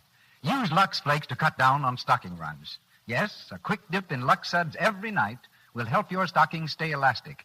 And that means they can give when you bend your knee or climb the stairs. The threads won't break into runs all the time. Don't spoil this elastic quality by rubbing your stockings with cake soap or using soaps that have harmful alkali. Use Lux. A little goes so far, it's thrifty. Not only for stockings, but for everything safe in water. Your silks and woolens, your rayons and colorful cottons. Get the generous big box tomorrow. And now we have reached the time when it's Mr. DeMille's custom to present his guest of the evening. But tonight, we prevailed upon him to be his own guest on his own program, since Mr. DeMille played such an important part in creating The Return of Peter Grimm. There's an interesting and human story behind the origin of Peter Grimm, and here's Mr. DeMille to tell it to you. Well, we flash back to the time when David Belasco commissioned me to get an idea for a new play for David Warfield. I went to Maine, loaded down with pencils, paper, and enthusiasm. But ideas often come slowly, and the inspiration which I hoped would come like a bolt of summer lightning failed to strike. Then one day, lying in a canoe very close to shore, I was reading a book when a big black beetle came out of the water, crawled up on the gunwale, and sat there blinking at me. While he sat, I noticed a score of his relations grubbing in the muddy bottom of the lake. I felt rather sorry for them, those lowly creatures that might never know any other world except gloom and mud and water. Under the heat of the sun, the beetle proceeded to die. Then a strange thing happened. His glistening black shell cracked down the back. Out of it came a shapeless mass, whose hideousness was transformed, as I watched, into beautiful, brilliantly colored life. Out of the mass gradually unfolded 4 iridescent wings, from which the sunlight flashed 1,000 colors. The wings spread wide, as if in worship of the sun. The blue-green body took shape. Before my eyes had occurred a metamorphosis, the transformation into another world of a hideous beetle to a gorgeous dragonfly, which started dipping and soaring over the water. But the body it had left behind still clung to the gunwale of my canoe. And while the dragonfly happily explored its wonderful new world, darting in an instant over a space that a short time before would have taken it months to crawl, the other beetles still plodded and lumbered below in the mire. And I wondered if they were conscious of the glorious creature flitting over their heads, or if the dragonfly, which so recently had been one of them, could look down and see and understand its fellow beetles crawling along the bottom of the lake. I'd witnessed what seemed to me a miracle. Out of the mud had come a beautiful new life. And the thought came to me that if the Creator works such wonders with the lowliest of its creatures, what may be in store for the human spirit? I didn't let that distract me then, because the beetle had given me the idea for the play. A play about a man who died and returned. A year later, I brought the script of The Return of Peter Grimm to David Belasco, who was kind enough to rewrite it himself and bring it to Broadway. So tonight, as I listen to it, I'm grateful to 3 Bs, Belasco, Barrymore, and the beetle. And ever since that day in Maine, a long time ago, I've had a deep, abiding faith in immortality. Why have any doubt that there is a hereafter? Thank you, Mr. DeMille, for telling us the origin of Peter Grimm.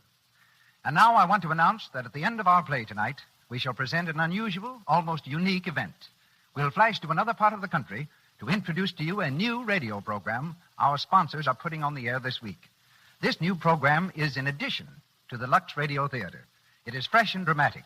Remember, a preview of the new Lux Radio program after Act 3. Our play, The Return of Peter Grimm. Our stars, Lionel Barrymore, Maureen O'Sullivan, and Edward Arnold with Peter Holden.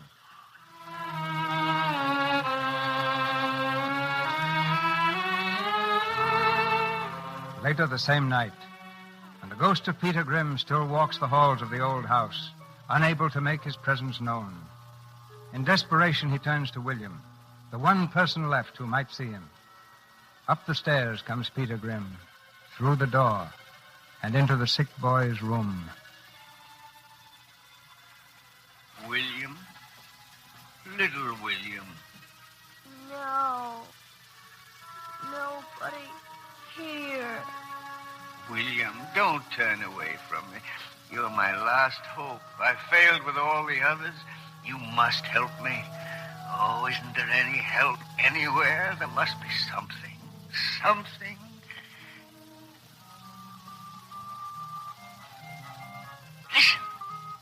Listen. The circus, William. The circus. The clowns and the elephants. Do you hear the circus? The circus. Yes, and I'm here, too. I've come to see you. Right on the horse he went to town. What's in a wedding breakfast? Beef, 3 hard-boiled eggs, and a cup of tea. That's the clown. You remember how we stood at the fence and heard him together, you and I? I, Peter Grimm, your Uncle Peter. Uncle Peter. Say it. Say it out loud. Uncle Peter. There. Now, can you see me? No, sir. Here, take my hand. You'll see me then. Have you got it? No, sir. There's nothing there. Oh, but you hear me, William? I can hear you. Oh, it's a dream, I suppose. And the circus has gone away. What did you come back for, Uncle Peter? Wasn't it nice where you were? Oh, yes. Nicer than I can ever tell you. But I had to come back. There were many things I'd left undone. Oh, it's too bad you died before we went to the circus. Are you going to stay here now? No. I'll have to be going back soon. Uncle Peter, when you go back, please take me with you. You're not ready to go. Not just yet. Not until you see me.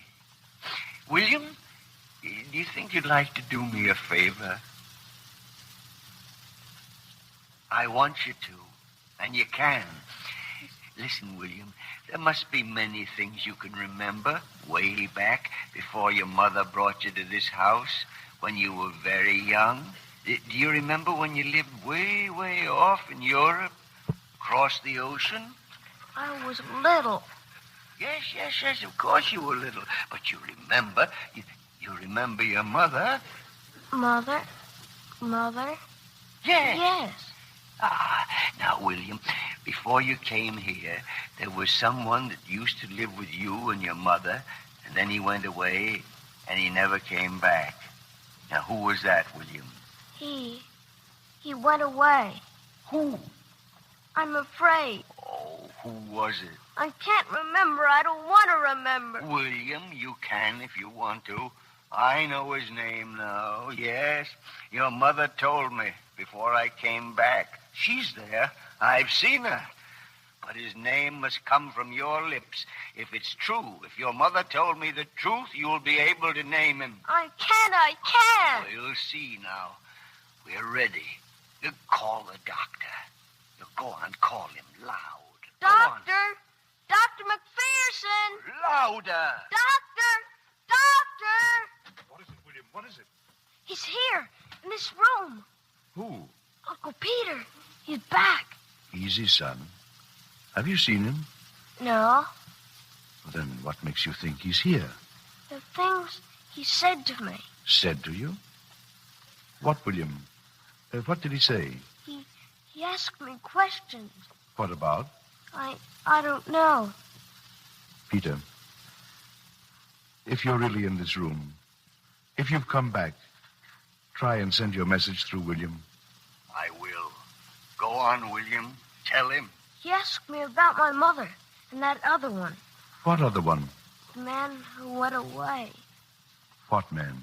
The man that made my mother cry. And who was that? I don't know. Yes, you do, William. Now, don't be afraid. I can't remember. Yes, you can, William. You're just frightened. William, is your Uncle Peter still in this room? Yes, he just spoke to me. Oh, Peter Grimm, if you've come back for a purpose. I'm doing my part. I'm waiting for you to do yours. All right, Andrew. I will. Think, William. Think. No, he'll make me cry, too. I'm afraid of him. No, you're not. He can't hurt you anymore. We won't let him. Now, hurry, William. He's coming here now. I'm making him come. He's right outside the door. Did someone call me? Why, no, Frederick. Why? Say it, William. Say it. Doctor, he's the one. What? It was he. It was Frederick. He's the one. He.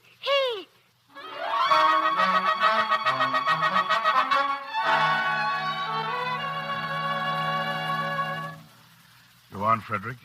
You might as well tell me the whole story. You were the man that William's mother married, weren't you? The man who deserted her, left her to come home by herself. All right, so it was I. What of it? She followed me to Europe. I didn't ask her to come. Like a fool, I married her. And you weren't man enough to stand by her, was that it? I was young. That's no excuse. She came back here to die. She never even mentioned your name. You were well out of it, weren't you, except for William? How he recognized you, I'll never know. But he did, and I'm glad of it. What do you intend to do? Humiliate me? Tell Kitty? Yes. Wait a minute. Do you realize what'll happen? The wedding will be off. She'll be left without a cent. She'll have no place to go. I couldn't let her stay here even if I wanted to. The property's going to be sold to Hicks of Rochester. Sold? Doctor, don't let him. Don't let him. Well, what are you staring at? I don't know. I thought I heard that... I'm selling tomorrow. Frederick, you've no right to do this. You can't. It's mine to sell or keep. Not yours. Never was. It belongs to Kitty. Kitty. Andrew, it isn't his. I didn't give it to him. Wait. The Bible. It's all in there. I wrote it myself.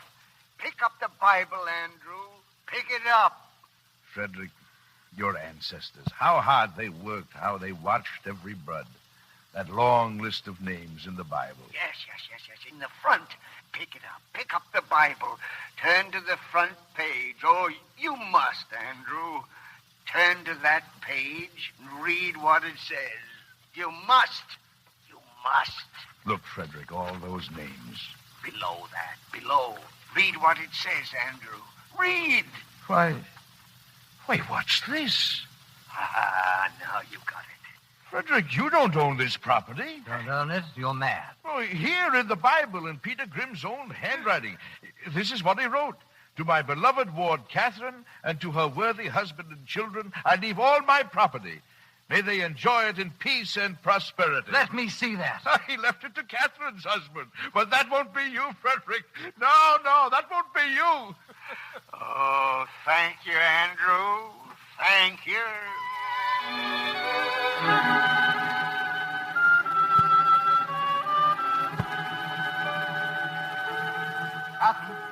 Coffin. Here, James, in here. Well, he's gone. Frederick? I just took him to the station. Oh, things seem different already.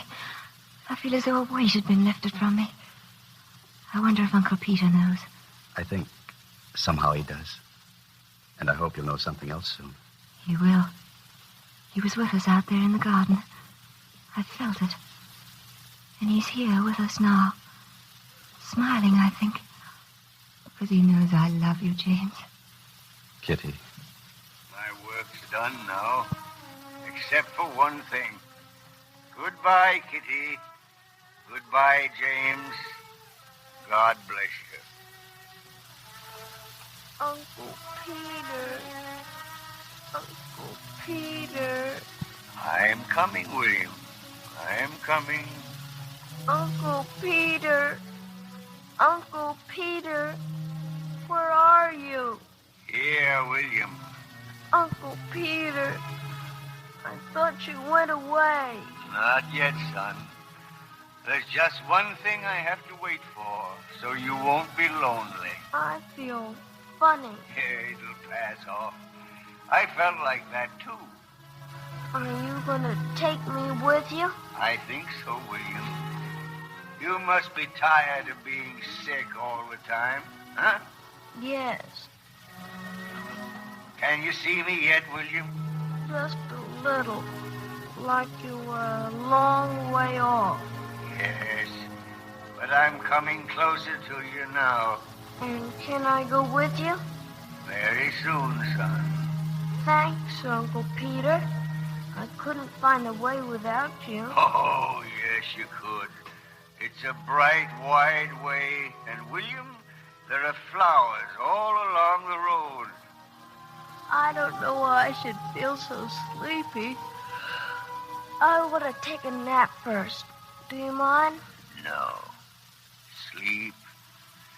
I wish you the pleasantest dream that a little boy can have in this world.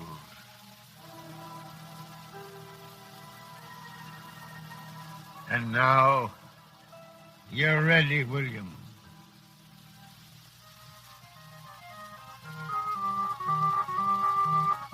Wake up, son.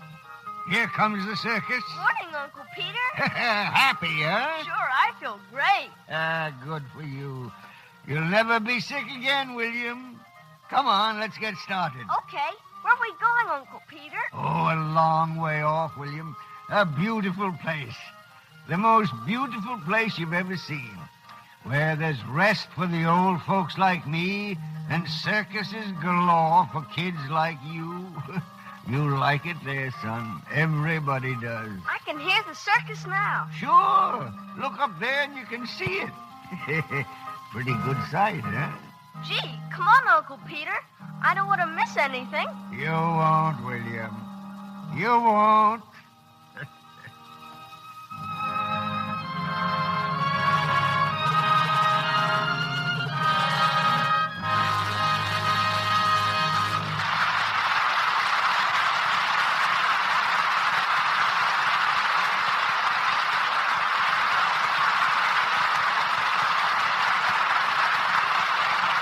So ends our Lux Radio Theater presentation of The Return of Peter Grimm.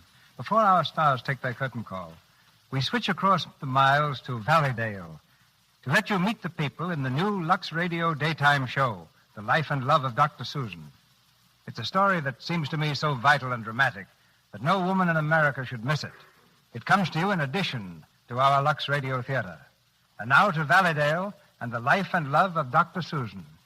Gentlemen, to Valleydale, where you will follow the life and love of Dr. Susan.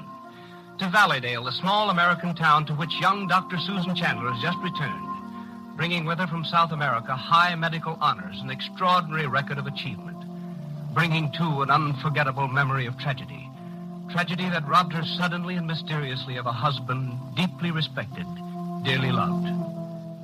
To Valleydale, then, comes Dr. Susan to face a future filled with problems, to work, to love, to hope. Staunchly behind her in her struggles stands her husband's father, doughty, lovable old Dr. Howard Chandler. What's that, Dr. Brown? You say my daughter-in-law can't take over my clinic for me because she's a woman? Why, confound it, she's a doctor, isn't she? And a fine one, too. What's being a woman got to do with it? Things are coming to a pretty pass in this town when anything like that can go on. Caring tenderly for the old doctor, mourning for her lost son, the doctor's wife, Miranda. We mustn't let Susan see how we miss him. We mustn't make it any harder for her. But it will be strange seeing Susan without him. Adjusting themselves gradually to strange new surroundings, Susan's 12-year-old children, the twins, Marilyn and Dickie. Now, Marilyn, for Pete's sake, we're home now. Will you quit feeling sorry for yourself? I'm not crying because I'm sorry.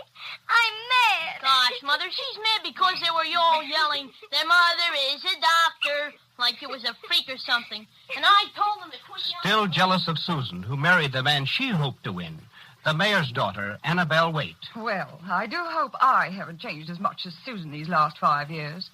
But they do say the tropical sun brings out lines on a person's face. Well, after all, you can't... Scornful of all things local, the big businessman, Samuel Blodgett. Let a woman doctor operate on me? I should say not. I want the best doctor in the country, and I want him quick, and I don't care what the cost. Do you hear me? Indebted to Susan for restored self-respect, a new grip on life, and in love with her, Arnold Briggs. Is it your husband who stands between us, Susan? Aren't you sure yet that he's never coming back? Susan, please, when will you realize the fact that you... And faithful to the husband she may never see again. Loyal, tender, strong Dr. Susan. I'm fond of you, Arnold. I really am.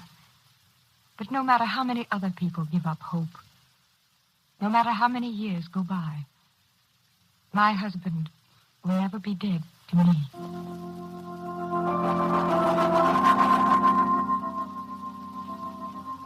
And so the intricate pattern of the lives of the people of Valleydale weaves its way toward destiny.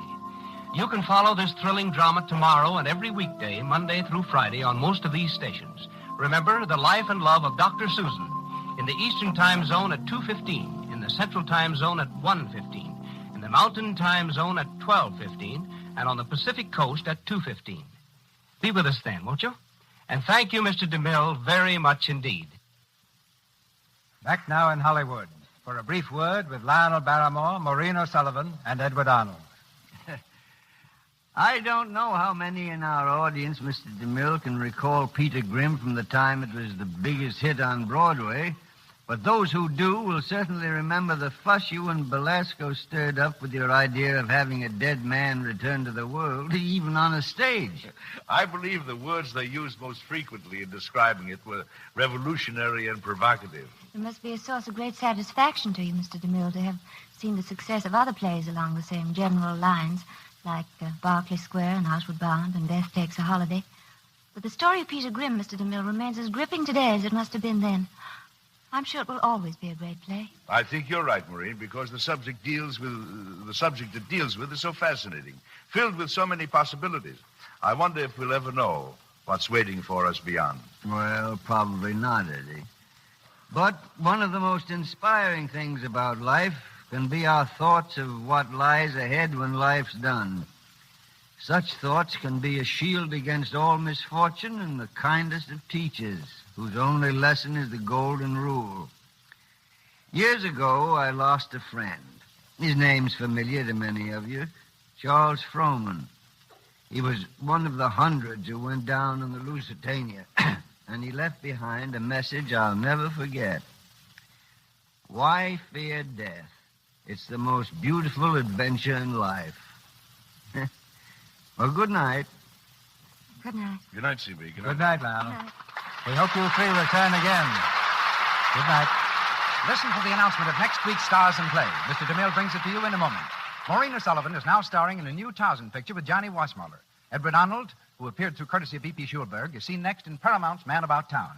Peter Holden's current RKO film is The Great Man Votes. Louis Silvers is from 20th Century Fox Studio, where he directed music for The Three Musketeers. Here's Mr. DeMille. Among the recent hits of stage and screen, none met with greater acclaim than the drama awaiting you here next Monday night. Written for Broadway by George S. Kaufman and Edna Ferber, its title is Stage Door. Based on the struggles of a group of young girls seeking theatrical careers.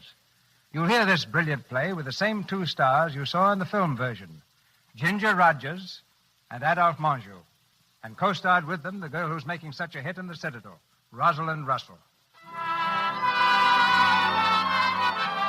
Our sponsors, the makers of Lux Flakes, join me in inviting you to be with us again next Monday night when the Lux Radio Theater presents Ginger Rogers, Rosalind Russell, and Adolphe Menjo in Stage Door. This is Cecil B. DeMille saying good night to you from Hollywood. This is the Columbia Broadcasting System.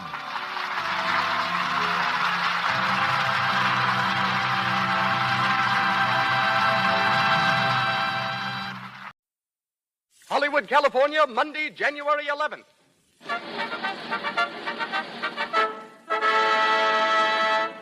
The Lux Radio Theater presents Claudette Colbert and Fred MacMurray in The Gilded Lily with David Niven and George Chandler.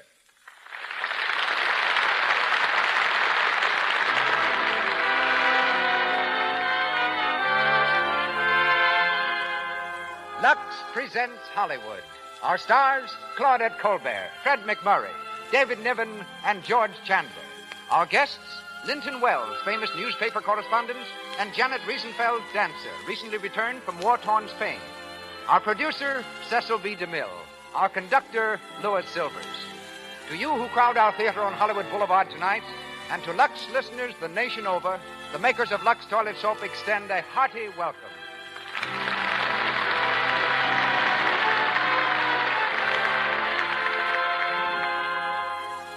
Perhaps more so than anyone else, does a lovely screen star have to guard a beautiful complexion. Constantly before the public, she knows the camera will catch the slightest blemish should her skin reveal one. How significant it is, then, that 9 out of 10 screen stars use Lux Toilet Soap. The same beauty care so inexpensive that every girl can use it every day. Begin your Lux Toilet Soap beauty care tomorrow. The Lux Radio Theater presents its distinguished producer. Ladies and gentlemen, Mr. Cecil B. DeMille.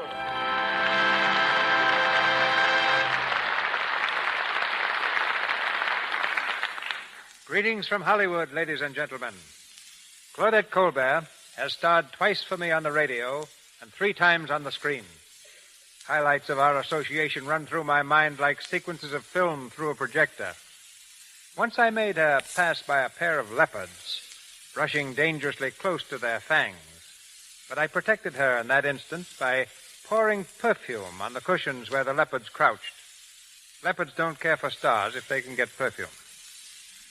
Then there's the story of the centipede in Hawaii. After I had told Claudette that there was nothing in the Hawaiian jungle that could possibly harm her, she sat down to find a 6-inch centipede roosting in her chair. Jumping up, she forgot the fierce-looking insect in her fury at me. And going across the studio lot one day, I met her on the way to lunch. How would you like to play the role of the wickedest woman in the world, I asked her. I'd love it, said Claudette. So I cast her as Poppaea in The Sign of the Cross. Later, she starred for me as history's most glamorous woman, Cleopatra. And someday, I hope to star her as the bravest woman in the world, a part I have in mind for her that she knows nothing about. But Claudette is something of a star maker herself. 3 young men who have risen to prominence in the past year scored first as leading men for Miss Colbert. They are Melvin Douglas, Charles Boyer, and a frequent visitor to my set while I was shooting The Plainsman, Fred MacMurray. When Paramount cast him as Claudette's leading man in The Gilded Lily, the effect of his charm was instantaneous. Everywhere, people were suddenly talking about him. A 10-letter man in high school, Fred now gets 10,000 letters a month. But he's just as regular as the man he plays tonight. Pete, a ship news reporter. Claudette Colbert, born with the name of Lily, resumes that name for the evening. David Niven will be heard in the role of Charles Gray, and George Chandler as Eddie, a photographer. And this is the moment when we introduce them to the Lux Radio Theater audience. Ladies and gentlemen, Claudette Colbert and Fred MacMurray in a story based on the Paramount picture, The Gilded Lily.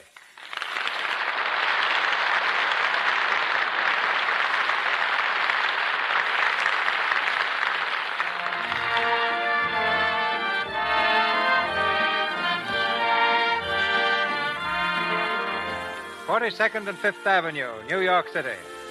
From a park bench not far from the steps of the public library, 2 young people are idly contemplating the surge of traffic at the busy intersection. They are Pete Dawes, a newspaper reporter, who leans back against the bench, his long legs stretched out before him, and Lily Davis, a stenographer. They haven't been talking very much, just watching, and eating popcorn from a paper bag.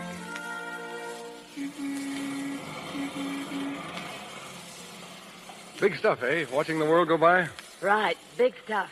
Of course, there's different ways of watching. Now, you take the guy who eats peanuts. Every time he cracks a shell, he has to see that his thumb is in the right spot, and then he has to take the peanuts out and then throw the shells away. A guy like that can't concentrate. See what I mean? Oh, sure. But popcorn. Popcorn was made for watching the world go by. Look, I stick my hand in the bag without taking my eyes off the street. I throw the popcorn in my craw, I chew, and I'm still looking. That's what I call class. Sure, peanut eaters don't know how to live. Nah. Tell me something, Lily. You love me?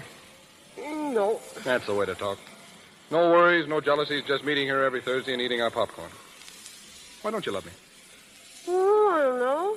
Maybe I don't know what love is, but I think I do. What do you think? About love? About love. Well, I think when it hits me, I'll start walking 3 feet off the ground, and if the man has a mole on his nose, I won't be able to see it. And I have a feeling that when I find him, he'll be flat broke. Right. And when you're married, you won't be able to quit your job until you have to. And there'll be plenty of reasons why you'll have to. Well, that's the fun of being married. Fun? You'll do your own cooking and washing. You'll lose your figure. Oh, you newspaper men know everything. Sure. What you're trying to be is a Lizzie Glutz. Lizzie Glutz? Yeah, the girl who runs her own little world to suit herself because she's too unimportant to have the world run her. Well, that sounds great to me. Of course it does. The smarter you are, the harder you try for that kind of life. But Lizzie Glutz is Lizzie Glutz simply because she's too darn dumb to be anything else. And that's not you. Oh, Pete, you're talking through your nose again. There's a dame for you. I try to tell her she's got it in her to be big stuff, and what does she do? She says, let's go for a walk. Only as far as the subway, though. I got to work tonight. Is there a boat docking? Yeah. I got to get an interview with some visiting goof about what he thinks of our beautiful buildings and tall women. Oh, Pete, someday I'd like to go down and meet a boat with you, just to see what celebrities are like, huh? If people really knew, there wouldn't be any celebrities.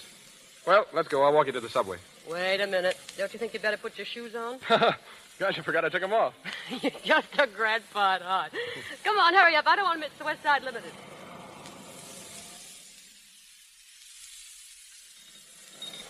West Side train, West Side. Let him out, let him out.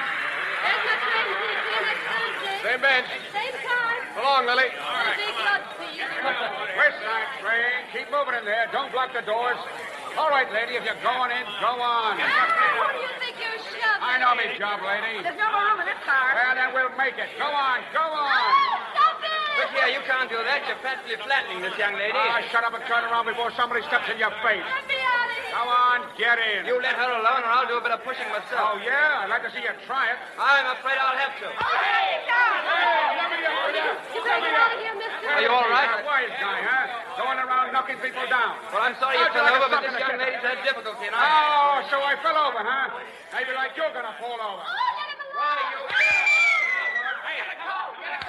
Come on, get out of here before they arrest you. Arrest me, but I...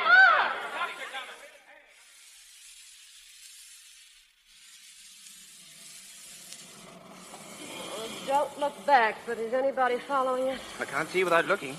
Well, let's duck into a store. A store here, in this one. Oh, mister, whatever you do, never sock a subway guard. Not even for you? Well... What is it, please? No, what's what? Can I wait on you? Well, no. Oh, no, we're just browsing around. Browsing? For an artificial leg? Artificial what? Well, that's all we sell in here, sir. Well, That's a lovely day, isn't it? I think so. Oh, quite well. Thanks very much. Come on, let's get out.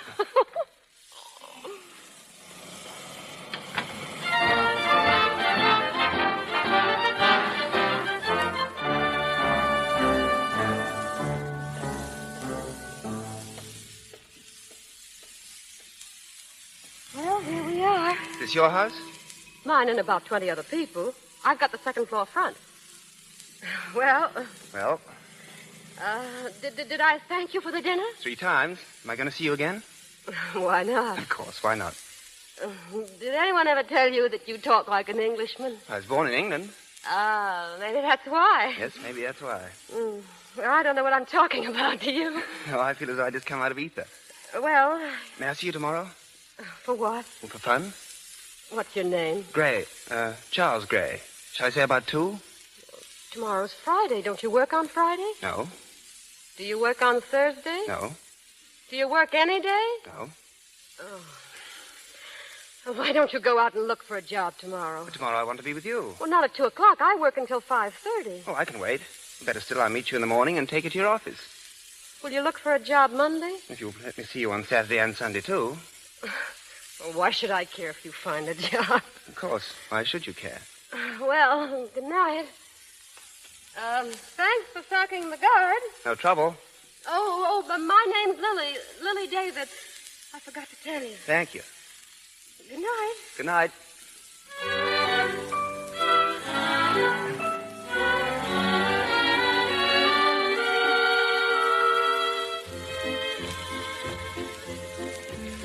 Well, that's all there is to tell about me. I make $20 a week.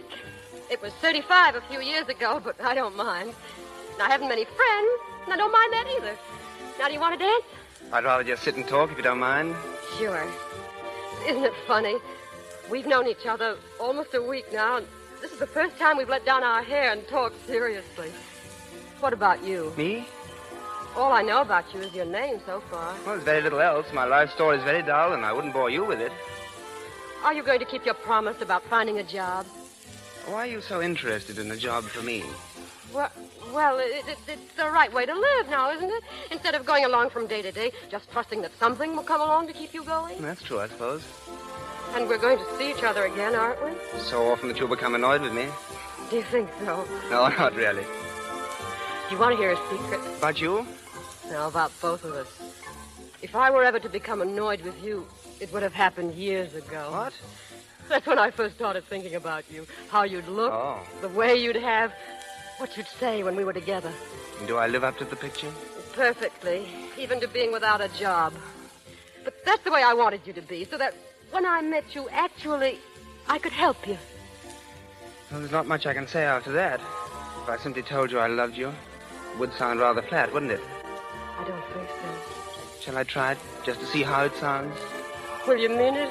How could I help but mean it? Then try it. I love you so much.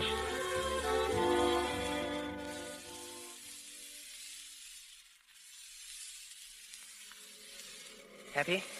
Oh, gloriously. But we shouldn't have taken a cab. We had to celebrate. Isn't every night I tell a girl that I love her? I hope not. I'll pay half the bill. All right. And what about tomorrow? Will I see you? Oh, tomorrow and the day after and the day after that and... Oh, no, wait a minute. No, tomorrow's Thursday, isn't it? Yes, why? Oh, I can't see you tomorrow night. I have a date. Oh. You don't mind, do you? It's been every Thursday for such a long time.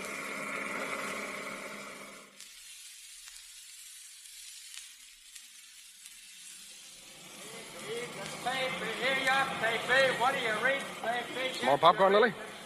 No. What's the matter? Sick? No. You know something? There's no reason why we shouldn't force the city to put a water bottle beside this bench. A man can't eat popcorn all night without drinking something. I said a man can't eat popcorn all night without drinking something. Hmm? Oh, yes. Hey, look at me. What's the matter with you tonight? Pete, I want you to shake hands with Lizzie Glutz.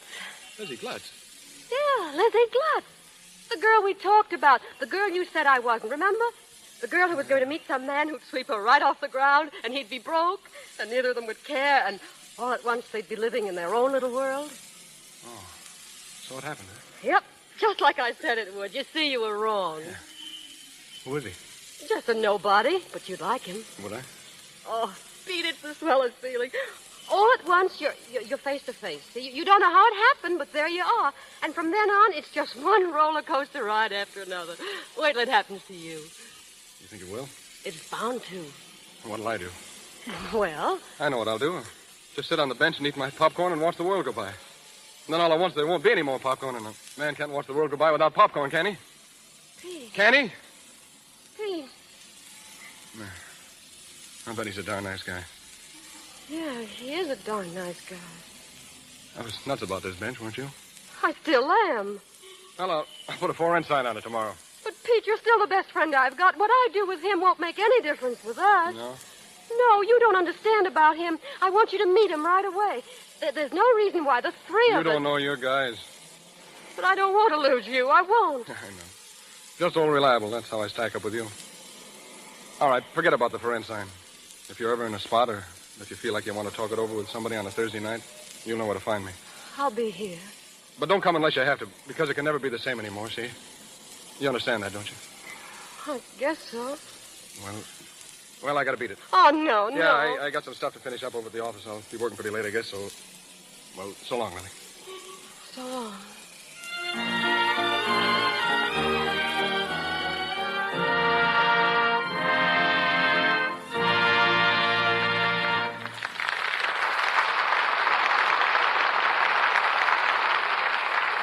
In just a moment, we will continue with the Lux Radio Theater presentation of The Gilded Lily, starring Claudette Colbert and Fred MacMurray.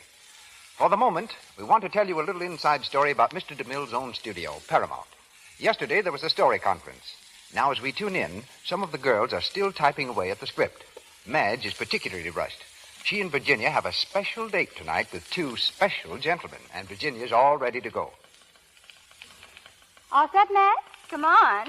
Oh, Virginia, is it that late? Oh, I'm tired. Honest, I don't know how I can go out tonight. I've been digging in my files and typing like mad all day long.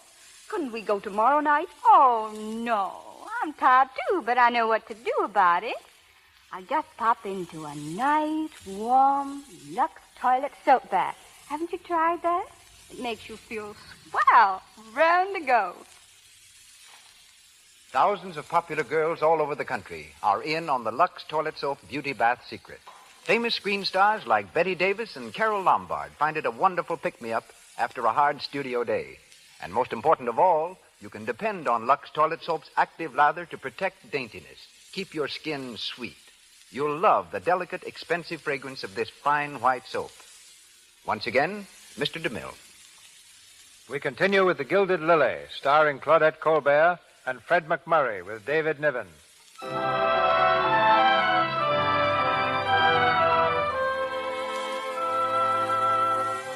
A few days have passed since Lily said goodbye to the easygoing news hawk.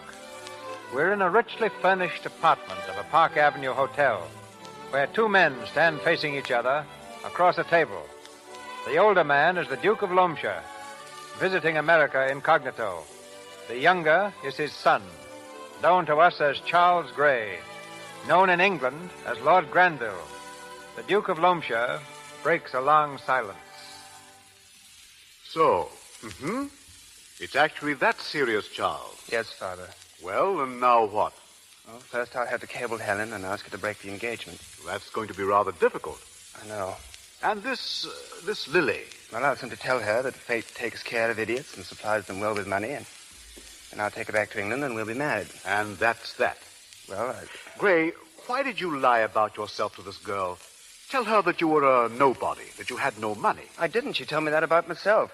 And after that, I was afraid to tell her the truth because... Because you wanted to be what she thought you were. Yes. Oh, that's human, I suppose.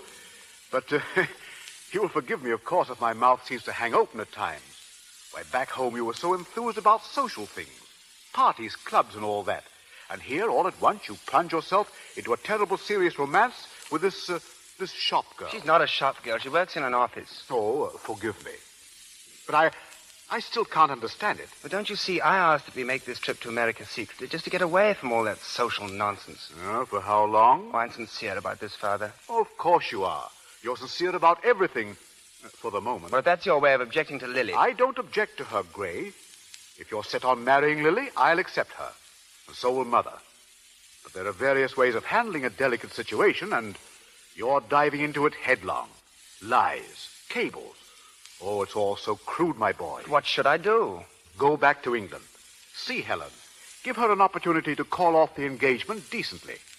And talk to your mother, as a son should talk to her. And then, with your house in order, come back here and ask Lily to marry you. You will have the right to ask her after that. I wonder what Lily would say if I told her the truth. Well, my boy, it would be easy enough to find out. Oh, no, not yet. I'll just tell her I'm going away and that I've got a job. And heaven knows that's no lie.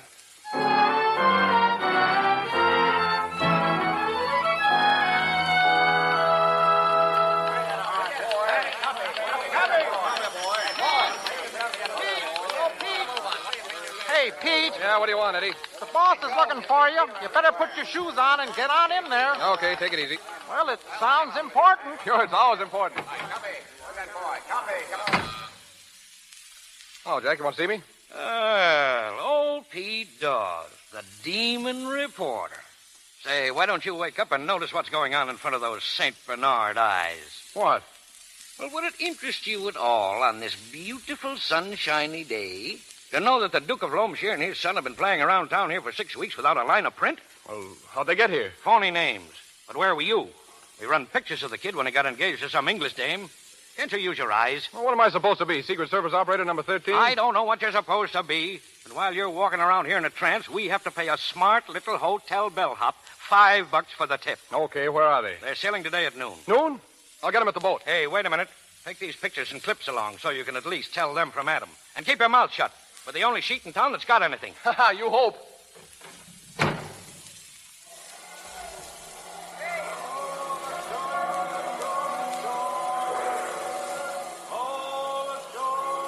Hey, Pete, what are we supposed to do? You ought to tell a guy. I'm getting a story. You're here to get some pictures, see? Yeah, but who? Well, what's the difference? I'll point them out and you snap them. Try to get them with their mouths open, Eddie. It's funnier that way. With their mouths open? But gee, Pete, Don't be artistic. Hey, there they are, up there on the deck. Come on, Eddie. Hello, gents. I beg your pardon? Hey, what's the idea of visiting our little city without letting the papers in on it? Papers? Yeah, don't you think New York would like to know that it's been visited by the Duke of Loamshire and his son? What? Hey, all right, Eddie, snap them. Perfect, Pete, just like you said. But, my good man, you must be mistaken. No, not at all. How about a little statement as to why you were here, what you were doing? Look, couldn't you be a good sport and forget that you saw us? We'd appreciate it tremendously. Oh, is it that important to you? We can assure you there's no significance to the visit. We simply came here to enjoy ourselves quietly. And a report of the trip in the papers might call personal embarrassment. Mm-hmm. To your fiancée, for instance, Miss Helen Fergus? Well, yes. You're still engaged, aren't you? Yes, of course. We'd be glad to make it worth your while. Oh, don't bother. If it's that important, well, as far as I'm concerned, I've never seen you. You promise that? Sure. Come on, Eddie. Thank you. Don't mention it. Hey, what do you mean? Promising those guys you didn't see them. What of it? You saw him, didn't you? Sure, I got there. Oh.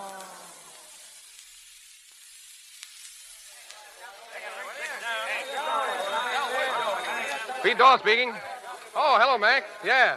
I thought it was swell myself. Say, did you see that picture of Granville with his mouth open? Was that a laugh? Hey! Well, Hey, I'll call you back, Mac. What are you doing here, Lily? I've got to see you alone now. Okay, we'll find an empty office. Well? Pete, this picture in the paper. Did you do it? Sure, why? Did you see these people? Talk to them? Of course. Why all the excitement? Why? Because Lord Granville, this man engaged to a girl in England, that's Charles Gray. Charles Gray? Yes, Charles Gray. The nobody I was telling you about. Charles Gray, Granville. So that's it. That's why I got the runaround. He said he was going out of town for a couple of weeks to get a job. Pete, what did he say? What did he talk about? Oh, you just... Well, go ahead. I'm asking for it. Well, he said he'd just been fooling around in America on the quiet and that he was going back to marry that English dame. His father tried to bribe me to keep the whole thing quiet. Oh, that's swell, isn't it? Well, Lizzie Gluck did all right by herself, didn't she? He was broke, a nobody.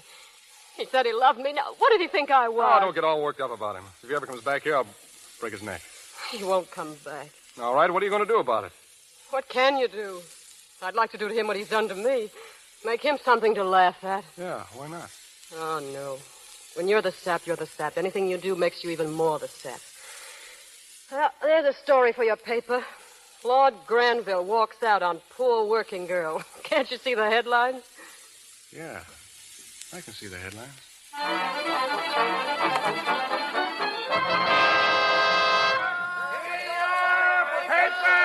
Paper! Working girls points blue blood. Working girls points down marriage. Here, what do you read, paper? Lily David says no to nobility, paper.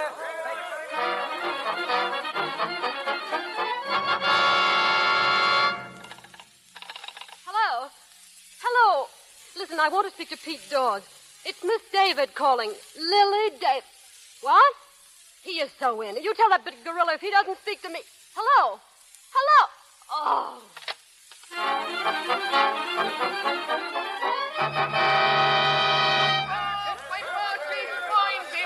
She finds him. Read all about it. His heart is broken because she's finds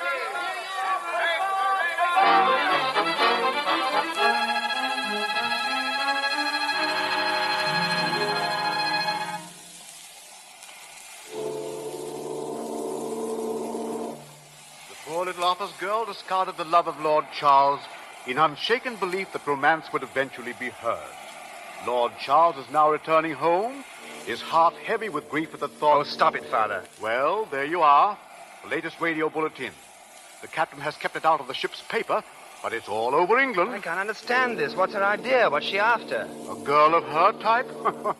You'll hear from her later, asking for money to stop further publicity. Well, I'll have to admit, she had me fooled completely. Now, we'll have to be very careful. Of course, the harm has already been done with Helen. Oh, it's a shame she was drawn into this mess. Well, that's over.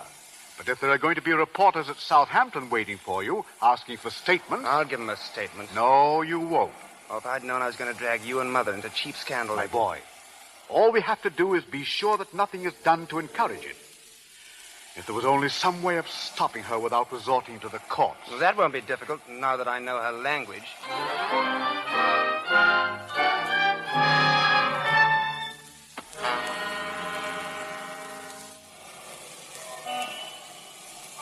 Oh, hello, Lily. Oh, maybe I find you here. Did you? I've been waiting an hour and a half. Sit down. Yeah, thanks. Is it popcorn?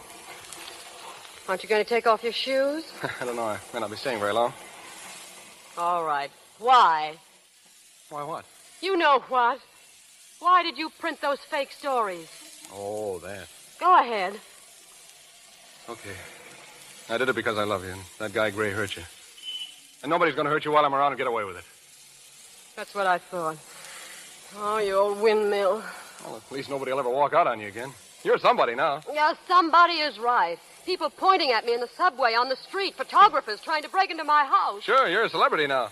One of those peculiar people made strangely important by ordinary newspaper print. Strangely important.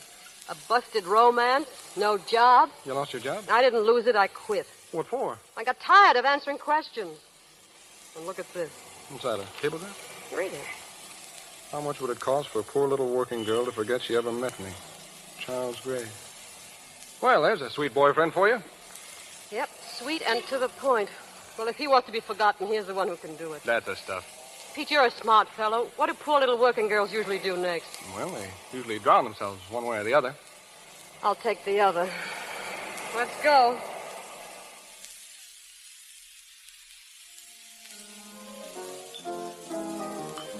Nice joint, huh? Not classy, but it's comfortable. Hey. Oh, I'm sorry. I was thinking. Yeah, I noticed it. You know, there's one thing about Gray, Pete. He gave me the swellest moments I ever had in my life. How much will it cost for a poor little working girl to forget? Oh, all right. I'm quiet. If you ever pull another crack about that guy... Hello, Pete. Oh, hello, Nate. Where you been? I expected to see you when we had that Pip murder here last month. I'm handling ship news now, Nate. Byline and everything. Don't you read it? Nah. Where's your girlfriend? Oh, Nate, I want you to meet Lily David. Lily, this is Nate Sarkopoulos, the smartest cafe man in the business. Hello. How are you? Hi. Lily David, huh? Yeah, I read about you. Kicking Lord Huses back to England. That's what I say. Send all these foreigners back where they're supposed to be. Say, Nate, how's business? Terrible. Too many nightclubs. You haven't got something to drag them in, you starve. What I need is a first-class A#1 attraction. A name. Yeah, that'd help, Nate. Sure, but where do you find them when they don't ask for $1 million? Hey, wait a minute. Listen, Nate. I've got just the thing you're looking for. Not too expensive, but a big attraction. Should jam the place for months. Yeah? Who is she? Lily David. What? Now, wait a minute. I'm getting out of here. Sit down. Nate, this is it. Well, maybe you're right. Listen, if you think I'm going to turn myself into a nightclub Shut queen... up. I tell you, it's a cinch, Nate. Publicity, that's all it takes. Well... You spread her name over every billboard in town. You've read about her, you've talked about her, you've wondered about her. Now see her at the Gingham Cafe. Well, it sounds good to me. Well, it doesn't sound so good to me. We'll get a singing teacher for her. We'll teach her to fake a song. Oh, is that so? I can see it all now, Nate. Enlarge the place. Redecorate the whole business. Wait, that's expensive, Pete. Oh, what's the difference? Listen, what I want to know... You'll make it all back in a couple of weeks. I tell you, she'll pack them in like sardines. Oh, Pete, for I'd heaven's have to get an orchestra. That's an idea. A 20-piece orchestra. Wait No, a we'll make minute. it 25 pieces and drown out her voice. No, wait a minute. I can hear it now. 25 pieces swinging like mad.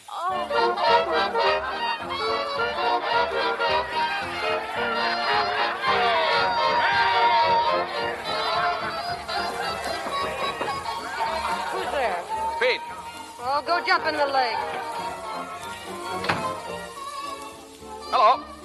What do you think this dressing room is, a public thoroughfare? Say, you ought to see the crowd out there. It's packed. I told you we'd do it. They're waiting to see you, Lily David, the little office girl who thought she was Lizzie Glutt. Waiting to see me. Ha! Well, you don't have to get hysterical about it. Oh, Pete, can't you see how silly this is? Let's pretend we're sane again and call the whole thing off. No, why do that? Why? Look at me. I'm supposed to go out there and try to sing, try to dance. Dance. In an outfit like this, I can't even walk. Oh, you'll come all right.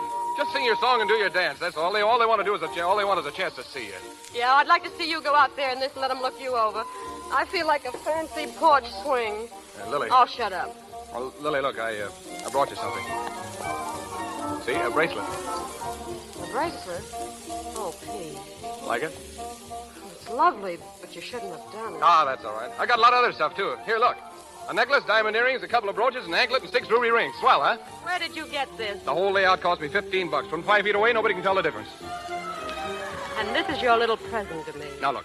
We don't know where this stuff came from. There'll be rumors, of course, that this necklace was given to you by the prince of someplace or other, and the earrings are a little token of esteem from the Duke of whatchamacallit. Uh-huh. And the anklet from some king of some little country. I'll work out a good gag on that. Oh, sure. Of course, we'll pay no attention to the rumors. We'll just wear our jewelry and let people talk. Sure. Say, Pete, isn't there something missing? Missing?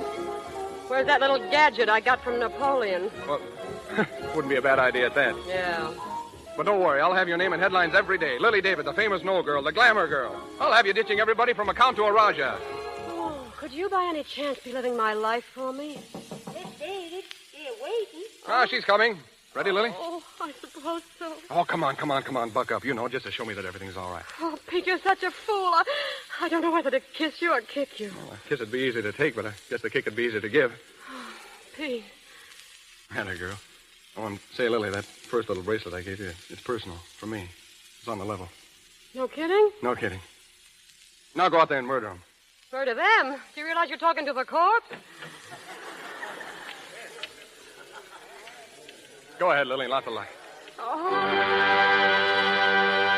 Ladies and gentlemen, Lily David, the world-famous no-girl. Go on, let the music get on it.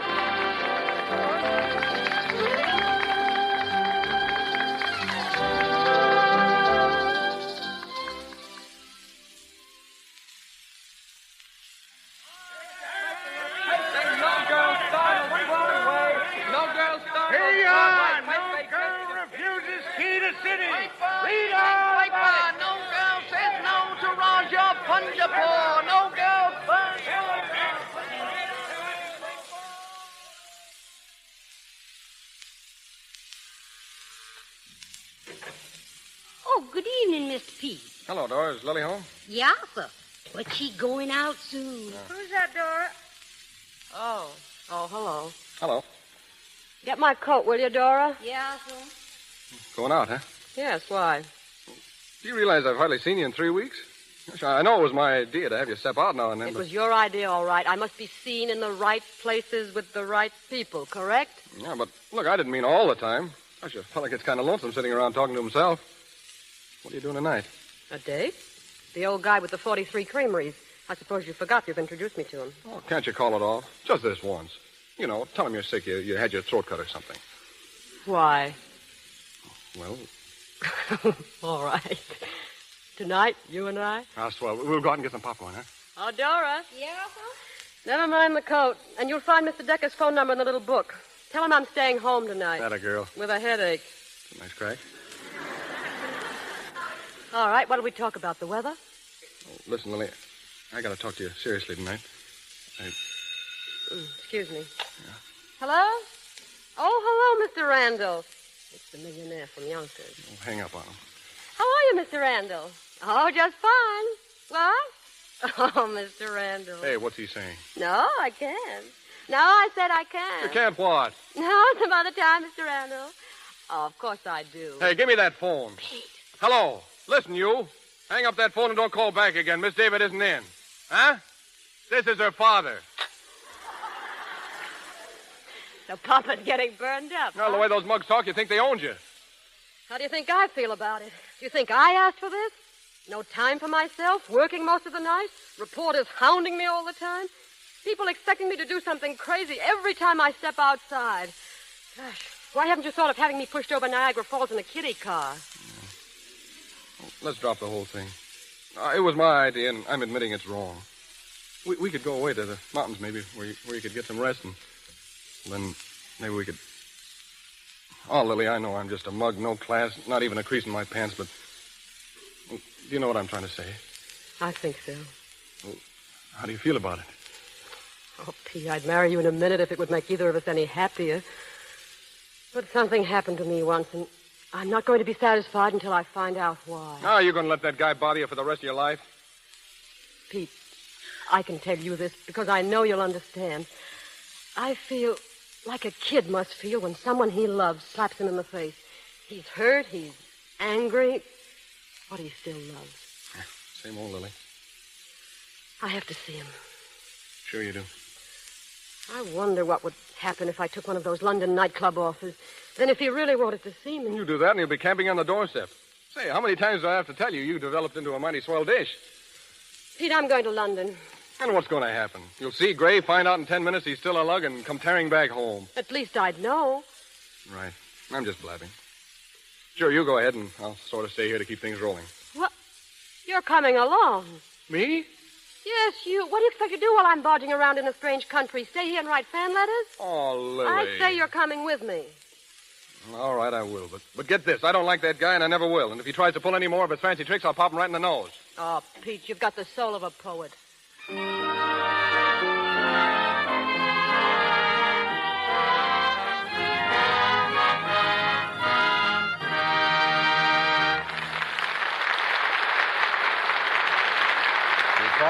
station identification. This is the Columbia Broadcasting System. KNX, Los Angeles, the voice of Hollywood.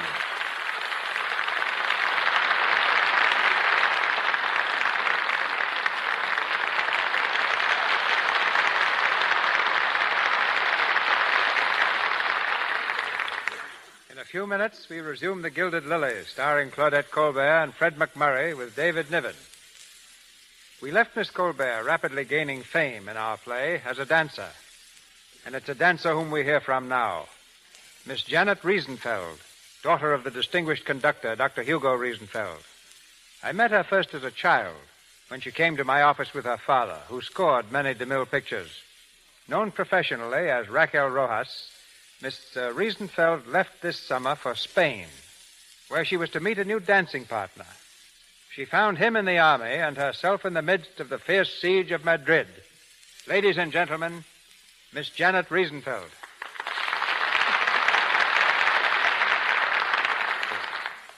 Thank you, Mr. DeMille. Yes, I went to Spain to dance and learned all sorts of new steps, dodging bombs and bullets. With fighting going on, Janet, how were you able to enter Madrid? I met a newspaper correspondent who had a passport, but no knowledge of Spanish. So I got through posing as his assistant. Once there, I stayed, thinking the rebellion would be over in a few days. When I changed my mind, I couldn't leave. After 6 terrifying weeks, the American embassy left Madrid for Valencia on Thanksgiving Day, and I went along. Did you see much actual fighting? You couldn't live in Madrid and not see it, Mr. DeMille. Madrid is a city of death and ruin, but the spirit of the people is incredibly magnificent. I was only half a block away when the first rebel bomb struck. From then on, the gunfire and cannonading was ceaseless. I spent my time in Madrid dancing at benefits for soldiers, searching for food and avoiding shells. We managed to get by on a scant supply of rice, lentils, and bread. When one is in the midst of a siege, without light, warmth, or sufficient food, and with death raining down in bombs and shrapnel, one doesn't exactly look for the luxuries of life. But nonetheless, I was able to secure a few of the minor comforts during my stay in Madrid.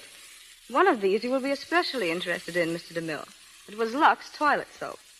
Although I would have rather had a nice juicy steak, at least I was able to keep a whole skin and keep it clean. I bought Lux soap in sections of the city where no other foreign product was displayed. Madrid, of course, had no hot water, but that didn't bother Lux toilet soap very much. I found it lathered just as beautifully in cold water. Are the reports true that women are fighting with their men at the front? Yes. They're just as heroic and brave as their soldiers. But principally, they have taken over the civilian work of the men. Being an American, nothing moved me as much as when the word came that President Roosevelt had been reelected. In the midst of all the suffering and bloodshed, Madrid welcomed that news enthusiastically. President Roosevelt's picture appeared everywhere, and I soon realized that next to their own, our flag is closest to the hearts of the Madrileños. The hardship of my few months were nothing compared to the suffering of the Spanish people. More than anything else, the experience has made me grateful that I'm an American. Thanks and good night. Good night, Miss Riesenfeld.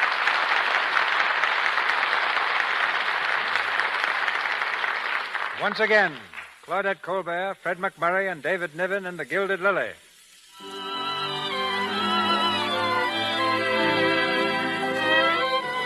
A figure of international reputation, Lily went to London, where she quickly became the toast of Mayfair.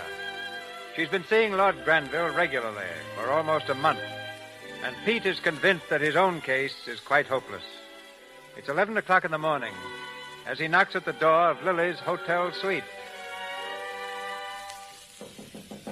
Come in. Oh, Pete. Hello. You almost missed me. I was just going out. With Granville? I was going to leave word downstairs that I'd be back tonight. You didn't mention it yesterday. It was just a little trip into the country for a rest. This is Sunday, and I don't work tonight. Yeah. Say, Lily, I just dropped in to tell you I'm sailing today. Sailing? Why? Well, I can't express it exactly. But you've been going right along so swell, and I seem to be in the way more and more. That's not true. Oh, it is true. I'm just something you needed when everything was new to you. Can't you see that, that you've reached a point where I can't help you anymore, where the best thing for both of us is for me to bow out in a hurry? Pete, I can't stay here without you. What about Gray? Don't you intend to keep on seeing him? Yes, but... You know what's going to happen. I know. Seems to be a nice guy, and he's crazy about you. And all at once you'll be married to him. That's what's in your heart, isn't it? Honestly? Yes. Well, that's all great with me. I'm glad to see you get what you wanted. And now that my job's finished, I'm going home. Well, if you've decided on going back, I can't stop you. Pete, have I hurt you? No. I'm the one that should be asking that. You'll never be sore, will you, Lily, about the crazy way I shoved you into this racket? Oh, of course not. You know now that it's made certain things possible. Things that couldn't have happened any other way. I guess it did. Oh, Pete, couldn't you please stay? I'll get my old job back and everything will be jake. And every Thursday night I'll show up at the bench and eat a bag of popcorn for both of us. Just for a gag, sort of. But you're leaving so suddenly. And look, if things don't go so well with you. Oh, but they will. I know they will. Goodbye, Lily. Pete. So long.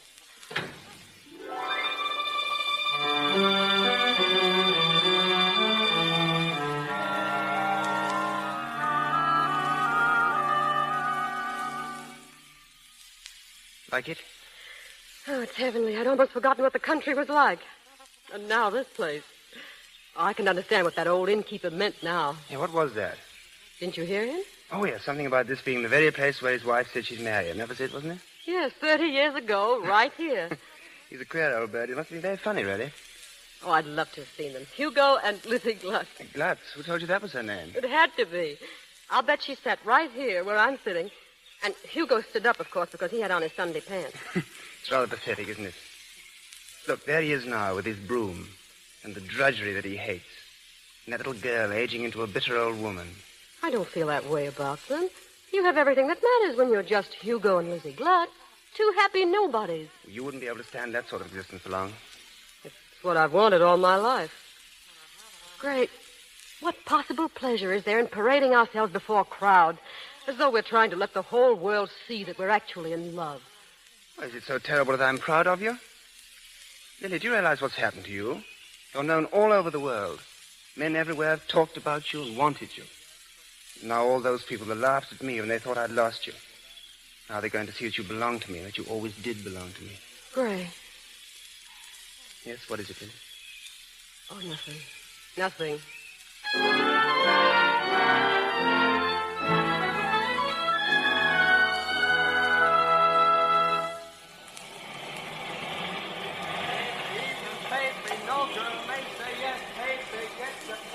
Hey, buddy. Yeah? This bench private? No, sit down. Thanks. Can you spare a cigarette, buddy? Yeah, here you are. Thanks. Ah. What's the matter? It ain't my brand. It's too bad. Yeah, but it'll do. That's the worst of being broke. You can never get your own brand. We are papers. No girl may say yes. No girl may say yes. No girl may say yes. Boy, that gal come up from nowheres. I wonder how much dough the Englishman's got. She doesn't care. No? How do you figure? Oh, it's just my guess. Maybe so, but a couple of $1,000,000 would come in handy for a cold winter. $2 million or 2 cents. Doesn't make any difference to that girl. She's got an idea in the back of her head about what the perfect life should be. And she's not going to stop hunting until she finds it. Yeah? I suppose you got all this straight from her. You're darn right. And she was sitting right here on this bench. Yeah? Yeah. Say, you ain't Napoleon, are you? No. Are you? Me? No, I ain't. I think I'll be going. Hey, wait a minute. How do you mail a bag of popcorn? I don't know. Ask your keeper.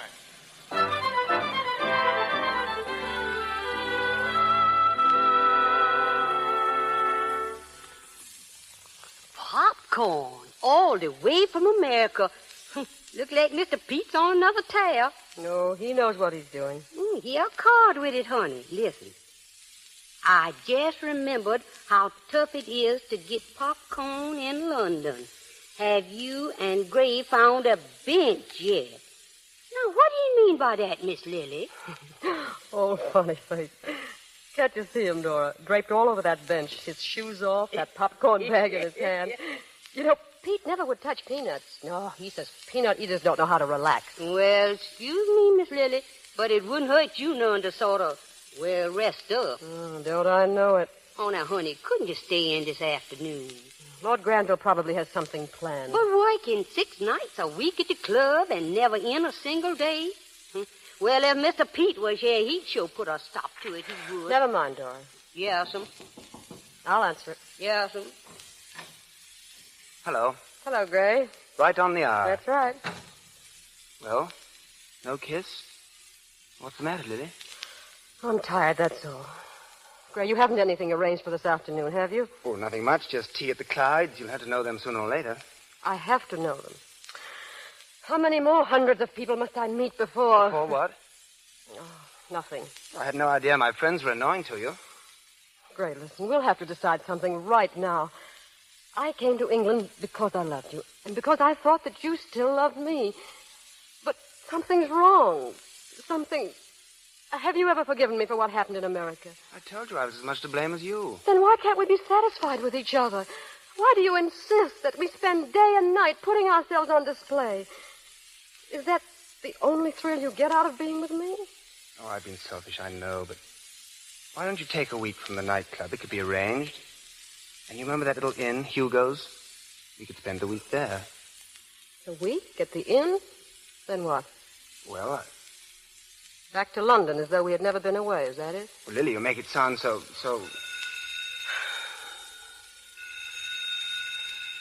Shall I answer it?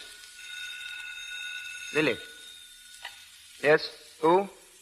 Photographers from the American Syndicate? Photographers? Give me that phone. Lily, you don't want... Hello. Hello, send them right up. But we don't want to see them here. I'll handle this. You just entertain them until I'm ready. But this isn't exactly the place. Lily, come out here. Lily, listen to me. You wanted to show the world, didn't you? All right, we will. Lily, come out. All right, come on. How do you do, Miss David? How do you do, sir? Set up the cameras, boys. Where's my flashbulb? Why, gentlemen, what... We're the photographers, Lord Granville. I'll get one here first, a fireplace shot. What's the meaning of this? We have to be prepared, you know. In case of a surprise wedding, our papers will already have honeymoon pictures. Well, haven't I anything to say about that? Sure you have. Lily. You can make your statement after I make mine. What are you doing with that grip? Get your cameras ready, boys. For heaven's sake, Lily. So you've been playing around with a celebrity. Okay, I'll show you how this celebrity racket really works. The way Pete taught me. No matter what you do, surprise them. Lily, don't. I'll admit I was wrong. You bet you were. Boys, the whole thing's off. What's that? I'm walking out. Yeah, here's a swell picture for you. Grip in hand by the open door. Come on, snap it. Hold it. That's the best. Lily, wait. Tell your papers I'm going home to sit on a bench and eat popcorn. What else? Maybe he'll show up, maybe he won't. But if he does, I'm going to sit back and watch the world go by with the greatest mug on earth. Can I use your telephone, will you? Come on. David, can you use your telephone?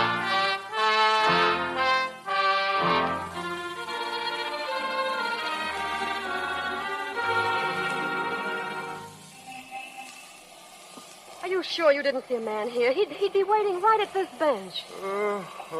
Listen, lady. I seen lots of men here. Right up there's the public library. Men go in and out all the day and half the night. I can't remember all of them. Now go in. Let me sleep.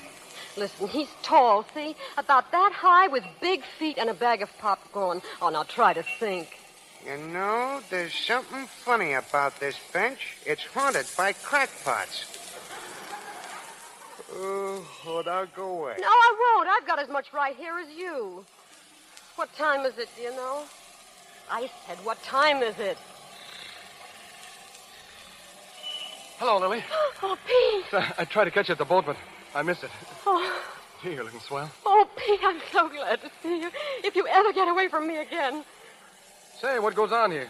Oh, I don't know. All the way across the Atlantic, and I find that on our bench. Oh, I know him. What? Hey, you, wake up. You remember me? Oh, yeah. I want you to meet the girlfriend, Lily David. Lily David. Oh, let me out of here. Let me out of here. Well, I got some popcorn. So I see. Want to sit down? All right. Have some, Lily? Thanks. You know, this is what I call living. Yes, sir, just sitting tight and watching the world go by. Is that all? Oh, what else is there? Can't you guess? Yeah, but I'm afraid to say Oh, Pete, you old mug. Take off your shoes and kiss me.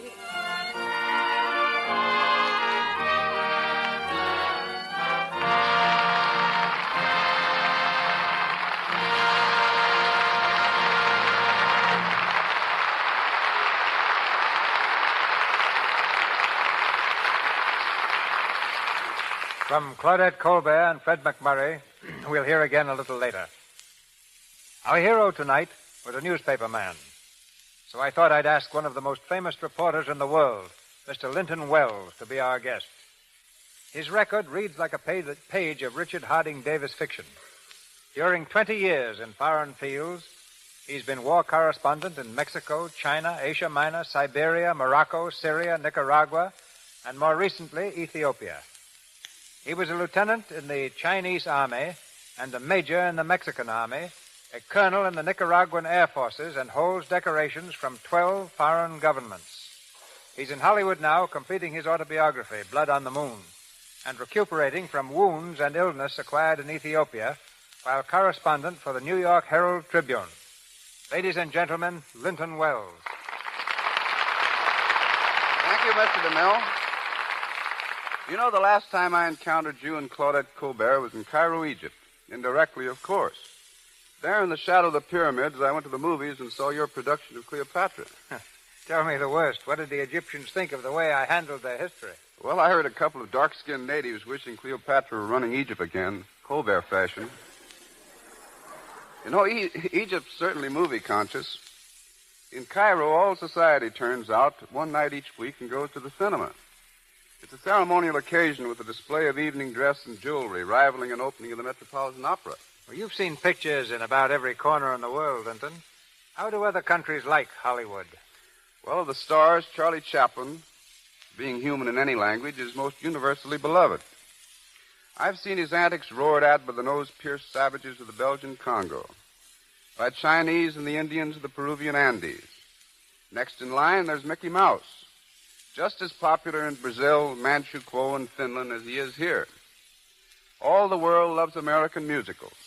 And believe me, there's nothing so strange as hearing a native singing a hot-cha tune in the depths of fever-ridden jungle. But I've heard it. In French East Africa, you go to the movies in the open air and are bitten to death by mosquitoes or drenched by a sudden torrent of rain. A huge native who ran a projection machine there wore a charm given him by the local medicine man as a guarantee to prevent the film from breaking. And in Japan, where most kissing sequences are cut out, the picture is explained by an interlocutor as the mood strikes him. I read your war dispatches from Ethiopia and noticed you occasionally had time to see a movie. Yes, in Addis Ababa, there were 3 ramshackle theaters infested with fleas and ancient pictures. The natives were enthusiastic over American films, though, and I saw them roll in the aisles of the Laurel and Hardy comedy, while their friends were fighting only a few miles away. By the way, my wife, who's also a reporter for the Herald Tribune, went with me to Ethiopia and insisted on taking a case of Lux toilet soap along. Thoughtful woman. That's what we figured out until we got there.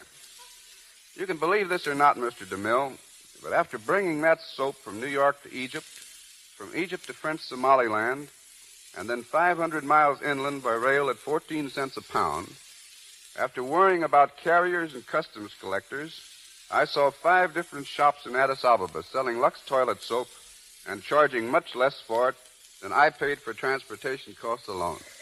And I said then what I'm saying now. Good night. Good night, Linton Wells.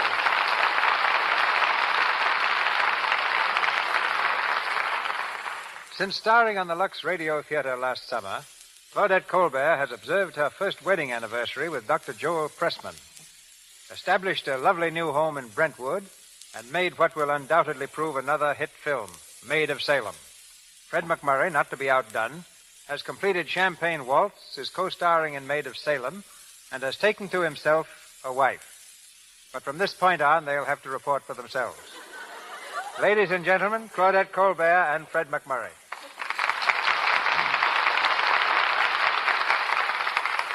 Mr. DeMille, after nearly an hour on the air, I'm afraid I'm all talked out. However, I do want to thank you again for the top productions you give us every Monday night. And before I go, just a word of praise for the product responsible for this program.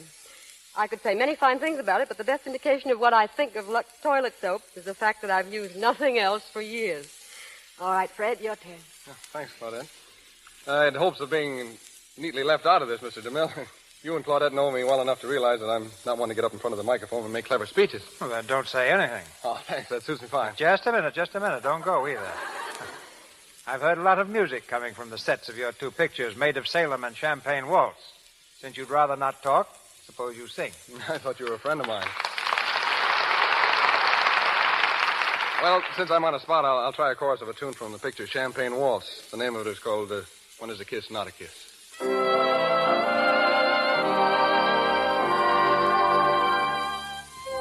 is a kiss not a kiss? Whenever I'm not kissing you, when my two arms are missing you, nothing means a thing I do when it's not concerning you. When is a hug not a hug? Whenever I'm not hugging you, if you'd allow me to always tag about, then I'd have something that I could brag about. When is a kiss not a kiss? When I can't do my kissing with you.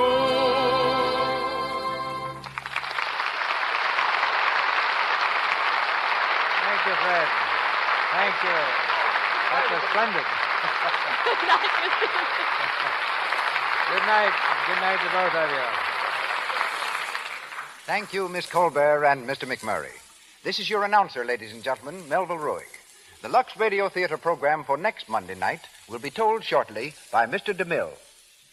In our cast tonight were George Chandler as Eddie, C. Montague Shaw as the Duke of Loamshire, Chester Clute as the editor, John Gibson as the bum, Georgia Simmons as Dora, Lou Merrill as Nate, Frank Nelson as the man, William Royal as subway guard, Mary Arden as the woman, and Warren McCollum and Ross Forrester as newspaper reporters and newsboys. Miss Colbert, Mr. MacMurray, and Mr. DeMille appeared through courtesy of Paramount Studios. Mr. Niven through Samuel Goldwyn. Mr. Niven is now working in the Universal picture We Have Our Moments, and Louis Silver's 20th Century Fox, where he was in charge of music for the new film 1 in a Million. And now, Mr. DeMille. To the Lux Radio Theater next Monday night comes one of the most accomplished actors the screen has won from the stage, Edward G. Robinson. With him, Beverly Roberts and Paul Guilfoyle. Recently returned to Hollywood from abroad, Mr. Robinson stars for us as Warden Brady in Martin Flavin's tense melodrama, Criminal Code.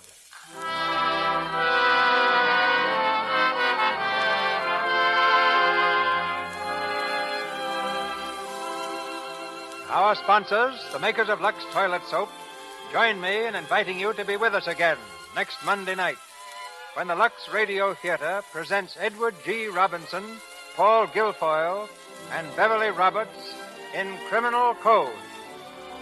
This is Cecil B. DeMille saying good night to you from Hollywood.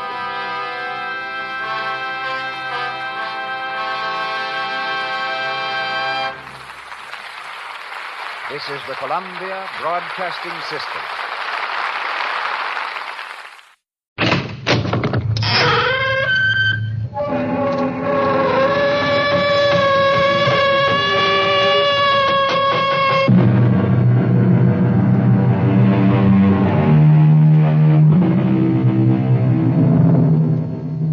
Come in. Welcome. I'm E.G. Marshall. Welcome to the sound of suspense, to the fear you can hear. Welcome to the world of terrifying imagination. Our story is about a very old man living just outside a tiny village. A very old man whose long life has been lived close to the soil and close to the people he loved. People still living and people long dead.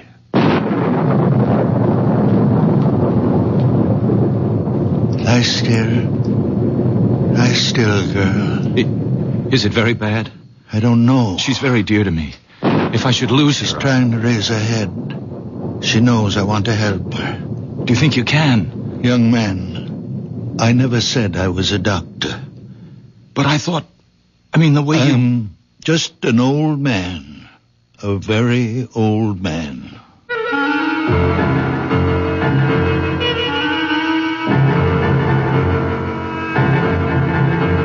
mystery drama, A Very Old Man, was written especially for the Mystery Theater by Elspeth Eric and stars Santos Ortega.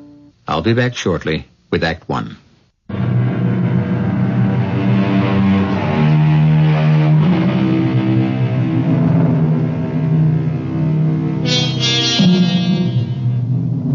Look long and carefully at the face of a tiny baby. Look carefully and long into the face of someone who is very old. Do you see the wisdom in both? The very young and the very old have wisdom. In between, there is only accumulated information. Oh, you're home. Good. Well, he's done it again. Who's done what? Are you talking about my father? You know I am. I warned him. I said, Stefan, if it ever gets around, you'll ruin my medical practice. People won't believe in me. They'll only... Manfred, come sit down. Now, what's he done? Well, the same thing. Where is he? Isn't he home? Not yet. He went to the cemetery as usual. But you still haven't told me what happened. Well, Anna Brandt came to see me about a month ago. Severe attacks of pain in the upper abdomen. All the symptoms indicated appendicitis. I sent her to Carl Weiss for the operation. Of course, he examined her, too, and he agreed with me. No doubt about it, inflamed appendix had to come out. Well, he operated the next day, and that night, that same night, she had another attack. Well, so it wasn't... How could she have had another appendicitis attack when he'd just taken her appendix out? Well, he was as flabbergasted as I was. Yes, but what's it all got to do with my father? Stefan happened to be in my office the day Anna Brandt first came to see me. You know how he loves to hang around the office. Anna Brandt wasn't 10 feet out of the office when he told me there's nothing wrong with her appendix. Oh, not again. I can't have my father-in-law, who's been a farmer all his life, telling me, a doctor with a reputation, that I don't know what's wrong with my own patients. Of course you can't. For a minute, I did think back to that boy, the one with the asthma. What seemed to be asthma, anyway. The Rothberg boy. Father was right about him. I know. He made a lucky guess. Father went to see him every day. Talked to him, rubbed his chest, his throat.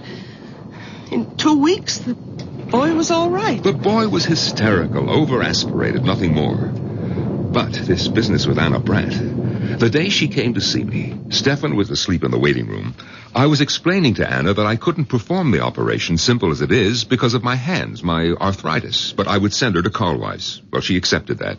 Everybody knows about my arthritis. And she said something pleasant to Stefan. That was the first I knew that he wasn't asleep. Well, he didn't answer her. He just stared at her as though he'd never seen her before. I reached for the phone to call Carl Weiss. Stefan got up, came over to the desk, and took the receiver out of my hand. Manfred. Stefan, don't. It's not so. Not so. Have you had a bad dream, old man? It's not so what you said to Anna Brandt. There's nothing wrong with Anna Brandt's appendix. Stefan, don't start diagnosing again. You're not a doctor. There's nothing wrong. We had enough trouble after you diagnosed the Rothberg boy. The Rothberg boy never had asthma. All right, it turned out that he didn't. But that was a lucky guess. And it didn't do my reputation any good when word went around that you'd been right. I never told anybody. Yes, but the boy did. And his mother did. And people started coming to the house, coming here. All of them wanting to see you. But I told them to go away. It's not always that I can help. Well, I keep hoping, expecting God knows what miracles. Now are you going to start the whole thing up again with Anna Brandt? There are 3 of them. Come on now. Get your coat, Stefan. They're dark, brown or black, and hard. Hard. It's getting late. They're the size of olive pits. Are you talking about Anna Brandt? I saw them, close together. They were high in her body. About here. 3 of them. You saw them, 3 of them. The size of olive pits. Lying here. Above the stomach. About here. Have you got X-ray eyes, Stefan? Is that it? No. No, my eyes are like everybody's. Well, then, what do you mean you saw them? Her body was transparent. I could see right through it. As though the skin had been removed. I could see everything. Carlwise was as confident as I was before the operation, and he was as confused as I was after. I swear I don't know what made me say it, but I said it. I said, Carlwise, could it be a stone? A gallstone, perhaps? Well, he was taken aback a little, but he couldn't deny a possibility. Maybe a remote one, but a possibility. I felt like a fool, but I told him I thought he should go ahead. And he did. This morning. And he found? Gallstones. 3 of them. The size of olive pits.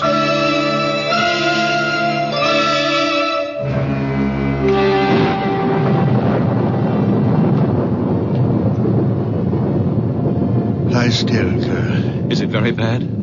I don't know. She's very dear to me. She's trying to raise her head. She's trying to tell you something. She knows I want to help her.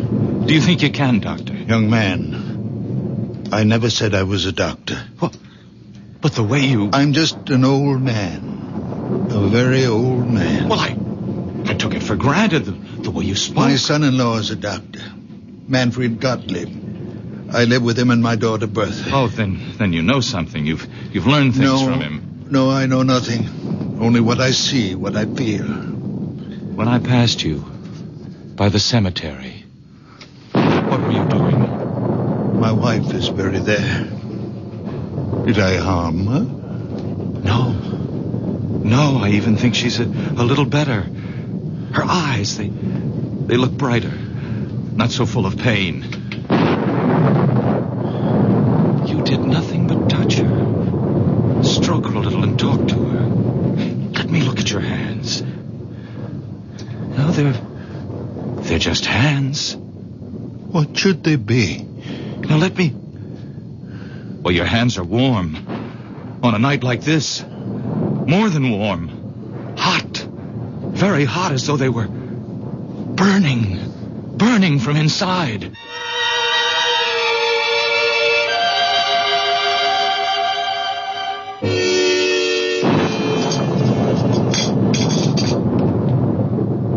If it should get around about Anna Brandt... You don't think I'd tell anyone? Well, these things have a way of leaking out. Look, you're not going to tell Father, are you, that Carlwise found the 3 stones? You think I shouldn't? He wouldn't tell anyone. He didn't tell anyone about the Rothberg boy. It was the boy's mother who shouted it from the housetops. And look what happened. People showing up here. When he saw them, he hid in his room. And when they left, he went to the cemetery. Sat by my mother's grave. You think that he's there now? Oh, I suppose. Sometimes he stays for hours. Oh, I wish he'd get home before the rain starts.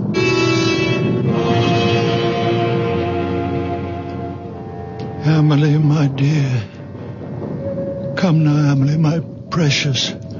I need you. You are my strength. I can do nothing without you. Come to me, my darling. Come to me, my darling.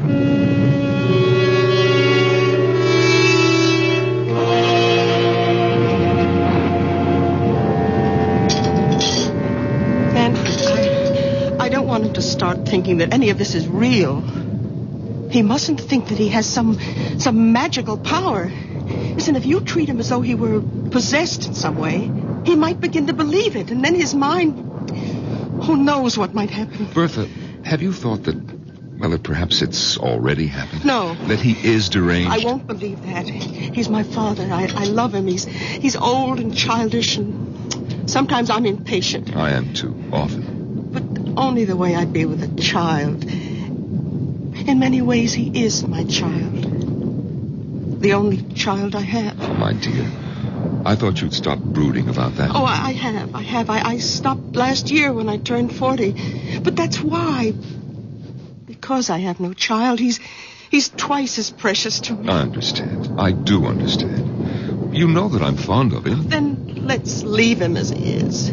Don't let him think he's different from other people. Whatever you say. You know, the Widow Holder has been asking for him. Widow Holder? Why?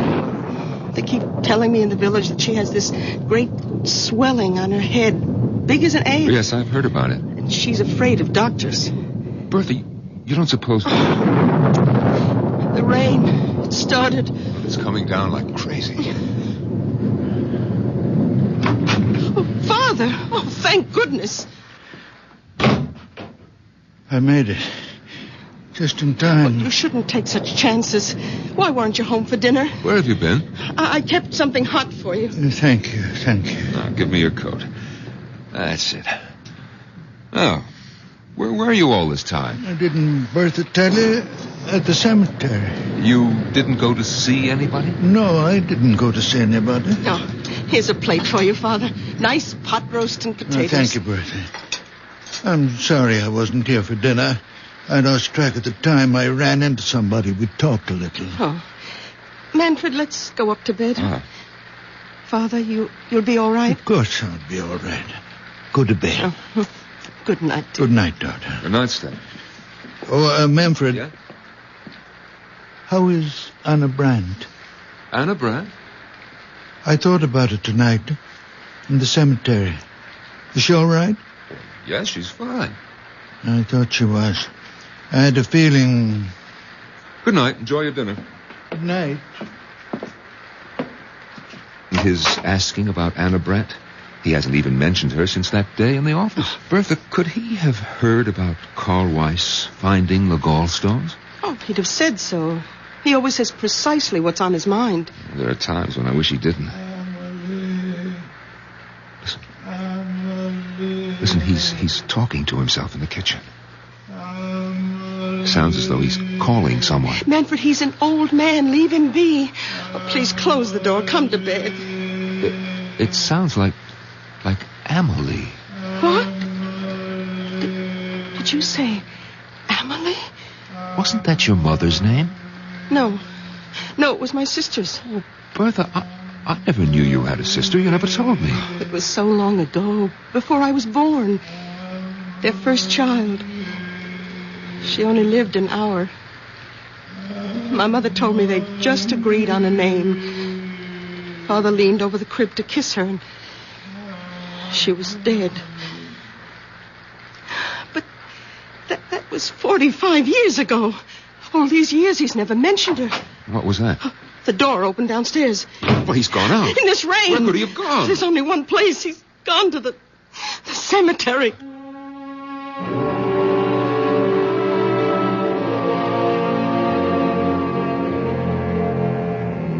When those around us cannot understand, where do we turn? When the world is dark, where do we go? To the unknown? Or to the once familiar, the once well-known, the once well-loved? To those who have left the dark earth and moved into light. I'll be back shortly with Act 2.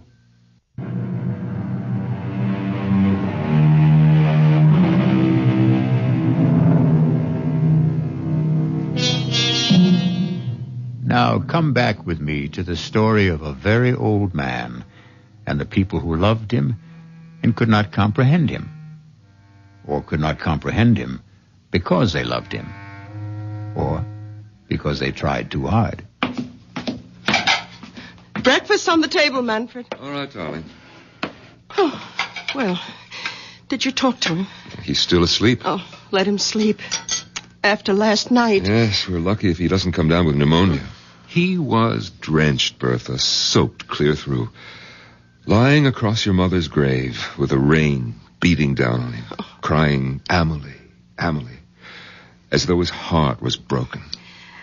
Amelie is buried next to Mother. Bertha, are you going to ask him about her? Oh, it's been so long, 45 years. You know, in all that time, I've never heard him say her name. Naturally, I never mentioned it.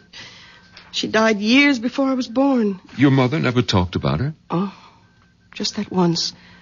When she told me she wanted to be buried near her. And how she died. Manfred, she was only 1 hour old. Yes, crib deaths, they happen. We don't know why. They thought of naming me Amelie at first, my mother said. It's a pretty name. Now, who's that? So early in the morning. Yes? Is this the Gottlieb house? Yes, it is. And you're Manfred Gottlieb, Dr. Gottlieb? Yes, I am. But I don't see patients at home. My office is... Oh, no, I'm not a patient. The patient's outside. Well, bring the patient to my office in about an hour. No, there's no need. She's quite well. Completely cured. Well, then what's the point of... I hoped I could see the old man. Your father-in-law, is he? Stefan? What's this about my father? Madame, good morning. Beautiful morning, isn't it? After last night, all that rain. You wanted to see my father? If I may. Well, what about? He's asleep. Oh, I'm sorry. Well, when he does wake up, would you tell him the patient recovered and is better than ever? Lively, frisky, enjoying life to the full, romping in the fields. What patient is this? You said she's outside? Yes, right there. Look, the picture of health. I don't see any... You don't mean... Well, not the horse. Yes, my prize mare, my favorite. I thought I might have to have her put away, but your father, madame. Oh, yes, it's all due to him. Well, when was this? When did you meet Stefan? Last night. Just before the rain started. Didn't he tell you? Oh, well, come inside. Huh? Have some coffee with us. Oh, thank you. Sit down. Manfred, get another cup. May I introduce myself? Otto Kraus. Well, I'm Bertha Gottlieb. This is my husband. Oh, but then my father must have told you he lives with us. Your father is quite a man. Your coffee. Oh, thank you. Yes. You see, I was returning to the village, and I was passing the cemetery. Suddenly the mare sank to her knees. Her legs seemed to give way completely. And there she lay on her side in the middle of the road. I was frantic. I thought perhaps a stone bruise, but I looked at all four hooves. Nothing. And there I was, half a mile from home, my precious horse stretched out on the road and a storm coming up. And then I heard a sound coming from the cemetery. Someone calling a name. Was it Amelie? Yes, something like that. I shouted for help. In a minute, an old man appeared. Stefan. My father? Yes. I asked him to help me, but I wasn't sure he even heard. He seemed very distraught. He went straight to the mare, knelt down and took her foreleg in his hands and started rubbing it very gently. He knew which one was hurting her. And after a while, the pain went out of her eyes. Couldn't understand it. It was something about the way he touched her. I asked to see his hands, and he held them out. And even before I touched them, I could feel the heat spreading out from them. Heat? What heat? Haven't you ever noticed? The extraordinary heat from his hands? Oh, I can't say that I have. Oh, but it's true. His hands give off a warmth. I can't believe you've never noticed it. Well, it could have been on such a wet, cold night. It only seemed that way to you. You imagined it. Oh, I suppose that's possible, but I didn't imagine it when the mare got to her feet. Well, she was all right? I walked her home. I couldn't quite believe it all. I bedded her down. And this morning, all I could think was I must tell the old man about it. There are stories going around about him in the village. Perhaps you've heard some of them? Well, I'm only here on a visit to see my aunt. I don't live here. Well, he doesn't really do anything. He's just around. And people love him. They like to think because he's such a sweet old man that he can do things doctors can't do. And because he's such a very old man, we wouldn't want him to start thinking that there was anything miraculous about anything that happened quite naturally. Well, you think it might affect him? Might affect his mind in some way? He's a very old man. It could happen. Well, I suppose it's possible she wasn't really lame. Of course it's possible. Only ask him, will you? About his hands, those amazing hands. Yes, we'll ask him. I mean, giving off that heat, I felt it, you know. Well, I'll be getting along. My aunt's expecting me. Well, we'll tell him you stopped by. Yes, I wish you would. Tell him, and please, tell him thanks. We'll tell him. Do you think we should wake him? Come on, it's time. Yes. We have to tell him about the young man. And the horse. But we won't make anything out of it. Nothing at all. Just say that he dropped by. To say thanks, yes. Father? Stefan, are you awake? What time is it? Oh, it's almost 9 o'clock. Why aren't you at your office? Well, It seems that a young man stopped by to see us, Stefan. Well, actually, Father, he wanted to see you, but we told him you were sleeping. Why me? Well, it seems he met you on the road last night. Had a horse. A mare it was. That's right. The horse had a swelling. Do you feel well enough to get up now, Father? I think so. You're sure? After last night? I'm all right. All right, now just let me help you out of bed, Stefan. Yeah, I can manage. Give me your hand. Come on. That's it. Yeah. Here are your slippers. Yeah, I'll go splash some water on my face. And then you'll have breakfast. Bertha, his hands are as cold as mine. Colder. That young man did imagine it about his hands. Well, you know how it is. If your hands are cold, anyone's feel warmer, even if they're only a little warmer than your own. And he'd been riding back from the village on horseback. Yes, so of course his hands were very cold. Of course. My head is clearing a little. Oh, good. I'll go down and have some coffee ready for you. Thank you, Manfred. And 2 eggs, 4 minutes. Your clothes are on the bed, Father. Thank you, Bertha. Father, last night when Manfred and I came up to bed and you were eating your supper, anyway, that's what we thought you were doing. It's what I was doing. Well, we heard you talking. Was I talking? Well, you kept saying, we heard you say, Amelie. I said what? Over and over. Father, were you talking to Amelie? What do you know about Amelie? Only what Mother told me. What did your mother tell you? That Amelie died. That she only lived an hour. She was our first child. 45 years ago, Father. She died in the crib. I remember her so well. Why do you talk to her now, Father? Why do you call to her? Because she comes back to me when I call her. Father, you don't mean that. She comes back to me. To me. Not to anyone else. Only to me when I call her. You don't believe in ghosts. Amelie is not a ghost. Her spirit comes back to me when I call. Father, you can't believe I this. am the only person left on earth she remembers. Her mother is dead. The midwife is dead. When I am dead, there'll be no one for her to come back to. No reason to come back. You can't believe what you say. I don't have to believe. Or not believe. I know. I won't let you. You have nothing to say about it. Nothing. I will not stay in this house and listen to you tell me that my Amelie will not come when I call. I'm going to her now. Father, wait. Father, come back. Stefan, what's the matter? Get out of my way. Stefan! Father!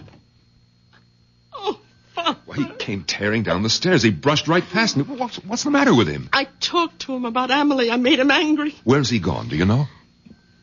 To her. To Amelie.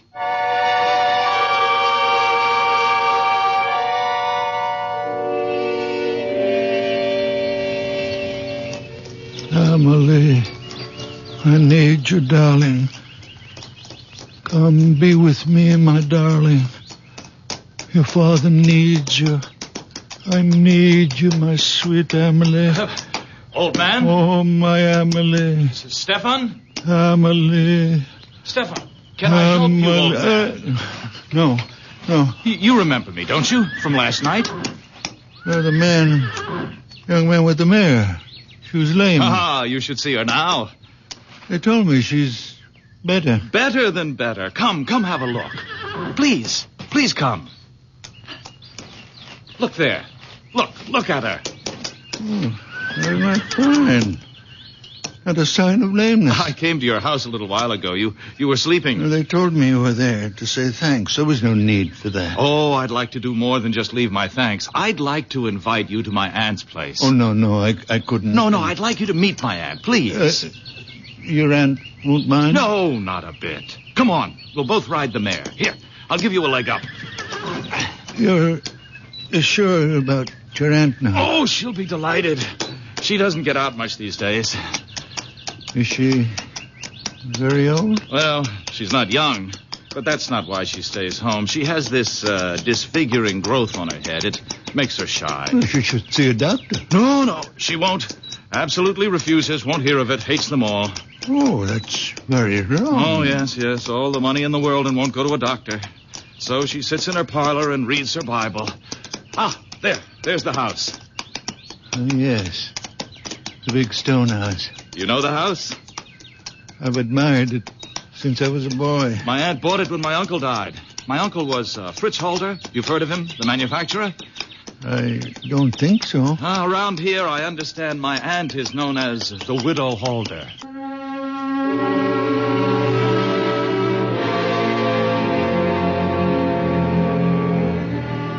Some folks are afraid of one thing, some are afraid of another. Everyone who's afraid wants to run and hide. It's natural. Most natural thing in the world. But what may be hiding in the hiding place? That's the question.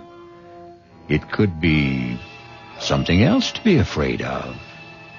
I'll be back shortly with Act 3.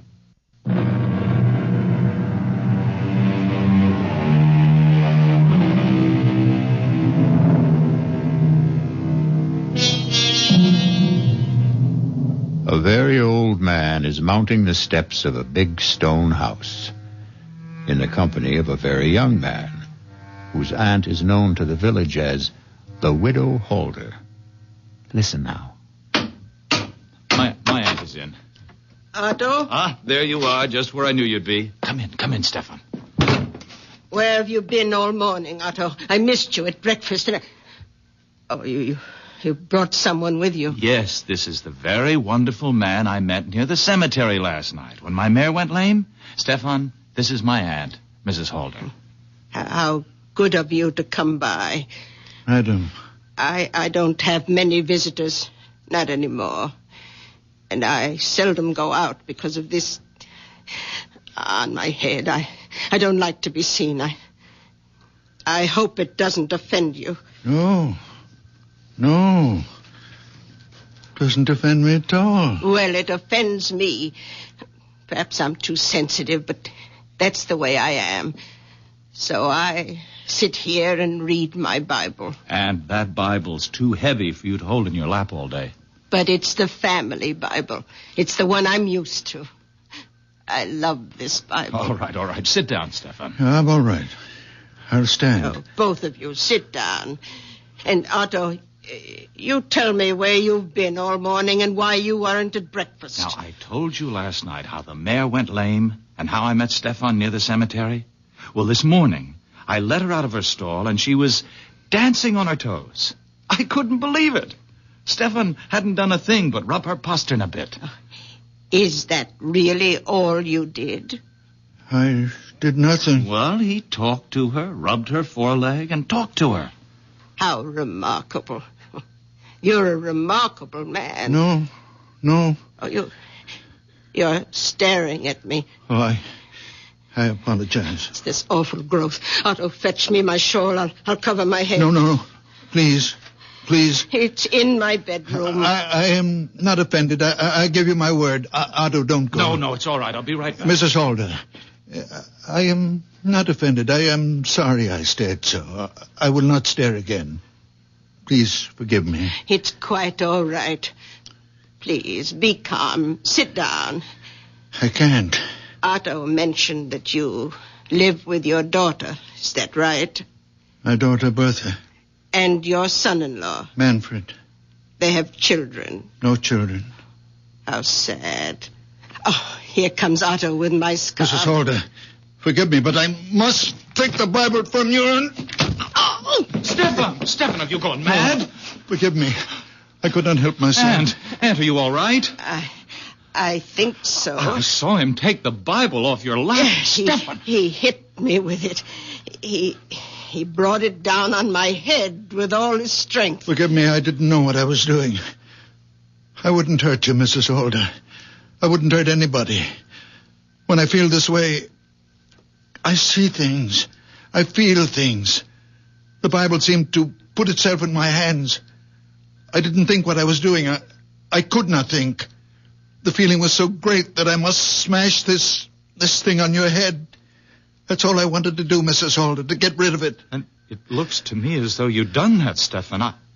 Aunt, go look in the mirror. I know I am not always in control of myself. I do things. I don't know why. I see things. I don't know why. But I would never hurt anyone.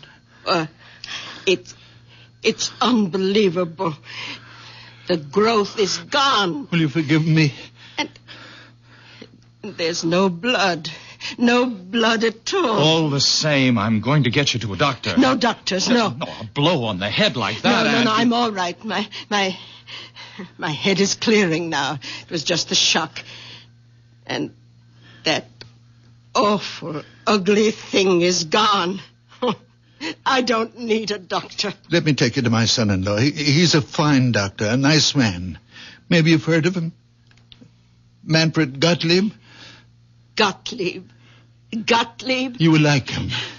Manfred Gottlieb is your son-in-law. A wonderful man. A good doctor. But you must be Bertha Gottlieb's father. You cured the Rothberg boy.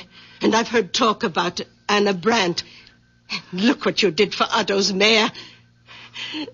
Look what you've done for me. Oh. Why, you're the man I've been trying to find. I've been asking for you. It was God's hand let you here. Let me take you to Manfred's office. I don't need him. I only need you.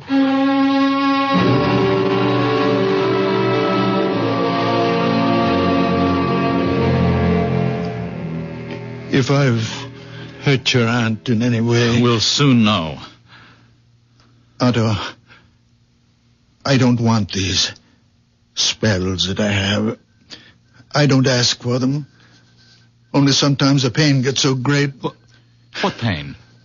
Well, the pain of living. When it seems more than I can bear, I go to the grave of my wife and my baby daughter, my Amelie.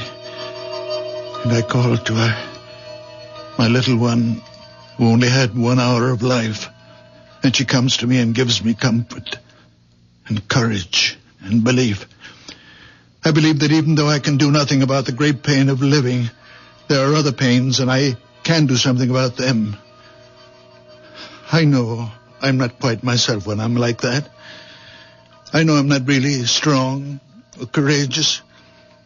But when the spell is on me, the people in pain, they become transparent. You mean you can see through them? I do see through them. How do you explain your hands? Just hands? Oh, no. The night you massaged the mare, I took hold of your hands and they gave off a glow, a sort of radiating warmth. I know, I felt it. They burned like a steady flame. Perhaps I grow feverish when Emily is with me. Now, you go home and rest, Mrs. Holder. Come back in a few days and I'll change the bandage, or you can do it yourself. I'll do it myself. She's all right, Doctor? Right as rain. Well, what was it? I mean, the growth on her head. It was a wen, a common, ordinary wen, a hardened cyst. If you'd come to see me, Mrs. Holder, I might have recommended that you have it removed by surgery. Oh, no. On the other hand, I might have done precisely what my father-in-law did, broken it with some heavy object. Probably not the Bible. Come, Aunt. I'll take you home. And thank you, Dr. Gottlieb. You may get more of these growths, these wens on your head, Mrs. Holder, or someplace else on your body. Now, if you do, call me and Oh, no. No, thank you. I know whom to call. And you'll come, won't you, Stefan? Of course you will. No offense, Doctor, but I put my faith in Stefan. Goodbye. Bye. Goodbye. Thank you. Goodbye, Stefan. No offense, Doctor, but I put my faith in Stefan.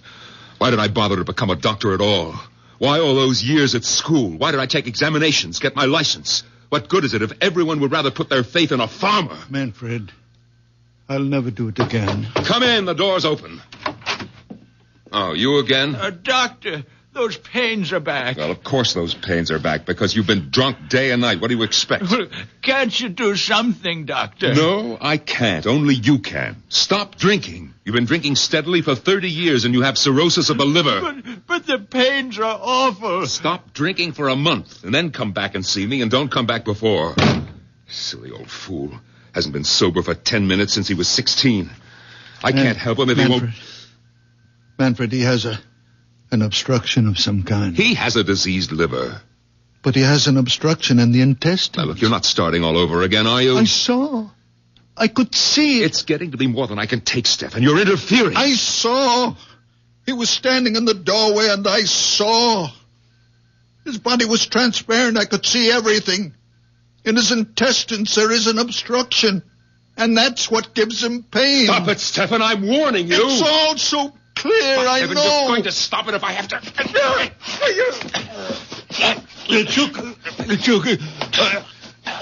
Manfred, take the hurt on my throat. Stefan. Stefan, I'm sorry. I didn't mean to do... Stefan. I'm all right. Everything's fine. I'm all right. Let me loosen your shirt. Oh, Stefan, I don't know what possessed me. I lost control. It's all right. Stefan, look. Look at my hands. Look how they move. My fingers. No pain from the arthritis. What does it mean? It means... Well, it must mean the arthritis is better.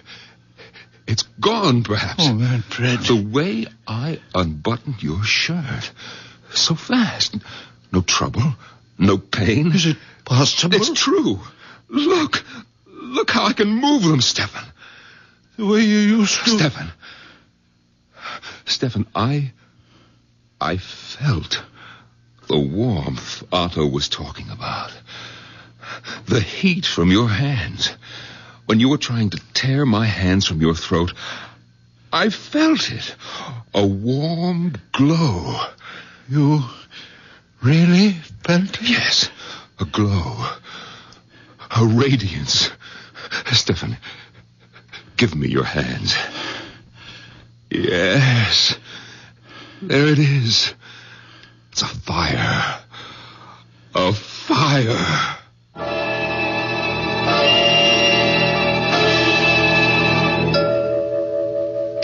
Bertha!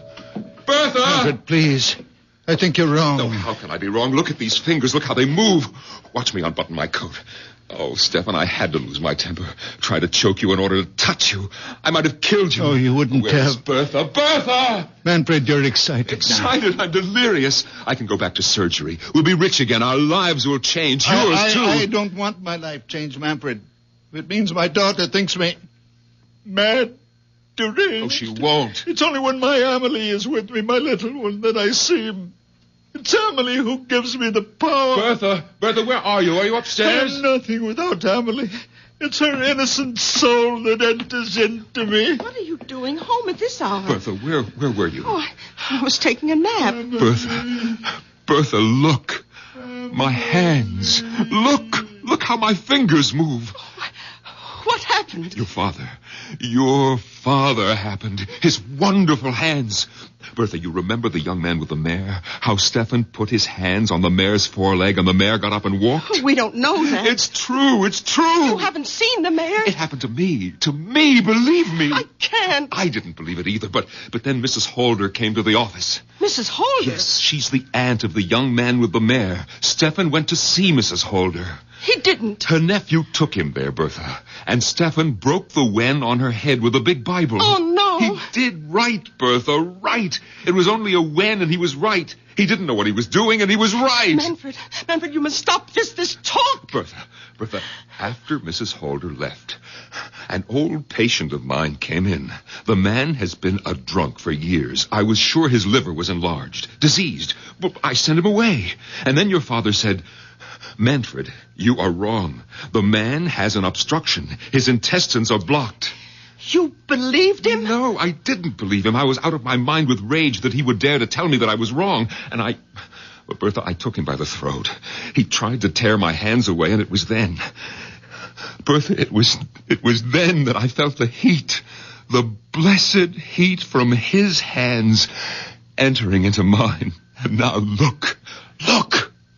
Bertha, if he can use his hands, be happy. Father, how long will it last? How can I know? Your moods, your spells, they've bewitched us all. I never meant harm. Oh, they've got to stop. I want you to stay away from the cemetery. I'll stay away. I'll watch you every minute. If you like. I won't let you out of my sight. I'll treat you like a child. As you will. Because you are a child. I am a very old man. From now on, you're my child. No. From now on, you will have your own child. A real child. Not me. What? I can see. The child is growing inside you. Soon you'll know it yourself. Next spring, you will bear your child, and it will be beautiful. A little girl. And you will... I hope you will give her the beautiful name of Emily. Father? Then my Emily can rest. I won't have to call her anymore. She can rest.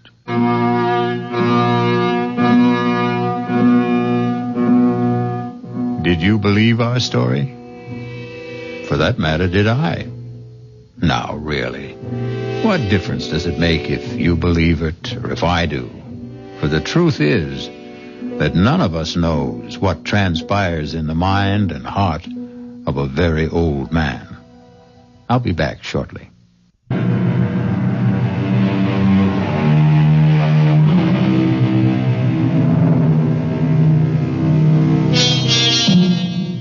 Ever happen to look up the word murder in a dictionary? No? Then I'll tell you how the dictionary defines it. To kill with premeditated malice. The wrongful, intentional slaying of one human being by another. But don't let a wee bit of murder upset you, friends. The people on Mystery Theater don't mind being killed. Not a bit. Because every one of them is a deadhead. Our cast included Santos Ortega, Norman Rose, Bryna Rayburn, and Billy Redfield. The entire production was under the direction of Hyman Brown. This is E.G. Marshall inviting you to return to our Mystery Theater for another adventure in the macabre. Until next time, pleasant dreams.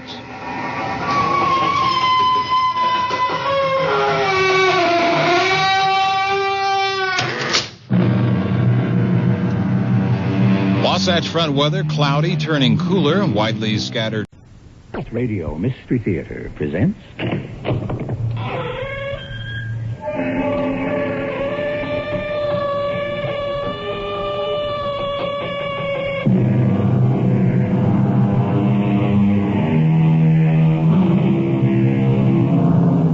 Come in.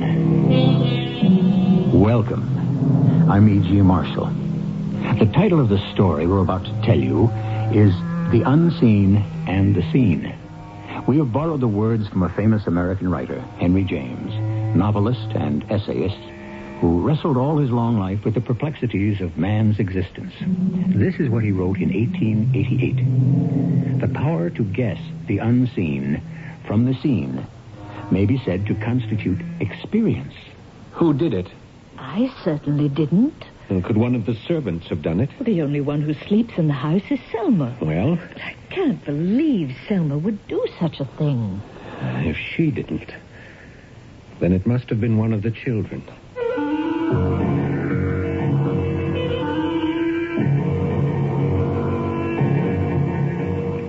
Our mystery drama, The Unseen and the Scene, was written especially for the Mystery Theater by Elspeth Eric and stars Paul Hecht and Carol Teitel.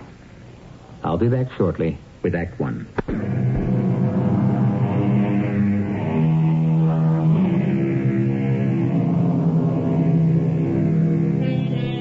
Is there anyone who has not wondered what lies beyond the evidence of the senses?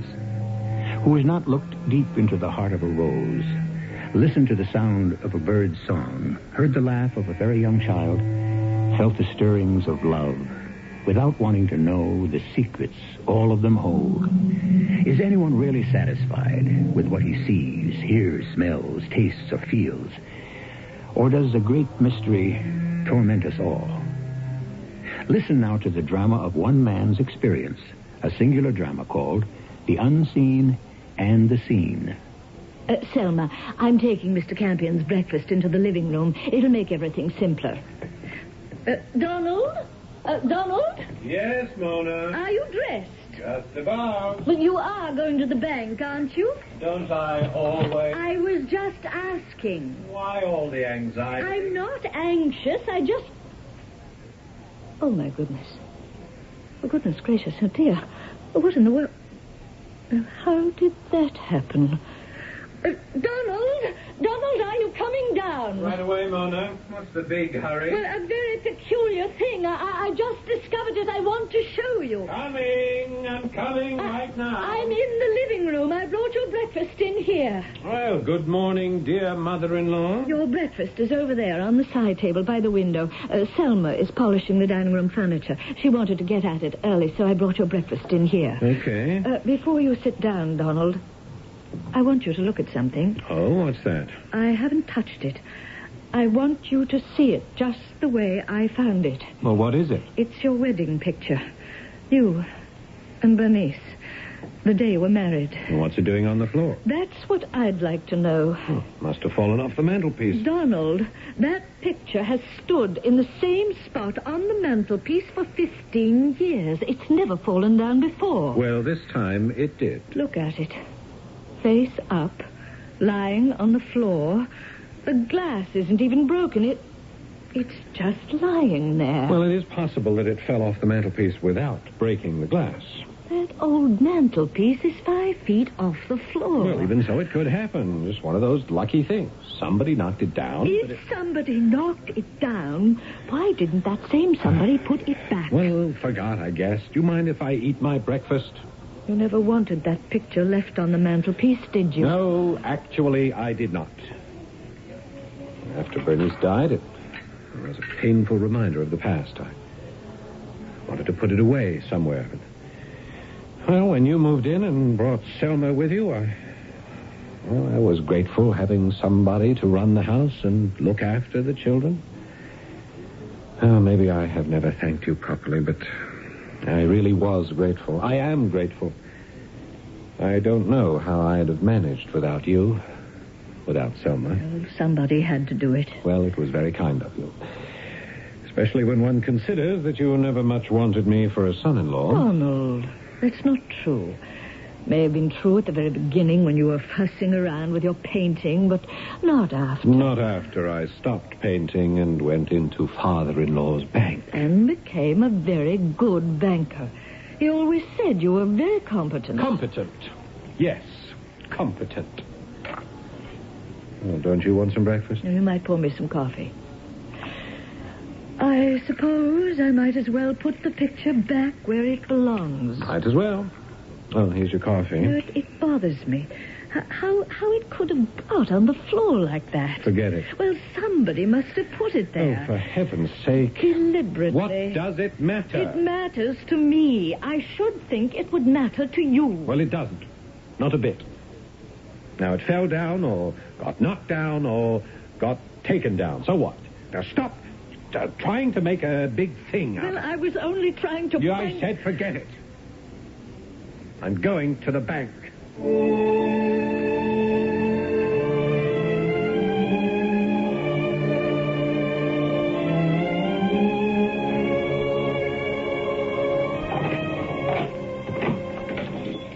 Donald? Yes? Come in here, please, right away. I'm in the living room. No, what's your problem? It's not my problem, Donald. Donald, look there. On the side table. Oh, it's the picture. Your wedding picture. Yes. What's it doing there, huh? Donald, it's happened again. Oh, somebody moved it? Selma? I asked her. She says she never went near it. One of the children? I asked Matthew and I asked Arthur. They didn't even know what I was talking about. Stephanie? Donald, Stephanie is 5 years old. She couldn't even reach it. Oh, she stood on a chair. Why would she want to move it? A 5-year-old child. I'm not sure she even remembers Bernice. Well, that leaves you. And me. I was waiting for you to say that. You think I sneaked down here in the dead of night, took the picture off the mantel and placed it neatly on the side table? Now, why would I do that? You could have walked in your sleep. In all my 37 years, no one has ever accused me of walking in my sleep. How about you? You know what I'm going to do? No, what are you going to do? I'm going to get some flour from Selma, and I am going to spread a coating of flour all over the mantelpiece. You figure that... I figure that whoever is doing this weird thing, Selma or Arthur or Matthew or Stephanie even... Or you, yes, even?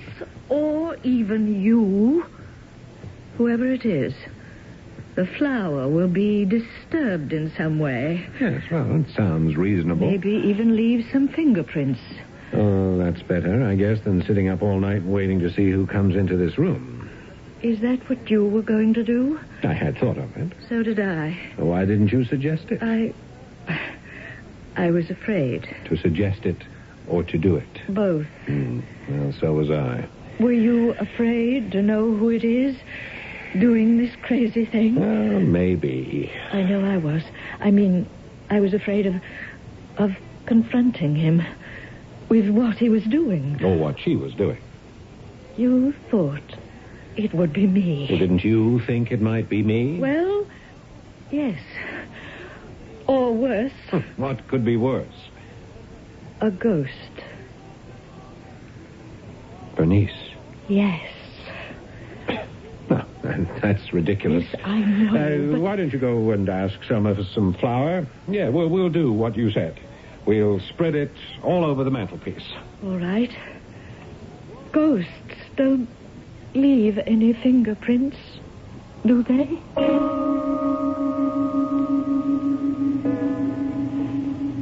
I'm afraid to go in. Yes, and you want to find out, don't you? Well, yes, I guess I do. You were the one who was so neurotic about the whole thing. Oh, you were too. Not at first. Well, you were last night. Yeah, because you were. Don't try to blame it all on me. I wasn't even especially interested till you... Till I said it might be a ghost. My daughter's ghost. Then you got very upset. Yes, because it's an absurd idea. Oh, well, come on. Let's go on in. You go first. All right. Is it there? Is it on the mantelpiece? No. No, it's not. Oh, Donald. Come on in and look for yourself. All right. Oh. It's really not there. Where is it? Never mind where it is. Look at the mantelpiece where we spread the flour. Oh, Donald, it's just the same. Yes, it hasn't been disturbed a bit. Does that mean... I've no idea what it means. What are you doing? I'm going to call Professor Dixon. Well, who's he? He's my professor at the academy. He taught me all I know about painting. We were very close. Still are, as a matter of fact. Why are you calling him? Because it's the only thing I can think of to do. Yes? Hello? Hello, Henry? Yes. This is Donald. This is Donald, Henry. Donald? How are you, Donald? Well, at the moment, I'm... That's good to hear from you. Have you been doing any painting? No, not lately, Henry. Oh, too bad. Yes, well, they keep me pretty busy at the bank. Yes, I suppose they do. Well, what can I do for you, Donald? Or is this just a friendly social call? No, it's not, as a matter of fact. It's something else. Trouble? You in trouble? Not exactly. Well, I'm really not sure. Well, what is it, Donald? Henry, could you come here for dinner tonight? Oh, well, then this is a social call. Partly. No, well, not altogether. Well, look, can you make it? Yes, I can. Good. Well, that's fine. Donald, is it my imagination, or do you sound a bit desperate? No, it's not your imagination. Well, then, I'll certainly come for dinner. 7 o'clock? Henry, could you possibly stay overnight? Oh, well, I don't know. Please, Henry. All right, Donald. I'll arrange to stay overnight. Thank you, Henry. More than I can say. Thank you. Oh, it's all right, really. See what's happened. Thank you. Well, what was that all about? Why do you want this professor in the house, this Henry person? I'll tell you why. Because he knows all about ghosts.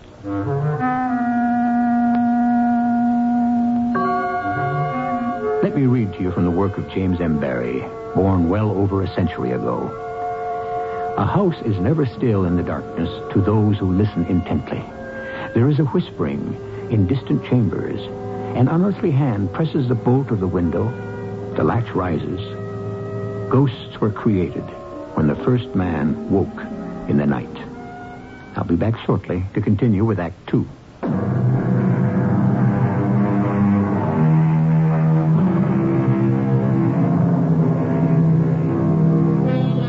Listen to this, written by the 19th century dramatist Henrik Ibsen. It is not only what we have inherited that exists in us, but all sorts of old dead ideas and old dead beliefs. They are not actually alive in us, but they are dormant, and we can never be rid of them. Whenever I read a newspaper, I fancy I see ghosts creeping between the lines. There must be ghosts all over the world. Those lines are from Ibsen's play written in 1881 and titled Ghosts. Of course, Professor Dixon. I don't know anything about painting, but I know what I like. Oh, well, that's something. Isn't it, Donald? Yes, I guess so.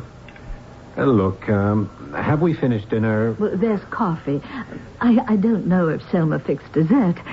Such short notice, Professor, I'm not sure. Oh, no, I've had a sufficiency. I really have. Good. Well, then let's go into the living room. Yes, do that, you two. I'll bring coffee in there. Come on, Henry. Selma, we'll have coffee in the living room. Yes, I'm afraid dinner was a sad affair, Henry. On the phone, you sounded so agitated. You made everything seem so urgent. I wondered why you kept postponing telling me. Well, I wanted to be alone with you. Oh. Seemed to be somewhat at odds with my mother-in-law about, well, what you might call some strange goings-on in this house. We've even got to the point where we suspect each other, or if not each other, a ghost. Oh, come now. You're not serious. Let me tell you what's been happening. Or seems to have been happening. No. It has been happening. I've seen the evidence, but I can't explain it. For the life of me, I just can't explain it. Donald, just tell me. All right. Now, you see that framed picture on the mantelpiece? Huh? Yes, a photograph of you and Bernice on your wedding day. Yes, well, it stood there in that exact spot ever since she and I were married. For 16 years. The twins were born a year later, Matthew and Arthur. She and I were still happy together. At least I think we were. I didn't much like working in a bank, but, well, we tried to make a go of it, make it work, as they say. Then Stephanie came 10 years later. I guess we thought another child would really hold us together, save the marriage. Yeah, we never had a chance to find out because, of course, Bernice died. Yes, I know all that, Donald. What's it got to do with... Yeah, I'm coming to that, Henry. Just give me time. Now, after Bernice died, her mother moved into the house to look after the children, and she brought Selma with her to do the housework. Now, this was almost 5 years ago, Henry. Yeah. Everything went along all right. Until now. What's wrong now? Everything seems to be running smoothly. Wait until you hear. I'm waiting. Yeah, well, a few days ago, Mona came into this room, and the wedding picture was lying on the floor. On the floor. Fell off the mantelpiece. Well, that's what I said at first. And then a while later, she found it on the side table there by the window. Somebody moved it. Well, nobody ever moved it before in all of these years.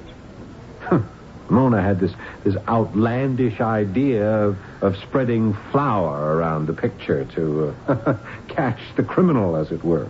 Well, when we came down in the morning, the picture had been moved, all right, clear across the room. But the flour had not been disturbed. Not one bit. Yeah, well, that led to all sorts of arguments and accusations. Mona suspecting me suspecting her. Finally, she said it must be a ghost who was doing this incomprehensible thing. A ghost? Really? Well, that's what I called you. You know about such things. My dear man, what did you think I could do? Exorcise a ghost for you? No, but, I mean, you're interested in all this stuff. Parapsychology, the occult. Well, everyone is interested in all that stuff. Whether they admit it or not, they're interested in it. They're fascinated by it. I never was. Until now. Well, you're right. I have been and still am. I suppose I've read everything that's been written on the subject. Gone to lectures, attended seances. It's become a sort of second career for me. Since I never became a creative artist, only a teacher. Much to my sorrow. Yes. Well, Henry, let's get on with it. What's the explanation? And what are we to do about it?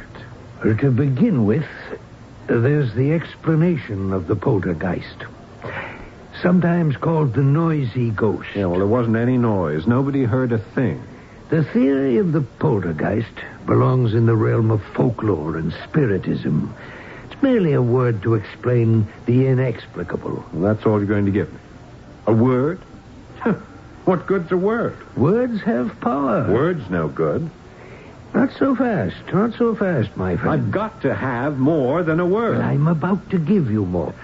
In the last 50 years or more, a new and different theory has emerged. That we mortals possess a sort of energy that is capable of performing the kind of mischief that you've just described, without being on the spot, without even knowing he was doing it, or even wish to do it. That's absurd. Is it?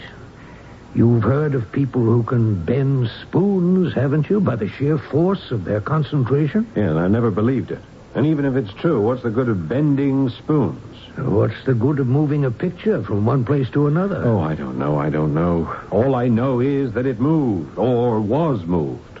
Now, let's see. Who lives in the house at the present? Besides myself? Well, there's Mona, Selma, the housekeeper. The twin boys, Matthew and Arthur. How old are they now? They're 14. And then there's Stephanie. She's 5. 14? That's a susceptible age. What do you mean? There's nothing wrong with my sons. Did I say there was anything wrong? You said that I said susceptible. By that I mean susceptible to all sorts of influences. From without and most particularly from within. Yes, but... Oh, now, don't look so alarmed, my friend. Boys of 14 are at the height of their powers. Physical, mental, and spiritual. And they have not yet learned to control them. Later they will. Well, now, here's the coffee. Splendid. Here, I'll just set it down here. Well, now, have you two been discussing our little problem of cream or sugar, Professor Dixon? Black, thank you. Mona... Yeah, I know you take yours black, Donald. Mona, there's something I want you to do. And what's that? I want you to enroll Matthew and Arthur in that military school. What did you say? And take them up there. Get them out of this house.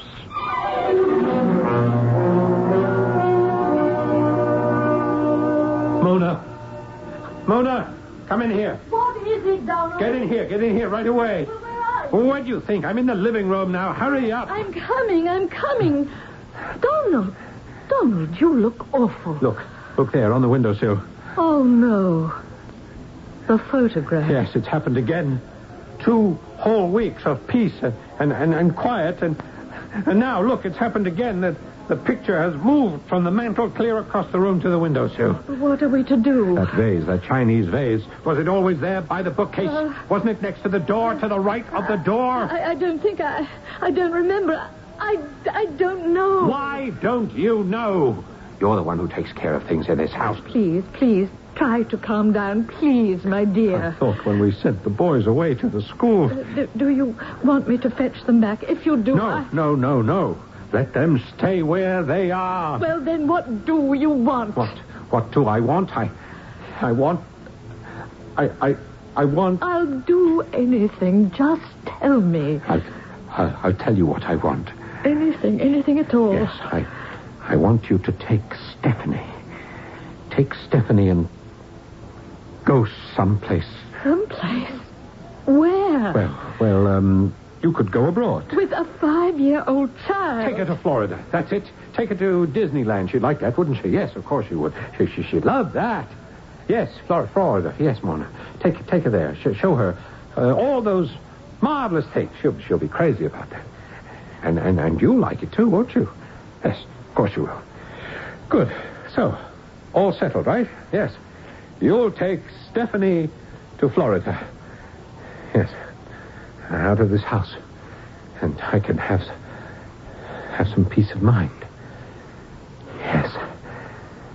I'll have some peace of mind. At last. Yes, come in. You wish to see me? Yes, Selma. Close the door, please. Yes, sir. Now, sit down, Selma. Yes, that's it. Selma, I have a favor to ask of you. Yeah? I don't quite know how to put this to you. It's very difficult. I don't want to frighten you or anything. Oh, something I should be frightened about? No, not really. Anyway, I don't think so. That photograph on the mantelpiece, have you ever moved it? No, only to dust. You always put it right back? Oh, yeah. In the same place? Oh, yeah? So, as far as you know, you never put it on the windowsill or the side table or any place but right there. No, never. Then why did I find it on the coffee table this morning?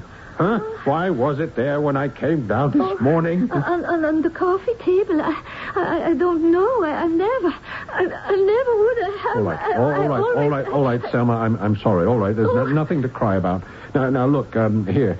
Here's a check. Oh, my. It's for $1,000. Now I want you to take it and go on a vacation. There must be someone you can visit, friends, relatives. Yeah. Stay away as long as you like. And if you need more money, you just write me and ask for it. Now, leave this house. You understand? I like it very much if you could go tonight. You sit and thank you, sir. Yes. Are you all right, sir? Yes, I'm quite all right. I'm quite all right. All right. Oh, yes. I am fine. I am fabulous. Fantastic. I'm just simply wonderful. Never been better. Absolutely super. Hello? Henry, is that you? Donald? Henry, the boys are at military school. Mona's taken Stephanie to Florida. There's been nobody in this house for a whole week except for Selma and myself. Henry, last night, it happened again. The picture, it moved to the coffee table. I've just given Selma some money and told her to take a vacation. So now, I'm all alone in this big house. I'm frightened, Henry. I'm scared to death.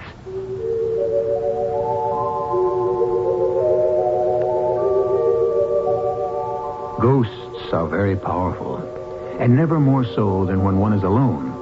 It matters very little if one believes in their existence. It doesn't even matter whether or not they exist. To a haunted mind, they are as real as his own face, his own hands, his own voice, and twice as powerful. I'll be back with our concluding act shortly.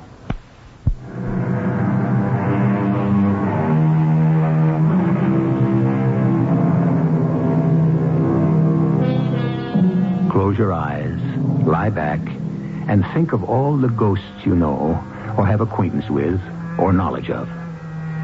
Does Shakespeare hover in the shadows? Is that Einstein just outside the window? Or is it your own great-grandfather peering in at you? Oh, don't turn away. Listen to them. They have things to tell you. If you could stay on here for a while, Henry. Just a little while, till I get my nerves together, you know? I know. I'm pretty shaken up by this whole thing. Yeah, I can see you are. And I'm so alone here. I'll stay. Oh, thank you. Thank you, Henry. Take any room you like. There are plenty of them. You know, I'm very grateful to you, Henry. Oh, there's no need to be. Oh, the house seems so big.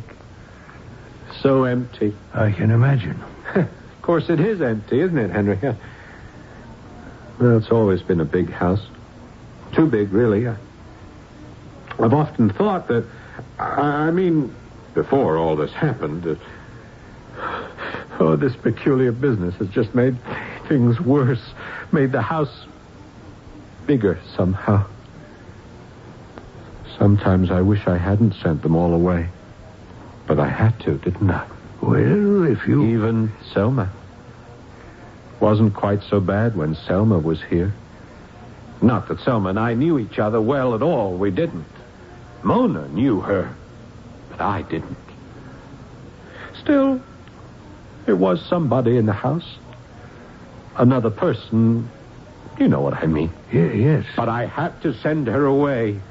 Because, after all, she could have been the one. Donald, remember what I told you? Oh, yes, about poltergeists. Oh, yes, I remember. Noisy ghosts, you called them, eh? Able to move things around. No, not that. That's what you said. Well, that's not all I said. I remember distinctly. I said that the power to move inanimate objects could also come from the unconscious mind, from a submerged wish, fiercely aggressive, full of indignation and resentment. But who? What's the matter? Have I said something? Who would hate me so much? Hate you? To punish me this way, Henry? Could it be Bernice, do you think? From beyond the grave? Why don't you go to bed, Donald? You're worn out. Yes, I think I am. Well, let's go upstairs. All right. You want to take Mona's room? It's rather... Oh, any room at all. No. I'd better give you the boys' room. Take either bed. Okay. Wait a second, Henry. I just want... What is it, Donald? I just want to take a peek in the living room. I do it every night. There. Do you see? Do you see it? On the mantelpiece. It is there, isn't it? You mean the photograph? Of course I mean the photograph. You do see it, don't you, Henry? Well, do you see it? Yes, Donald, I see it. All right, then. Now let's go upstairs.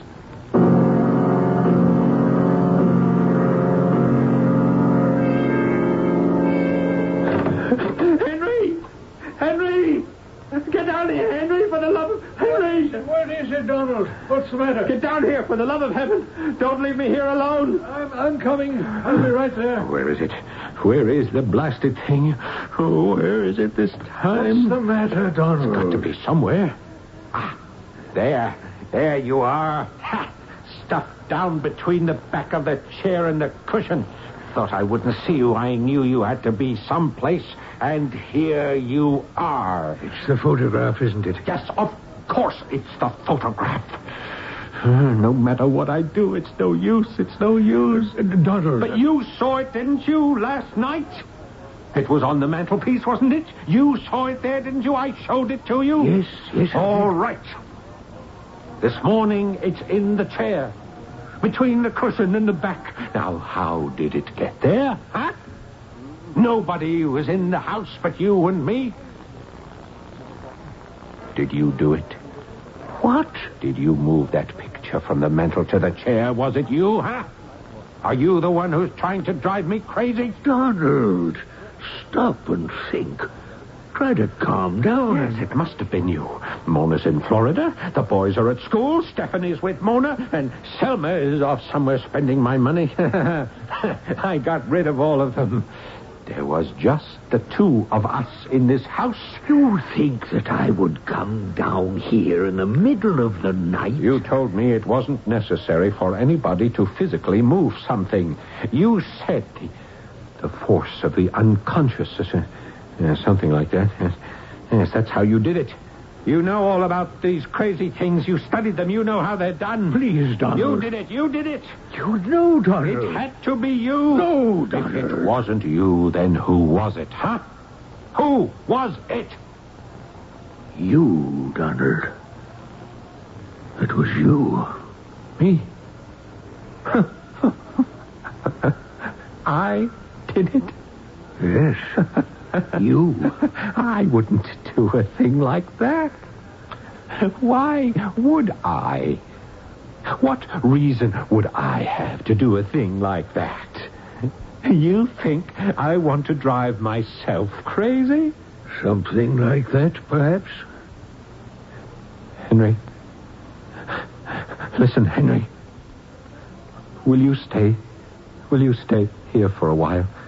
A few weeks. Something like that. If you want me to. Oh, I do. I do, Henry. It's vital. Somebody has to check on the picture. See if it moves. But you can do that. No. No, you see, because I won't be here. You'll be here alone. Where will you go? I don't know. Somewhere. You see, I have to get myself out of this house to see if I'm the one. When will you be back? Don't know. Sometime, I guess. Thanksgiving, yes. I'll be back for Thanksgiving, for dinner. Then you can tell me, you know, if the picture stayed on the mantelpiece or if it moved.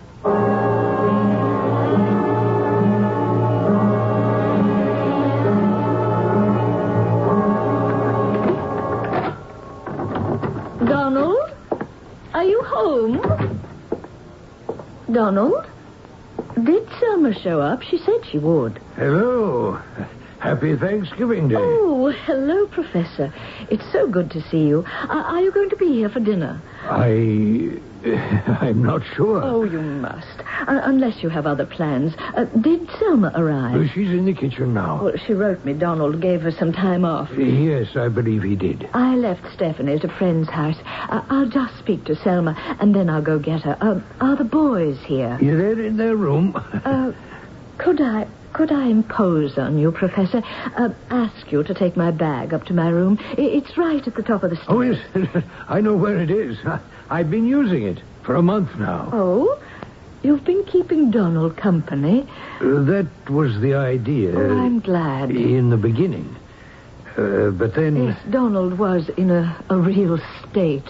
I was worried about him. How is he? And I'm afraid he's still in a real state. Is it that photograph? His wedding picture? I'm afraid it is. It's moved again. After you left with Stephanie and Selma had gone, he asked me to come over. I did, of course. We had dinner. He was very lonely, very depressed. He made us all go away. We didn't want to. He had his mind set on finding out why and how the picture moved off the mantelpiece. After dinner, he asked me to check the living room with him. We both saw the picture in its usual place, and we both went upstairs. The next morning, I heard a terrible scream. I came running downstairs. The picture had moved in the night. Donald accused me of having moved it by some sort of psychic energy. I had a hard time convincing him. And finally, I told him outright. I told him he was the one. I think he believed me. But is it true? Are you right? Is Donald the one? I'm afraid it's been Donald all along.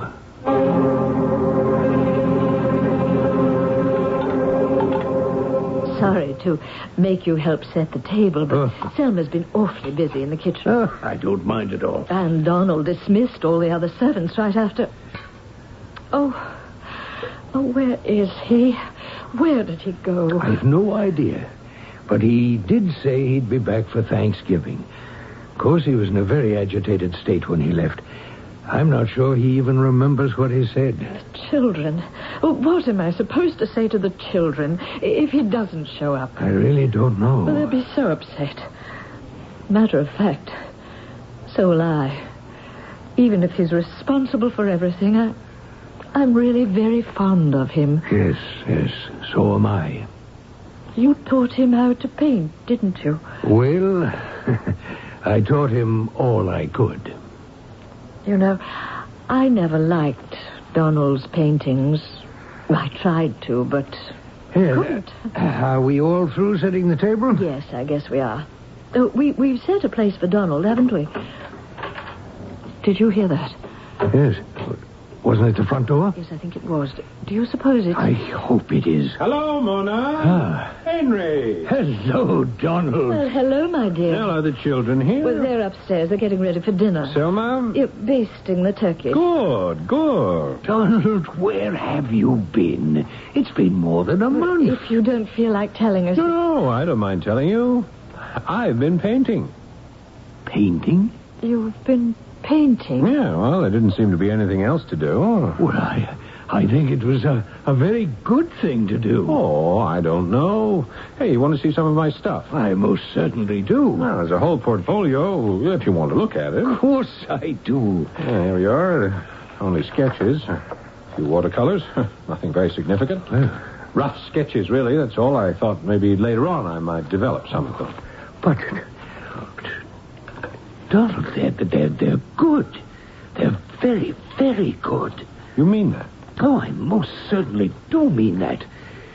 They're very good. They're excellent, really. Well, imagine that. Henry, what I really want to know is... Well, did anything happen once I was out of the house? You mean, did the picture move? Yes, that's what I mean. Yes, it did. It moved the night you left. And then it didn't move anymore. Do you care to tell me where it moved to? Well, as a matter of fact, I found it the next morning in the trash can. Really? I must have hated that picture a lot. Donald, remember what I told you about a psychic force that can move inanimate objects?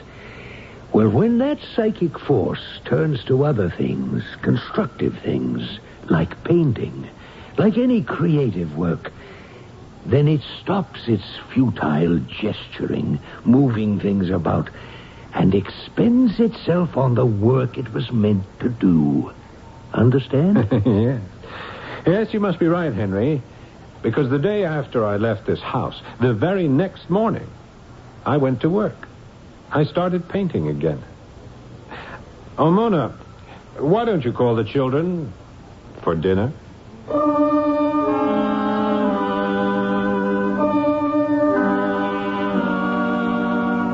I told you ghosts are powerful. And it's true, they are.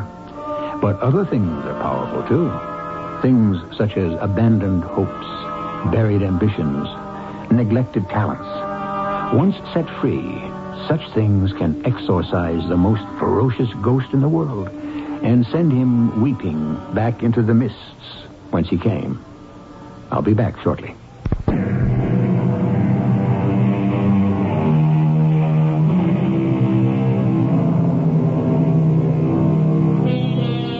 Do you want to paint a picture?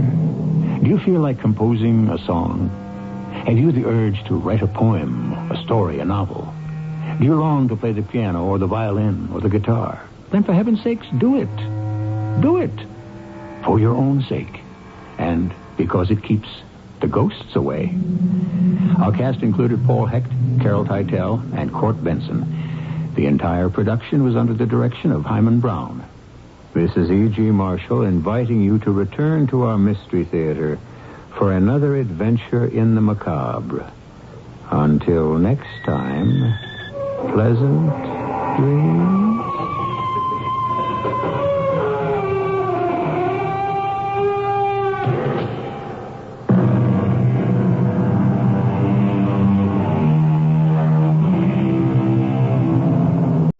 And now, Mystery Theater.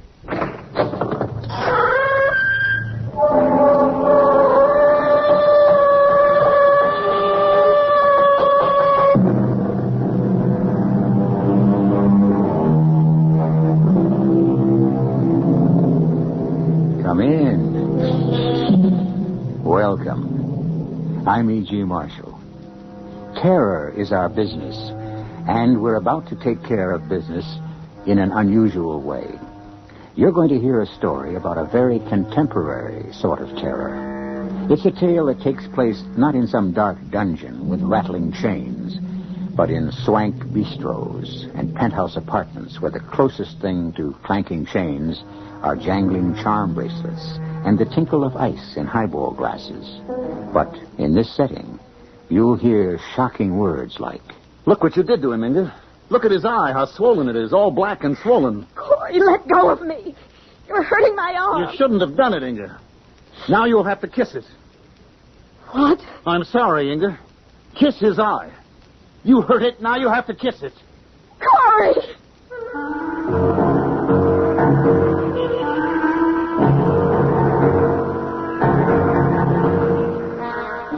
Our mystery drama, The Slave, was written especially for the Mystery Theater by Henry Slessor and stars Mandel Kramer and Fred Gwynn. News on WABC.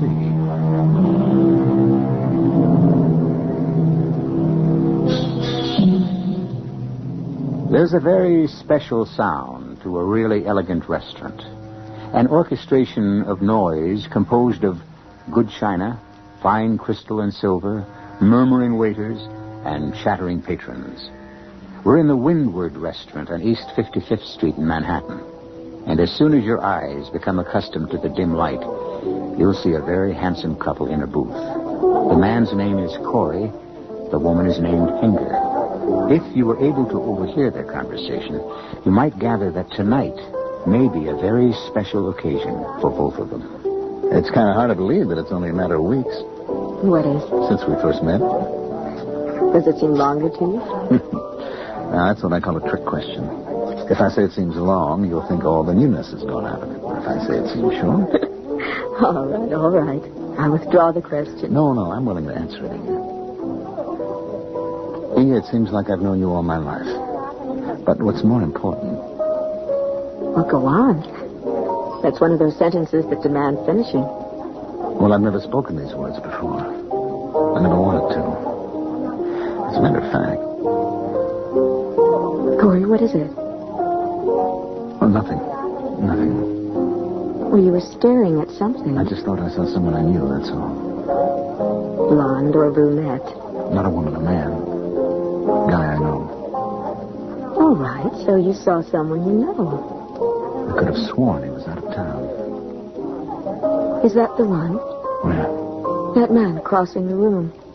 It looks like he's heading right for us. Oh, good Lord, it is. It's Ray. Well. What a delightful surprise, Corey. What an absolutely charming surprise. I thought you were still out of town, Ray. Just got back. Been eating in so many ptomaine bars, I couldn't wait to get back to civilized cooking again. Well, do you want to get an introduction? Oh, sure. This is Inga Williams, Inga. This is Ray Chaffee. Hello. Aren't you lovely, Miss Williams? Why, thank you. Corey hasn't been wasting any time since I've been gone.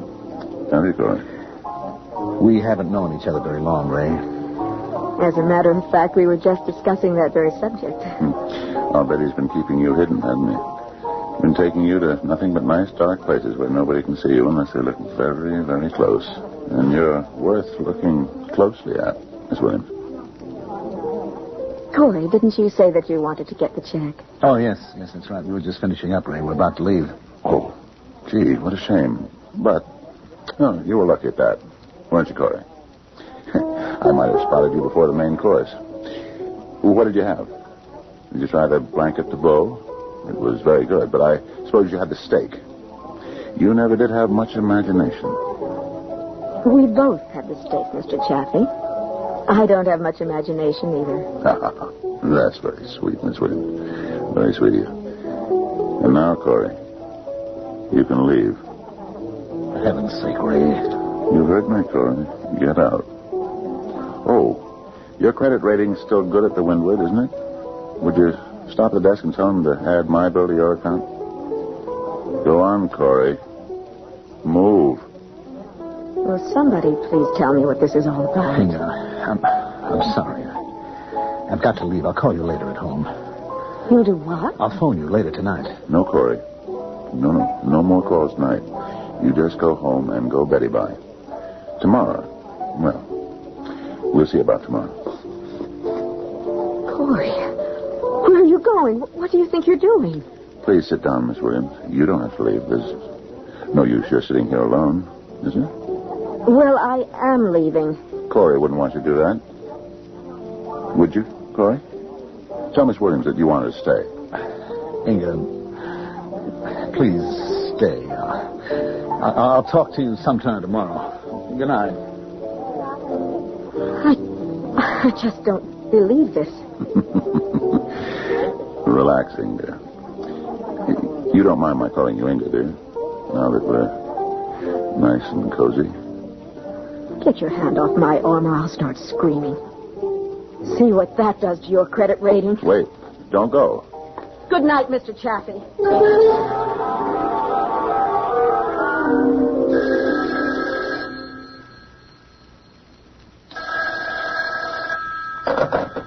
Hello. Inga, it's Corey. Drop dead.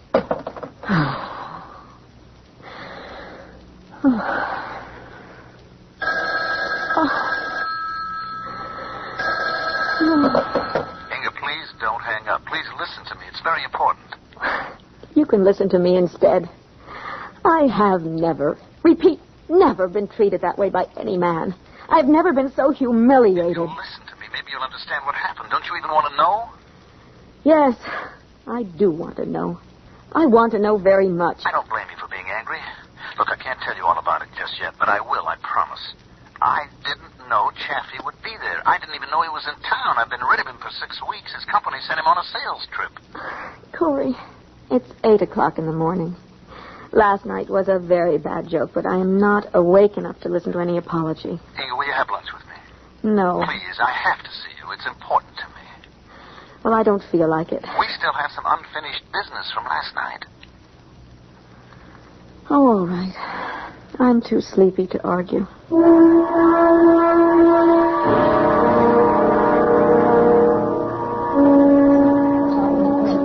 Tell me something, Corey. Are you hiding from that man? Why do you say that? This grotto you picked for lunch. It looks like a place frequented only by Portuguese leather tanners or something. I mean, did you pick it because of your friend? Oh, now don't be silly. It would be nice if you could explain. It's so stupid that it almost defies explanation. We'll try anyway. Well, it's a kind of bet. A what? A bet. A running joke that I have with Chaffee. Well, who is Chaffee? Do you work for him? Is he your boss? No. He's just a friend. We went to college together. Chaffee, me, a few other guys. We had a poker club, you see. But a couple of marriages broke it up. You know. No, I don't know a thing. All I know is that man ordered you out of the restaurant and you went. I must have looked like a dope, I admit, but it had to be that way. It was part of the game. A game?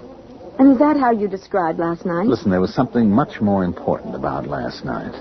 A lot more important than Ray Chaffee. Now, can we forget about him for a while, please? Well, how do you expect Inga, me to? Please, here, look at this. It's a box. Yes, small velvet box. Remember me telling you about that half-wit that I was engaged to last year? Leela. Yes, Leela. Remember I said she returned my engagement ring?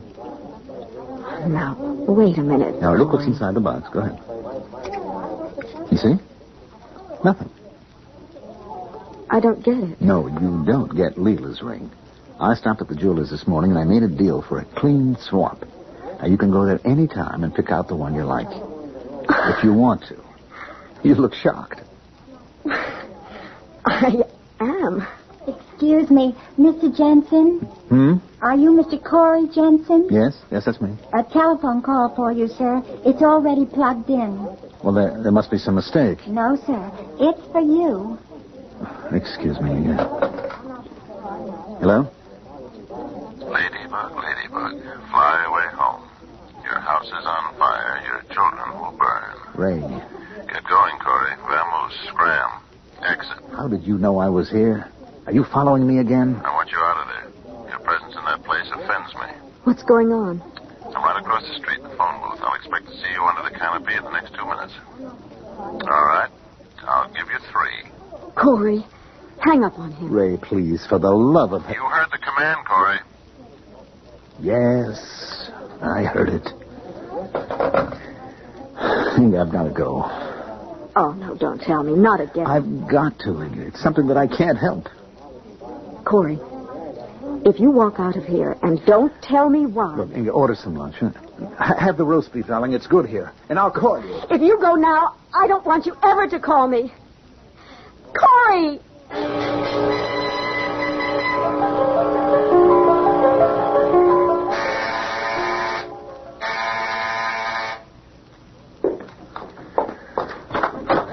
Go ahead, slam the door in my face.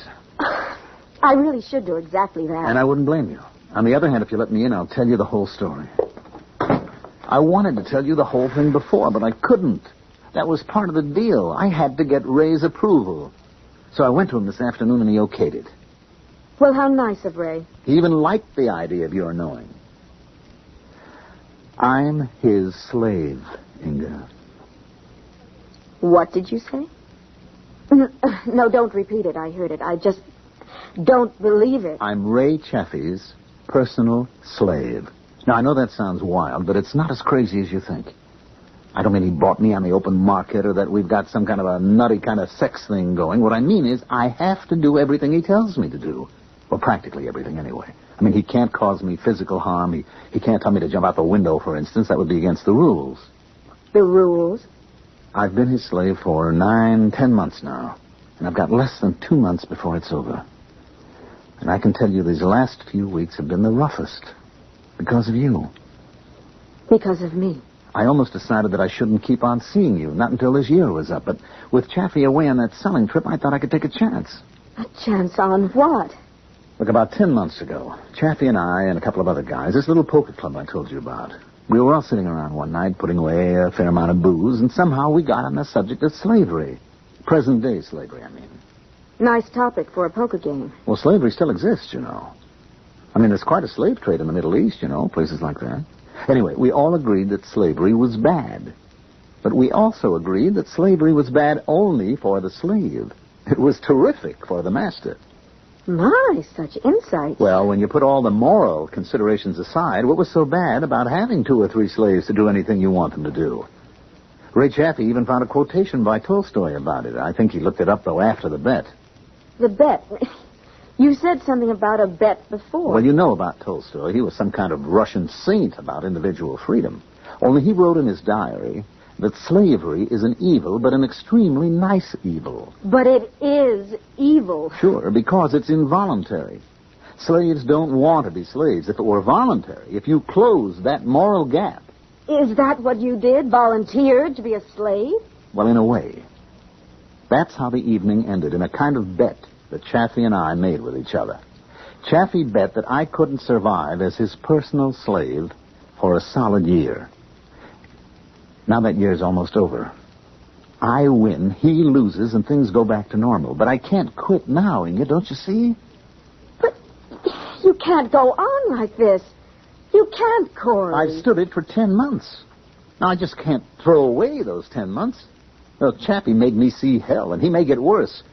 But I won't give him the satisfaction of quitting before the year is up. Not even if I asked you to. No, Inga, not even if you asked me.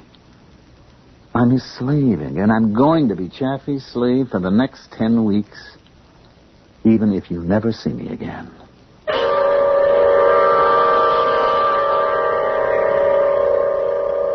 Well, who would have thought that slavery was still alive, right in the heart of New York City?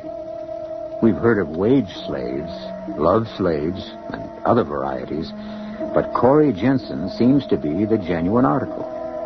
The question is, will Ray Chaffee want him to survive the next 10 weeks of slavery? What will he do to make him change his mind? I'll be back shortly with Act 2. Back to the Mystery Theater on WABC.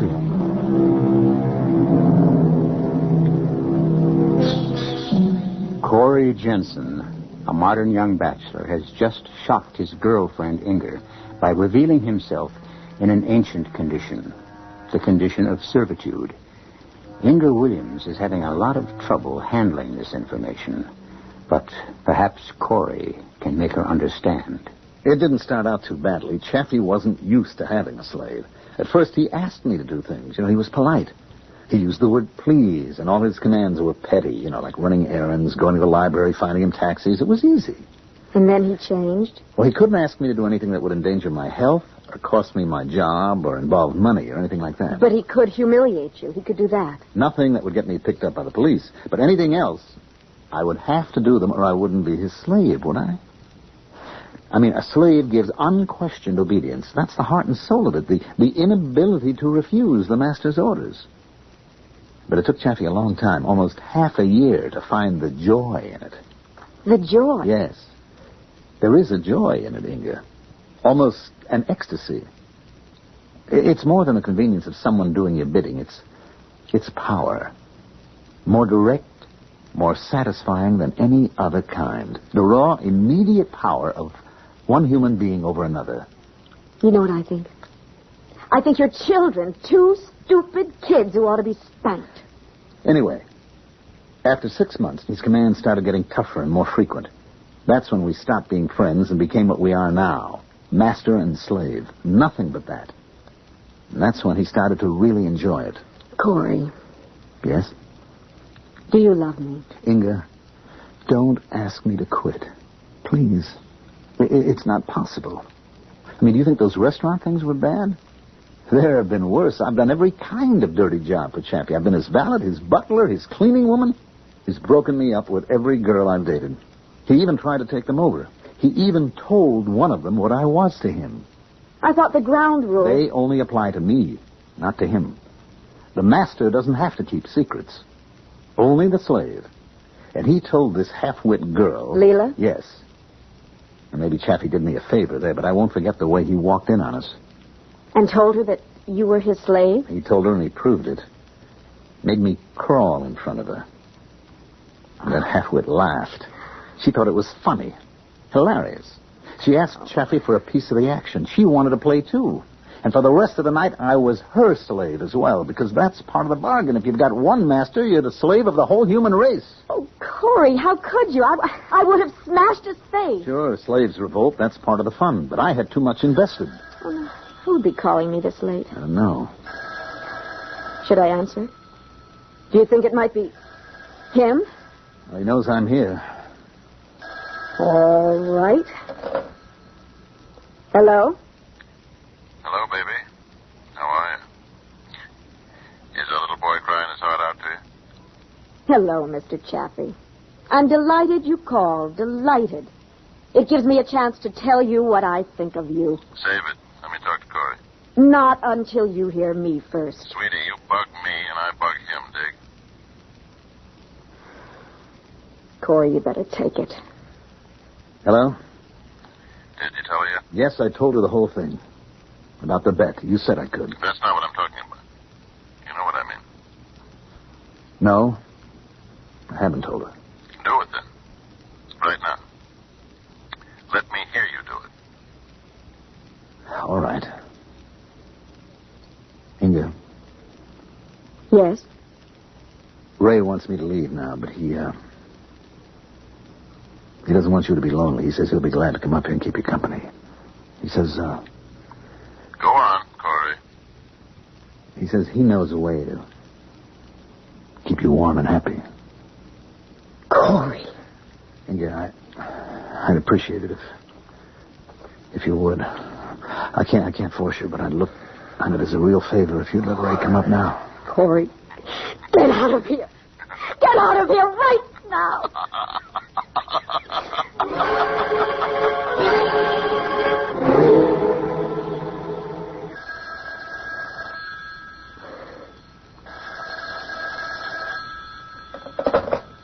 Hello? It's me, Inga.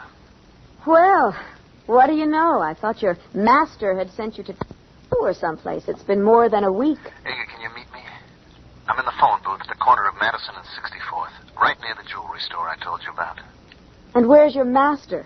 In the store? Oh, no, this time I turned the tables. I've been spying on him.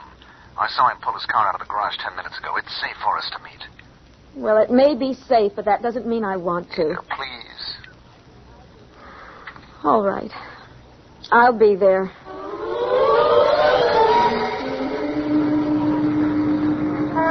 Nine more weeks, Inga. That's all.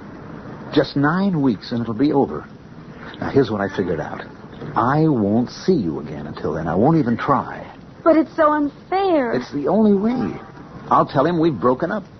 Then he'll leave you alone after that, unless you've met someone else in the meantime. Oh, you fool. Do you think that I want someone else? Darling, let's go to that jewelry store. Let's go right now. Maybe if you have that ring on your finger, it'll make a difference. Oh, Corey. It's just so beautiful. I can't stop looking at it. I can't stop looking at you looking at it. Oh, look at the way it catches the light from the street lamp. It's catching the light from your eyes. Oh, Corey.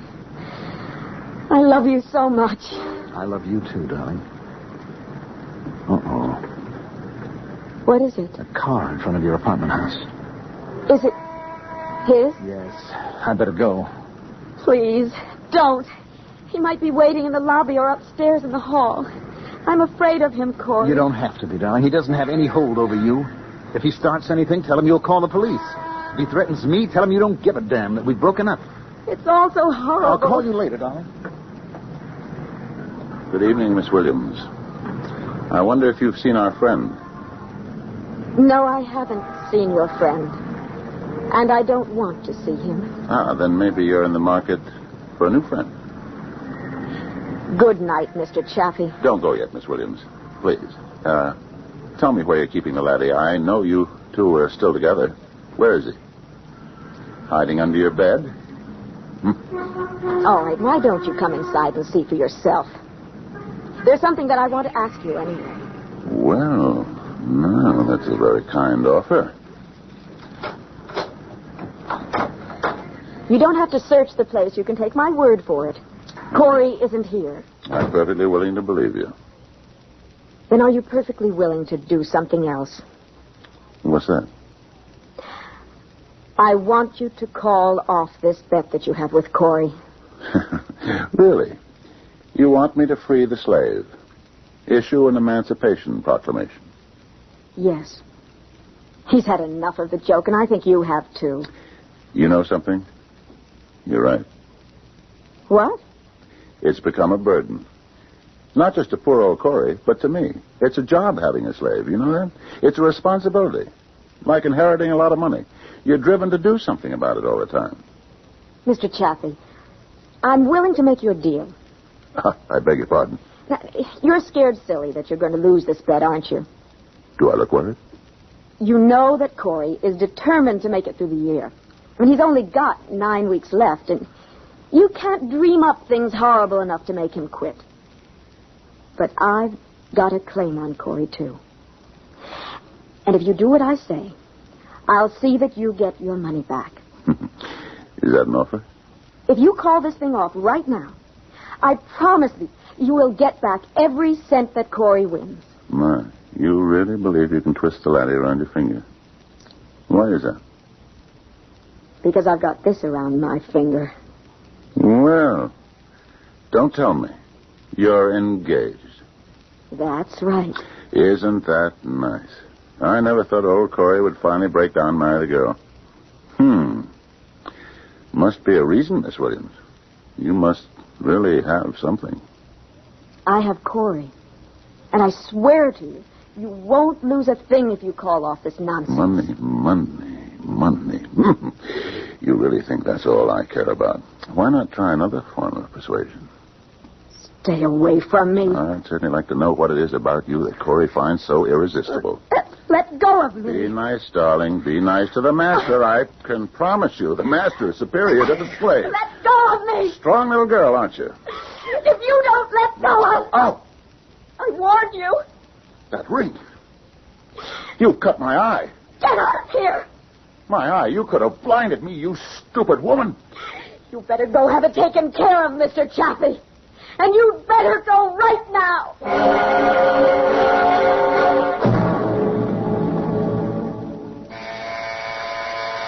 All right, I'm coming. What are you doing here? Let us in, Inga. I don't want him here. You heard the man, Miss Williams. We're a team. You can't break up a team. Inga, please. Corey, what is this? Why did you bring him here? Because I had to. You mean because he ordered you to? Yes, that's right. Well, this game of yours does not include me. I am not one of your players. And I am certainly not Mr. Chaffee's slave. No. You're not a slave, Miss Williams, but you could be something else if I'm willing to press charges. Charges? For what? Inga, look at his eye. You almost put out his eye. Oh, you mean I didn't? I'm sorry. I meant to. I've been to an eye specialist. He says I was very lucky, but I may have to wear this patch for 2 months. Well, I'm sure it's very distinguished. You shouldn't have done it, Inga. But you don't know what happened. He attacked me. She's a liar. It's the truth. He attacked me right here in this room. You still shouldn't have done such a thing to him. Look at it, Miss Williams. I'll take the patch off so you can see what you did. There. Oh, I don't care. If you want to call the police, go ahead. I will tell them exactly how it happened. Inga, please listen to me. Look, I'm sorry about this, but... Corey, we got engaged this morning, remember? Engaged to be married.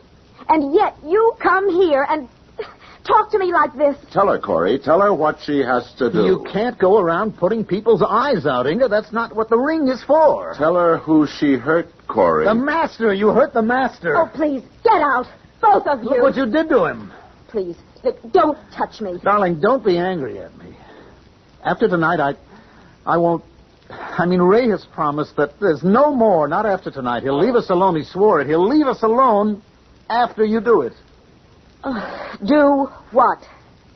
Kiss his eye. Are you crazy? Look how swollen it is. It's all black and swollen. Oh, Corey, let go of me. You're hurting my arm. You shouldn't have done it, Inga. Now you have to kiss it. Let me go. Kiss it, Inga. Kiss his eye. You heard it. Now you have to kiss it. Get out of here. I will call the police. Do you hear me? I'll have you both arrested. It's all right, laddie. You did your best. I know that. Come on. Let's go home. And don't you come back. I don't want to see you again, Corey. Never.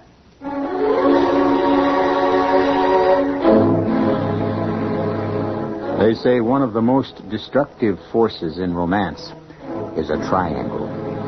But the triangle responsible for this romantic disaster is unusual indeed. One girl, one slave, one master. But are Corey Jensen and Inga Williams really finished? Will love find a way despite the chains of slavery? I'll be back shortly with Act 3. Return to the Mystery Theater on WABC. The time is 8 weeks later. These have been difficult weeks for Inga Williams. And the memory of that night in her apartment is as vivid an injury as Ray Chaffee's swollen eye. But in all likelihood, Mr. Chaffee's wound has healed by now. Inger's hasn't. Come on, Inger. I know you want to talk about it. Why else did you ask me to dinner? I wanted company, that's why. You usually prefer male companionship. Did you and Corey break up? Yes, weeks ago. And you never said a word to me. I've hardly said a word to anyone on any subject. I've been living the life of a hermit. But why? I mean, was it really rough? Did he throw you over for some other woman? No, not another woman. We just decided to call it quits. If you think that's enough of an explanation. I doubt that you'll believe the real explanation. He's somebody's slave, Sylvia. What? He made a bet with a friend of his that he could stand being his personal slave for 1 whole year. Go through all the humiliation of it, of jumping through hoops for him, obeying every order no matter how crazy or embarrassing. Good Lord. I mean, I don't know how much money's at stake. A lot, I suppose. And Corey is probably going to win it. I hope he is happy with his prize. Inger, you're not making this up, are you? It's true.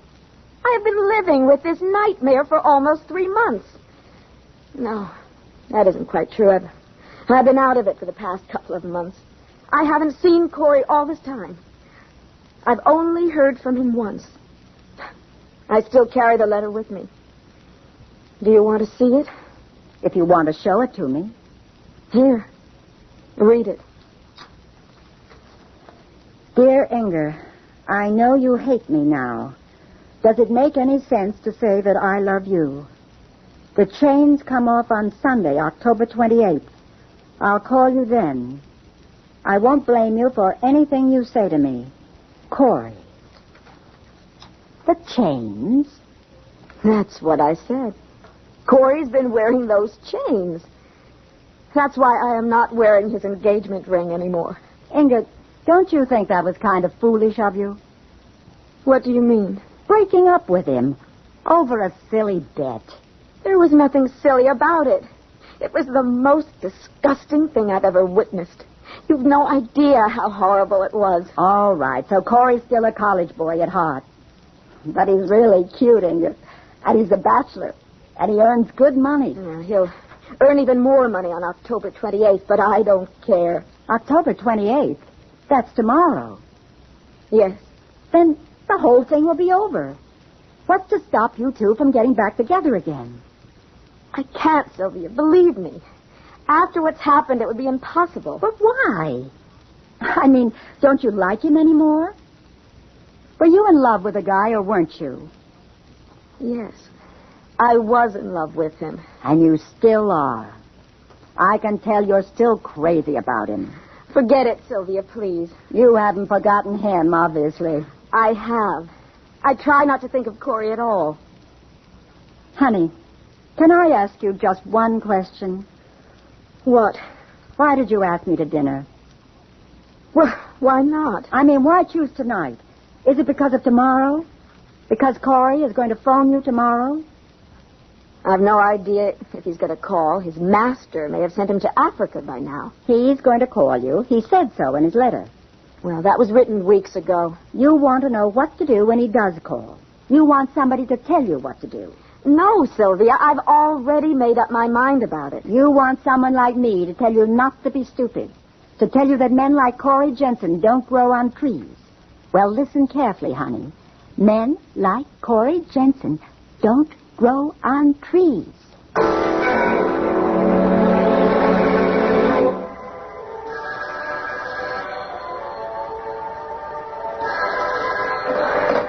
Hello? Hi, Inger. It's Sylvia. Oh. Hold on a sec. I want to shut off the radio. Hi, Sylvia. How are you? I'm fine. How are you? All right. Oh, that doesn't sound so good. I told you I'm fine. He hasn't called, has he? No, he hasn't. It's almost 3 according to my watch. It's closer to 3:30. I just don't understand it. He said he'd call. Sylvia, I told you that I wasn't going to hold my breath. I mean, nothing Corey Jensen says can be taken seriously. I mean, you can't believe a slave. But he's not a slave anymore. Today's the 28th, isn't it? Yes. Emancipation Day, right? Who knows? Maybe Mr. Chaffee extended the contract. Do you know what I'd do if I were you? I'd call him. Oh, absolutely not. You're crazy if you don't. You're throwing away your whole future, that's what you're doing. And if you really want my advice, you'll phone Corey the second I hang up, which is right now. Oh, well. 3, 4, 6, 1, 1, 2.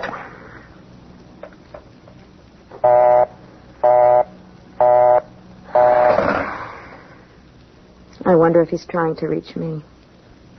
No. The phone would have rung by now. 4,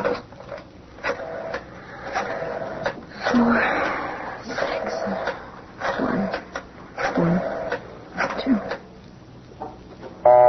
Oh, damn.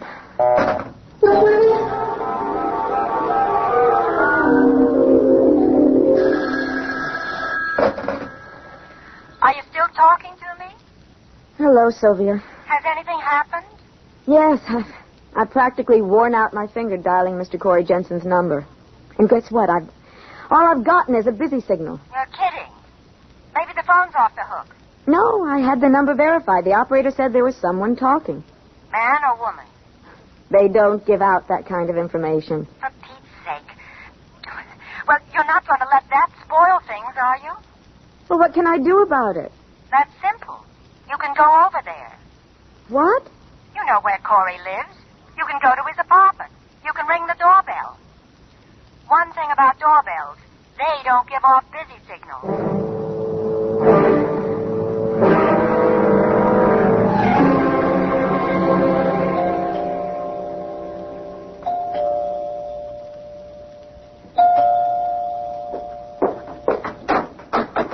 Inga.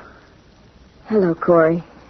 I'm sorry to surprise you this way. No, it's okay. It's okay. It's just I'm on the phone right now. Come in. I just feel like an idiot coming over here, but you did say that you would call me today. Yes, I was going to call you. I was going to call you just as soon as I got some things straightened out. Look, I've been on the phone for hours. I know you have. Please, darling, I can't talk just now. I have to get back to the phone. Go ahead. Don't mind me. Oh, thanks. Hello, are you still there? Damn it, they hung up. Look, I'll have to call them back. Why don't you fix yourself a drink or something? Corey, if you'd rather I left, I will. No, I don't want you to leave. I didn't come over here expecting a big hug and a kiss, Corey. I still have your ring, you know, and I had to find out what you wanted me to do with it. Angus, sit down. Please wait while I make this call. Corey, what is it? You don't look well. Inga, please. It's just that I haven't had a chance to shave today. I know I look a mess, but... Oh, hello. Hello, is this Martha? Martha, it's Corey. Look, this is only a long shot, but have you seen Ray? Oh, no, I don't mean anything by that. I just wanted to know it. No, don't bother. If you don't know where Ray is, he sure as hell won't. No, I can't talk now. I'm running late. Goodbye, Martha. Corey, you said one phone call. I didn't say that. Look, if you haven't got 1 minute between phone calls for me, maybe I'd better leave. You don't understand. I'm trying to find him. He's not at his apartment. Even his maid doesn't know where he is. Who? Your master? Ray? He's gone, Inga. I think he may be running away. You mean because of the bet, because you won it? Yeah. Hello? Yes, I'm Mr. Jensen. I placed the call. Good. Hello, Mr. Valdez. Yes, it's urgent that I locate Mr. Chaffee. Well, look, I think he's taking a Pan-Agra flight today, but I don't know which one. It's a matter of life or death. It's a member of his family, very ill. I know it's against the rules, but... Yes, just one moment while I pick up a pencil here. Okay, let me have it. Flight 33, leaving at 6:30. Thank you. No, a message at the airport won't do it. He might think it was a mistake. I can get there on time if I leave right away. Thank you very much. It's true. He's cheating me. Did you hear that? He got himself an assignment in South America. South America? You remember that selling trip Ray went on? Well, it was a lie. He was in South America. I got it out of his secretary. He was setting up a job down there, preparing his line of retreat in case he lost the bet. Did he lose that much money? Look, Inga, I've got to go. I've got to get to the airport. But that's insane, Corey. I mean, giving up everything he has because of a stupid bet? Please don't hold me up. But why is he so desperate? Corey, how much money was involved? Who said it was money? But you bet, Ray Chaffee. You told me about the bet that you two had. Yes, there was a bet, but I never mentioned money. That was your conclusion. But it wasn't what you're thinking. It was more like a swap. What? A swap, a bargain, an exchange. Oh, good Lord. Oh, now you really think I'm sick, don't you? Well, think what you want, only I'm telling you this, Inga, he's not getting away with it. He's had his year, and now I get mine. A year? You mean he is your slave now for a year? That's right. Chaffee's going to pay his debt. He made me pay, now it's his turn. Now I've got the hoop and the whip, and he's going to jump. Oh, Corey, don't do this. Let him go. You can't do to him what he did to you. It's too awful. It isn't human. Stop it, Inga. It's a long drive to the airport, and I want to beat the traffic. Corey, do you still want to marry me? You know I do. But how could I while you're doing such a thing? I couldn't stand another year like this. But it wouldn't be the same this time, don't you see? This time he's the slave. I'm the master. That wouldn't make any difference. There's no difference between either one. I couldn't marry you like this. And I wouldn't marry you, Corey. All right. All right, Inga, so you don't marry me. Corey. I'm sorry, but I can't help myself. There's nothing I can do now. It's too late. Corey, please, come back. Corey! All right, go on. Go to your precious slave. I hope you'll be very happy with each other. And they will be. That's the worst part of all. They will be happy.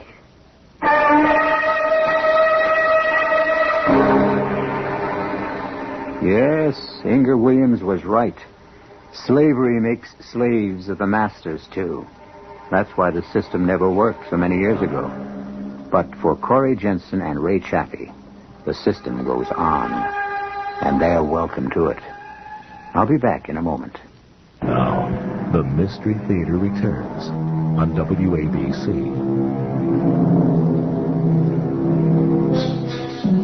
We're sorry that our love story has to come to an unhappy ending. But it isn't as unhappy as you think, because Inger Williams was right. Corey and Ray were meant for each other. And Inger, being the lovely, sensitive girl that she is, found someone else. Someone who gave her a genuine diamond ring, and not a slave bracelet. Our cast included Mandel Kramer, Fred Gwynn, Patsy Bruder, and Mary Orr. The entire production was under the direction of Hyman Brown. This is E.G. Marshall inviting you to return to our Mystery Theater for another adventure in the macabre. Until next time, pleasant dreams.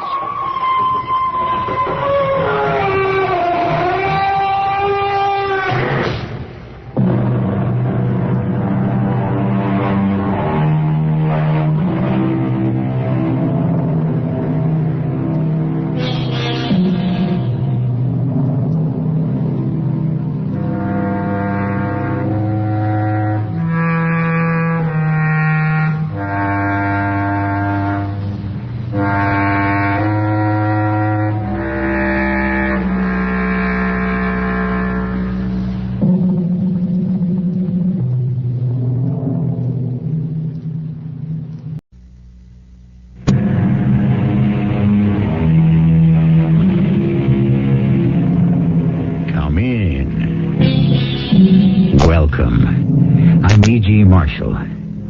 Doomsday is the 8th day of the week. It's a day out of time and out of place.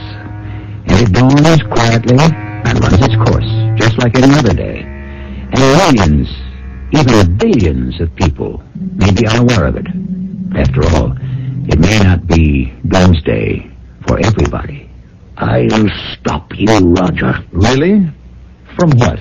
From destroying my daughter, ruining her life, squandering her fortune. Lou, what makes you think I'd do a thing like that? I won't allow it to happen. I'll stop you. How? You'll be dead. I know. And buried. I know that, too. But still, I'll stop you, Roger.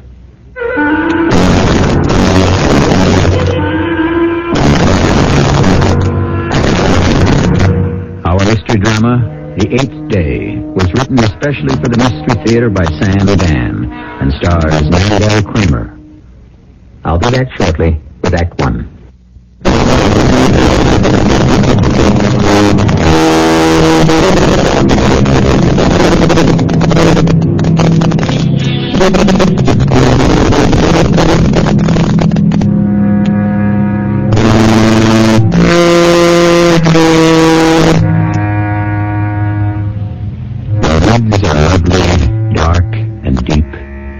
I have promises to keep and miles to go before I sleep. And like the poet, we all have promises to keep and miles to go.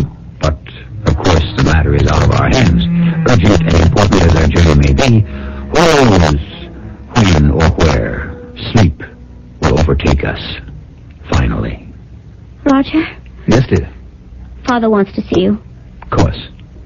I'm frightened. No, Julia, everything's going to be all right. Dr. Evans told me... Your father's going to live forever. He looks so... It's too tough to die.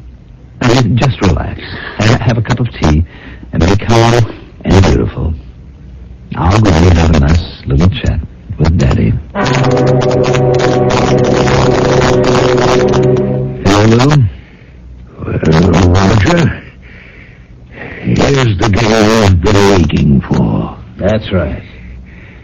I've been waiting. 8 years, 11 months, 3 weeks, 4 days, and what time is it now? 16 hours. You always had a head for figures. An appetite for them, too. I don't suppose you'll listen to a word I say. Absolutely not. Don't plunder the business, Roger. Oh, there's a good classical word for you. Plunder. There's no way I can keep it from falling into your hands. I know that. I left everything to Julie. But that's just a legality. She'll do whatever you tell her. Don't you worry, Lou. I'll run things for her. Run, yes. Add the letter I to run, and you've got ruin. Roger, life is more than just spending money. Is it really? It's spending money wisely. Oh, pity you never became a minister, Lou. You're going to die preaching a sermon. When you reach this point, you see things so clearly. You're breaking my heart. It's so important to help people. I do help people. Yes. Hustlers, gamblers, riffraff. Now, Lou, I don't go downgrading your friends. You're going to have a lot of money. Yes, thanks to you. Invest in people like I did. Help someone who can make an impact on the world. Make it a better and brighter place to live in. You old reprobate. I changed, Roger. I saw that... Oh, good Lord. How this must sound. The error of my ways. We should have violins in the background. As a man of wealth, you have obligations. The thundering chords of a mighty organ. I subsidized this young man, this artist, Peter Strizik. Not the one who did the portrait of you that hangs in the office. The boy's a genius. One day the world will know it. The day I take over, that nightmare goes off the wall and into the dump where it belongs. Roger, I'm saying these things for your own good. I should have known. You're hopeless. You'll make Julia miserable. No, that's where you're wrong. I make Julia very happy. Happy? Yes. May not be your kind of happy, but it's her kind of happy.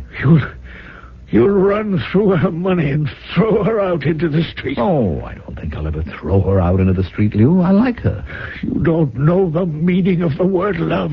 Well, that's why I never use it. I said like. She's nice. She's sweet. She's dumb. A guy like me needs a girl like that to come home to. If only you could outlive me. But you can't, Lou. Dr. Evans says you're checking out by midnight at the latest. For 9 long years, you slapped away my fingers every time I reached for the money. Now it's going to be mine. All mine. Roger, if there's even a single spark of decency, the tiniest shred of humanity... Come on, Lou, don't go soft on me. What kind of talk is this?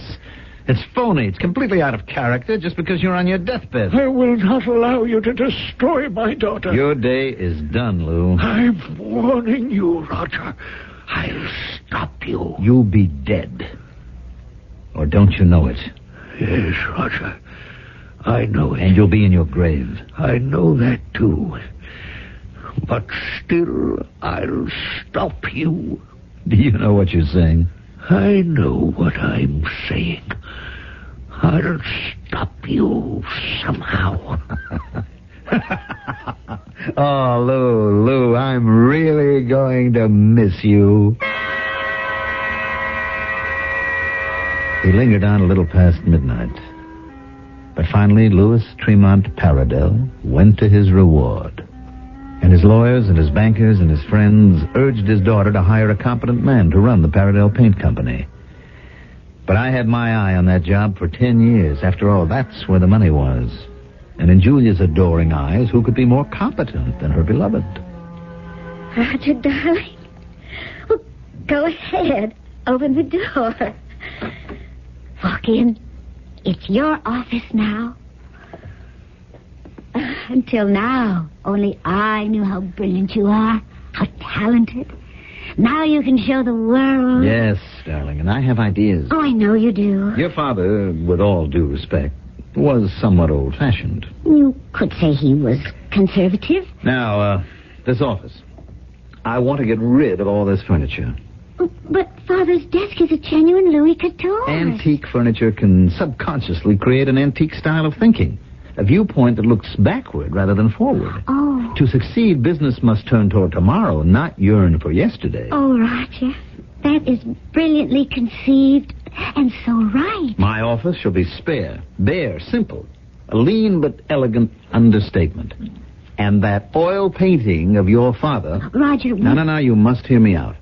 After all, what do I treasure most about our relationship? The fact that we're totally honest and completely open with each other. Oh, of course. Well, I have a falsehood on my conscience. Roger. For a long time, I have pretended. But the truth is, I simply detest that painting.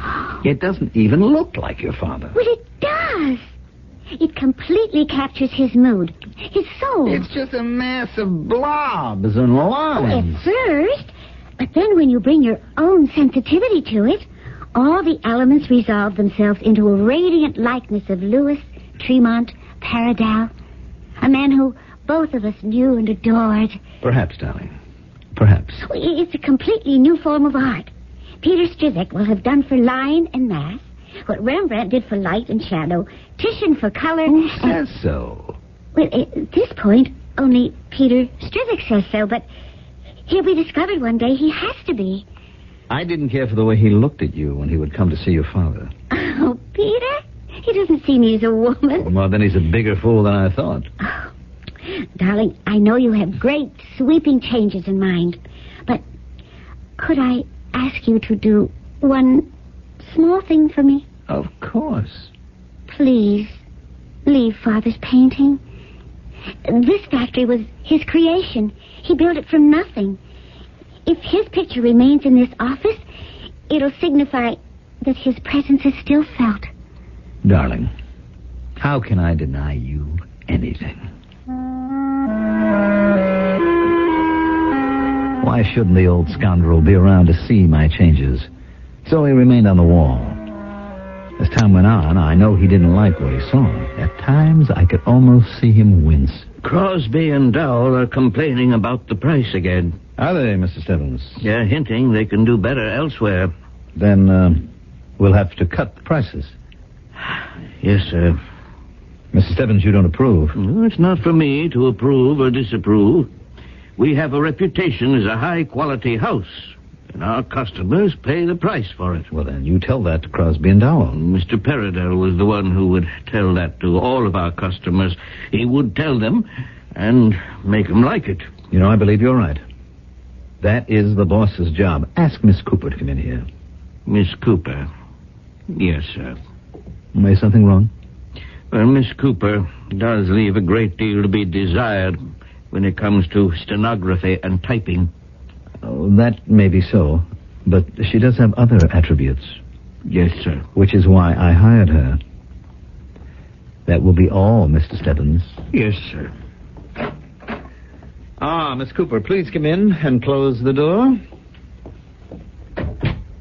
Hi, Bella. How about a little kiss?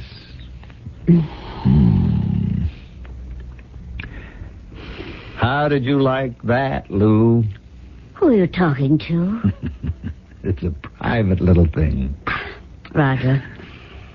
Do you mind if I say something? You have to? What are you doing this for? Doing what? This whole managerial bit. Why don't you just relax and enjoy life? I've never enjoyed life as much as I am right now. But you could hire someone to run the place. You could just concentrate on having a ball. I had that kind of ball for 9 years. Now I have to go to work. Still can't imagine why. You know, everyone says that I married Julia for her money. Didn't you? Sure. So? What's the complaint? Well, when I met Julia, I was a kid. Hardly. You were 30 years old. You'd been overseas with the army. You'd even done a little time. Who told you all this? You did. Sometimes I talk too much. What's this about being a kid? I didn't know what money was for. It's to enjoy life. Roger, what do you really want? Power. What kind of power? Look at him up there, the man in that picture. That's a picture of a man? Yes, it is. You could have fooled me. Me too, until just a little while ago, but now I understand him. You know, I used to think it was nose to the grindstone day and night. And maybe it was. But he got more out of living than I ever did. I would disagree, Roger. You're just about the best liver I ever knew. He was respected.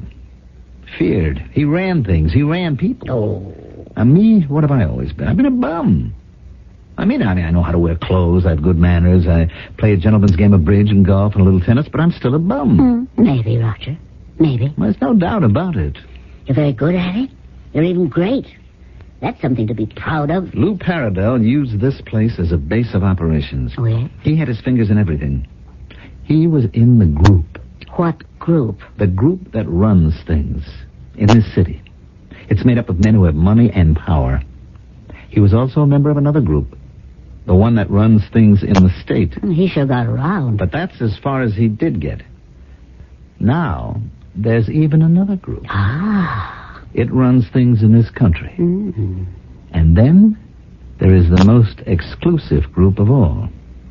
The one that runs the world. And now that we're going out into space, you think there's a group that runs the universe?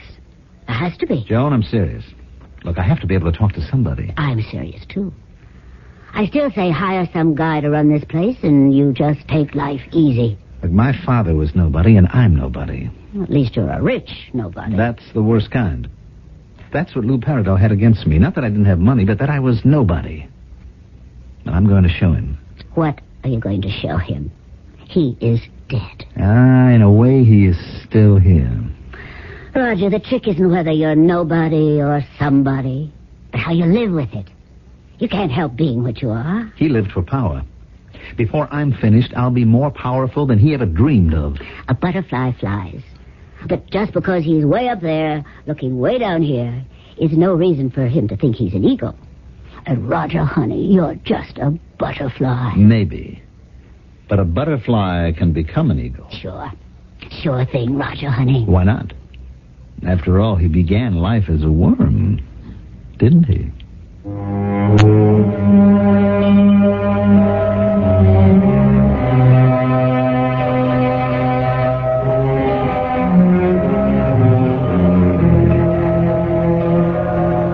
So that's what's bothering our friend Roger, the itch for power. It's the type of affliction a man never really gets rid of. Scratching brings no lasting relief. And there is no ointment or medicine that can effect a permanent cure. The itch becomes more intense in Act 2 very shortly. Seeking you.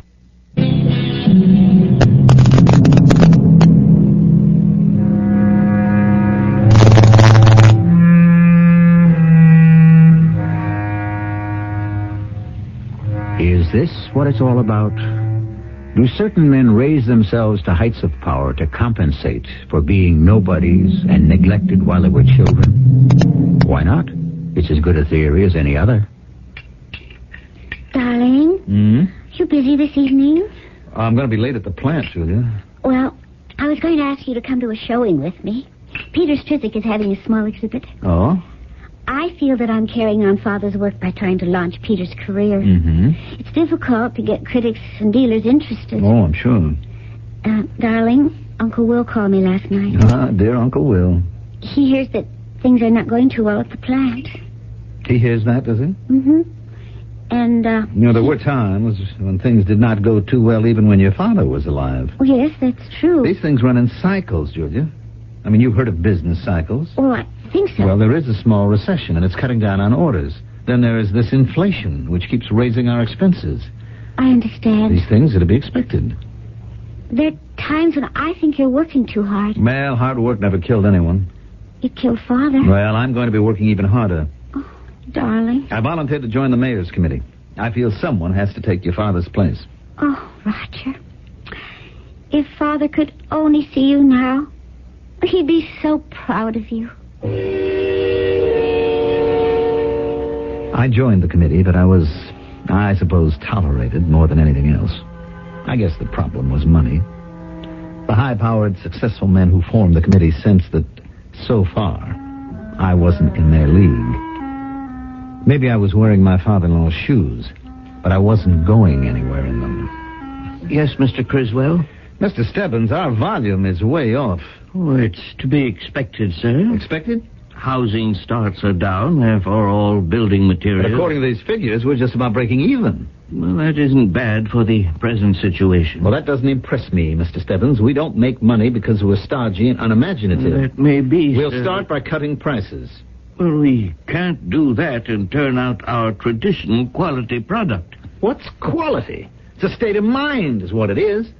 I mean, what do people know, anyhow? You tell them if something is good, you tell them loud enough and long enough and strong enough, and they'll believe you. But you're talking about cheapening our product. I'm talking about making Paradel paint available to a far greater group of people.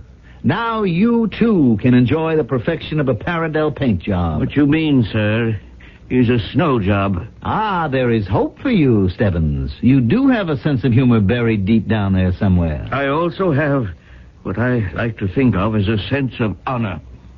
I must ask you to accept my resignation. He quit, and so did a lot of the others, the chief chemist, the production foreman. But these were nearsighted old-timers. They didn't know the name of today's game. It's promotion. Maybe you know the name of the game, but are you sure you know how to play it? Joan, the place is ready to bust loose. Oh, listen, lover. You should see the bundle that I put out for advertising. Oh, sure. You know, that's your problem. You don't have any real confidence in me. Oh, Roger, what do you need it for? Hey, you jealous? Of whom? The Paradel paint girl. Oh, come on. But she was. Some genius at the advertising agency had come up with the concept of the Paradel paint girl. And we planned they call it a saturation campaign on TV. Maybe you saw it.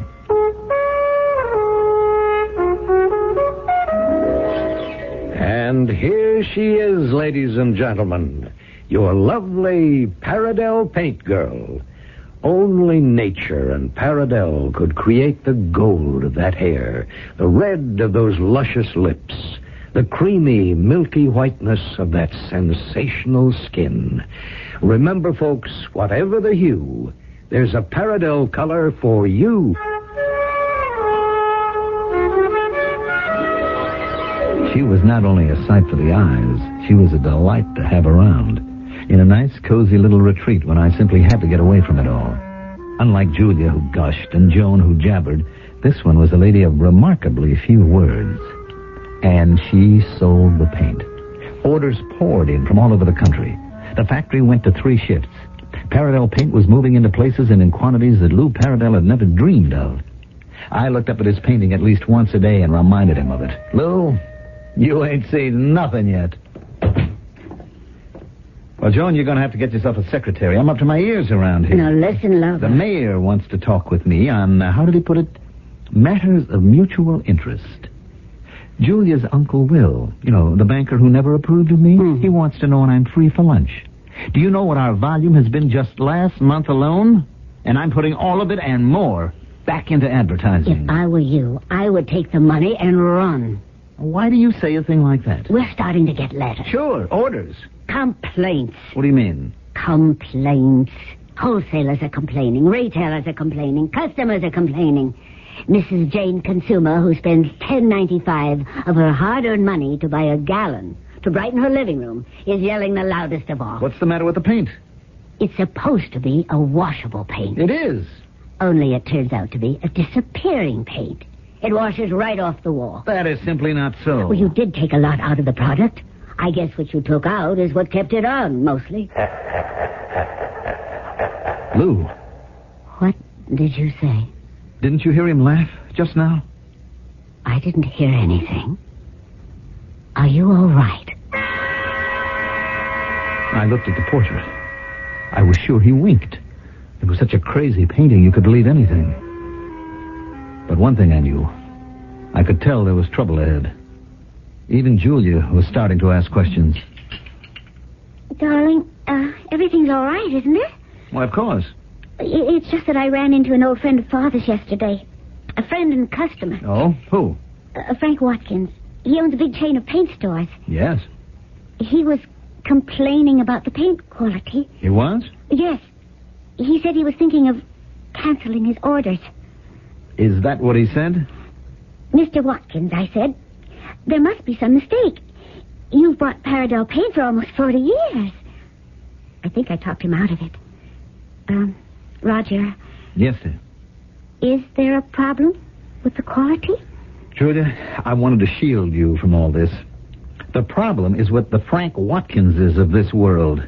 I'm afraid your father didn't handle them properly. Roger. Watkins thinks he's entitled to special treatment. Special credit terms, special discount arrangements. Well, it's bad for our business. I'm afraid your father let him get away with it. Oh, Your father was so tough on the outside, but really so soft-hearted when it came to old friends. You remember that, don't you? Oh, yes. Well, yes. things are going along just fine at the factory, dearest.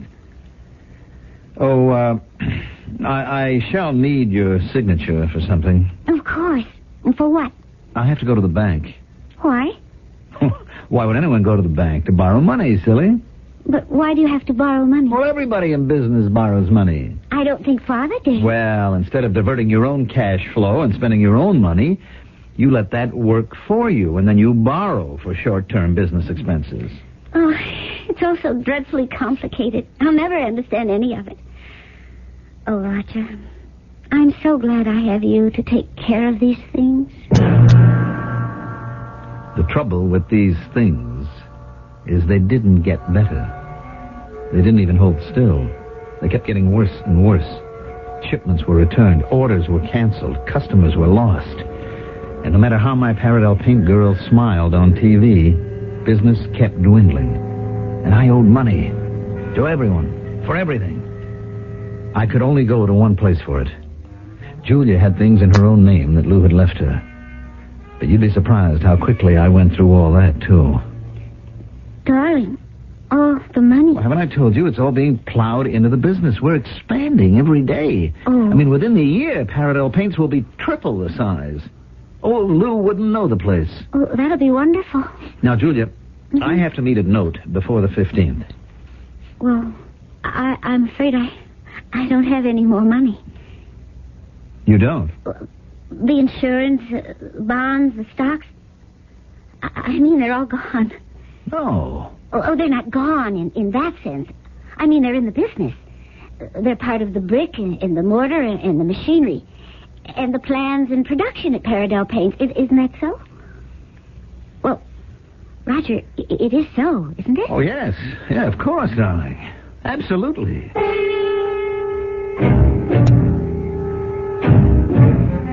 Lover, everybody is asking for their money. How are sales? Why don't we forget about that aspect of the business? How did I ever get into this? Lust for power. I went through the assets of this company in less than a year. I also drained all my wife's money. It wasn't easy. It takes a certain amount of talent. That special talent you're filled with. I sure know how to spend it. Oh, Roger, why didn't you listen to me? You could have been the happiest bum in the world. We could have lived off the fat of the land. We still will. No, Roger. Give it up. You want to be powerful. Be one of those movers and shakers. Forget it. I'll bet Lou Paradise's laughing at you. He is. Didn't you just hear him? No. Then why did you say that? Because he should be laughing at you. How would you like to have the last laugh? Yeah? How? You simply can't pay your bills. You destroyed the credibility of the company, so nobody's willing to let you keep on doing business. In less than a month, your creditors will foreclose. Don't say that. Oh, I wish I could say something happier. In less than a month, you'll be out on your ear. Unless... Unless what? Unless you decide to save yourself. How? Well, that's very simple. Just blow the place up.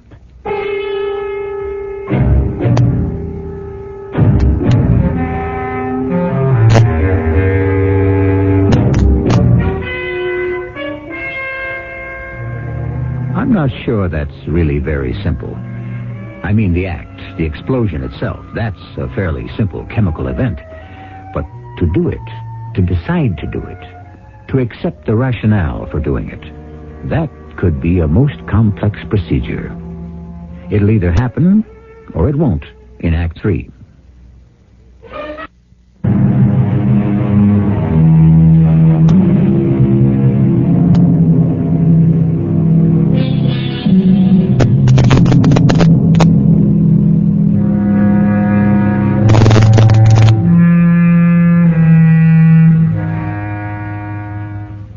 Fire and ice within me fight beneath the suffocating night.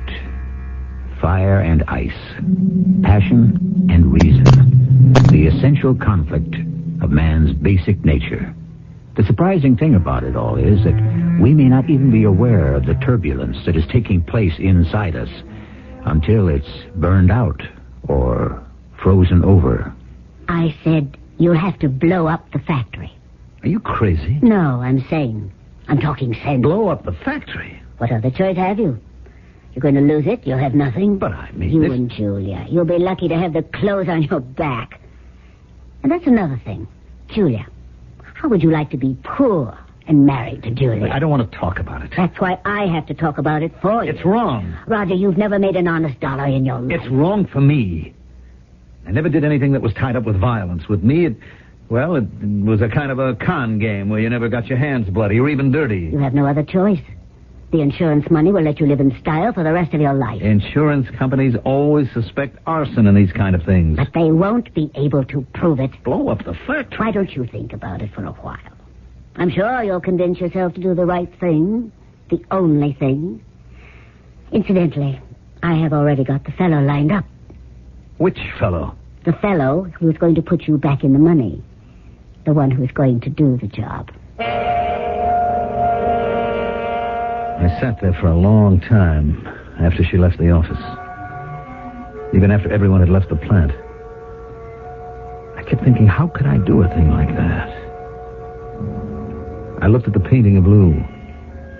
It must have been my imagination, but I could have sworn Lou was talking to me. Don't do it, Roger. What?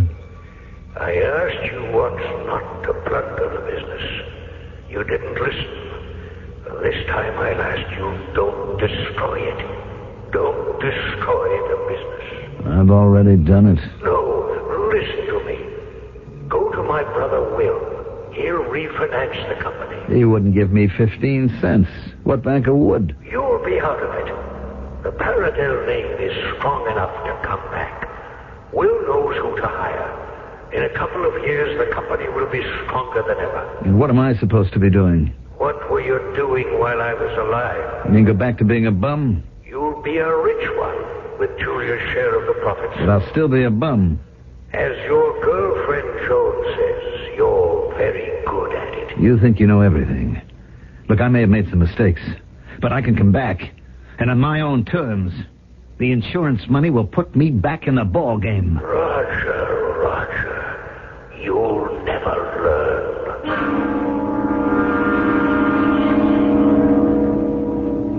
learn. Sit down, Roger. I want you to meet Professor X. How do you do? The professor chooses to remain anonymous. I understand, Mr. Criswell, that you have a problem. He does. I have discussed the fee with your friend. The professor gets a percentage of the insurance. A most reasonable arrangement. It's very fair, Roger. I understand it's a paint factory. One of the biggest in the country. Well, that means we'll have the biggest bang in history. Well, Roger? Oh, it's not necessary for him to speak. But many people are not used to this. They have to accept the idea slowly, gradually. Professor X has great credentials. I have a Ph.D. in chemistry. You see? I tell you that not to blow my own horn, but to add to your sense of security. Actually, what the professor is doing is moonlighting. What with inflation and all, lots of people have to hold down 2 jobs. Joel has been kind enough to furnish me with a schematic of the plant. No trouble at all in arranging a most superlative accident. He already described his plan to me. It sings. You have on the premises a quantity of 55-gallon drums. Yes, I suppose so. They contain butyl alcohol, xylol, certainly MIBK. But do I have to know the details? You should. It'll make you feel better. Now, these drums are, some of them, half empty, quarter empty, and so on, right? I guess so. Well, do you know what happens inside those drums? Gases are building up. Explosive gases. And do you know what they're waiting for? For spontaneous combustion to create the biggest explosion you ever heard. Spontaneous combustion? It happens. Why not? Can we control the forces of nature? But there's a problem. I thought there wouldn't be any problem. Oh, well, it's not really a problem. We cannot wait around for spontaneous combustion to happen. We make it happen. We could light a long fuse. A fuse? My goodness. Haven't you ever seen those movies where they have a length of fuse leading to the dynamite and it sputters along? Yes, one night we light one of those little fuses and let it burn near the drums. That's all. Oh, no. You won't remember. Joan, you make a note of this. Yes, Professor. A note to your production man. Fill a pigment mixer with chrome green and let it sweat overnight. That could really account for the spontaneous combustion. So you see, no problems at all. When do you want to do this, Professor? One day this week. So soon? Well, I quote Mr. Shakespeare. If it were done, 'twould be well if it were done quickly. Oh, words to that effect. I majored in the sciences, you know. I'm rather weak in the classics. Sometime this week, then? What do you say, lover? All of it went past me, over my head and beyond me. All that gibberish about the chemicals and the combustion and the chrome green and the mixer. I only knew that I had embarked on a course of action that would give me another spin of the wheel. I could refinance and try again. And this time I'd succeed in becoming somebody of importance and power. That was Monday. Tuesday I waited. And it didn't happen. Then Wednesday I came home early. I wondered, would he do it tonight? Probably not. It might be better over the weekend. Still, I waited. Then the door opened and Julia came in. She was breathless. I never saw her face so flushed with excitement. Oh, Roger, darling, you're home. Yes, I'm home. You don't know what happened. Oh, tell me, what happened? They came. Who? All the critics, the dealers, the experts, the authorities. I guess you could say the establishment. What establishment is that? The art establishment. Ever wonder why one artist is in, another is out? Why one painting is sold for $1 million and another isn't worth 50 cents? Not exactly, no. Well, finally, they came to see Peter's work. You remember I'd set up a showing for him? Oh, yes, of course. They were absolutely rocked back on their heels. No one expected an artist of this caliber. And the prices that were being thrown around, unbelievable. What do you mean, unbelievable? 50, 60, 70,000. What? For small works. You know that painting, the one of Father's that's in the office? Do you know what that will be worth one day? And not too far in the future? An amount in 6 figures. That painting of your father? Well, it should have been at the exhibit, but I insisted it belongs in the office. Oh, no. It shouldn't stay there. Well, it's only fitting and proper for Father to be in the place he loved best. But that's a terrible place for a painting. I mean, that whole building is filled with chemical odors. I mean, after all, it's a paint factory. You know, strong, corrosive things. The painting would be ruined there. But do you think so? Absolutely. Already there's a film of fine dust all over it. Some of those dust particles can eat away at the canvas. Oh, I didn't think of that. Oh, we can't mistreat it like that. Oh, certainly not. Now, you just sit here. I'll be right back. Well, where are you going? I'm going to the factory. I won't allow that glorious painting to hang there a minute more than necessary. I approached the building. When I reached the gate, I stopped. What was I doing? Suppose the professor had picked tonight. Still, I had to get to that painting.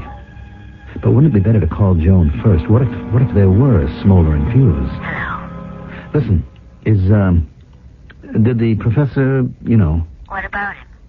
did he say it would be tonight? Why? I have to know. Something wrong? Look, you want to come up to the apartment? After. After what? After. I had to take a chance. It was still very early. Even if this were the night, it couldn't happen till well into the small hours. I went into the factory, and I entered my office. There was the painting on the wall. The painting that was worth a fortune. Hello, Roger. Hello, Lou. See what I told you, Roger? Cast your bread upon the waters. Thank you. It's all coming back to me. You think so? I'll have the insurance money. I'll also have salvaged this portrait. Will that ever be worth a fortune? You'll never spend a nickel of it. Your trouble is you never listen to me. Remember I said you wouldn't destroy my daughter? Remember? I said I'd stop you. How can you stop me? You're a dead man, Roger. Or you will be in less than a minute. The whole place is going to blow. Not tonight, Lou. The professor isn't going to do it tonight. The place will go up anyhow. You let it go to hell, Roger. Everything's become sloppy, hazardous. Why are half-empty drums just lying around building up gases? You won't be able to get out of here before the explosion. What explosion? The one that's building up in those drums. You don't have more than 15 seconds. You couldn't even get out the window. What explosion? I said I'd stop you. Now at least the insurance money will go to Julia, and she won't be penniless. What explosion? In 5 seconds, the first drum will go. That will set off a second and a third and a fourth. And by the time it all goes, there won't be a single brick standing in the entire place. She said the professor wouldn't do it tonight. That's not what she said. She doesn't know. I better get out of here. It's too late. Just before the buildup of gases reaches the explosion point, there's the briefest moment of absolute silence. Can you hear it? The silence. No. Goodbye, Roger. Or should I say, hello, Roger?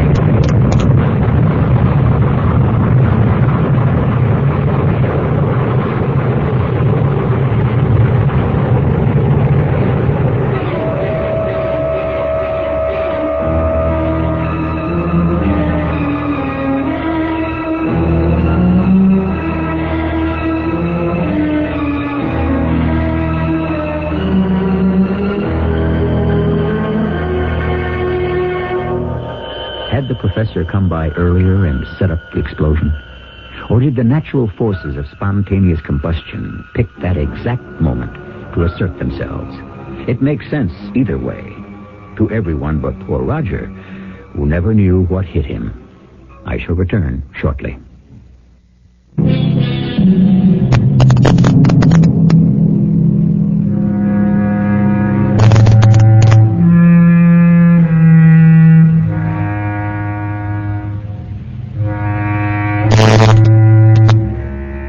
We're told to cast our bread upon the waters.